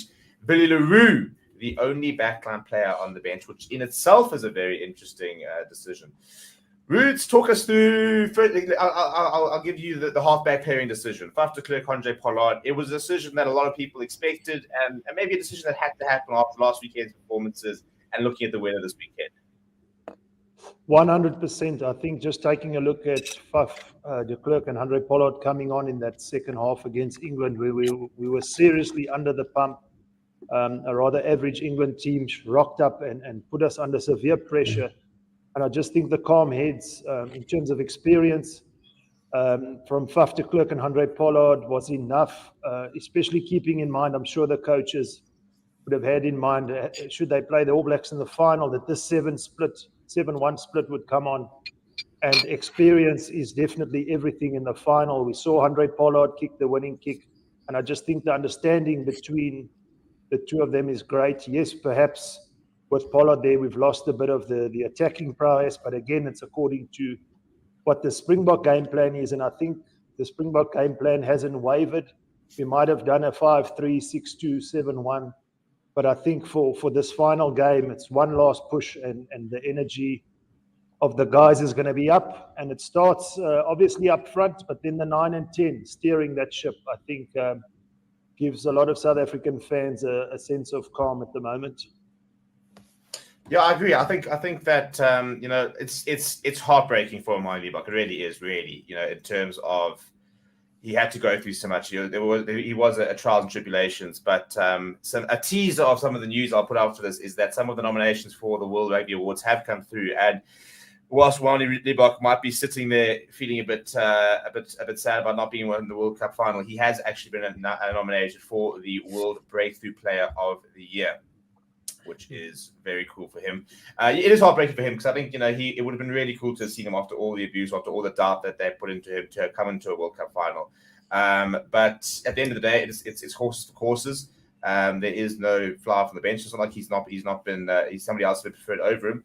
But Dan, let's talk about this bench. A 7-1 split, which is a huge call, and then also no scrum off on the bench, which is always the one position that they talk about they have to have on the bench. They have to have a scrum off on the bench, and they've decided, well, actually, we don't have to have a scrum off on the bench. We'll put BITDEFENDER on the bench. Yeah, I think that's probably the biggest one. In that, who covers it? I mean, I think we've seen when there's a yellow card, we've seen Cheslin go there and do a pretty mediocre job. I mean, I think Faf definitely played himself into a starting position. I don't think there's any doubt about that. I think he's had a really, really good World Cup. His kicking has been phenomenal, and it's just control of the game. But with no replacement, no new injection of kind of any energy from the base, or generally it's a change of tempo that we often will switch up with the scrum off change, and that often has now come with when Money and Hundred have been swapping. So it's huge. You absolutely can't get a card, and you absolutely can't get injured. And I think they'll be trying to get in his head as we did with Ben Youngs in the last final. Yeah, I think it's a very good point. I think the mental part of this as well, in terms of showing the hand and saying this is the 7-1 split and stuff like that, is a big part of this. I think New Zealand set to name their side tonight. I'm interested to see if they do go to the 6-2 split, which they did last time against the Boks, which almost sort of forced us to go 7-1. And we said, well, you want to put an extra forward in the bench, we'll add an extra forward in the bench. Whatever you can do, we'll just take it one step further. But there's a couple of interesting calls here. Rubes is talking a little bit about the Jean-Claude Arceus-Name combo. The two players who've played a lot together. Jean-Claude has, I wouldn't say been a revelation because, he has to a certain degree, but I think he's been the number 4 lock that we've kind of been waiting for. Somebody who no one's going to match Ibn Etzebeth, but he can bring on that sort of physicality, that enforcer. He has been, really good when he's come on. How big is he going to be able to? I mean, we could basically bring on it'll be interesting to see how this this pack looks like, because I think that Bongi Manambi goes the distance and we end up with a brand new leash trio of Kwaka Smith, Jasper Wiese, Dion Fourie, 2 new locks in John Clay and Arceus-Name, and 2 new props in Oxen Chair, Trevor Nyakane. So but that lock combination in particular is a very powerful one. 100%, Steve. I think the trick will be in the timing for the Springbok management. If you take a look at a guy like Franco Mostert, perhaps not the most physical in comparison, but I think his work rate, his defense, his ability to be everywhere, as well as secure line-out ball, makes him invaluable. But then you have a guy like Jean Klein replacing perhaps Ibn Etzebeth. We know they're both physical players, so there's a lot of similarities. Ibn, obviously, the king of the physicality, but to have that, there won't be a drop-off, I don't think, when the replacements come on. In the All Blacks feeling that war of attrition, that battle bruises that they're consuming will just continue with the players that come on. So your Arceus-Name is perhaps also a skillful player, so he might open up things with his handling skills. But again, a massive physical presence. We take a look at, obviously, the try that he just took out a few England players and went over the line and scored that try. So for those players, they must be, in terms of the excitement to have a contribution to the final, who better to replace than Ibn Etzebeth, Franco Mostert. You've got a real sense of responsibility. But should we get the timing 100%, which I believe we will do, I think that pack will be too much for the All Blacks. It will be interesting to see what sort of plan they have to counter that. I definitely don't think that they will be able to match us if we get our timing in the subs right. But an absolute blockbuster in terms of full-on contact physicality, and South Africa are definitely prepared for that. Yeah, 100%. I think the one thing I mentioned about Jean Clay, which I quite enjoyed about him, is that, traditionally, your number 5 officer runs the line, and Franco Marcelo Diallo have always been so important. But I've been very impressed with how Jean Clay has contested at the front of the line out. I think he's someone that's been really good when he's come on, and when he started, he's been really competitive with the line out. So I think that him coming on later on in the game, when we might no longer see a Franco Mostert, I think would be a very nice boost to the team there as well. Let's go to some of the comments and see what everybody else has got to say. Couple of lots of comments coming in, you guys, so we'll try and read a couple over here and there. Some people are saying, so Johnny Piles was saying, I think I like this lineup. Also, I think this lineup is for the weather as well. Weather's definitely playing a part, I reckon. David says, not happy with Billy being the only back replacement, would have rather played Moody or Ligok. Quite a risky split, now we see. Christian says, we beat them 7-1, so why not use the same foundation? A certain amount of method to the madness. I do think it's a very different New Zealand side to the one that we can take on in August. Yes, there's only like 1 or 2 players that are different, but I think the New Zealand bench, it was Tupou Vai and Josh Lord and the likes off the bench in August. Now it's going to be, Sam Whitelock and Dot Papali'i, and you're going to see Shannon Frizzell starting. So I think it is a much better New Zealand pack. Contender says, remember versus Argentina and Johannesburg, Faf virtually played a full 80 minutes after Grant Williams' horror injury. Fingers crossed we don't see him go down. Jason says, what the hell does Varsity think to have a 7-1? Would like to see Andre Estes and then Kane and Moody and Marnie in. And the Crow tips. Hello, Chris, saying the Boks are lucky it'll probably be wet because his backline will not worry the All Blacks.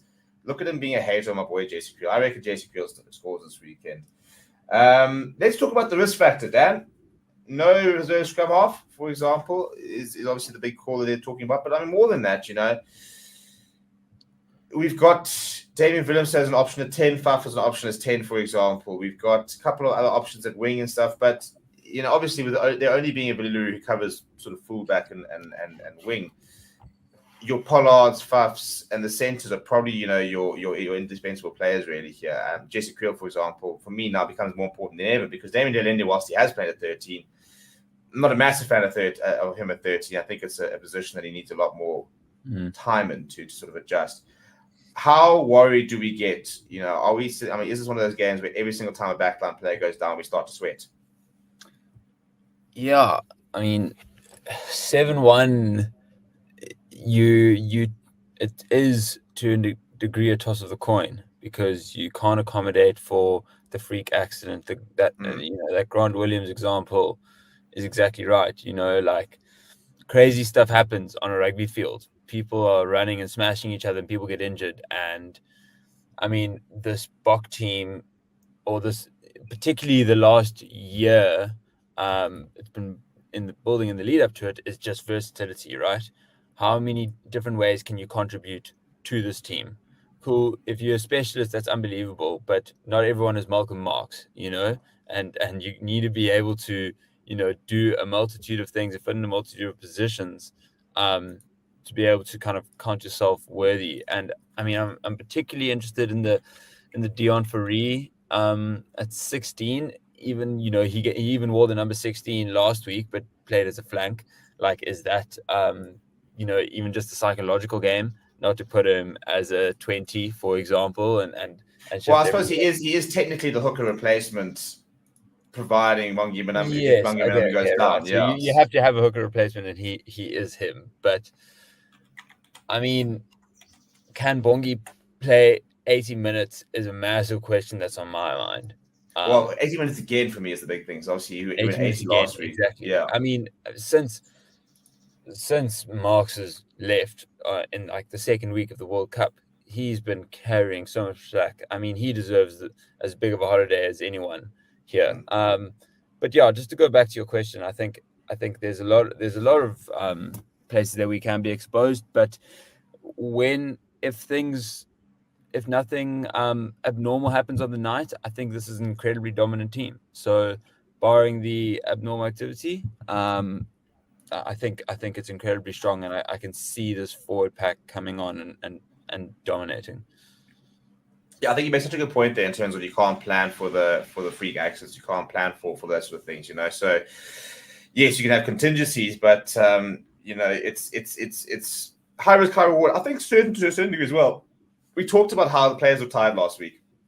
People talking about two big draining playoff games. You know, Ibn Etzebeth being hooked after 45 minutes, you know, which is very unusual and stuff. And all of a sudden we've gone and said, right, well, you know, maybe the pack is a bit tight on their feet. They've actually had to put in two big performances. So as a result, we're going to give them the cover, and we're going to say, right, boys, go and empty the tank for 45 minutes. It's all we need from you. You know, we need one player in that pack to go the distance, and you know, they could choose who it's going to be.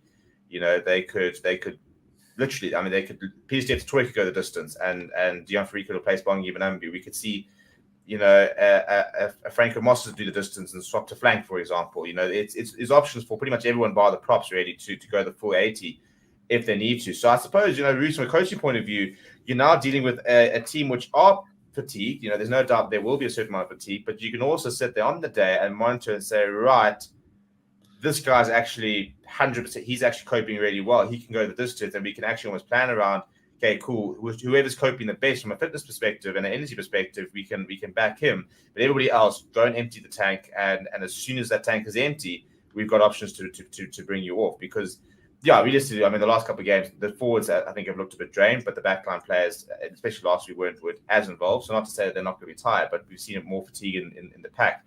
Do you think that's also been a factor to the 7-1 split in terms of trying to cope and trying to sort of nullify that fatigue that a lot of people are talking about? I think looking back over the tournament, South Africa is most certainly, in terms of the minutes that each player has played, I think we've managed to keep that, also we've managed that very well in comparison to the other sides. I haven't taken quite a deep look at the All Blacks in terms of their player minutes, but I think there were players, especially after the two very, very intense quarterfinal, semi-final, the players were dead on their feet. But I think perhaps then also always there was a plan to bring a Eben off so that he can start recovering. Keep in mind that I think this week, physically, I don't know if there was so much demands on the players in terms of training. I think it's a lot of mental preparation. So I think even though the All Blacks did get an extra day to recover, I don't think it's going to negatively affect us. I think the coaches, I think it's all about confidence in each other in this group. So each player looking at the other player coming off the bench player looking at the starting player, they just have that confidence in each other that if the physical perhaps does wane in this last game, mentally they'll be able to make that shift and make amends where they're perhaps physically lacking. But I think all in South Africa have a deep rooted understanding that this is the final game, that they need to throw it all at the All Blacks. And that's why I think, even though there is a lot of risk involved, I think that the Springboks have faith in what the Springboks want to do, and what we want to do is win the World Cup for the 4th time. Yeah, and never lost a final. So a nice little sort of addition to that. And we've got a very cool preview being dropped later today. A promo is going to be dropped in the next hour. I have been teasing it throughout the week to everybody who's been watching. We'll have confirmation on exactly what I've been talking about in the next hour and stuff like that.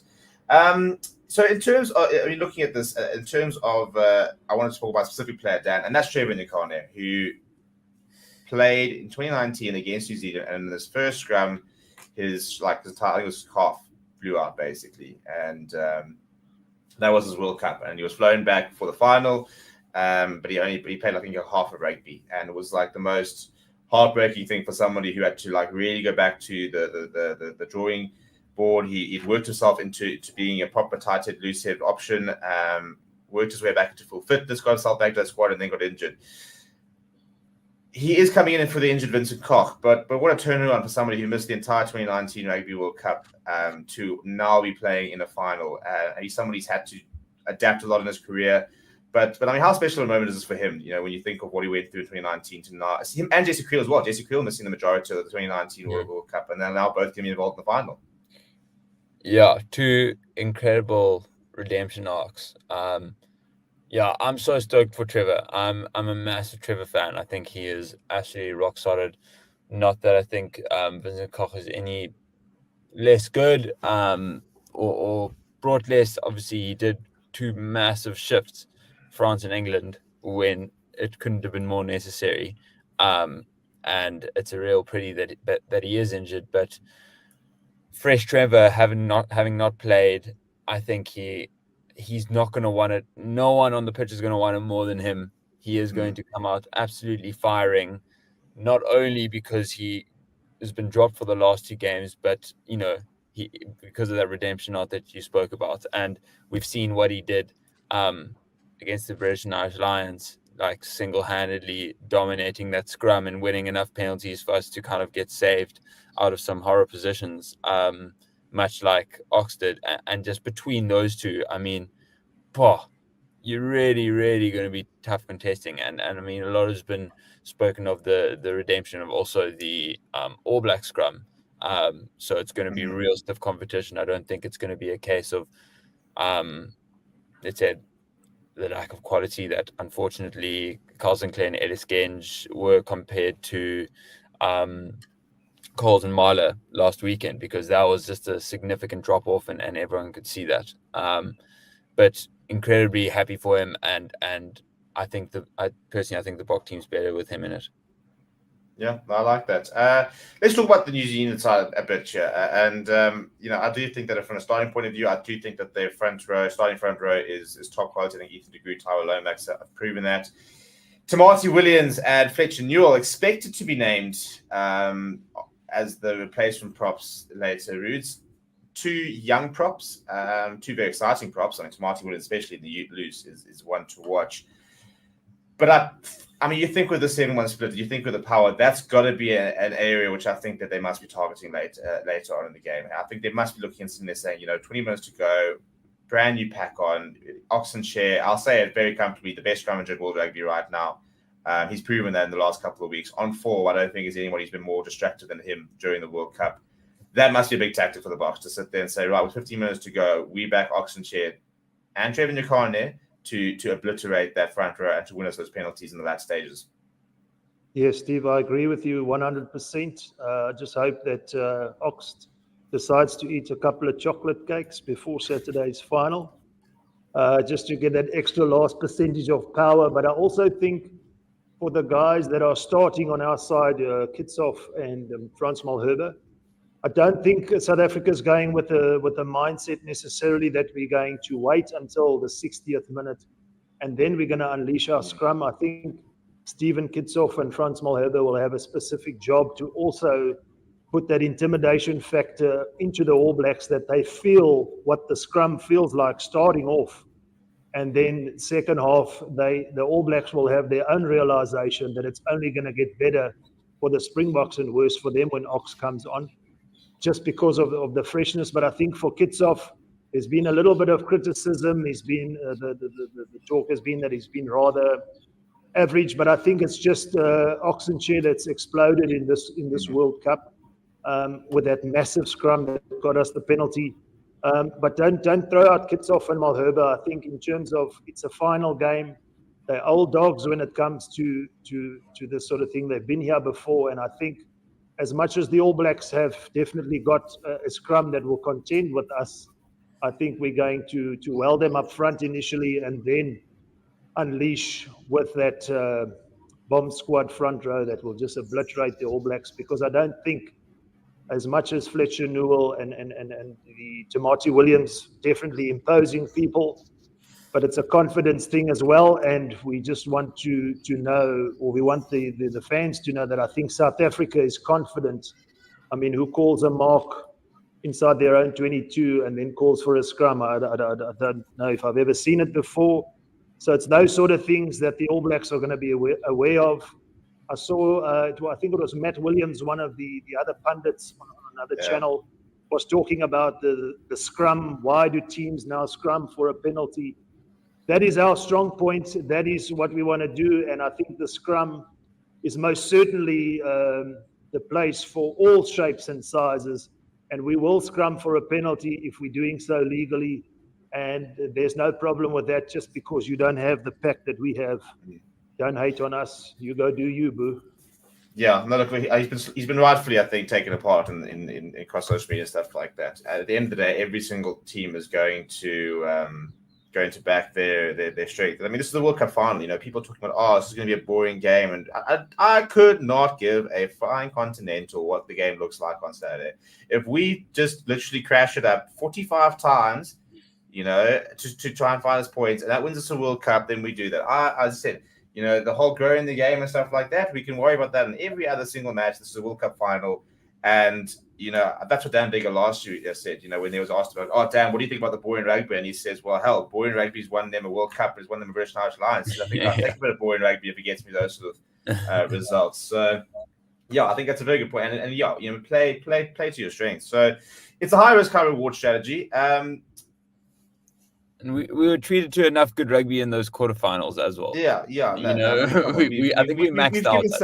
I think that's actually where this Rugby World Cup peaked, unfortunately. Yeah, no, the quarterfinal round was mental. And look, to be fair, yeah, and I mean, look, Marnie Libox dished out some no-look cross kicks and stuff like that. So don't come here with you don't have the flair and stuff. Dan, let's talk about experience. We're looking at the squad, and in terms of your non-World Cup winners already, there is just one in the starting 15, which is Currie Arendse.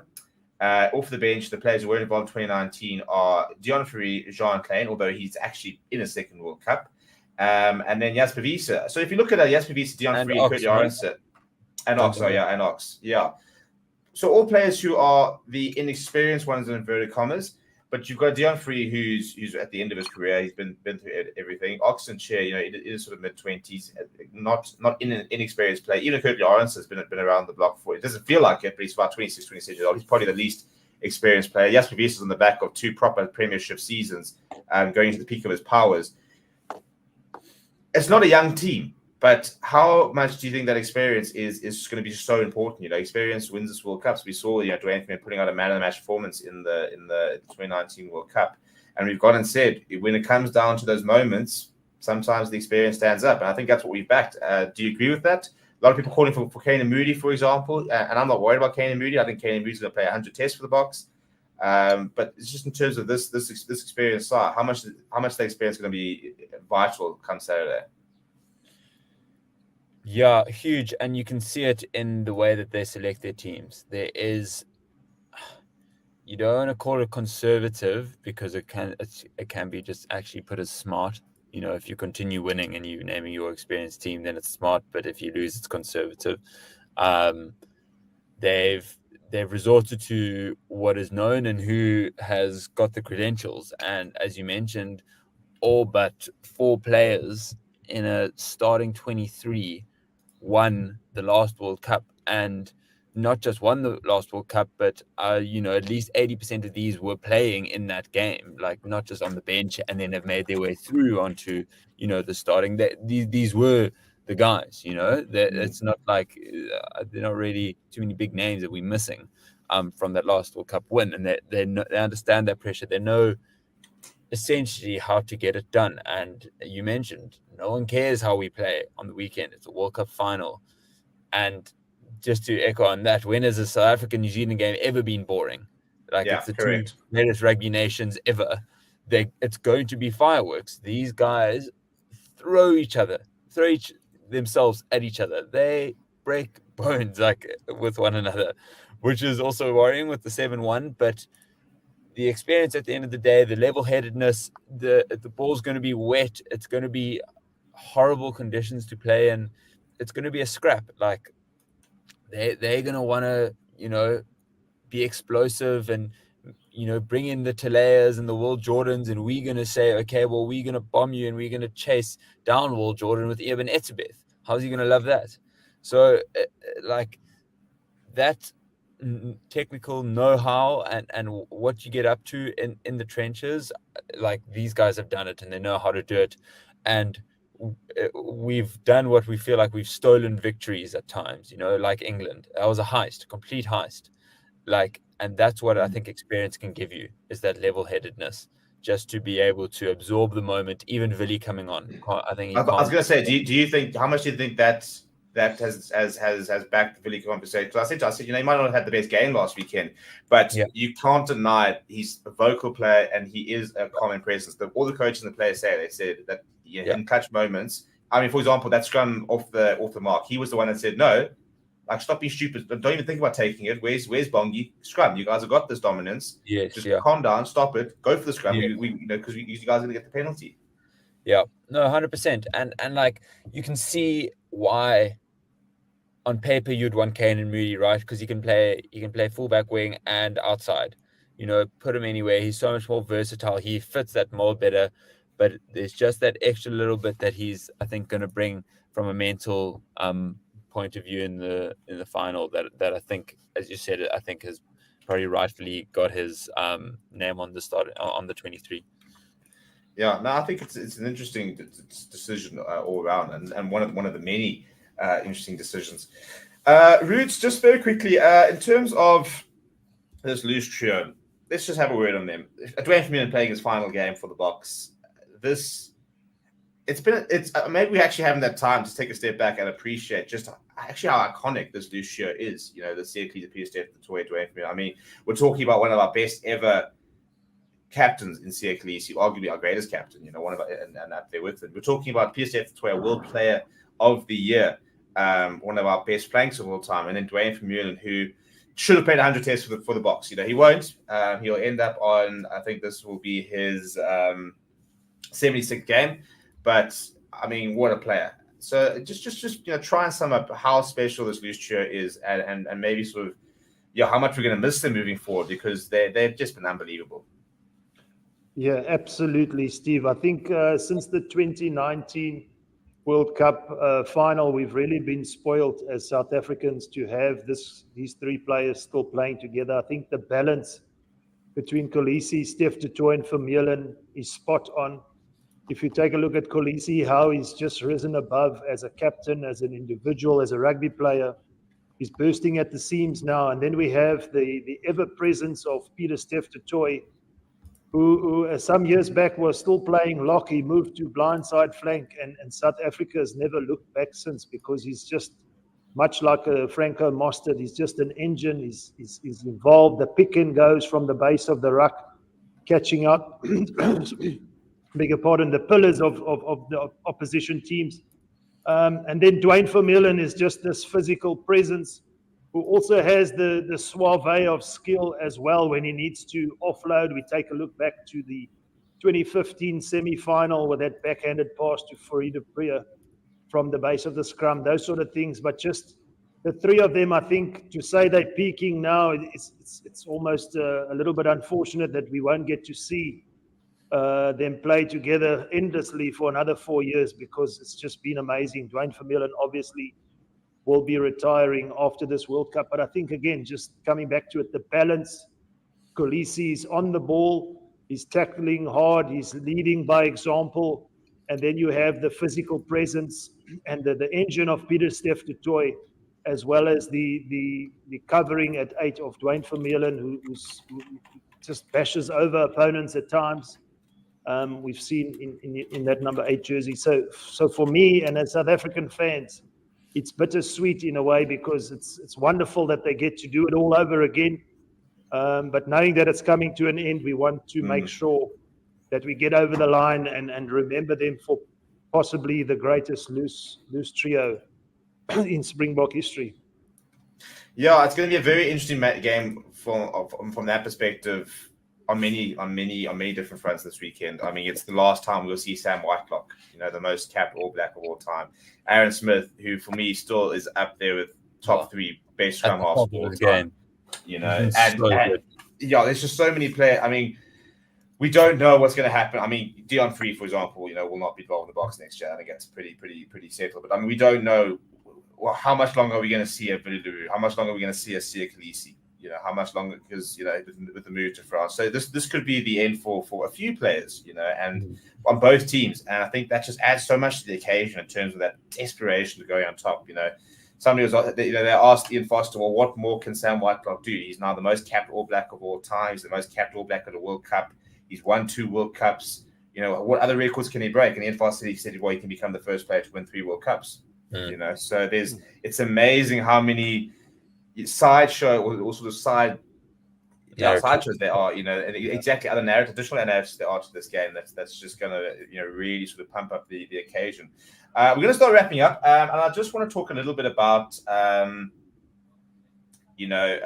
centre pairing, Damon Delindi, Jesse Creel, who've been come under fire, and I think, as fans, we've been people are very very quick to turn on, especially on these two. They seem to catch a lot of the brunt of the criticism, which I think is ironic. I think we go back 2 weeks ago, and I thought Jesse Creel could easily have been walked away man of the match against France. I think that he was that good in playing against the tournament host in what was our biggest game of the tournament. He had one of the best games of his career and one of the best players on the field. A quiet game last week, and already people are asking for him to get dropped and stuff. Dan, how much do you think that the coaching staff, do you think they've ever wavered in their backing of these two? Or if you ask them at the beginning of the tournament, right, there's no Lekanyam, for example, World Cup final tomorrow. If we're picking right now, this is our centre pairing. Yeah, I think I go back to kind of what I said in the. Some people would look at it as, very smart, picking the experience, and some very tentative. At the end of the day, they've got us to a World Cup final. I think we've said a lot on the show that not a lot separates Delindi and Esterhuizen. Esterhuizen maybe just being in the form of his life, but Delindi's had some pretty insane performances. I mean, versus France, he was mega. And he's got all the credentials. Jesse has had an amazing resurgence this season in the Springbok jersey, at least. Not going to be the most flashy. He's not going to throw the dummy passes that Kane Moody's going to get and beat maybe someone on the outside, but he's going to leave 110% out there, and he's the most ultimate. Both of them are just the ultimate team players and know how to fit into a system. And that's, I think, another thing about this team is that they understand system over everything, right? It's never about how you want to play or how you prefer playing. For all we know, Jesse Creel would love to be, throwing dummies and rubber kicking to himself, tripping and chasing. Like, these guys are talented enough to be able to do this at the highest level. They're following a system, and it's like the whole why does Faf kick? He was playing difference come off. Yes, Faf just I was literally about to say that at the last World Cup. People were screaming at Faf, like as if he's just going out on a whim and doing and it. deciding, you know what, I think this would be a good idea. Yeah. Like, and we wanted to win that World Cup, and that that silenced South Africa, but that was the whole narrative. Everyone was giving Faf so much cuck for that. So I think they're the ultimate system players, and they know the system better than anyone else. I mean, you even just go and look back into us bringing back Lucanio, and everyone was surprised when we did, but that was just someone who can slot into a system, and if he needed to play 30 minutes of rugby, geez, we could push it, you know what I mean? But we value that understanding and the breeding in of players so much that when they have that inherent knowledge of what it takes to play the Springbok way and to understand the system, that is, they're rewarded with that, which is why, again, Willie gets to come back, because he knows that and people are familiar with him and he understands what is required of him in that situation. Whereas when you get people still understanding their game, and I think, growing into a Springbok shirt itself as well as just an international career, there's still, I think, a lot more inward type of worry about your performance, where it was never about you. Yeah, no, I really like that. I think it's so true. I think it's something that just some people, it's almost like they don't want to believe it. This whole idea of people playing to a system, people playing to a game plan, people playing to the way that they not forced, but just sit there and say, right, well, this is how we want to play as a team, and you need to fit in. And Rassi said the other day that there's one thing that he knows, and he can confirm. He said, well, you've got the right players here, and that was so much more than just from a talent perspective, from a personality, from a mentality. You've got players who believe in a system, who back the coaches 100%, and who are willing to do whatever they need to do to make sure that the team sort of comes first. So yeah, we're gonna wrap up there, people. To Roots and Dan, thank you so much for giving me all your time, and we will see you guys sporadically over the weekend, and stuff like that as part of our mega coverage on Saturday, guys. When I say that there's mega coverages planned, we have got, at this stage, you know, I think 3 or 4 live shows during the day, from different places, different locations. We've got former refs appearing. We've got people from around the world coming onto the channel. We've got different locations, stuff like that. It's going to be an absolute extravaganza of rugby on Saturday. Before then, however, we have got a special interview coming out later today. I will not confirm or deny whether it might be with an ex-Springbok World Cup winner. You'll have to wait and see for the promo in the next hour, but that's going to come out later. We're going to have the fan forum tonight, which is going to be a lot of fun. By then we'll know the All Black side as well. I'll be live at 6 o'clock to go through that All Black side, and we'll chat a little bit about that. And then tomorrow, obviously, we've got a 3rd and 4th playoff. So we'll see if Argentina can go and get the better of England, or whether Steve Borthwick will be able to finish 3rd in his first World Cup. Rude, Stan, thank you so much. Enjoy the rest of your day. We'll see you this weekend. To everybody else, please do keep smashing the like on the button. We have just gotten past 58,000 subscribers, so a big thank you to all of you guys. Now we're going to push for 60. Let's try and get there before the weekend. And we'll see you guys at the various live streams all very soon. Thank you very much, and until next time.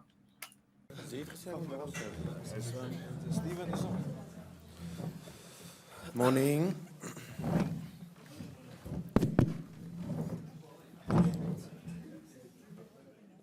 Alles afzet.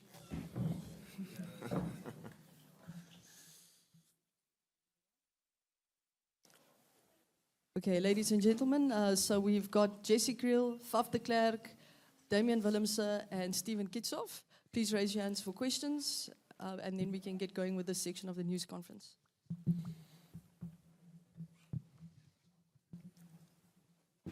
Good morning, gentlemen. Stephen, let's start with you. Your career shaped by New Zealand rugby. I mean, your first big final was in 2012 in the Junior World Cup, where you guys won at Newlands. You're back here again. Just talk us through this particular 9-year period.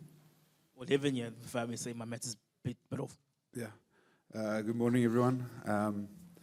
So yes, you're taking me back now to very long ago. But so under 20s, Junior World Cup final in Cape Town at Newlands. So yeah, we were fortunate enough to get the victory there on home soil. But I think this is a different beast. I mean, we all know how good the All Blacks are and how well they've been playing throughout the World Cup and the victories they've had.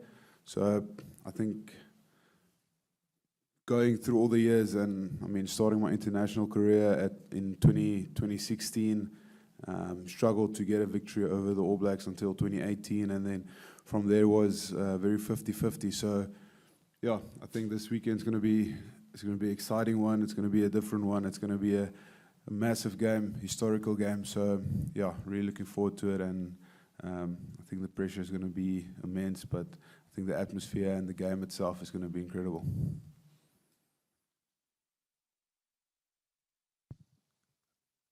Stephen, can I ask you about RG Snyman? Sorry, I know I've not pronounced his name the way you guys do, but I think everyone's aware of the journey he's had to go through to get from one World Cup to another and everything he's fought through. Can you tell us what he brings to you guys as a team and how much you guys respect what he's gone through to get here? Yeah, I think RG's, I mean, he's been very unfortunate with the injuries and the ACLs he's had. I think it was 2 ops in 4 years. So for him, he's an incredible team man, and the way he helps Franco and with the lineouts, and he helps Coach Dion with making good decisions in the lineouts and developing a plan for every weekend. It's exceptional, and then just the energy he brings off the bench. So we all remember like the bomb squad and the energy we had in 2019. I think he's taken that same role this year, especially in the World Cup. And I mean, he's been playing great rugby. He's been carrying the ball well. He's done extremely well at lineouts, and he's bringing a next level of physicality. I mean, he's a giant among men. So no, extremely proud and so fortunate for him to have him in our team, and he's been playing great rugby, and I'm extremely proud of him.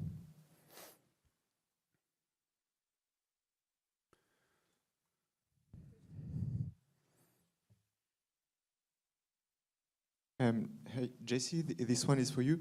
I read a stat that the last game against England in the semi-final, you didn't have the ball a single time in hands. So I don't know if it's true, but that's what I read. And how is it to spend the whole game without touching the ball? And what does it mean about your defending duties as well? Do you enjoy defending as much as holding the ball? I obviously don't enjoy not getting the ball. I think all of us as players want to touch the ball at least when we're playing. But I mean, different games require different things. And I think on the weekend, we didn't get as much possession, I suppose, as we'd like. Obviously, England played a different game plan. But yeah, I think we did what we needed to do to get the result. And in the end of the day, that's all that matters. So yeah, we were happy with the result. Question for Faf. Obviously, any World Cup title is special. Down the back in the cheap seats. Any World Cup title is special, including the last one. But what does it mean to you to play the All Blacks in a World Cup final? Yeah, morning, guys. Yeah, I think it means a lot. And like you said, it always remains special. It doesn't matter who you play. I just think because of the history that we have with them, going back to 1995 and getting to play them in a final again, it's just I think it brings back a lot of memories for a lot of people back home. A lot of us were, except maybe Dwayne and Dion, were a bit too young to watch that game, but I think that's where the rivalry actually really started in mainstream. And yeah, I think just looking at the players that they have in their side, and there's guys that we've been looking up to since we were at school, guys playing their final games now for them and for us. There's just a lot that's special about this game, and we're both going for the same thing, which is going to make it so much more of an exciting and tough match. But yeah, I think I overheard Sia earlier to say you dreamt about this is probably wrong, because I don't think you do dream that far. But we're here now, and I'm feeling extremely privileged and blessed to sit in this position, and yeah, I'm gonna give everything that I can. And if it's my last game, I want to make it remembered for me as giving everything and putting everything on the line. Have any of those 95 guys been in touch with this current team? Someone like Francois or anyone else? Yeah, I think just through a few messages to the guys. There were a few of the guys at training sessions and just feeling the support from them. So yeah, I think even if they haven't, we know we have their support. But I think there are a few guys that's got a few messages, and we do draw a lot from that, and we know how proud they made the country and how proud they are now of us. And we need to continue that, and hopefully we can add another W to the records and hopefully take that cup back home. Faf, I was just wondering, without the bench means there's no sort of specialist scrum half there, means you'll likely go 80. Just wondering if that changes your approach or if it changes the way you look at the game at all? No, not really. We've played like this before, and I've played a lot of 80 minutes in my life, and that doesn't really change things. I think if you're going to pace yourself to make sure you fit at the end of 80, you're probably going to lose this game. So we're going to have to go from the start and give it our all. And luckily we've got Kwacha covering 9 as well, and he doesn't get tired, so that's fine. And yeah, Chesley's also been training there, so we've got backup. So that doesn't really bother me at all. Yeah, I'm going to try and give it my all from the very start, and yeah, hopefully I can be there at the end when we win. But yeah, it doesn't really change anything that I do. Just have to make sure I'm recovered well for the game. Faf, you've played the All Blacks a lot. Can you tell us about what impresses you about this team, and also your opposite number, Aaron Smith? I think the way they've turned it around this year, especially after playing us and the French, it shows a team that really is close together as a side, and the belief they have. I think they've obviously been under a bit of scrutiny over the past those 2 games, and I think the way they've turned around, I think we all could see they're playing unbelievable rugby. playing with a lot more confidence, and you can see they're doing it for each other. So yeah, it's good to see a side like that can almost internally sort things out and don't have to look outside of the group, because they've got such great players and leaders all around the group.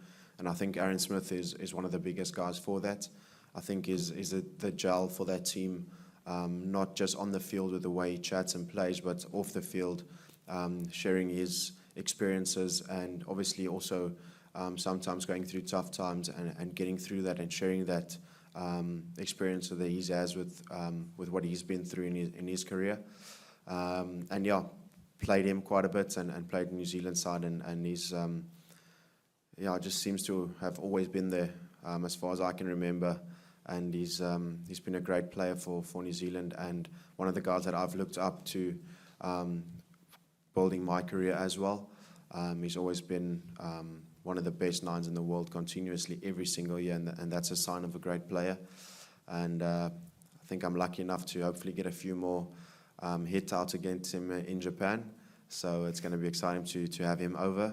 But yeah, I just want to congratulate him on a great international career. He's been great. Something that I think a lot of nines can look up to, and I have definitely in the past learned a lot from him.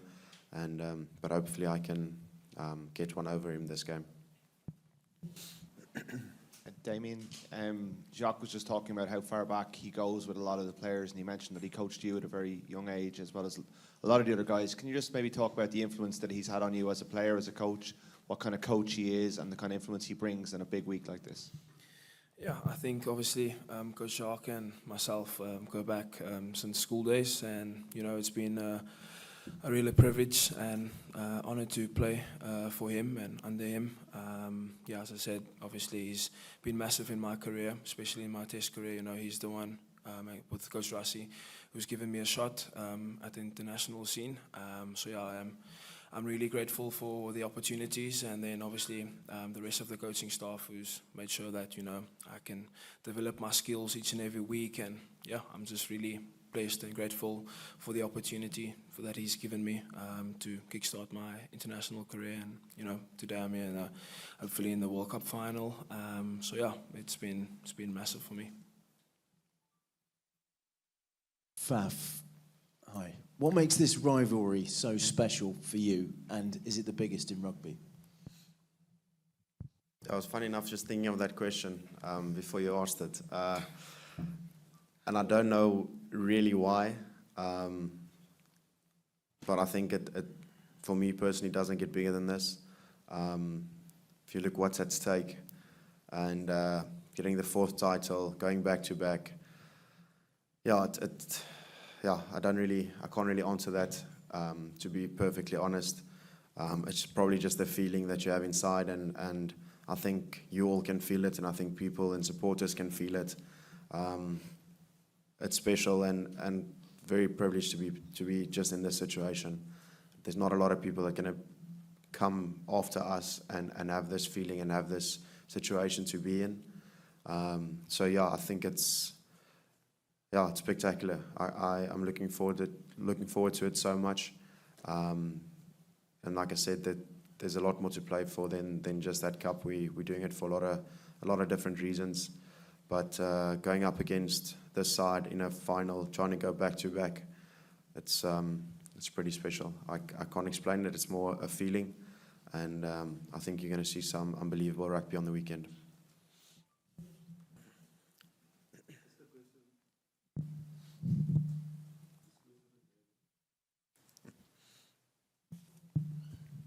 Question for Damien. You've played with Cheslin Colby for quite a while. I think if I got my facts right, he's playing his 30th test match on Saturday, and it's also his birthday. Just a word on him, and also I want Faf to comment. Obviously, I've been fortunate enough to play with Cheslin, starting at the Stormers when I just got out of school. He's been obviously a great player to obviously learn the game from. As I said, started at the Stormers and then now at International. I've had to the privilege to play with him in the back three. You know, he's a great player. He's always someone who, you know, if it's to be, it's up to him. He's always the one to take the ball and, you know, make the play. So yeah, it's great to have him in our team, and you know, hopefully he can, you know, provide us again with a special moment, just like he did in 2019. And yeah, I think as Fafi said, you know, it's going to be a great game of rugby. It's going to be a contest all over the pitch. New Zealand has been playing obviously really good rugby, so we're preparing for that test. And you know, as Faf said, we're really excited. Just on Cheslin. Is his birthday today? Yes, Saturdag. Oh, sorry. Sorry. Yeah, I guess that's a nice present to give him then, to get the win. He's a great guy. We've been mates for quite a bit, and sort of had a similar thing where going through our career where he's always, people in the past said he's too small to play this game. But I think he quickly showed that's not the case. He's an unbelievable player, unbelievable guy, works unbelievably hard, and doesn't have a doubt in his ability at all. He'll take on anyone, anywhere, any place, and he'll probably come out on top. Quite enjoy him training at 9, seeing that he can actually become a bit tired, not just hanging out on the wing. So it's good to see that side of it. But he's an unbelievable guy for us, as a friend and as a player. You always, I think everybody feels when he gets that ball, something special is going to happen, and more often than not, it does. So we're very lucky to have him on our side. Good morning to all of you. Just 2 questions, one for Damien, one for Stephen. Damien, how much motivation is winning a record fourth World Cup for you? And then Stephen, with the team that coach has announced, all the pressure is on the forwards, and how you guys take that? Yeah, just on that question, obviously, it will be massive, not only for us as a team, but you know what it will mean for the country as well. And yeah, there's been obviously 4 years of hard work, sacrifice, and dedication that's gone on into this, and the planning, you know, from the support staff, the coaches, and us as players, you know, sacrificing a lot of time from home, bodies on the pitch. You know, we've lost Malcolm, we've lost Makazole, obviously in the games leading up to the final.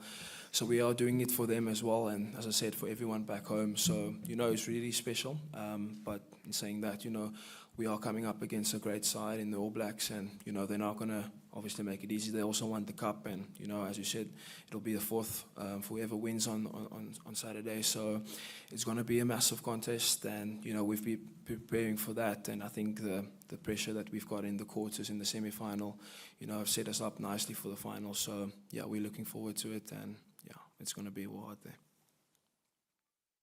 Yeah, and so just on the forwards, Rassie and Jacques made it very clear on Monday when we internally announced who's playing and the squad that it's going to come down to the forwards and the way we pitch up and giving a platform for the backs to show a bit of magic and X factor. But we all know the brand and style that the All Blacks play and how dynamic they can be. But for us, it's all about work rate, that physicality, that scrum battle, that line-out mauling. And for us, if you've got an opportunity to play for 40 minutes or 45 minutes, it's absolutely emptying the tank and giving it everything and making sure you leave nothing out there. And then the next guy just steps in and takes over. So it's all about an 80, 85, 100-minute performance. And with the way we pick the squad, it's giving you everything, emptying the tank, and the next guy just takes over and carries on with the job. We'll take, got 4 minutes left, guys, so question there and question over there. A question maybe for Faf and Stephen, whoever wants to answer, really. The hours must stretch a bit in this final week heading up to Saturday, and obviously the game not till 9. How have you, when you're not supposed to be thinking about the game, how have you been filling your time, and what will you be doing up until 9 o'clock? I mean, Faf, is it preparing the hair, or are there other things you do? Yeah, that's a big part of it. Preparing the hair. No, like this week does feel a bit longer than usual, which is great. I think the more time we get in this last bit together is special, and we've focused on getting closer as a group this last week, spending a bit more time together after training, having a packet of chips together and just chatting through our experiences and what it means to be here again. So I can really feel that unity inside with the group. A lot of sleep, go to bed late, wake up late, have another nap, and we've pretty much been playing 9 o'clock games every weekend. So I think the boys have got their routine down. So yeah, it's a normal week for us in terms of that. But like we've done a lot of work on New Zealand and on ourselves, and we know them very, very well by now. And I think that's one great thing about this team is there's a lot of experience and guys that have gone through this same situation in the past. So drawing on that and guys can share their experiences, what they need to do before a game, and you can take from that what you need. But yeah, like I said, it's pretty much a normal week for us to prepare. Not a lot gonna happen on Thursday. Maybe a few boys hit a few golf balls, maybe go to Paris, have a coffee, something like that. But yeah, pretty much a standard thing for us. Hi guys. John Smith said you make 2 debuts as a Springbok. Your debut and then your first game against the All Blacks. Could we maybe add a third category, the All Blacks in a World Cup final? Will that give you guys the extra, I guess, little bit of motivation you need? You've probably had a harder physical time and a shorter turnaround. Could that be the few percent you need to go the distance? Yeah, I think he's 100% correct. Like, I made my debut against Ireland and then played a couple of games and then played the All Blacks and felt like I've never played a test match for the Boks before that. And then building up into this week there's a different level of nerves that I haven't felt before. So I think motivationally wise, to be honest, there's no outside motivation needed. I think the way we've prepped, the way we've done our analysis, the way this whole World Cup's been, and the road we had to take to get to here, it all roads lead to this final. So I don't think there's any motivation needed. I think there's going to be excitement. I think there's going to be enjoyment. I think there's going to be exhilarating rugby. So for us, it's pitching up, making sure the details nailed in, and then just playing rugby as best as we can. Thank you very much, guys. That wraps up our media conference. Have a lovely day and see you tomorrow. Thanks, guys. Cheerio.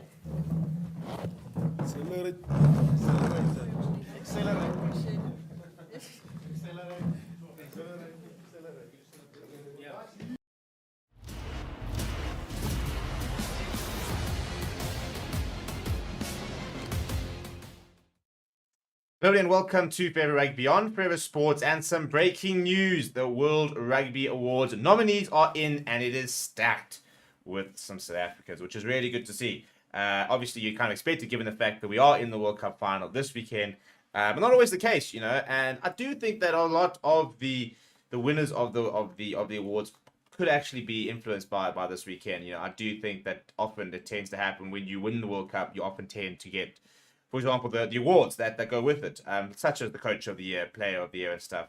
So there are lots of different awards that are being given out, for example. We are going to go through them and let you know who all the various award winners or award nominees are.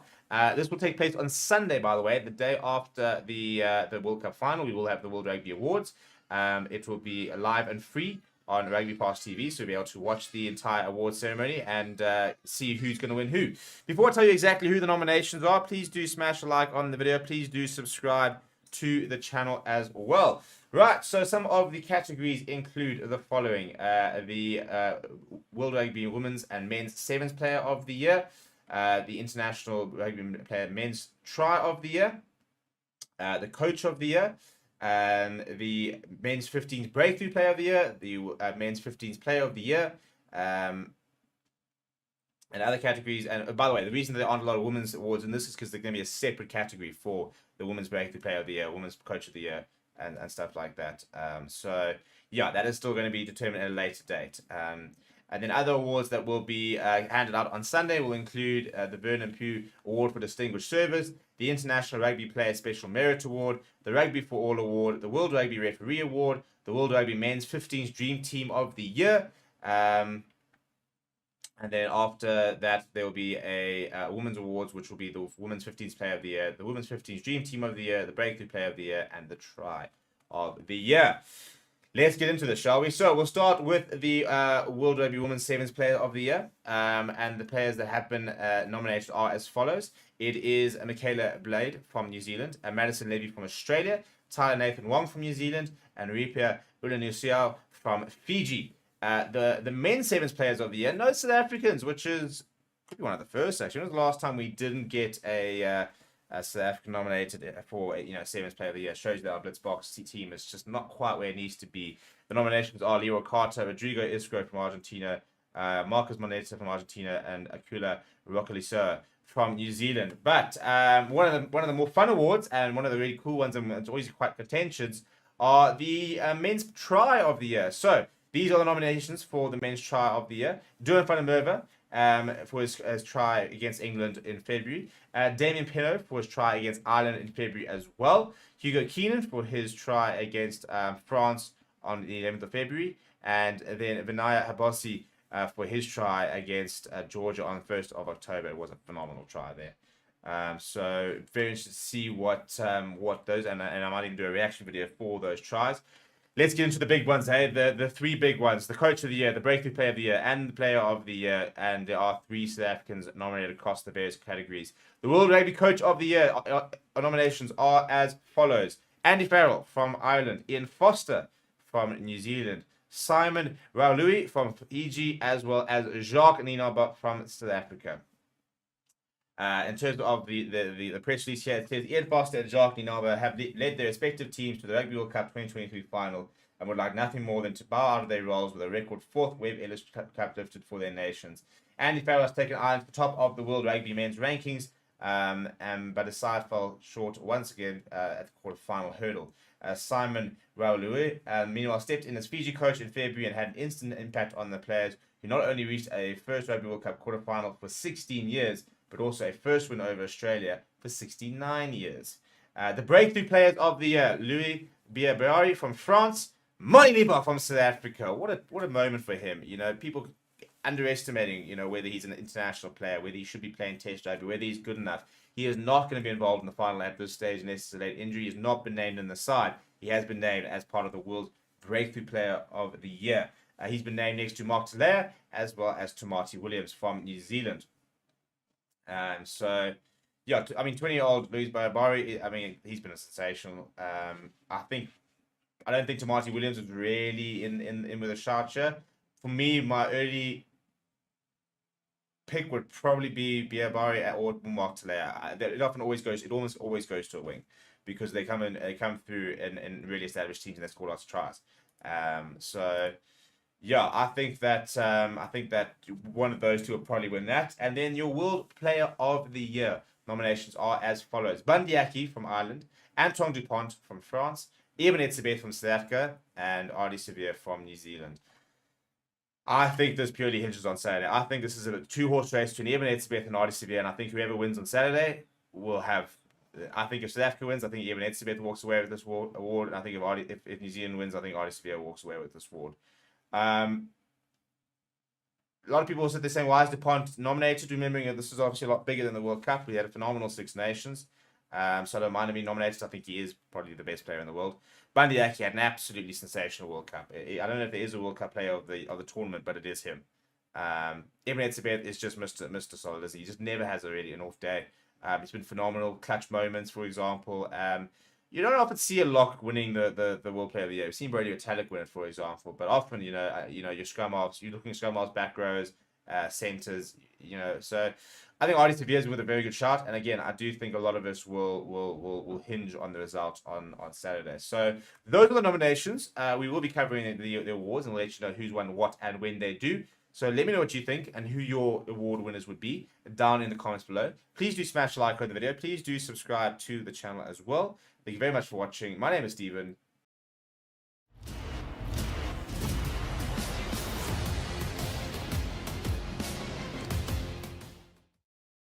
Hello and welcome to Forever Rugby on Forever Sports. And just when we thought that the Bongi Mbonambi situation had been finished, the clarification, the entire saga come to an end, well, some more spanners to the works, really, with statements we'll talk about from World Rugby, as well as a counter statement from the RFU, which is England Rugby, which has slammed the World Rugby decision not to sanction Bongi Mbonambi. And a very, for me, bit of a careless statement being put out by the RFU.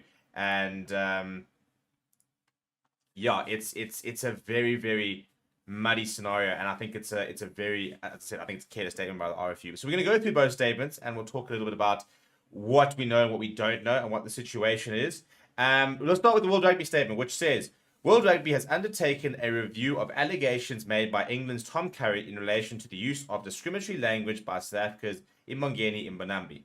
World Rugby has undertaken a review of allegations made by England's Tom Currie in relation to the use of discriminatory language by South Africa's Mbongeni Mbonambi during the England versus South Africa Rugby World Cup 2023 semi-final on Saturday, along with a further allegation brought forward in recent days about a previous match in the Autumn Nations Series 2022. This was what was mentioned yesterday in an article by Hendrik Cornier. It says that any allegations of discrimination is taken extremely seriously by World Rugby, warranting a thorough investigation. Having considered all the available evidence, including match footage, audio, and evidence from both teams, the governing body has determined that there is insufficient evidence at this time to proceed with charges. Therefore, the matter is deemed closed unless additional evidence comes to light. It is important to note that World Rugby accepts that Tom Currie made the allegations in good faith, that there is no suggestion that the allegation was deliberately false or malicious. World Rugby is also concerned by the social media abuse that both players, I like that, I think, because it's true, Bongi Mbonambi has also been chastised throughout the week, that both players have been subjected to this week. There is no place in rugby or society for discrimination, abuse, or hate speech, and World Rugby urges fans to embrace the sport's values of respect, integrity, and solidarity. So that is the World Rugby statement. The England Rugby are not happy with that, and they put up the following statement. And I'll read the statement, and then we'll talk about what's been said and what's not been said. It says as follows. The RFU fully support Tom Currie in raising the racially abusive behaviour he experienced whilst playing for England against South Africa. During the match between England and South Africa on Saturday, 21st of October 2023, Tom Currie reported to the referee that he has been racially abused by Mbongeni Mbonambi. The subsequent World Rugby investigation were informed by Tom Currie that he had also been a victim of the same abuse from the same player in the Autumn Test 2022. World Rugby have today announced their decision not to bring charges in respect of either incident. The RFU are deeply disappointed by the decision taken by World Rugby. The decision not to put the evidence before an independent disciplinary panel has denied the disciplinary process the opportunity to hear Tom Currie's voice and to independently assess his account of these serious events, together with the other available evidence. In their continued full support of Tom and the RFU, together with the England squad, condemn the disgusting abuse he and his family has received on social media as a result of his having the courage to put unacceptable behaviour that has no place in society or in the rugby field in the public eye. Abuse of any kind is not acceptable and goes against the core values of rugby. It is important that it is safe and acceptable for everyone involved in rugby union to raise concerns, and the RFU continue to encourage everyone to report any unacceptable behaviour. That is a bad statement. It is a very bad statement. Not so much in terms of backing them, but they have made the decision in the statement. There is zero use of alleged. There is zero use of the accusations not being proven. They have said matter of factly, fully support Tom Currie in raising the racially abusive behavior he experienced. That is it. They have made the decision on by themselves. So to come out and basically say, well, he was racially abused, the evidence is there, and you're not taking it, is a very, very, very big call to make. And I think that this is a very rushed statement. I think that I don't think is has been thought out too well. I think that this opens a bit of a can of worms, because at the moment, Bongi Mbonambi has been cleared by World Rugby. World Rugby have said we've seen the evidence from both teams, as well as what was available, and we've decided there's not enough evidence to warrant actually looking at this. Therefore, he's been cleared. And RFU have turned around and said, no, he definitively did racially abuse Tom Currie, and it's nonsense that you guys aren't putting this in front of this independent inquiry. So, I don't think we're going to see legal action, but there could be that possibility where Bongi Mbonambi can sit there and say, no, but you can't just go and decide that I have now done this when I've been cleared by the authority or by the world governing body. So, I don't think it's a particularly good statement. And in terms of RFU, you've got to back your player, don't you? You've got to back the systems. At the end of the day, they raised it, they submitted evidence, which they thought they had, or which they do have, and they said, this is what we believe. And you have to back your player, you have to back what you've gone behind, which is fine. So you can sit there being disappointed about it, and you can say, we believe that there's a case.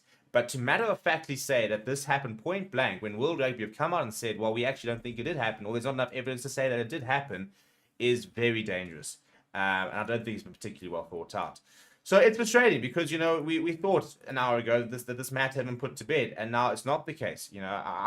Funny enough, I think all the evidence will start to come to the fore in the next few weeks, and we'll start to see what England Rugby did submit, as well as what SU Rugby might have submitted. So, at this stage, he's been cleared. He's available this weekend. World Rugby have said, no, we're happy with the evidence, and there isn't enough evidence to really go forward with it. We're happy to say the case is closed. We're going to clear everything from Bongi Mbonambi. He's cleared to play. This is not going to go against disciplinary record or whatever. He's 100% clear to play. RFU disagree with that and have put out a statement, which I don't think they've put too much thought in it. So, what do you guys think? Let me know down in the comments below. Please do smash a like on the video. Please do subscribe to the channel as well. Thank you very much for watching. My name is Stephen. I'll chat to you soon.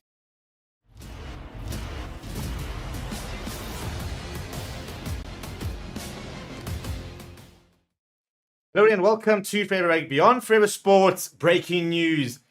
The team has been announced by the All Blacks to take on the Springboks in the 2023 Rugby World Cup final. It'll be a last dance for the likes of an Aaron Smith, a Samuel Whitelock. The final time we'll see those two, and possibly Currie Taylor as well, in an All Blacks jersey, and it could be the send-off of a lifetime if they were to get the job done. For South Africa, this is the team that we are hoping to try and beat, and I tell you what, it's going to require a lot from the guys to get this result. It really is. It's a fantastic team. It's a team of continuity, couple of changes to it, but they've not been drawn into changing things with the 7-1 split from the box. They have gone with their 5-3 split that we have seen over the past few weeks, which is interesting in itself. So before I show you the team, please do smash a like on the video. Please do subscribe to the channel as well. Right, this is what we're going to see from the All Blacks come Saturday. In the front row, it is Ethan de Groot, Currie Taylor, and Tyrell Lomax.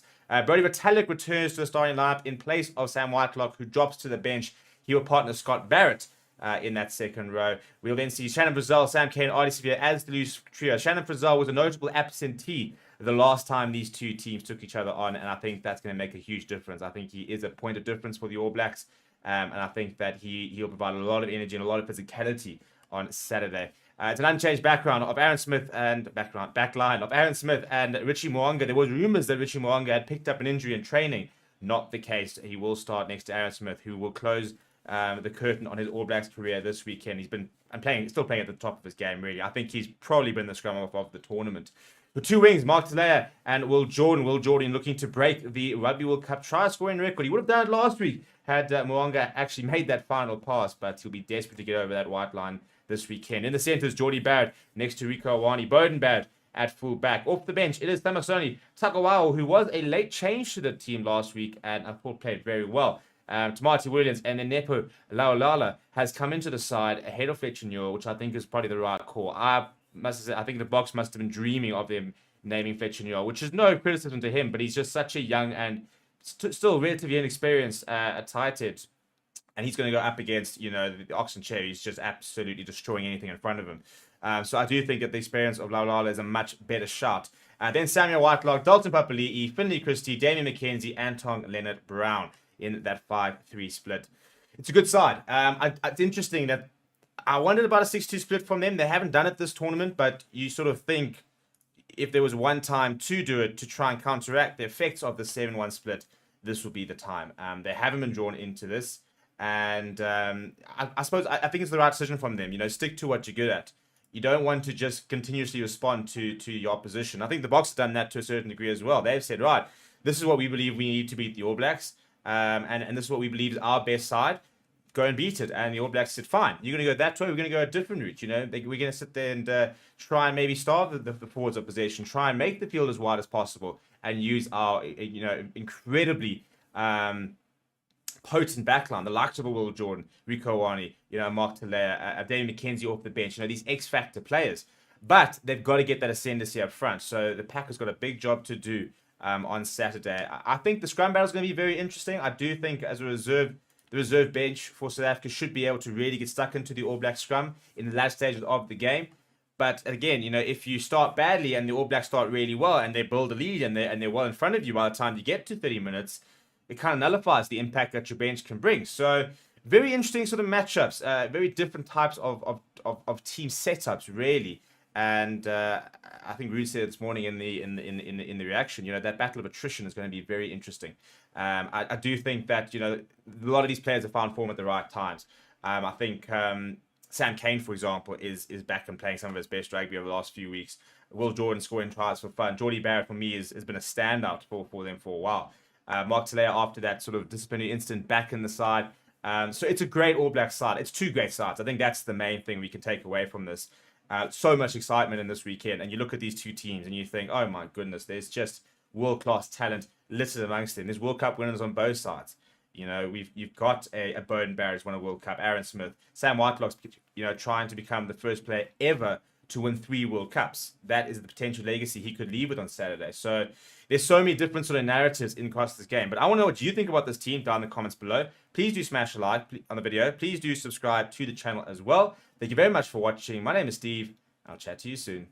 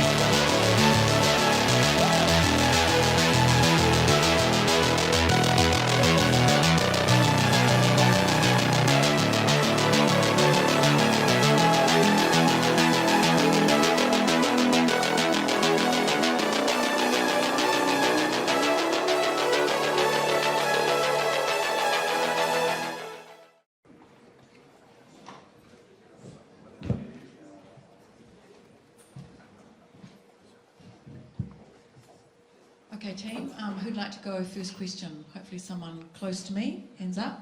I'm going to give the microphone to Mark Hinton. Hi Ian, over here. Just the makeup of your bench, can you, a couple of little tweaks I guess to what we might have thought was your top group, and you've gone for Nepo at tight head. Is that a response to, I guess, to what's coming, the power in the second half from the box? Yeah, it's certainly a response. It's not so much a response to the power, more the techniques that we think we're going to have to deal with. And Nepo is a very strong scrummager, very experienced, and you know, he's trained so well. He's disappointed he probably didn't play the last two, but this is a great occasion for him. And alongside Samasoni with the likes of Sammy Whitelock on the bench, there's really believe we've got a lot of confidence in that group coming off.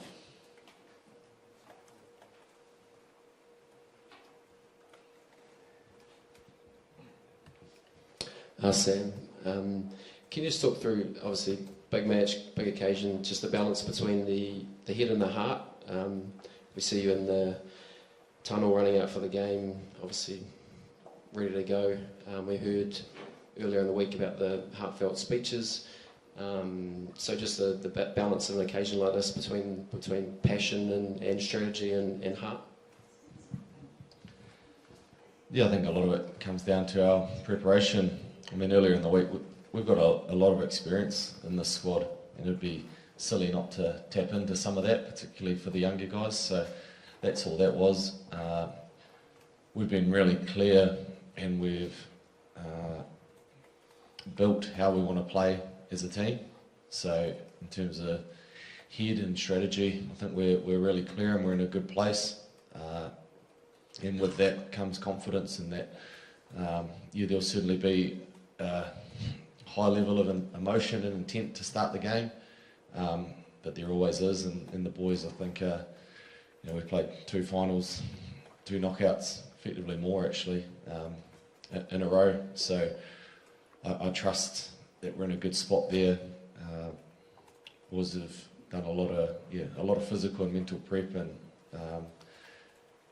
although it's a final, it is another game where we just have to go out there and trust ourselves and trust ourselves to play good footy. So it's a fine balance, but the team's in a good spot with it. Hey Ian, I'm here. Aaron Smith will play his last game in an All Black jersey this weekend. How's he been this week, and what legacy do you think he's going to leave behind? He's been good. He's preparing to play a World Cup final, and that takes 100% of your attention and care of preparation, and really, you know, we know it's the last game for some pretty iconic players, but that could be the case in both teams, and quite frankly, we don't really sort of want to talk too much about that. I think there's time afterwards. Like right now, the occasion in front of us is so exciting, and we don't want to waste a day of that thinking about post game. So he's prepared well. He's excited. Needs a tap on the head sometimes when he gets too excited, but that just means he's in a good place. Ian, there's been all sorts of rumours going around New Zealand around Richie Mo'unga's fitness. Can you just confirm that? And also, how important will he be going up against Pyre this Saturday night? Confirm what? Is a serious injury? That he's good to go. Yeah, no, I read that. I was very interested because I hadn't heard it from my own medical staff, so I don't know where that came from. So he's good. And just on the battle against Pyre, or how important the 10s are going to be on Saturday Oh, night? look, 10s are key in big games. They always are. But again, it's, you know, we like to take the pressure off one person by the people in front of them doing a really good job, by our 9 giving great service and having great communication from the outside, and that's probably the key when you play South Africa. You know, there's a lot of different pitches you see outside your 10, and so the comms that we get from outside that, and that's something that we've been working on. But he's Richie's in a great spot. You know, he's leading the team well, and from that 10 jersey, and got a smile on his face, and is uninjured. Sam, you've real momentum now as a team, especially over the last 2 weeks. If you can reproduce the performance levels that you produced particularly in that phenomenal win over Ireland a couple of weeks ago. Will that be enough to win the World Cup, do you think? No, I think we're going to have to be better, to be honest.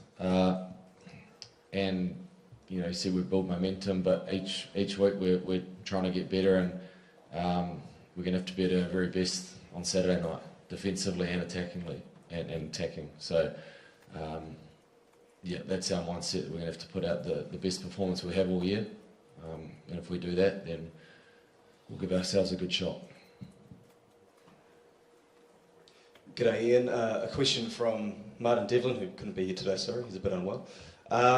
You've long talked about how it's all about the team, and particularly this year, it's all about going out there and doing your best to go out there and win a World Cup. Despite everything that you've personally been through over the last year or so, are you at peace with where you guys are at right now? Are you happy with what you've achieved to this point and being in a position to go out there and win a Rugby World Cup? Am I at peace? What do you reckon? Yeah, I'm reasonably peaceful. I think it's a. I love the word, but I'm not sure I'm feeling peaceful right now. We're where we want to be right now. We're excited by this, and you know, I've been saying it for a while. You know, we lost the first game to France. After that, everything became pretty important.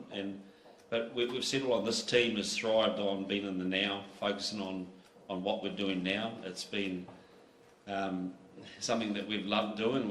It's enabled us to deal with any particular noise outside or circumstance outside that may have affected this team, and I think it's a massive credit to Sam, our leaders, for that we've been able to stay in that place. And so we've woken up this week and we're in a World Cup final, and we're excited. And it's and right now we're trying to make sure we balance the control of the emotion of it versus, you know, dealing with all the messages we're getting from home, and even people in France have been massive, and I have to thank them for an awesome support that we've had from the local people too. But managing all that so that we can just go out, put a smile on our face and play our game, and that's what we're focusing on. We know there's two great teams out there, different styles. They're great at their style, we want to be great at ours. Sam, just down in front here. I know it's not about one man, but how much do you play for your coach in this final? A coach who you've been through a lot with. Might say those sort of things for post game, but to be honest, like, we've got so many reasons to want to play well, and you know, one's not bigger than the other, but I think probably the biggest reason we want to play well is to make New Zealand proud. Like, it's been truly overwhelming, the support, and just makes you feel so damn special and proud to be a Kiwi. We want to go out there and do the ultimate job and make them happy. So that's probably our biggest driving factor, and below that there's plenty of other little ones, but yeah, the best way, when Foz talks about bringing it back to the now, it's easy for your mind to drift to how they're going to feel, or what's this gonna, if we get the outcome we want. But you've really got to be disciplined and bring yourself back to what's important right in front of you, and worry about doing that. It's the process, I suppose. First time I've become a little factor for a while too. A big factor, I suppose. Have I just wasted my one question, Ian, or was that a fairly decent? That was a poor one, but I'll give you one more crack. Ian, I'm going to jump in before he goes. A lot of talk about the departing players. Sorry, just here. Sorry. One who won't get that chance, obviously, Dane Coles. How tough was the conversation with Dane to tell him that he won't have another game in the jersey? Yeah, tough. And again, you know, we want to elect to not talk too much about posts, but that was a tough one. You know, probably the toughest I've had as a coach. How did he take it? The way that I would have expected him to. He's a champion. Good evening, Ian. It's Kanyiswe from News 24 Sport in South Africa. Just talk us through what you make of the Springboks' 7-1 bench split. With your team applying the 5-3 bench split, it comes across as method against madness, convention against, in inverted commas, experimentation. Something that they've tried twice, and clearly they've seen that it works. Yeah, look, it's a tactic that's what I love about the game. You know, people play different ways, try different things, and they've got their way. They think that suits their strength, and but it doesn't really change anything that we do, to be frank. It's, you know, we're going and preparing for our game the way we want to play it. So our strategy suits us, their strategy suits them, and makes it kind of interesting on Saturday night. Ian, how confident are you that there are no scars from that game at Twickenham before this tournament, and what did you learn from it? Obviously, that was the first time they deployed the 7-1 split on the bench. Well, we doubled up with their 7-1 split, was just playing with 14 men and 13 men for quite a part of that game. So, you know, we tried that clever strategy and decided we didn't like it. So we're going to try a different one this week. Hi Ian, it's Sam. It's fair to say that both of you copped a fair bit last year, and can you just explain to us who aren't as close to it what that was like and how you guys got through that with you and your family, and how proud you are now to be here in the World Cup final? Well, I've just started to get my back nice and straight from last year, and now you're going to try and make me hunched over again. It's the life in this business. It's a tough game. And it's a tough game when you're trying to get your performance right, and it's a tough game where people around you see things differently, but we've learned a lot about ourselves. Take massive pride in the jersey and making sure that we achieve the levels that we want to, and you know, the rest of that's probably a conversation for another day, but like I keep pulling it back to the fact is that hasn't altered our vision of where we wanted this team to be. And I know we've probably surprised a few people, but I don't think we've surprised ourselves. Ian, Jacques this morning described this occasion as probably the biggest one there'll ever be, certainly the biggest one he's ever going to be a part of. Would you agree with that? And just how would you describe the occasion that's in front of you? Yeah, big. It's look, you know, that's what World Cup finals are about. I mean, I guess this is our second one that we've been to, and look, I don't think there's ever a small one, and I think that the fact is we've got two teams that have been the old foes for a long time, playing each other, and we all remember the last final that they had, and that was an epic. And I guess there's a hope that it'll be the same, you know, and then you do the maths and you had 3 World Cups each and someone's going to win 4. It's just a special occasion, isn't it? And you know, we've had a few recently. We had the 100th test against them in 2021 over in Townsville, and so there have been a few big tests we've played against these guys, and look, massive regard for each other, you know, and I'm sure Jacques would say the same thing. Massive respect for them as a country, for how they play, and it kind of makes it's a pretty cool week to get ready for. Just a question over here, Ian. We know the plans of all the guys that are departing, whether they're playing offshore or retiring. Have you made plans for the future? Are you just going to decompress after the tournament, or have you got ideas that you want to coach elsewhere? Can you give us an insight, please? I've got lots of ideas, but first I'm going to go mow my lawns.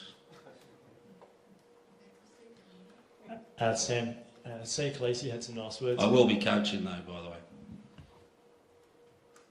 Sam, Steve Khaleesi had some lovely words about you this morning, and he also spoke about the fact that he may have seen you in hospital a couple of years ago. Are you able to just tell us about that relationship that you've developed with him, and also what your opinion of him is as well? Yeah, I haven't seen or heard, but it doesn't surprise me with Sia. He's an exceptional human.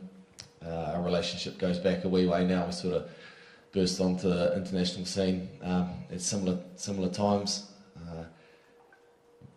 yeah, massive respect for coming to visit me in hospital too, even though I was pretty sort of drugged out at that stage, and my visitors only got very faint memories of them, unfortunately. But I think Rassie came to the hospital as well, and Francois Lowe, so a few of those South African boys, and that's where, you know, there's so much respect on the field, but off the field for acts like that, and the interactions we have post game over a beer, which have been going back for as long as the rivalry's been there. So look, I think everyone knows he's an inspirational skipper. He's a big part of their team.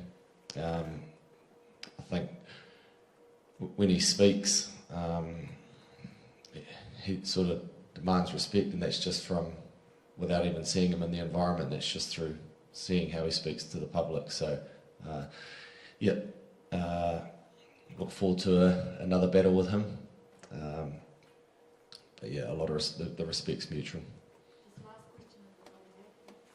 Sam, I don't know whether this is the time or the place for a technical question, but I'm sure you've enjoyed the way you've approached the breakdown over the course of this tournament. In a couple of seconds, teach us how to be so good at the breakdown, where you soak up so much pressure without conceding penalties. How do you go about doing that? In a couple of seconds. He just guesses. Yeah, it's look, it's a team thing, man. It's trusting your teammates. It's trusting yourself to make the right decision at the right time. But ultimately, it's knowing that if you're not 100% confident in the decision, that you're willing to back out and defend another phase, because you know your teammates are going to get back, get up on side, and go again and again and again. And there was no better example of that than at the end of the Irish game, where guys just kept showing up for each other no matter what the fatigue levels were. So moments like that build a lot of trust and confidence in each other, and I'm picking we're going to have to dig pretty deep into the well again on Saturday. Thanks, everyone. Thank you. Thanks.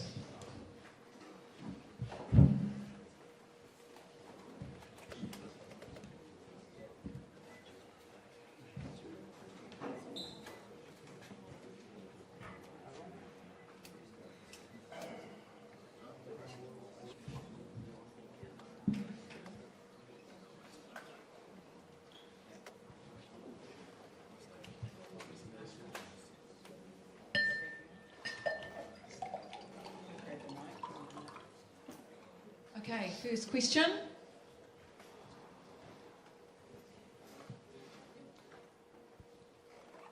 Hey Brody, Geordie over here. Just been talking to Ian. Obviously that's his last week as an All Black coach. Can you guys both just sum up the impact he's had and how proud you are that he got through some of the stuff he was copping last year and is here coaching you guys in the World Cup final?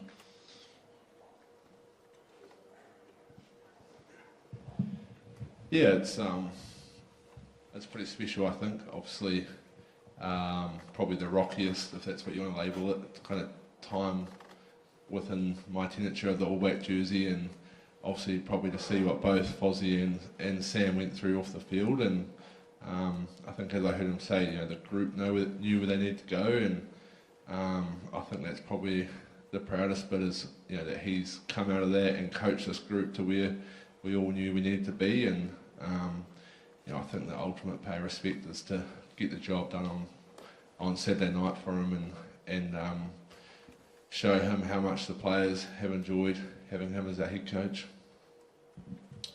Yeah, for me it's just it's been great to see the players ultimately put some performances out there that reflect his coaching ability, and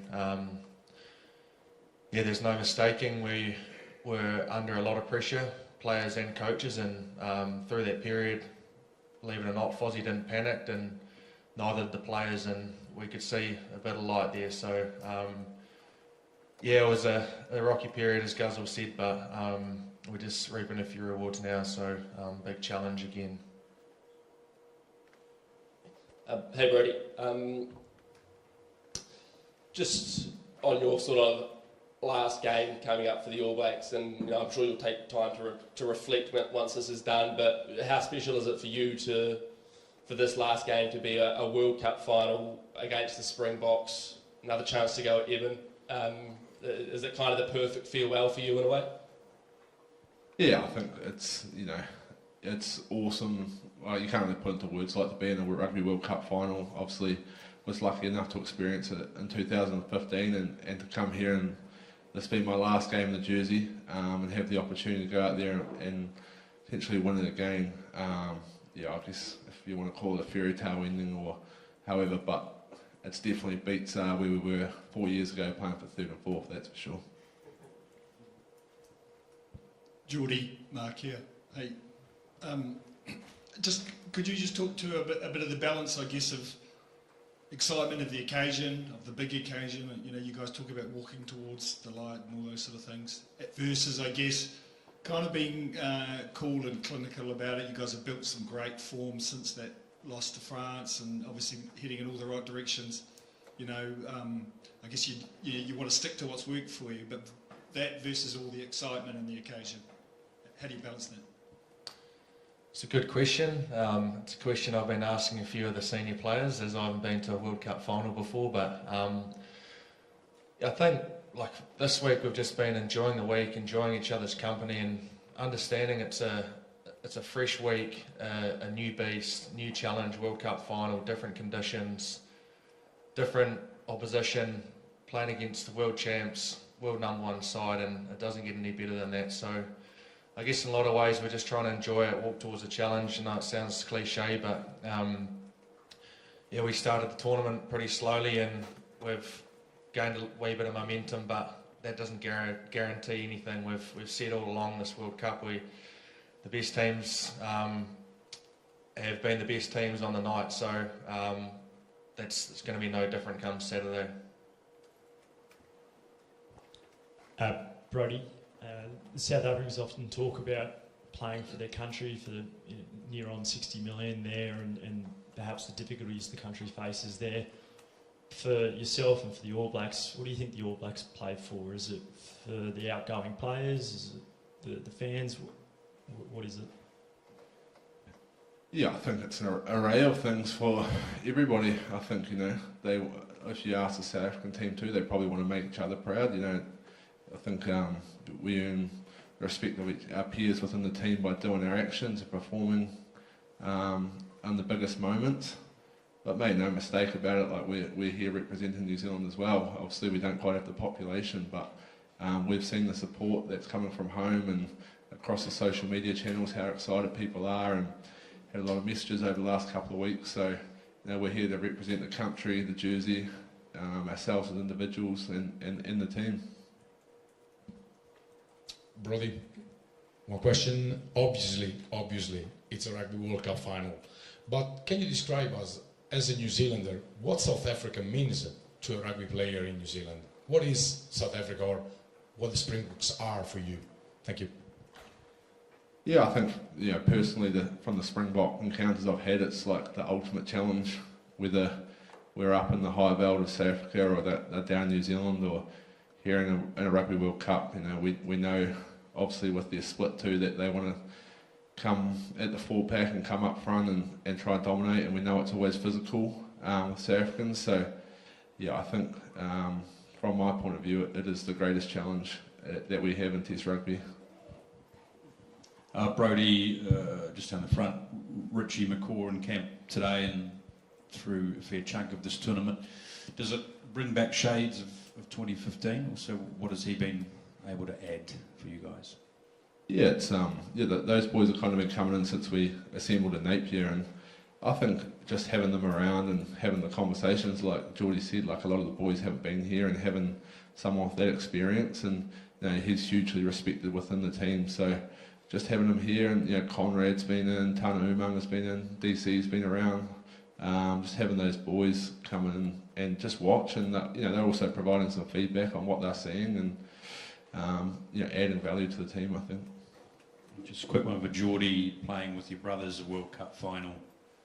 I'm sure it never gets old playing test matches with those other two, but what does it mean to play in a cup final for the family? Yeah, certainly it doesn't get any bigger for our family, and I mean, hopefully we'll have time to reflect afterwards and maybe look back on it in a few years' time, but it's such a cool time, and yeah, it's just, yeah, for us, we just enjoy each other's company. It's, you look around the huddle, we see a couple of brothers, and it's a pretty cool connection, and we're lucky to have a lot of our family over here supporting us this week, and so it's such a special week that we'll cherish. Jordy, you were responsible for one of the great defensive plays of this tournament on Ronan Kelleher in the quarter-final when you broke Irish hearts. What do you remember about that moment, and do you ever have a sliding doors moment since then to think, oh my God, if I hadn't made that, things could be different, that you mightn't be sitting here today? Certainly, there's moments like that in every test match, and the thing is, you don't know when they're going to turn up, and that particular moment there happened before I even realised it was a split-second decision. Luckily, I'd seen Richie Moe hold up a couple of players in similar positions off the back of them all this year in test matches, so he provided an example for me, and it was, I guess it was a sliding doors moment, turned out to be a big moment in a test match, and who knows, it might be someone else in a final. So look, that was a couple of weeks ago. We got a fresh challenge, best team in the world in a World Cup final, so it's going to probably come down to a moment similar. Brodie, on here. You've been alongside him for a lot of his career, but Aaron Smith walks away from the All Black jersey on Saturday. How special will it be being alongside him as he leads the haka for the last time on Saturday? Yeah, it's going to be cool, all right. You know, we've played a lot of footy together. You know, we debuted on the same night, and we're going to finish together. So, yeah, it's pretty cool. He's obviously a massive part of our group, and even last week when he scored that try, I said, "Geez, you've still got it, mate." So, yeah, it's special, and I know he's going to relish it. He loves leading the haka, so you know, I hope he goes well, and the full pack gives him the platform that he deserves. Oh, hi, Brodie. Just a question for you. I mean, you've played well over 100 tests, and we know that, you know, many times we've probably thought you're an automatic selection. But just given in the playoffs that Sam played last week, and this is a World Cup final, did you have nerves or anxiety before the team was revealed? Ian just said before how hard it was to tell Dane that he'd missed out. What was it like for you waiting to see when the 23 was going to be named? Yeah, not too dissimilar to most weeks, to be fair. Obviously, you know, Sam and Scooter playing outstanding at the moment as well, and I think it's probably one part of this group that I learnt from an early time. Whatever your role is within the squad, come team naming, then you get on and do it. And Colsey was a great example of that this week. I felt for him that he didn't get to play this week, so yeah, I can't. The selection's out of a player's control, so put my best foot forward and see what they name. Hello. Are you driven by a feeling of revenge after Twickenham before the start of the Rugby World Cup? To be honest, we haven't really referenced the game at Twickenham. We've understood this is a completely different assignment, a massive challenge, Springbok side of a 7-1 split in a World Cup final. So, yeah, we haven't fallen back on that week, and it's not going to be an emotional response as such. This is a completely different challenge for us. Good evening, Brodie. Good evening, Jordy. Brodie, for you. Does the fact that South Africa and New Zealand no longer play each other in Super Rugby make this game all the more special now, because there isn't that domestic familiarity that often would lead to a subplot leading into a test match? The test match just stands alone now as the clash between South Africa and New Zealand. Yeah, I think you know, well, not going up there in Super Rugby, like, you miss the experience of playing in South Africa, which to us Kiwis is, you know, pretty special. But in saying that, because it is rarer that we play the South African teams now, it almost makes it more special. I think, you know, everybody looks forward to the Test match. I know the one earlier in the year in New Zealand was sold out a couple of weeks before it, because, you know, spectators know what they're going to get. So yeah, Test match rugby obviously slightly different to Super Rugby as well, but I think, you know, playing each other less almost creates more excitement and anticipation around the game. Thanks, team. I think we're done. Thank you very much for coming, everyone. That's us.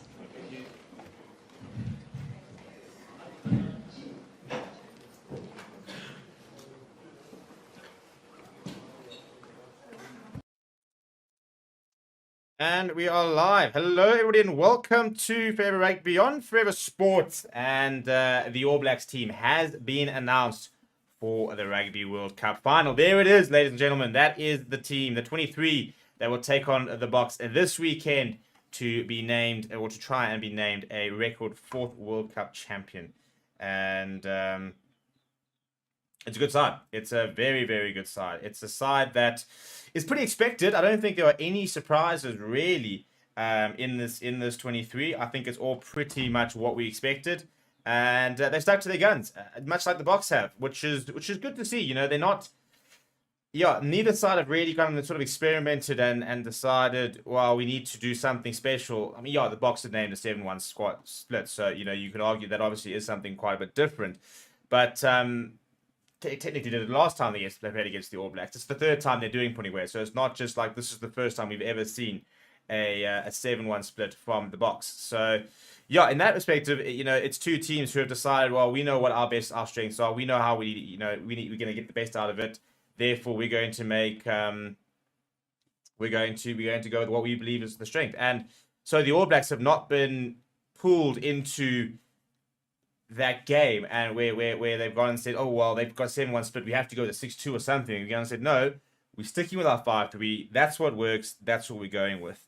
And that's what they've done, which is fair enough. So I'm going to put a poll in the comments saying, will this All Blacks side beat the Springboks? Simple yes or no in the comments. Go and vote on that poll and let me know if you guys back it. What you guys think? You know, yes, no. Do you think that they do win? Do they not win? What are we thinking? And yeah, I want to know what you guys think is where do you think this game could be won, for example, and how much do we think this All Black side, is it the better side? Is it got where can they really hurt the Boks side? So yeah, we've got the poll running in. I see people are starting to vote in it. And Luigi said, I love the Boks team. So we'll talk a little bit about that as well. I'm just going to let a few people get into the comments and stuff like that. And then we'll sort out, and then we'll really go through this and go through the, you know, pack, backline, some sort of combination stuff like that. I just want to make sure something is working over here.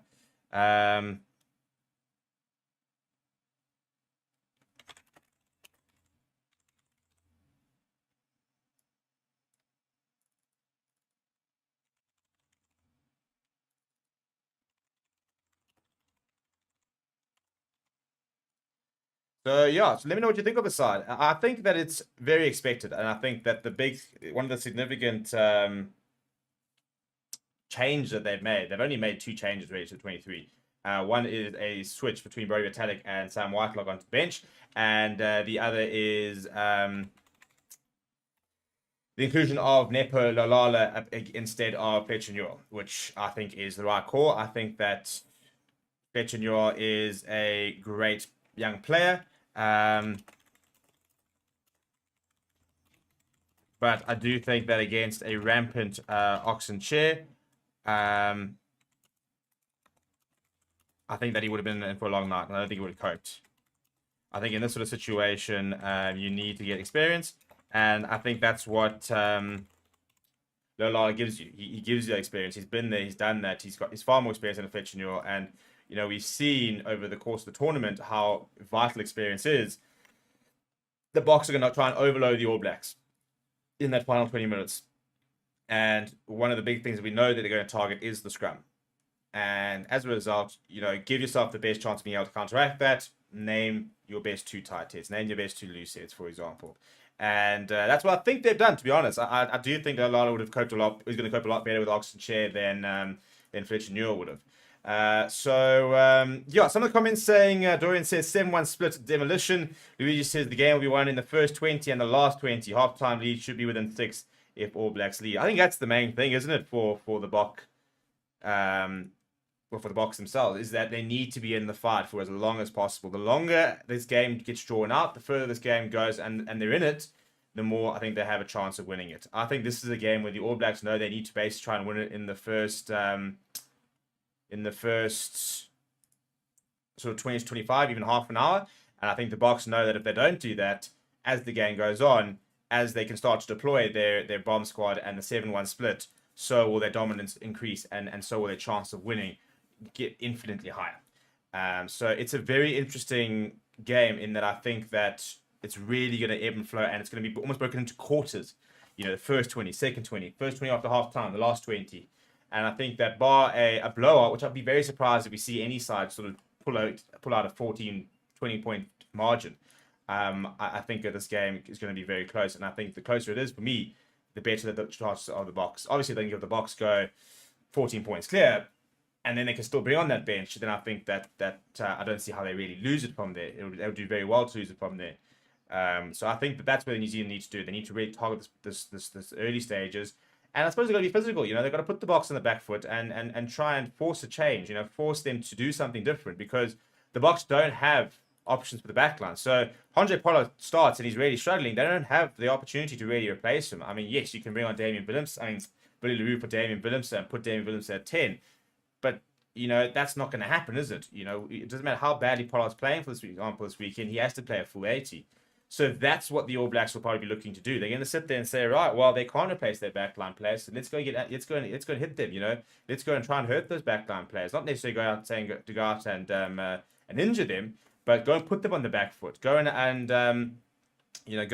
put them off their game. Go and make it uncomfortable for them. You know, knock their confidence, because they can't change them. You know, they don't have the options. So if they are struggling, let's make sure that they know they're struggling, and let's make sure that we're going to continue to try and make them struggle, and make sure that, you know, that we're going to give ourselves the best chance of causing a panic within the Boks squad. And the last thing I say, my Boks fans, I don't think we will panic. What I really like about both these teams is it's just littered with legends. It's littered with World Cup winners. It's littered with, you know, the next generation of players. You know, it's world-class players coming to the end of their career. It's the last time you're going to see Sam Whitelock in an All Blacks jersey. I mean, I can't remember watching All Blacks without Sam Whitelock, really. I mean, I can, but I mean, he's been there that long. I mean, he made his debut. He's 35 years old, just turned 35, and he made his debut for New Zealand in 2010. You know, I was 14 at the time. So, yes, obviously a few years ago, but I mean, for the last, 14 years, you know, 13 years, I've been watching Sam Whitelock play for the All Blacks 152 times. Aaron Smith, you know, it seems like such a long time ago where you know, Periwipu and the buggers were running around. You know, Aaron Smith is almost, I wouldn't say revolutionized the position, but he's been the best passer of the ball I have ever seen.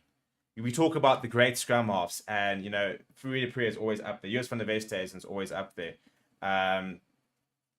You know, there's so many. There are scrum halves all over the place. You know, Gregan, who are all up there. But I just don't think I've ever seen somebody pass the rugby ball with such class, accuracy, and potency as Aaron Smith. He's just phenomenal.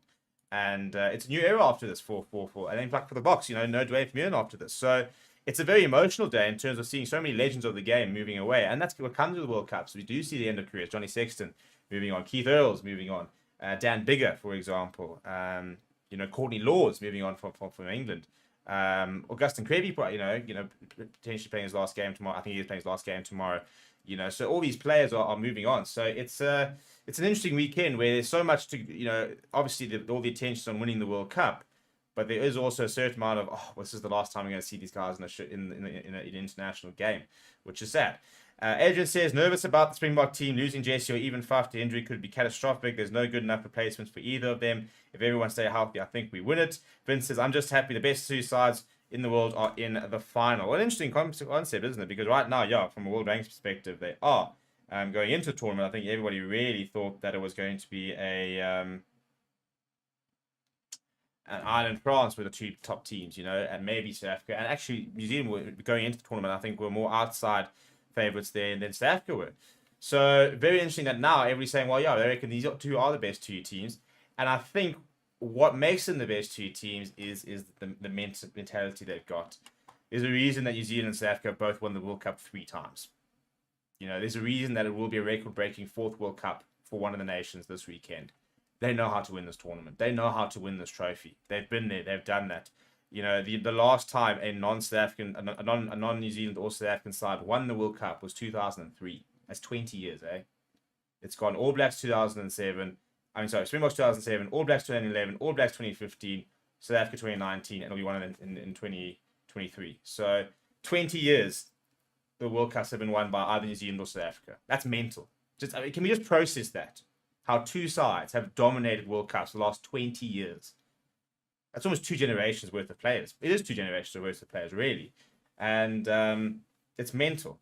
So I think that's probably what makes them the best two. You know, these are the 2 best rugby nations in the world. Yes, I might have the number 1 team, and I think they probably are the best team in the world over the last 12 months.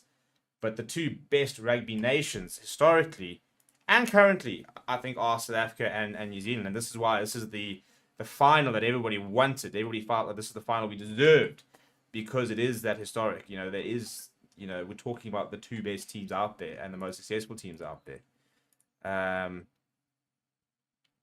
So in terms of, let's look at the team, shall we? So, front row, Ethan de Groot, Currie Taylor, Tyrell Lomax. I think they're solid. I think that the early scrum battle, I think, could be pretty even. I think that Frans Mahube and Steven Kitshoff will have to pitch up to have a go at these guys. I think Ethan de Groot's a very solid scrummager. I mean, this is the front row that hammered that Irish front row, who are very good. So I think we need to be very very cautious of this front row. Similarly, in the second row, Brodie Retallick, Scott Barrett, both been there, done that. Scott Barrett, for me, in the Rugby Championship, was one of the leading players in the world. I hadn't seen him play rugby like that in a long time. In fact, ever, I think. This World Cup, he's maybe been a bit more quiet. People talk about his discipline, which he'll have to sort out this weekend. We've then got Shannon Frizzell, Sam Cane, Artie Severe.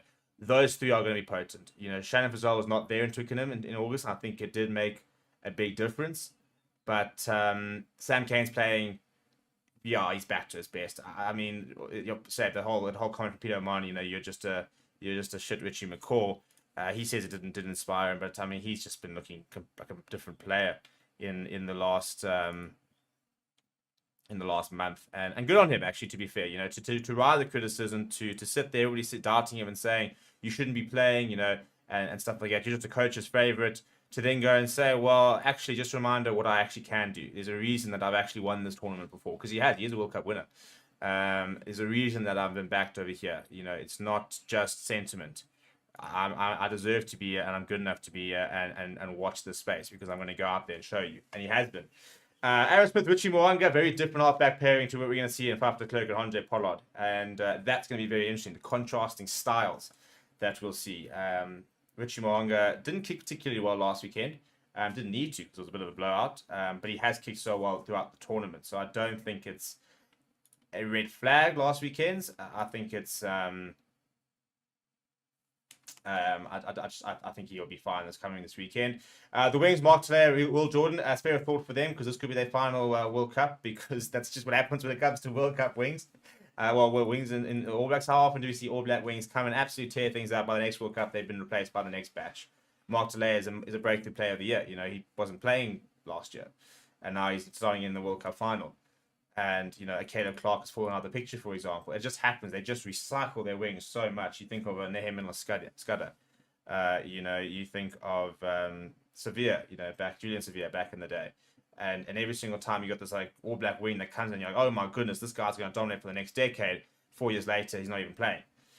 So, I think Will Jordan will be around for a while. I'll be interested to see if he does move to full back, for example. Then Bowden Barrett is at full back. That Barrett Mo'unga access, which I'm such a big fan of. Geordie Barrett next to Rico Awani. Very settled these days now, and Geordie Barrett's really transitioned to that number 12 very, very well. The bench is obviously the interesting thing, isn't it? It's the fact that they've gone with a 5-3 split. They've not fallen into the trap of responding to the box. They said, no, we're going to go with a 5-3 split. They probably were expecting a 6-2 split. I think they were probably quite surprised by the 7-1. To be perfectly honest, I'd be very surprised if they were planning for a 7-1 split. So the bench is Samasoni Sakawao, nice, big, literally quite a big player. Tamati Williams, real breakthrough player of the year nominee today. and Nepolo Lala, who replaces Fletcher Newell, which is the right call from them. Then Sam Whitelock, Dalton Papali'i, Finley Christie, Damian McKenzie, Anton Leonard-Brown. Players that scare me off that bench: Sam Whitelock, Damian McKenzie, maybe Takawao to a certain degree, and Dalton Papali'i is playing good rugby.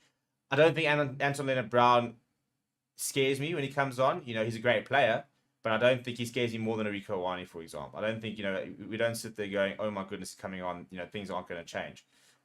Things could actually get better. Whereas I think Sam Whitelock coming off the bench, we've seen how clutch of a player he is. Dave McKenzie is just that point of difference. He just does things others can't. And that scares me. That makes me nervous, because if he pitches up on the day, he can cause havoc. And so, yeah, that's it. It's interesting when you look at players off the bench, which players scare you. And yeah, I don't think not much of that bench scares me, but they're solid players. It's a much better bench than, for example, I mean, when we played against them in Twickenham, and no offense to the players, but when you got Tupou Vai and you got Josh Lord, for example, and stuff, you sat there going, not quite the same quality. It's just a different standard. So it's much better for me with simply Simon Whitelock, Dalton Papali'i. I think they're just different class to the other two. So it's a much better bench than Twickenham. I still don't think it's a phenomenal bench. So I do think that the majority of this All Blacks work needs to be done in that starting 15. And then that's that first half. So let's go to comments saying, Dahir says, I hope Will Jordan doesn't score a try. Fidesz Stroke says, watch out for Mark Telaire. For how long have we said the rankings doesn't mean anything? Yeah, look, I mean, a lot of people, don't look at them and stuff like that. We obviously look at them on a week-to-week basis. I almost kind of look at them to see how accurate they sometimes are and how inaccurate sometimes they are. Because sometimes I do think they reflect the world order. And sometimes I do think, you look at them and you go, yeah, that's pretty much about right. And I think what we've seen is, when New Zealand, South Africa, Ireland, and France are the top four, and there's quite a lot of space between them, they were quite clearly the top team in the world, top four teams in the world. And so in that instance, it very much did reflect very accurately what the best teams were. Sometimes it's very wrong. But I don't think necessarily just because the number 3 beats the number 1 that the world rankings don't make sense. I think that's just, the nature of the game is that, those top teams can beat each other. And that's why, from a points perspective, there isn't a lot on there, which is why the top 4 has been changing so much over the last few weeks, because as soon as they're beating each other, they can move into each other because they're quite close. So yeah, other comments saying, Rod says, Box need to maintain the number 1 ranking over the pressure. Luigi says, I don't know why I'm not feeling nervous about the game, at least not the same as against France or England. Rod saying, anyone can beat Ireland in the quarterfinal. Argentina suck. I wouldn't say Argentina suck. They beat New Zealand in Christchurch last year.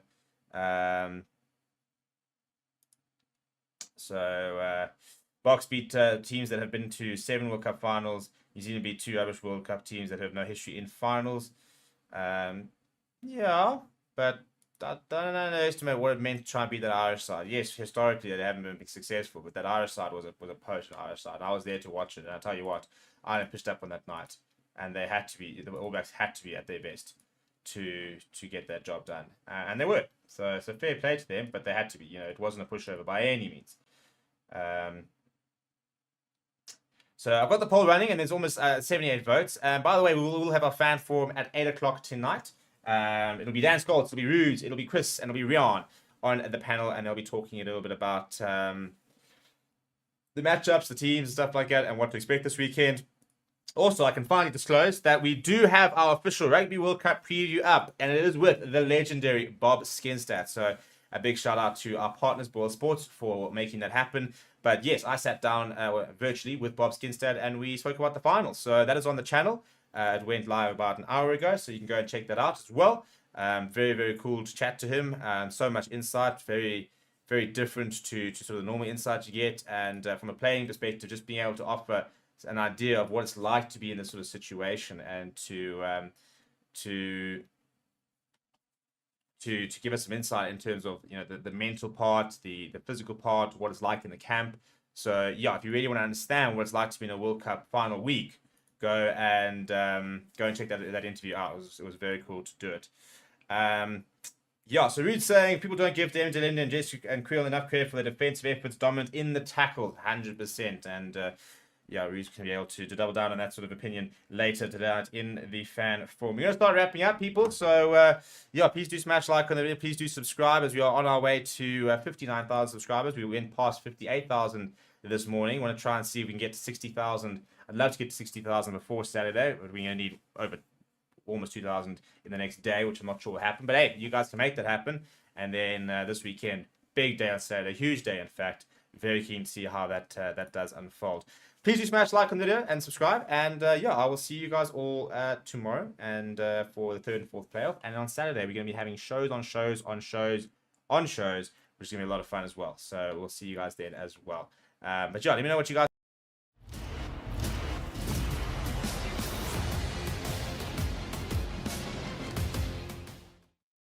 Hello and welcome to Favorite Rugby on Favorite Sport for today's preview. The World Cup final. Springboks, All Blacks, the old foe, the match we've been waiting for. It's been a match almost 30 years in the making, really, isn't it? The last time these two teams did clash in the World Cup final was 1995, a historic victory for South Africa that kind of set the tone for what we've become as a rugby nation. It is the two most successful World Cup sides, the two biggest rugby nations in the world, clashing in Paris, and it's set to be an absolute thriller. It should be an absolute classic. I don't see how this game doesn't become one of those iconic games down the line. I really do. I think it's been such a strange tournament, such an interesting tournament with regards to teams and results and records that can be broken. And it's going to be a story because this will be a record-breaking win for either side. A team will win a fourth World Cup for the first time ever this weekend, regardless of who wins, with both teams currently tied on 3. So in many ways, in terms of World Cup, whoever wins tomorrow will be the most successful team in World Cup history. So lots on the line, and two very interesting sides that have been named. Both teams sticking to their guns, sticking to what they're good at, sticking to what's worked for them throughout the tournament. And at this stage, not really willing to adjust for the other side. So before we look at the two teams, please do smash a like on the video. Please do subscribe to the channel as well. We'll start with the South African side. They've gone with a 7-1 split. That is the big news, which is a huge call to make. Especially to go off the bat. And you can see very clearly where they see the game's going to be won, and that is up front in the pack in wet conditions by trying to bully and physically dominate the All Blacks. So if we look at it, it is Stephen Kitshoff, Bongi Manambi, Frans Moherba, Eben Etzebeth, Franco Marston, Sia Khaleesi, Peter Steph-Toy, and Dwayne Vermeulen in an unchanged pack that played against England last week. There were worries about fatigue. I think that's kind of all been taken up by the fact that we've got replacements for 7 out of 8 of our forwards, and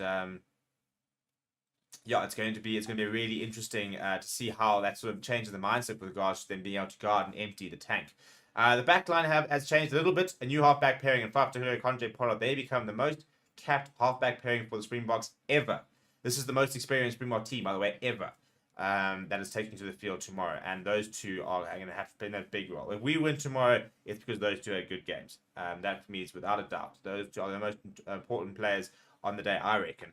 Your two wings haven't changed. Nicole and Currie aren't the same as Damien Delinde, Jesse Creel, Dame Williams are all being backed for the form they're showing throughout the tournament. A lot of trust the coaches have in these players. Then the bench, that's what's very interesting, isn't it? Dion Free, Oxenchair, Trevin Yukani are the reserve front row. Trevin Yukani has come in for the injured Vincent Koch.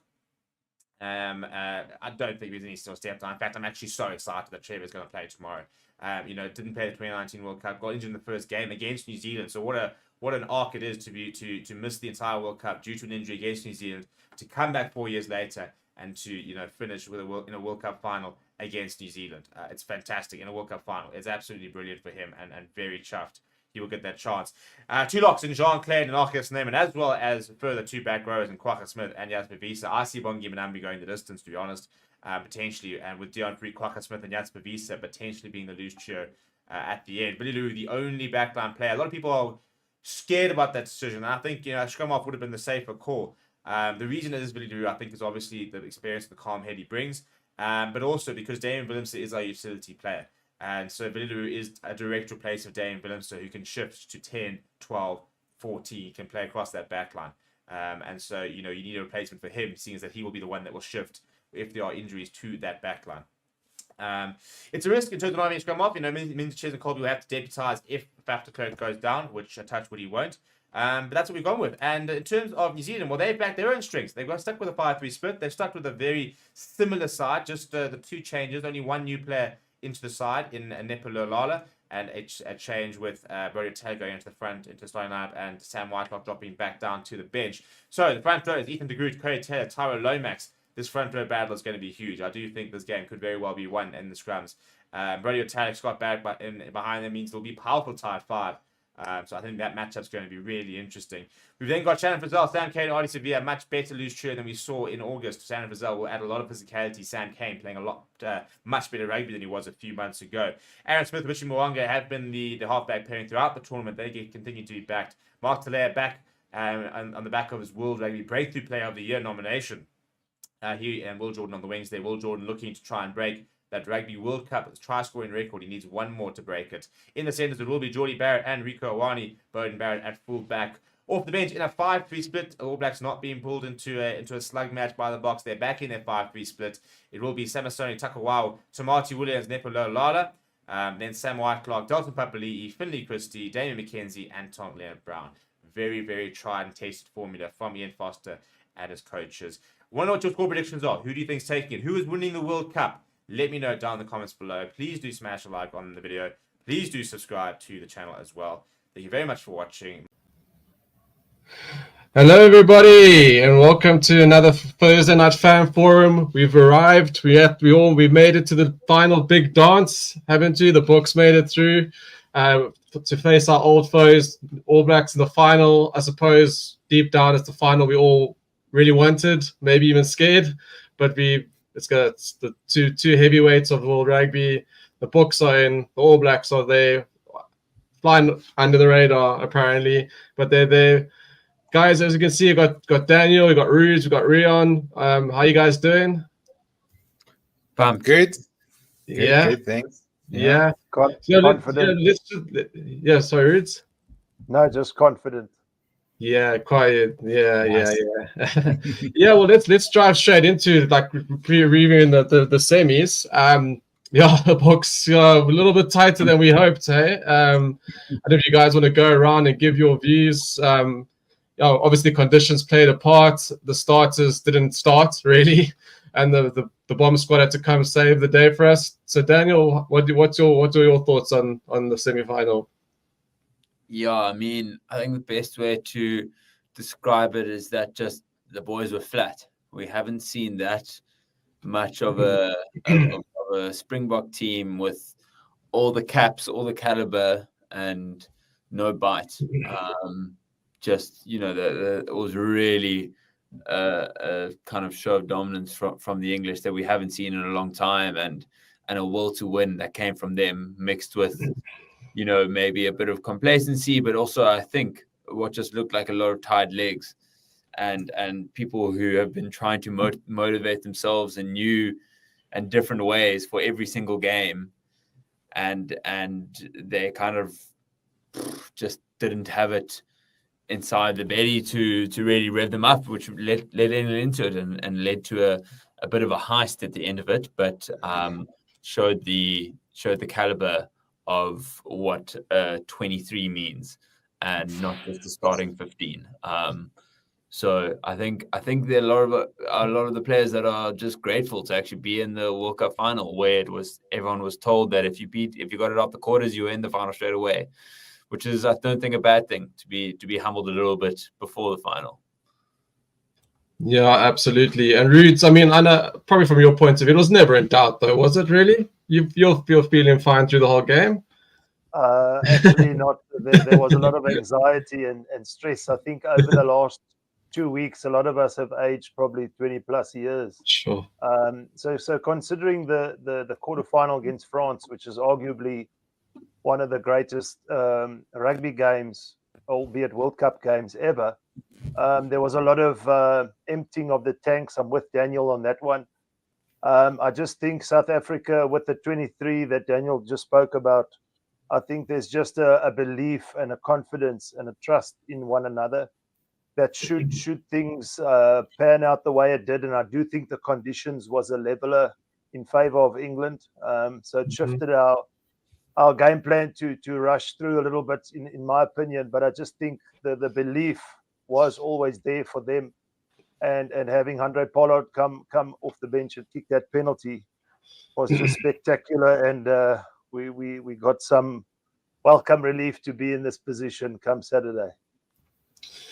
Yeah, everyone, absolutely. I don't know what you thought as well. I mean, we're hooking Marnie, poor guy, off in the first half. But I mean, as you guys know, I'm a big Marnie fan. Probably Pollard's up there with him now in my books. But yeah, I mean, amazing decision to make. The right decision. I thought it was the right decision at the time. But how did you feel? How did the game play out for you? How did you see? How did it go? It was like Daniel said. I think motivation every week is becoming an issue, and it doesn't help that we have no load shedding. So everyone's going very well here. So we can't even fall back on that anymore.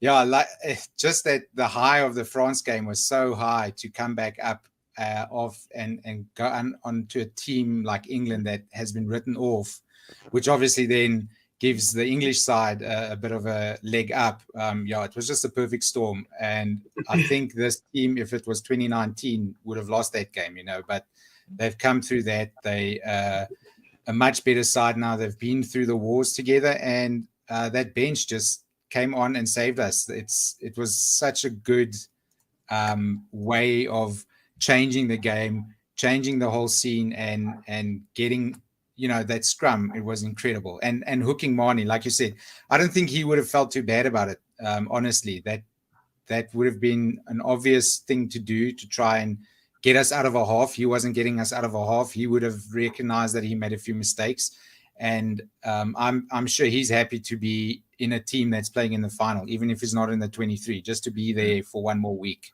to play the big game. I don't think it would affect him too much, and it got us the win. So I'm happy with it. I was very happy with it.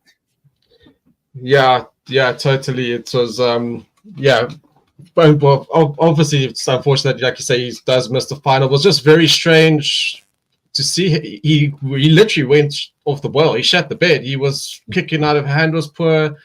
Yeah, that was, for me, that was very worrying, because when you can see a player crumbling like that, that's why he's not in this 23. There's no. I'm sure you remember him playing against Leinster last year in Ireland, and that was also a windy, wet game. He played terribly there. I think the Stormers lost against Connacht in Galway before, also terrible weather. I think he needs to learn how to play in the wet. It seems to be a bit of a Achilles heel for him. And again, now it was in the wet. It's a game where you need to get your kicks perfect. You need to get out of your half, and he just did not have the tools to do it for us. Yeah, just probably shows Scotty like he has a frailty in his technique. People have been calling it out, but it is laid bare under certain conditions, and his place kicking and his general kicking overall. But obviously it's such a pity, because he adds so much to the game. And Scotty Farrell, how did he go? Apparently he's put his name back on the lights, the shining lights. Yeah. I mean, he got this wonderful drop goal apparently, but then he also sweared at the ref and cost his team 3 points as well. So, what do you think of Farrell in England? What do you think now for England? Because they came in, they had quite an attitude. They really were full of themselves. That they had self-belief, which they really had to. I mean, you have to believe you're going to win if you're going to win. What do you think for England now? Do you think that they're on the rise, or was it again they didn't score a try again? They still seem to lack certain strengths and attack and play. But what do you think for them? Yeah, I think unfortunately I don't think there's anyone in the English camp that's bigger than him that can really control that. I think we have a couple big players, maybe not as mouthy. I mean, even Willie can go off on a whim every now and again. But your captain kind of just needs to be the person that puts someone in their place. You can still have, I think Farrell's an amazing leader, and I think people will follow him to an extent, but he's a bit of a shithouse, right? Like, he loves getting on people's nerves, which is not what you need from a captain. Like, Richie McCaw was a serial offender on the rugby pitch, but he wasn't the person that would always piss you off to the extent where you threw punches at him.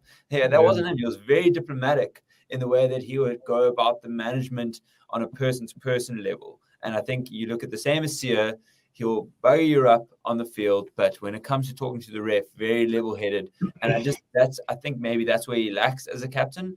And as a player, I think he's like, he's up there with the best of them. And it sucks to say as a South African.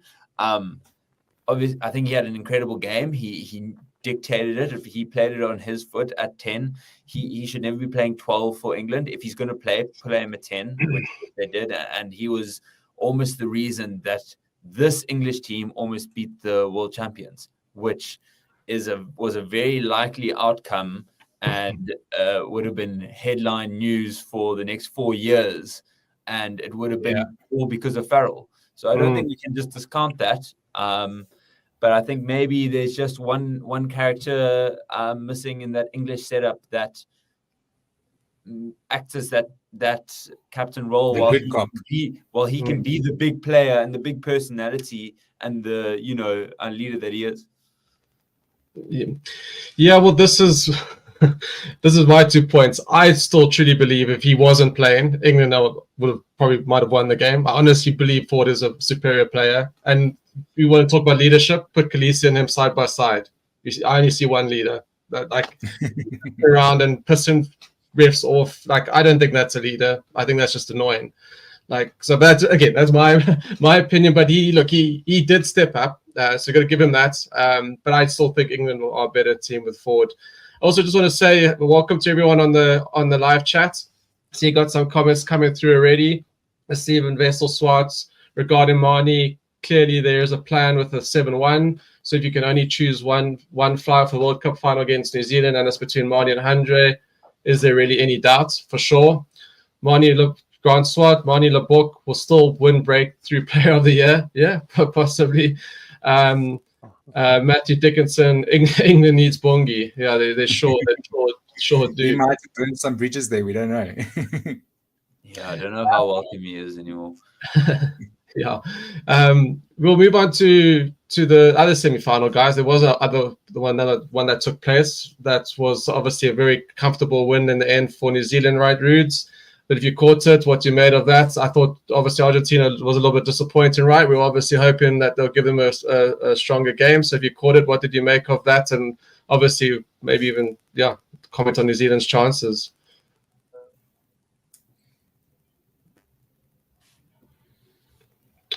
Rudes, my man, can you hear me? I think. No, Rudes. I'll pass it on to you, Rian. Did you catch the semi-final? What did you make of it? I'm mostly disappointed in Argentina. I thought they would have done better than that. We all knew this New Zealand can do that. They've done it to multiple teams this tournament. So I was hoping for Argentina, especially their back row, to step up and just how they beat New Zealand before was just tackle the hell out of them and then defend perfectly and kick well. But at the start of the game, they were trying to run everything. They were trying to do everything not in their 22, but in their half. And they just ran themselves off their feet very early on in the game. So, my biggest thing is I was disappointed in Argentina.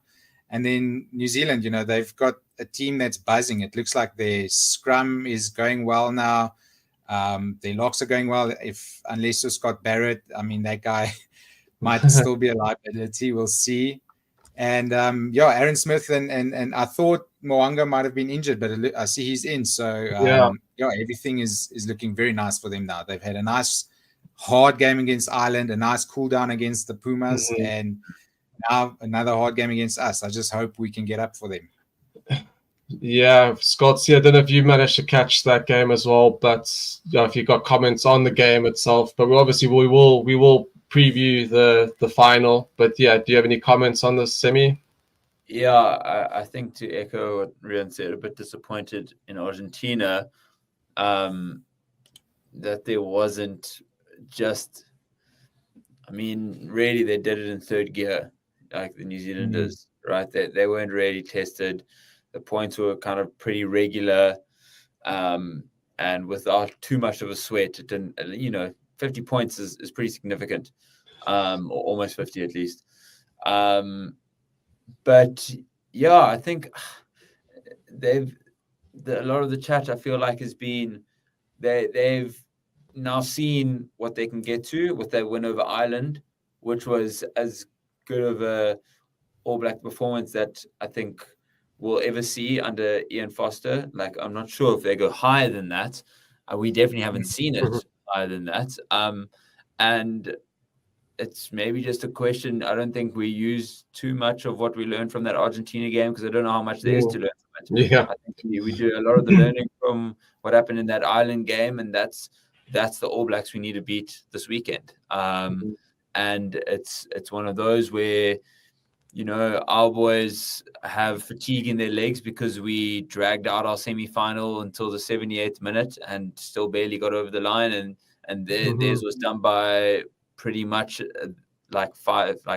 minutes after the second half whistle blew. So yeah, it's tough. I think also, you know, with the draw that we've had, it's been tough. But at the end of the day, no one remembers that in a couple of years' time. You're either the best team or you aren't, and you need to go win. So that's what we're going to need to do. I'm laughing at the best comment. Yeah.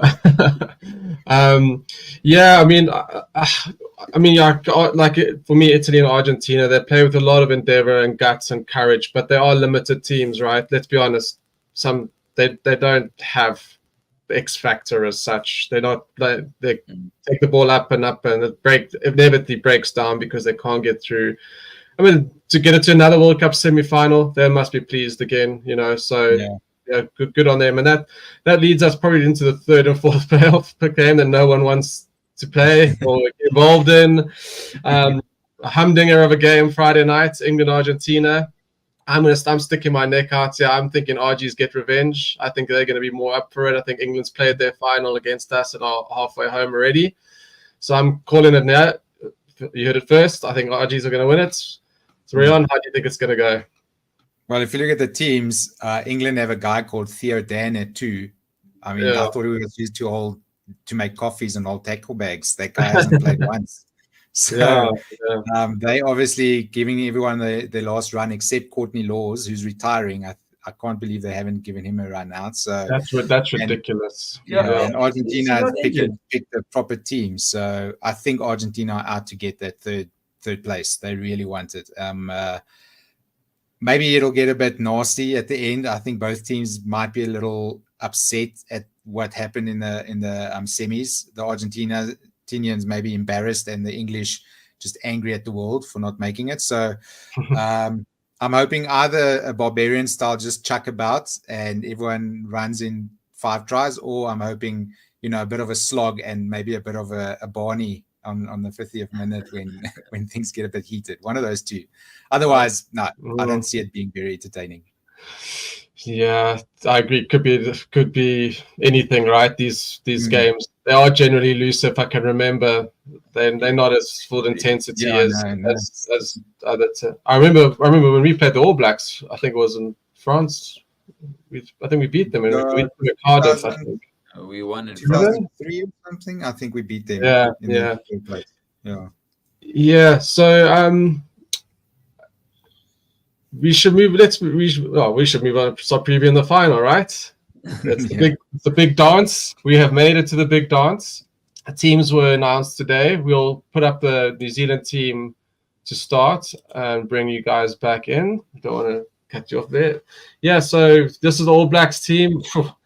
I think this is as strong as they can get. I think with what they've taken out, can't think of a guy at the front row, Branko, who was playing lately. He's been replaced by Lala. But other than that, full strength, right? I mean, for me, Brazil and Jordy Barrett are so mainstay, key kingpins of this team. The fact that they have made it through to be in the starting lineup gives this team a strong look. Scotty, what do you think? What do you make of this All Black side? Yeah, I think it's as strong as they come, to be honest. And I think there were maybe a couple question marks coming into the World Cup. Obviously, they came in off the bat of that 35 7, I think it was, defeat to us. And I felt like there were a lot of holes. I think Frizzell brings so much to that forward pack, and he just complements. I mean, Artie is Artie. Yeah, I agree. World class. Yeah. And Sam Cane since stepping up against Ireland. So all of a sudden, you know, if you take Artie, who was holding together that loose 3, who's now with, because they didn't have Frizzell in that game versus the Springboks before the World Cup, with Frizzell, who, you know, ran over us in New Zealand, and Sam Cane, who's in fine form, and kind of really, you know, as the word on the street is, has the support of his team. So I think world class. The only real surprise maybe is Scott Barrett and having Whitelock on the bench, but that's maybe just for impact. And the only. Yeah, I think the only other hole is maybe Roy Guard for Finney Christie. I'd rather have Finney Christie there as a Springbok fan, but you know, I think the game. You know, I think to be honest, I think Aaron Smith probably plays 80 minutes.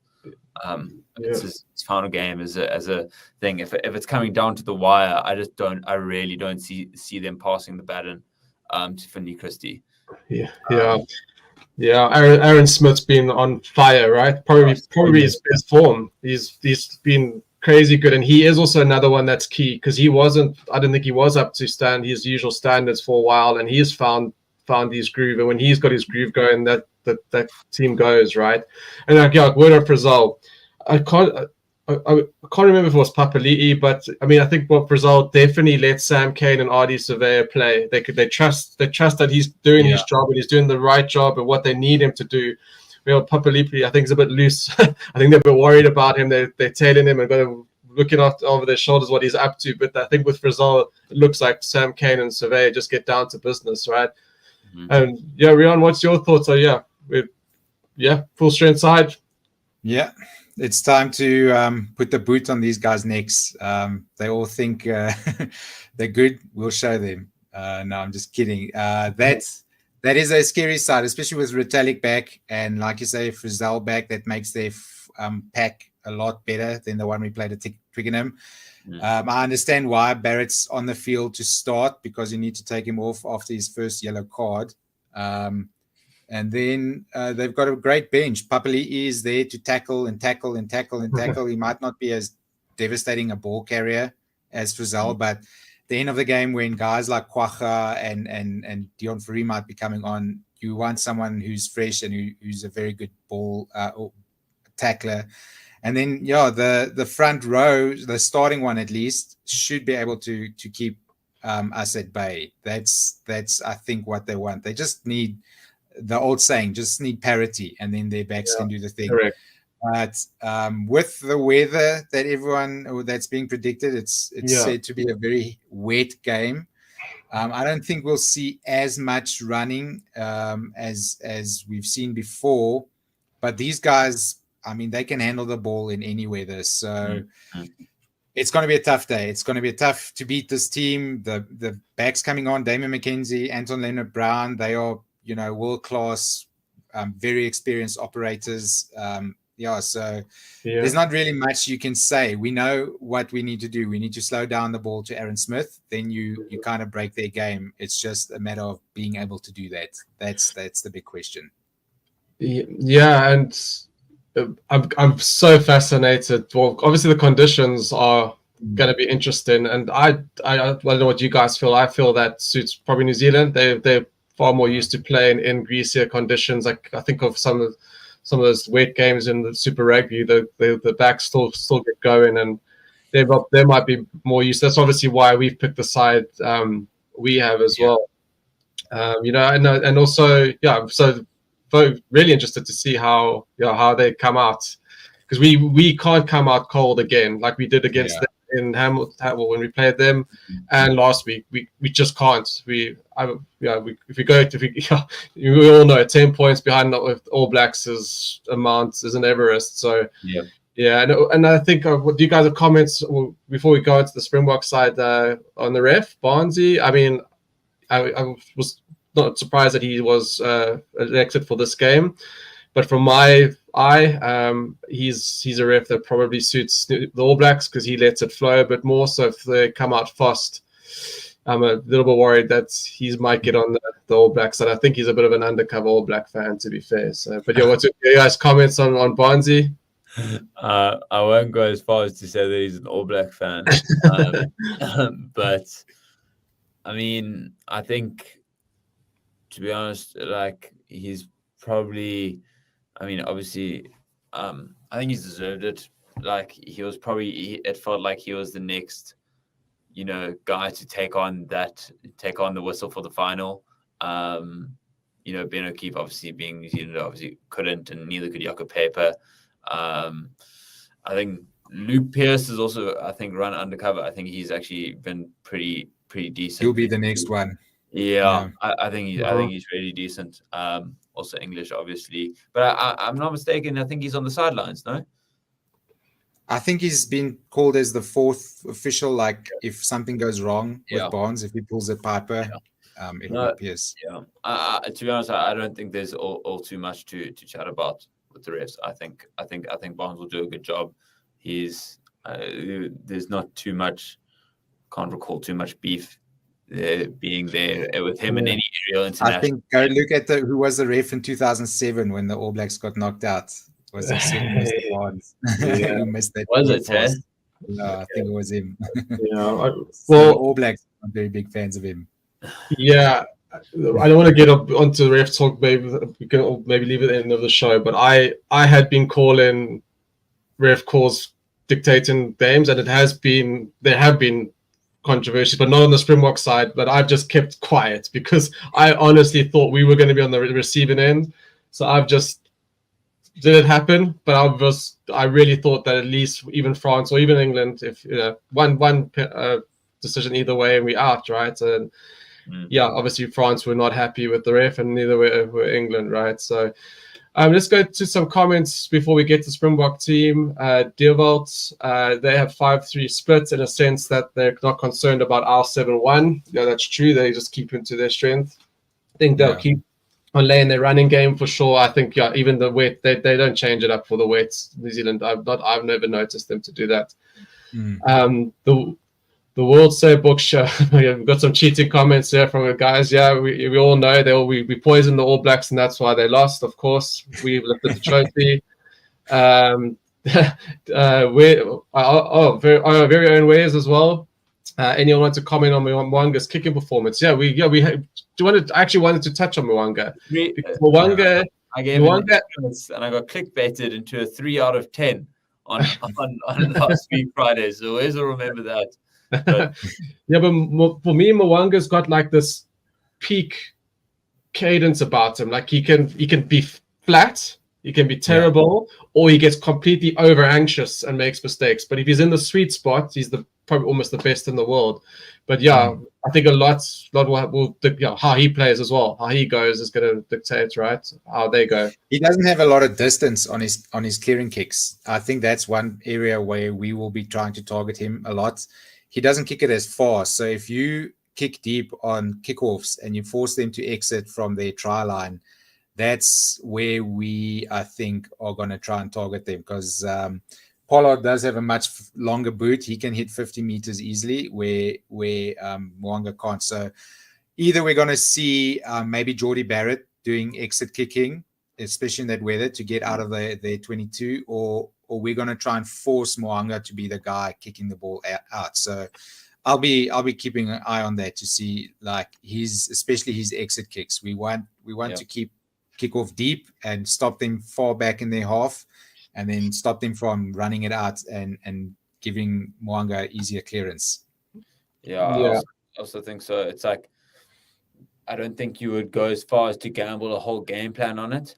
But I actually think that Mwanga could be a potential target for South Africa. We saw how we targeted George Ford in the last final, and if you can get to that fly half, and let's face it, Mwanga hasn't showered himself in like the most insane Rugby World Cup, and he didn't have a great semi-final by any means. I actually think that most of the kicking should be given to Geordie. Like, I think his percentages have been higher whether it's from distance or not. And he will be kicking, I think, for penalties for the touchline.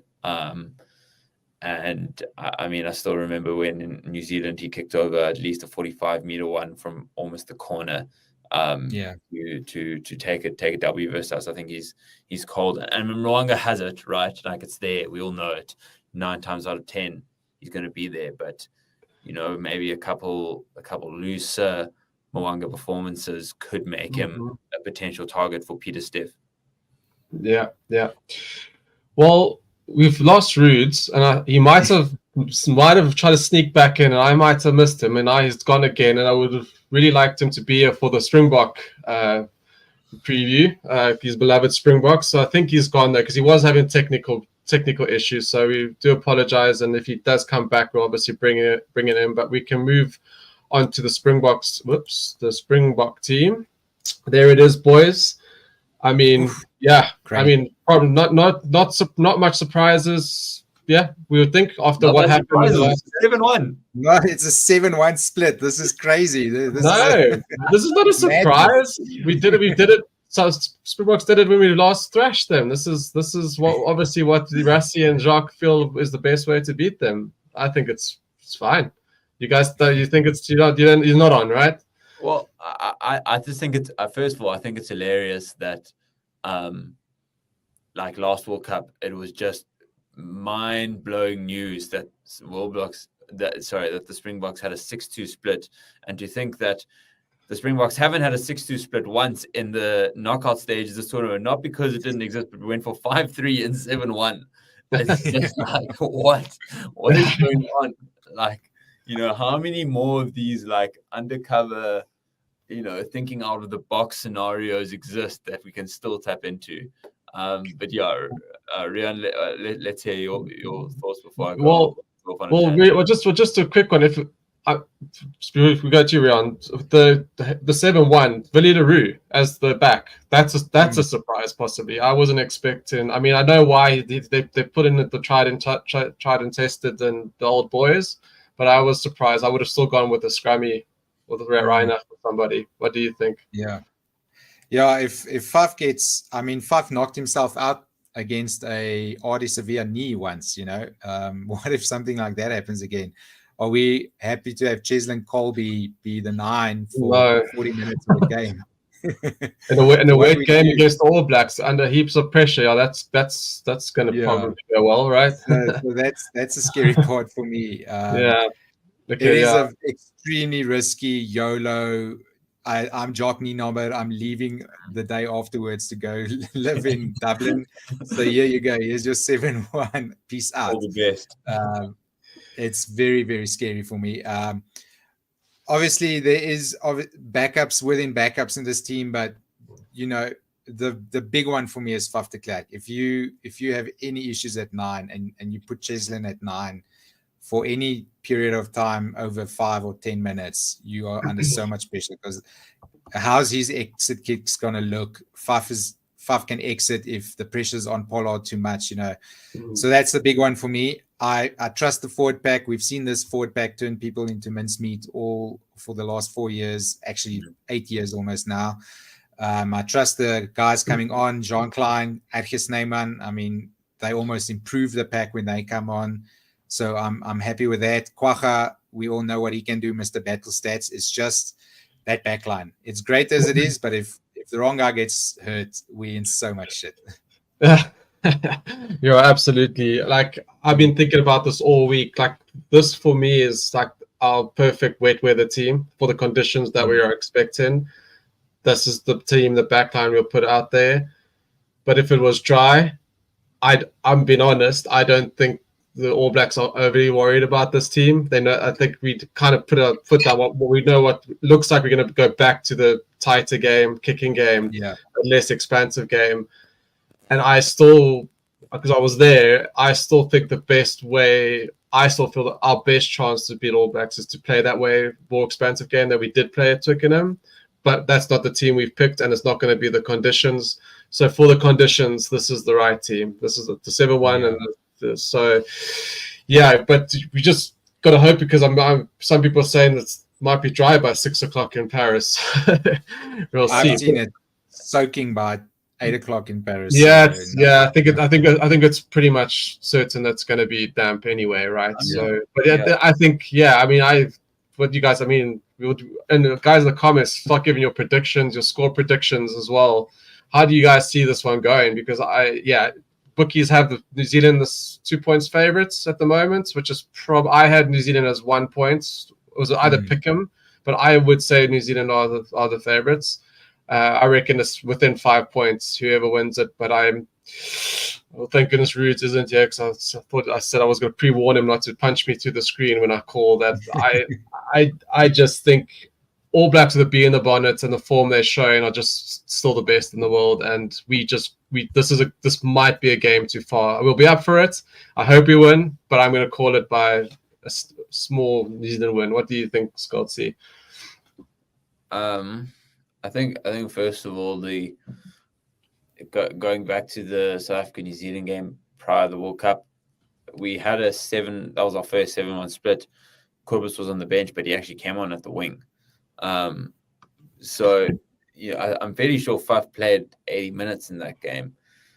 He did. It's very risky and something that, like the Grant Williams injury against Argentina, can happen. These are rugby injuries without any malicious kind of intent towards them, but they can happen. And I think a lot rides on how the coin flips in that way. But I fully believe that Faf's the man for the job at 9. I'm happy for him to be there for 80 minutes. As long as he's playing. I agree, and I think if Chesn's there, to be honest, I think it's less the kicking that I'm worried about, and more just the distribution. I think it's a much more nuanced job than maybe people give it credit for, and the control of the tempo and picking your runs. And Chesn's an incredibly talented player. I just don't know if he has a pass in him, but. Yeah, predictions. I'll go. It's within, I think, 3 either way. I'm going to go Boks by 2. I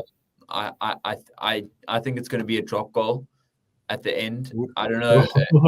I don't know if necessarily the drop goal is going to be in like the 78th minute or the 70th minute, but I think there's going to be a drop goal to decide it. And just. The calmness of Handré Pollard, I think, leaves everyone at a bit of ease. He never looks like missing, and he doesn't look like making any mistakes.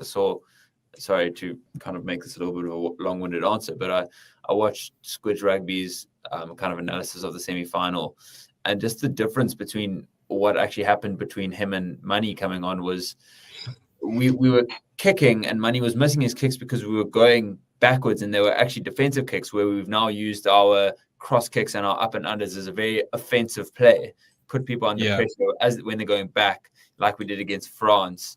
Okay, we'll pin you even further back and now get this one that's just come from the stratosphere. Whereas he couldn't differentiate between a time to pick his moments, which is literally, I think, Handré Pollard's biggest strength, is knowing when his moments are and when to pick them. And it was pretty boring when he came on. The ball didn't go wide. It was that, but it's kind of exactly what we needed from him, right? Mm-hmm. So I think from a decision-making point of view, the Springbok team, there are only 4 players in this entire 23 that didn't win the last World Cup, which is crazy. Yeah. And one in the starting 15. So it's very, very, they go deep, and I think it's clearly favored, know how to get it done. Yeah. Run. What do you have to say about this big guy?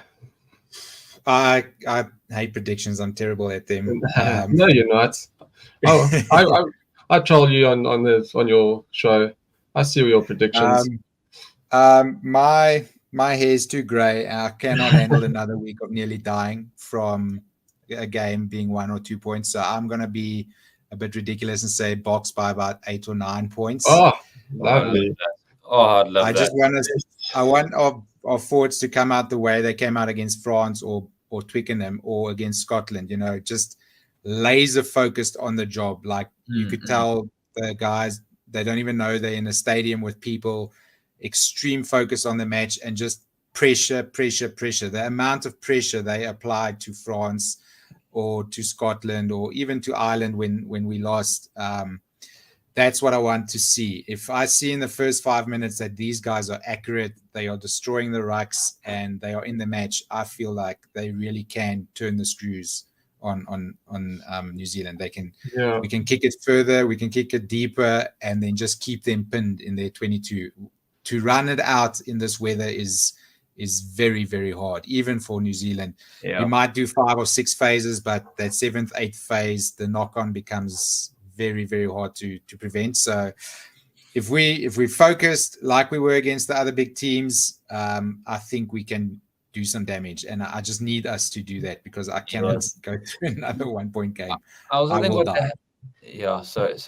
but I think also what they have, what I feel like South Africa in its wing situation differentiated a lot from maybe other wings where, like, it's you can't give our wings an inch of space, but I do feel quite similarly about the All Black wings. I feel that they, under the loose ball, these 4 wings that are starting in this World Cup final, no one loves a loose ball potentially underneath a high ball more than them. Like, give them an inch and they will make something out of it, right? Like, I don't think it's like I think that high ball is going to be, I think, utilized against us as much as it's going to work for us. And I think we need to watch out, particularly Telea. I just think he's a slippery mongoose. Yeah, he's a slippery character. Yeah, he can get out of a. I don't know how he does it. I love those unorthodox players like him. The ones that you don't think they're going to do something and they do it. He's one of them. He's the backline of like Quagga Smith. Like exactly. Down, guys. Like, he's there. You're holding on to it. You see it. So, are you guys, like we say, I think we all kind of got this plan that's how the game's gonna go in our head. Do you think Rassie or Jacques have something up their sleeve that they might show? They might surprise? Definitely. Yeah.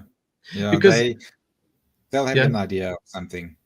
Yeah, I think, obviously people were saying how bad the Boks were last week, but that Bok try was a well-worked, thought-out try. Like, people aren't giving the Boks credit for that. They only got into 22 once, and they deviated from the traditional bashing up what England thought they were going to do. Soft hands from Dion. That's clever stuff. That's finding a way, outfoxing the opponent. So I making the marks in the 22. So I'll be interested to see when at Twickenham, I think only one of our tries was a maul try, and like 3 of the other tries were off lineouts where we faked them all and did some kind of move off a lineout. We've got so many lineout variations. The one, like you say, against England was also a lineout variation. There was another one where Dion came around the front, and Danny Kerr just stopped the move. So I think that's one of the areas we didn't really run it that much at Twickenham. Okay, Moody did score, but didn't score. But there was a lot of off turnover and stuff. A lot of our moves are, we need to kick it in the corner, and we have some variation off a line out. So that's what I'm thinking we'll probably see again.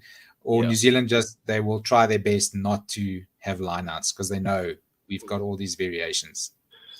I think also, like, if we're getting wings, if we're getting tries from the outside field, it's going to come from the pressure internal that's going to squeeze a bomb that drops on the ground, and then Andre will put it on a dime or just hands out wide type of thing like that. That's a lot of the time. It's the pressure from the forward pack that gives our outside players the space required. We're not working intricate moves between Dialindi and Creel. That was my comment earlier. Like, if in those conditions, New Zealand backline know that's what worries me, because if New Zealand don't feel that they're threatened, they could dominate, and I'm not saying they will, but I don't think they'll be overly worried. That's what Like, will our back three see much of the ball? We don't know, right? They'll be chasing it, I think. I mean, does our back three ever see much of the ball though? You know, this is why I'm a Mani fan, and like I'm watching him at Twickenham as well. He's always looking. He's looking for runners like all the time. His first option is to look for someone, and that just keeps the defenders always like, even it's like a split second of indecision about where the ball's going. But if the guys know, and if the guys know we're going to be playing route 1, and this is what, I don't know if you remember the first 20 minutes of Twickenham, we were over the line 4 times, but New Zealand's tenacious defense kept us out because I was watching. I was like, we were watching with the guys, and you could see who was getting the ball next every time, and you could see New Zealand knew what was coming. So if we are going to be that predictable, this is what I'm worried about. This is why I'm hoping that we will have some nuance. But if we are going to be predictable, then we're going to be in trouble, because if the All Blacks are 100, focused 105%, which I'm pretty sure they will, because this is also a massive grudge match, right? It's history at stake here. It's last game that we played with the record score. I don't fancy running into New Zealand with the mood they're going to be in. So, like, that's why it's going to... I mean, we're definitely good enough to win it, but we're going to be running into a New Zealand team that's going to do everything to not lose that game. You'll see their attitude. So we have to be on top of our game. Yeah. And I haven't been thought about it all week, because if I get too tense, I'm starting to think about the game and I go, God, it's going to be crazy. But it's a game that we all wanted, right? I just also wanted to ask sorry, Daniel, you want to say something about the run-ins? Like, do you think that this Bok team is running on low fuel, or do you think this one last game, it's a World Cup final, surely you got to, it doesn't matter what's happened before, you're going to be up for it, right? Yeah, the backs I think are completely fine. I think it's Bongi's are the big one, right? And that's I mean, he is already on fumes going into this. I mean, the effort that he's had to put in, both those past the France and England game is immense, and you just can do nothing but salute the man. But I think with the 7-1, I think our last sub might be like a Visa. And then I think Dion will have already been on at flank and then shift to hooker. I think maybe at the 70th or so. With that said, it almost feels wrong to only bring on Visa in the 70th minute. But I do think I have a sense that either that or then Dion will just be the final replacement and he'll be one of the last ones to come on. But I think Bongi will be the last one to come off, and it will be at the very last moment when he really has nothing left in the tank. On the whole, I think like we've gone for two what's it called? 2 locks. So I think Eben will be coming off, Franco will be coming off at about the 50th, 40th. We did it against Peter Step. What did he do? He never gets replaced. Yeah, exactly. But I mean, there's so much fuel in the 7-1, and so I mean, while they don't have legs, we've got firepower coming back in. So it's just about leaving it all out there and knowing that there's literally, it's a final. Like there's nothing to hold yourself back for. Even if you're injured or if you gas out by the 35th minute, that's actually fine. Do that. Thank God we got through. Which I don't sound, obviously maybe at the balance of the game we maybe didn't deserve to go through, but we did deserve to go through it as the team, our team, and how we've been playing and all of that. But I just the fact that that was lucky it happened this game, right? Because you know that that's going to refocus them for sure. They're not coming out flat. No, definitely not. It's going to be. That's one of the things I was happy with the English game. If we had hammered them, there was every chance that we would come into this game thinking, we're big balls. We just have to show up. So it was a nice little wake up call, and hopefully everyone's now trying this week to show again. No, we aren't crap. We are good at our game, and. Like you say, we've got a lot of gas in a 7-1. Everyone was always like, run the box off their feet, that forward pack, run them off their feet. Yes, run us off our feet, will just replace every single person in the pack, and then you have to run them off their feet as well. Yeah. It doesn't really work against a 7-1 split, so that's probably not going to be the thing that helps New Zealand win. I think theirs is going to be Bowden Barrett's kicking and Geordie Barrett's kicking, Mwanga's kicking, getting us into our 22 and keeping us there in wet weather. Last week we saw when Owen Farrell did those little cross the field low dinks that skidded on the ground and Aronson was spilling it all over the place. I think they would have taken note of that and said, okay, that's our way in. So I just want our back three to be, Velcro hands all week, practicing catching soap bars, and getting us out of our 22. Yeah, we hate rugby in our half here. Jeepers. It's wild. It's like we're so happy not to have the ball as long as we're in your half. We really don't mind. But when we're in our half, and England just did not let us get out. Yeah. And what do we say, boys, if we 5 or 7 points down again at 65 minutes? Are we going through the rigor again? Are we gonna come back this time? We're gonna do 3 games in a row in the World Cup final. You feel comfortable? The boys, the bench is good, makes a difference, right? We're not out of it until we're out of it. We've proven that. Let's not book teams of old where we wouldn't have won those last 2 games at all. I think I saw a stat that said we've won every second half for the last 2 years. We haven't lost a second. Wild. That's a wild stat, yeah. Yeah. Even on Smart, I think the second half was 21 points to 7. Yeah. So yeah. If we within 7 points at 60 minutes, I'm happy. I think we make it. Yeah. There's so much confidence now in like it felt like France was Everest and we got taken straight back up to Everest again with England. Somehow we made it into a more difficult game to win. Mentally, it felt, whereas we could, with the France game, if we lost, it wasn't going to be headline news. It wasn't actually, I felt like maybe there was less pressure as a result of it.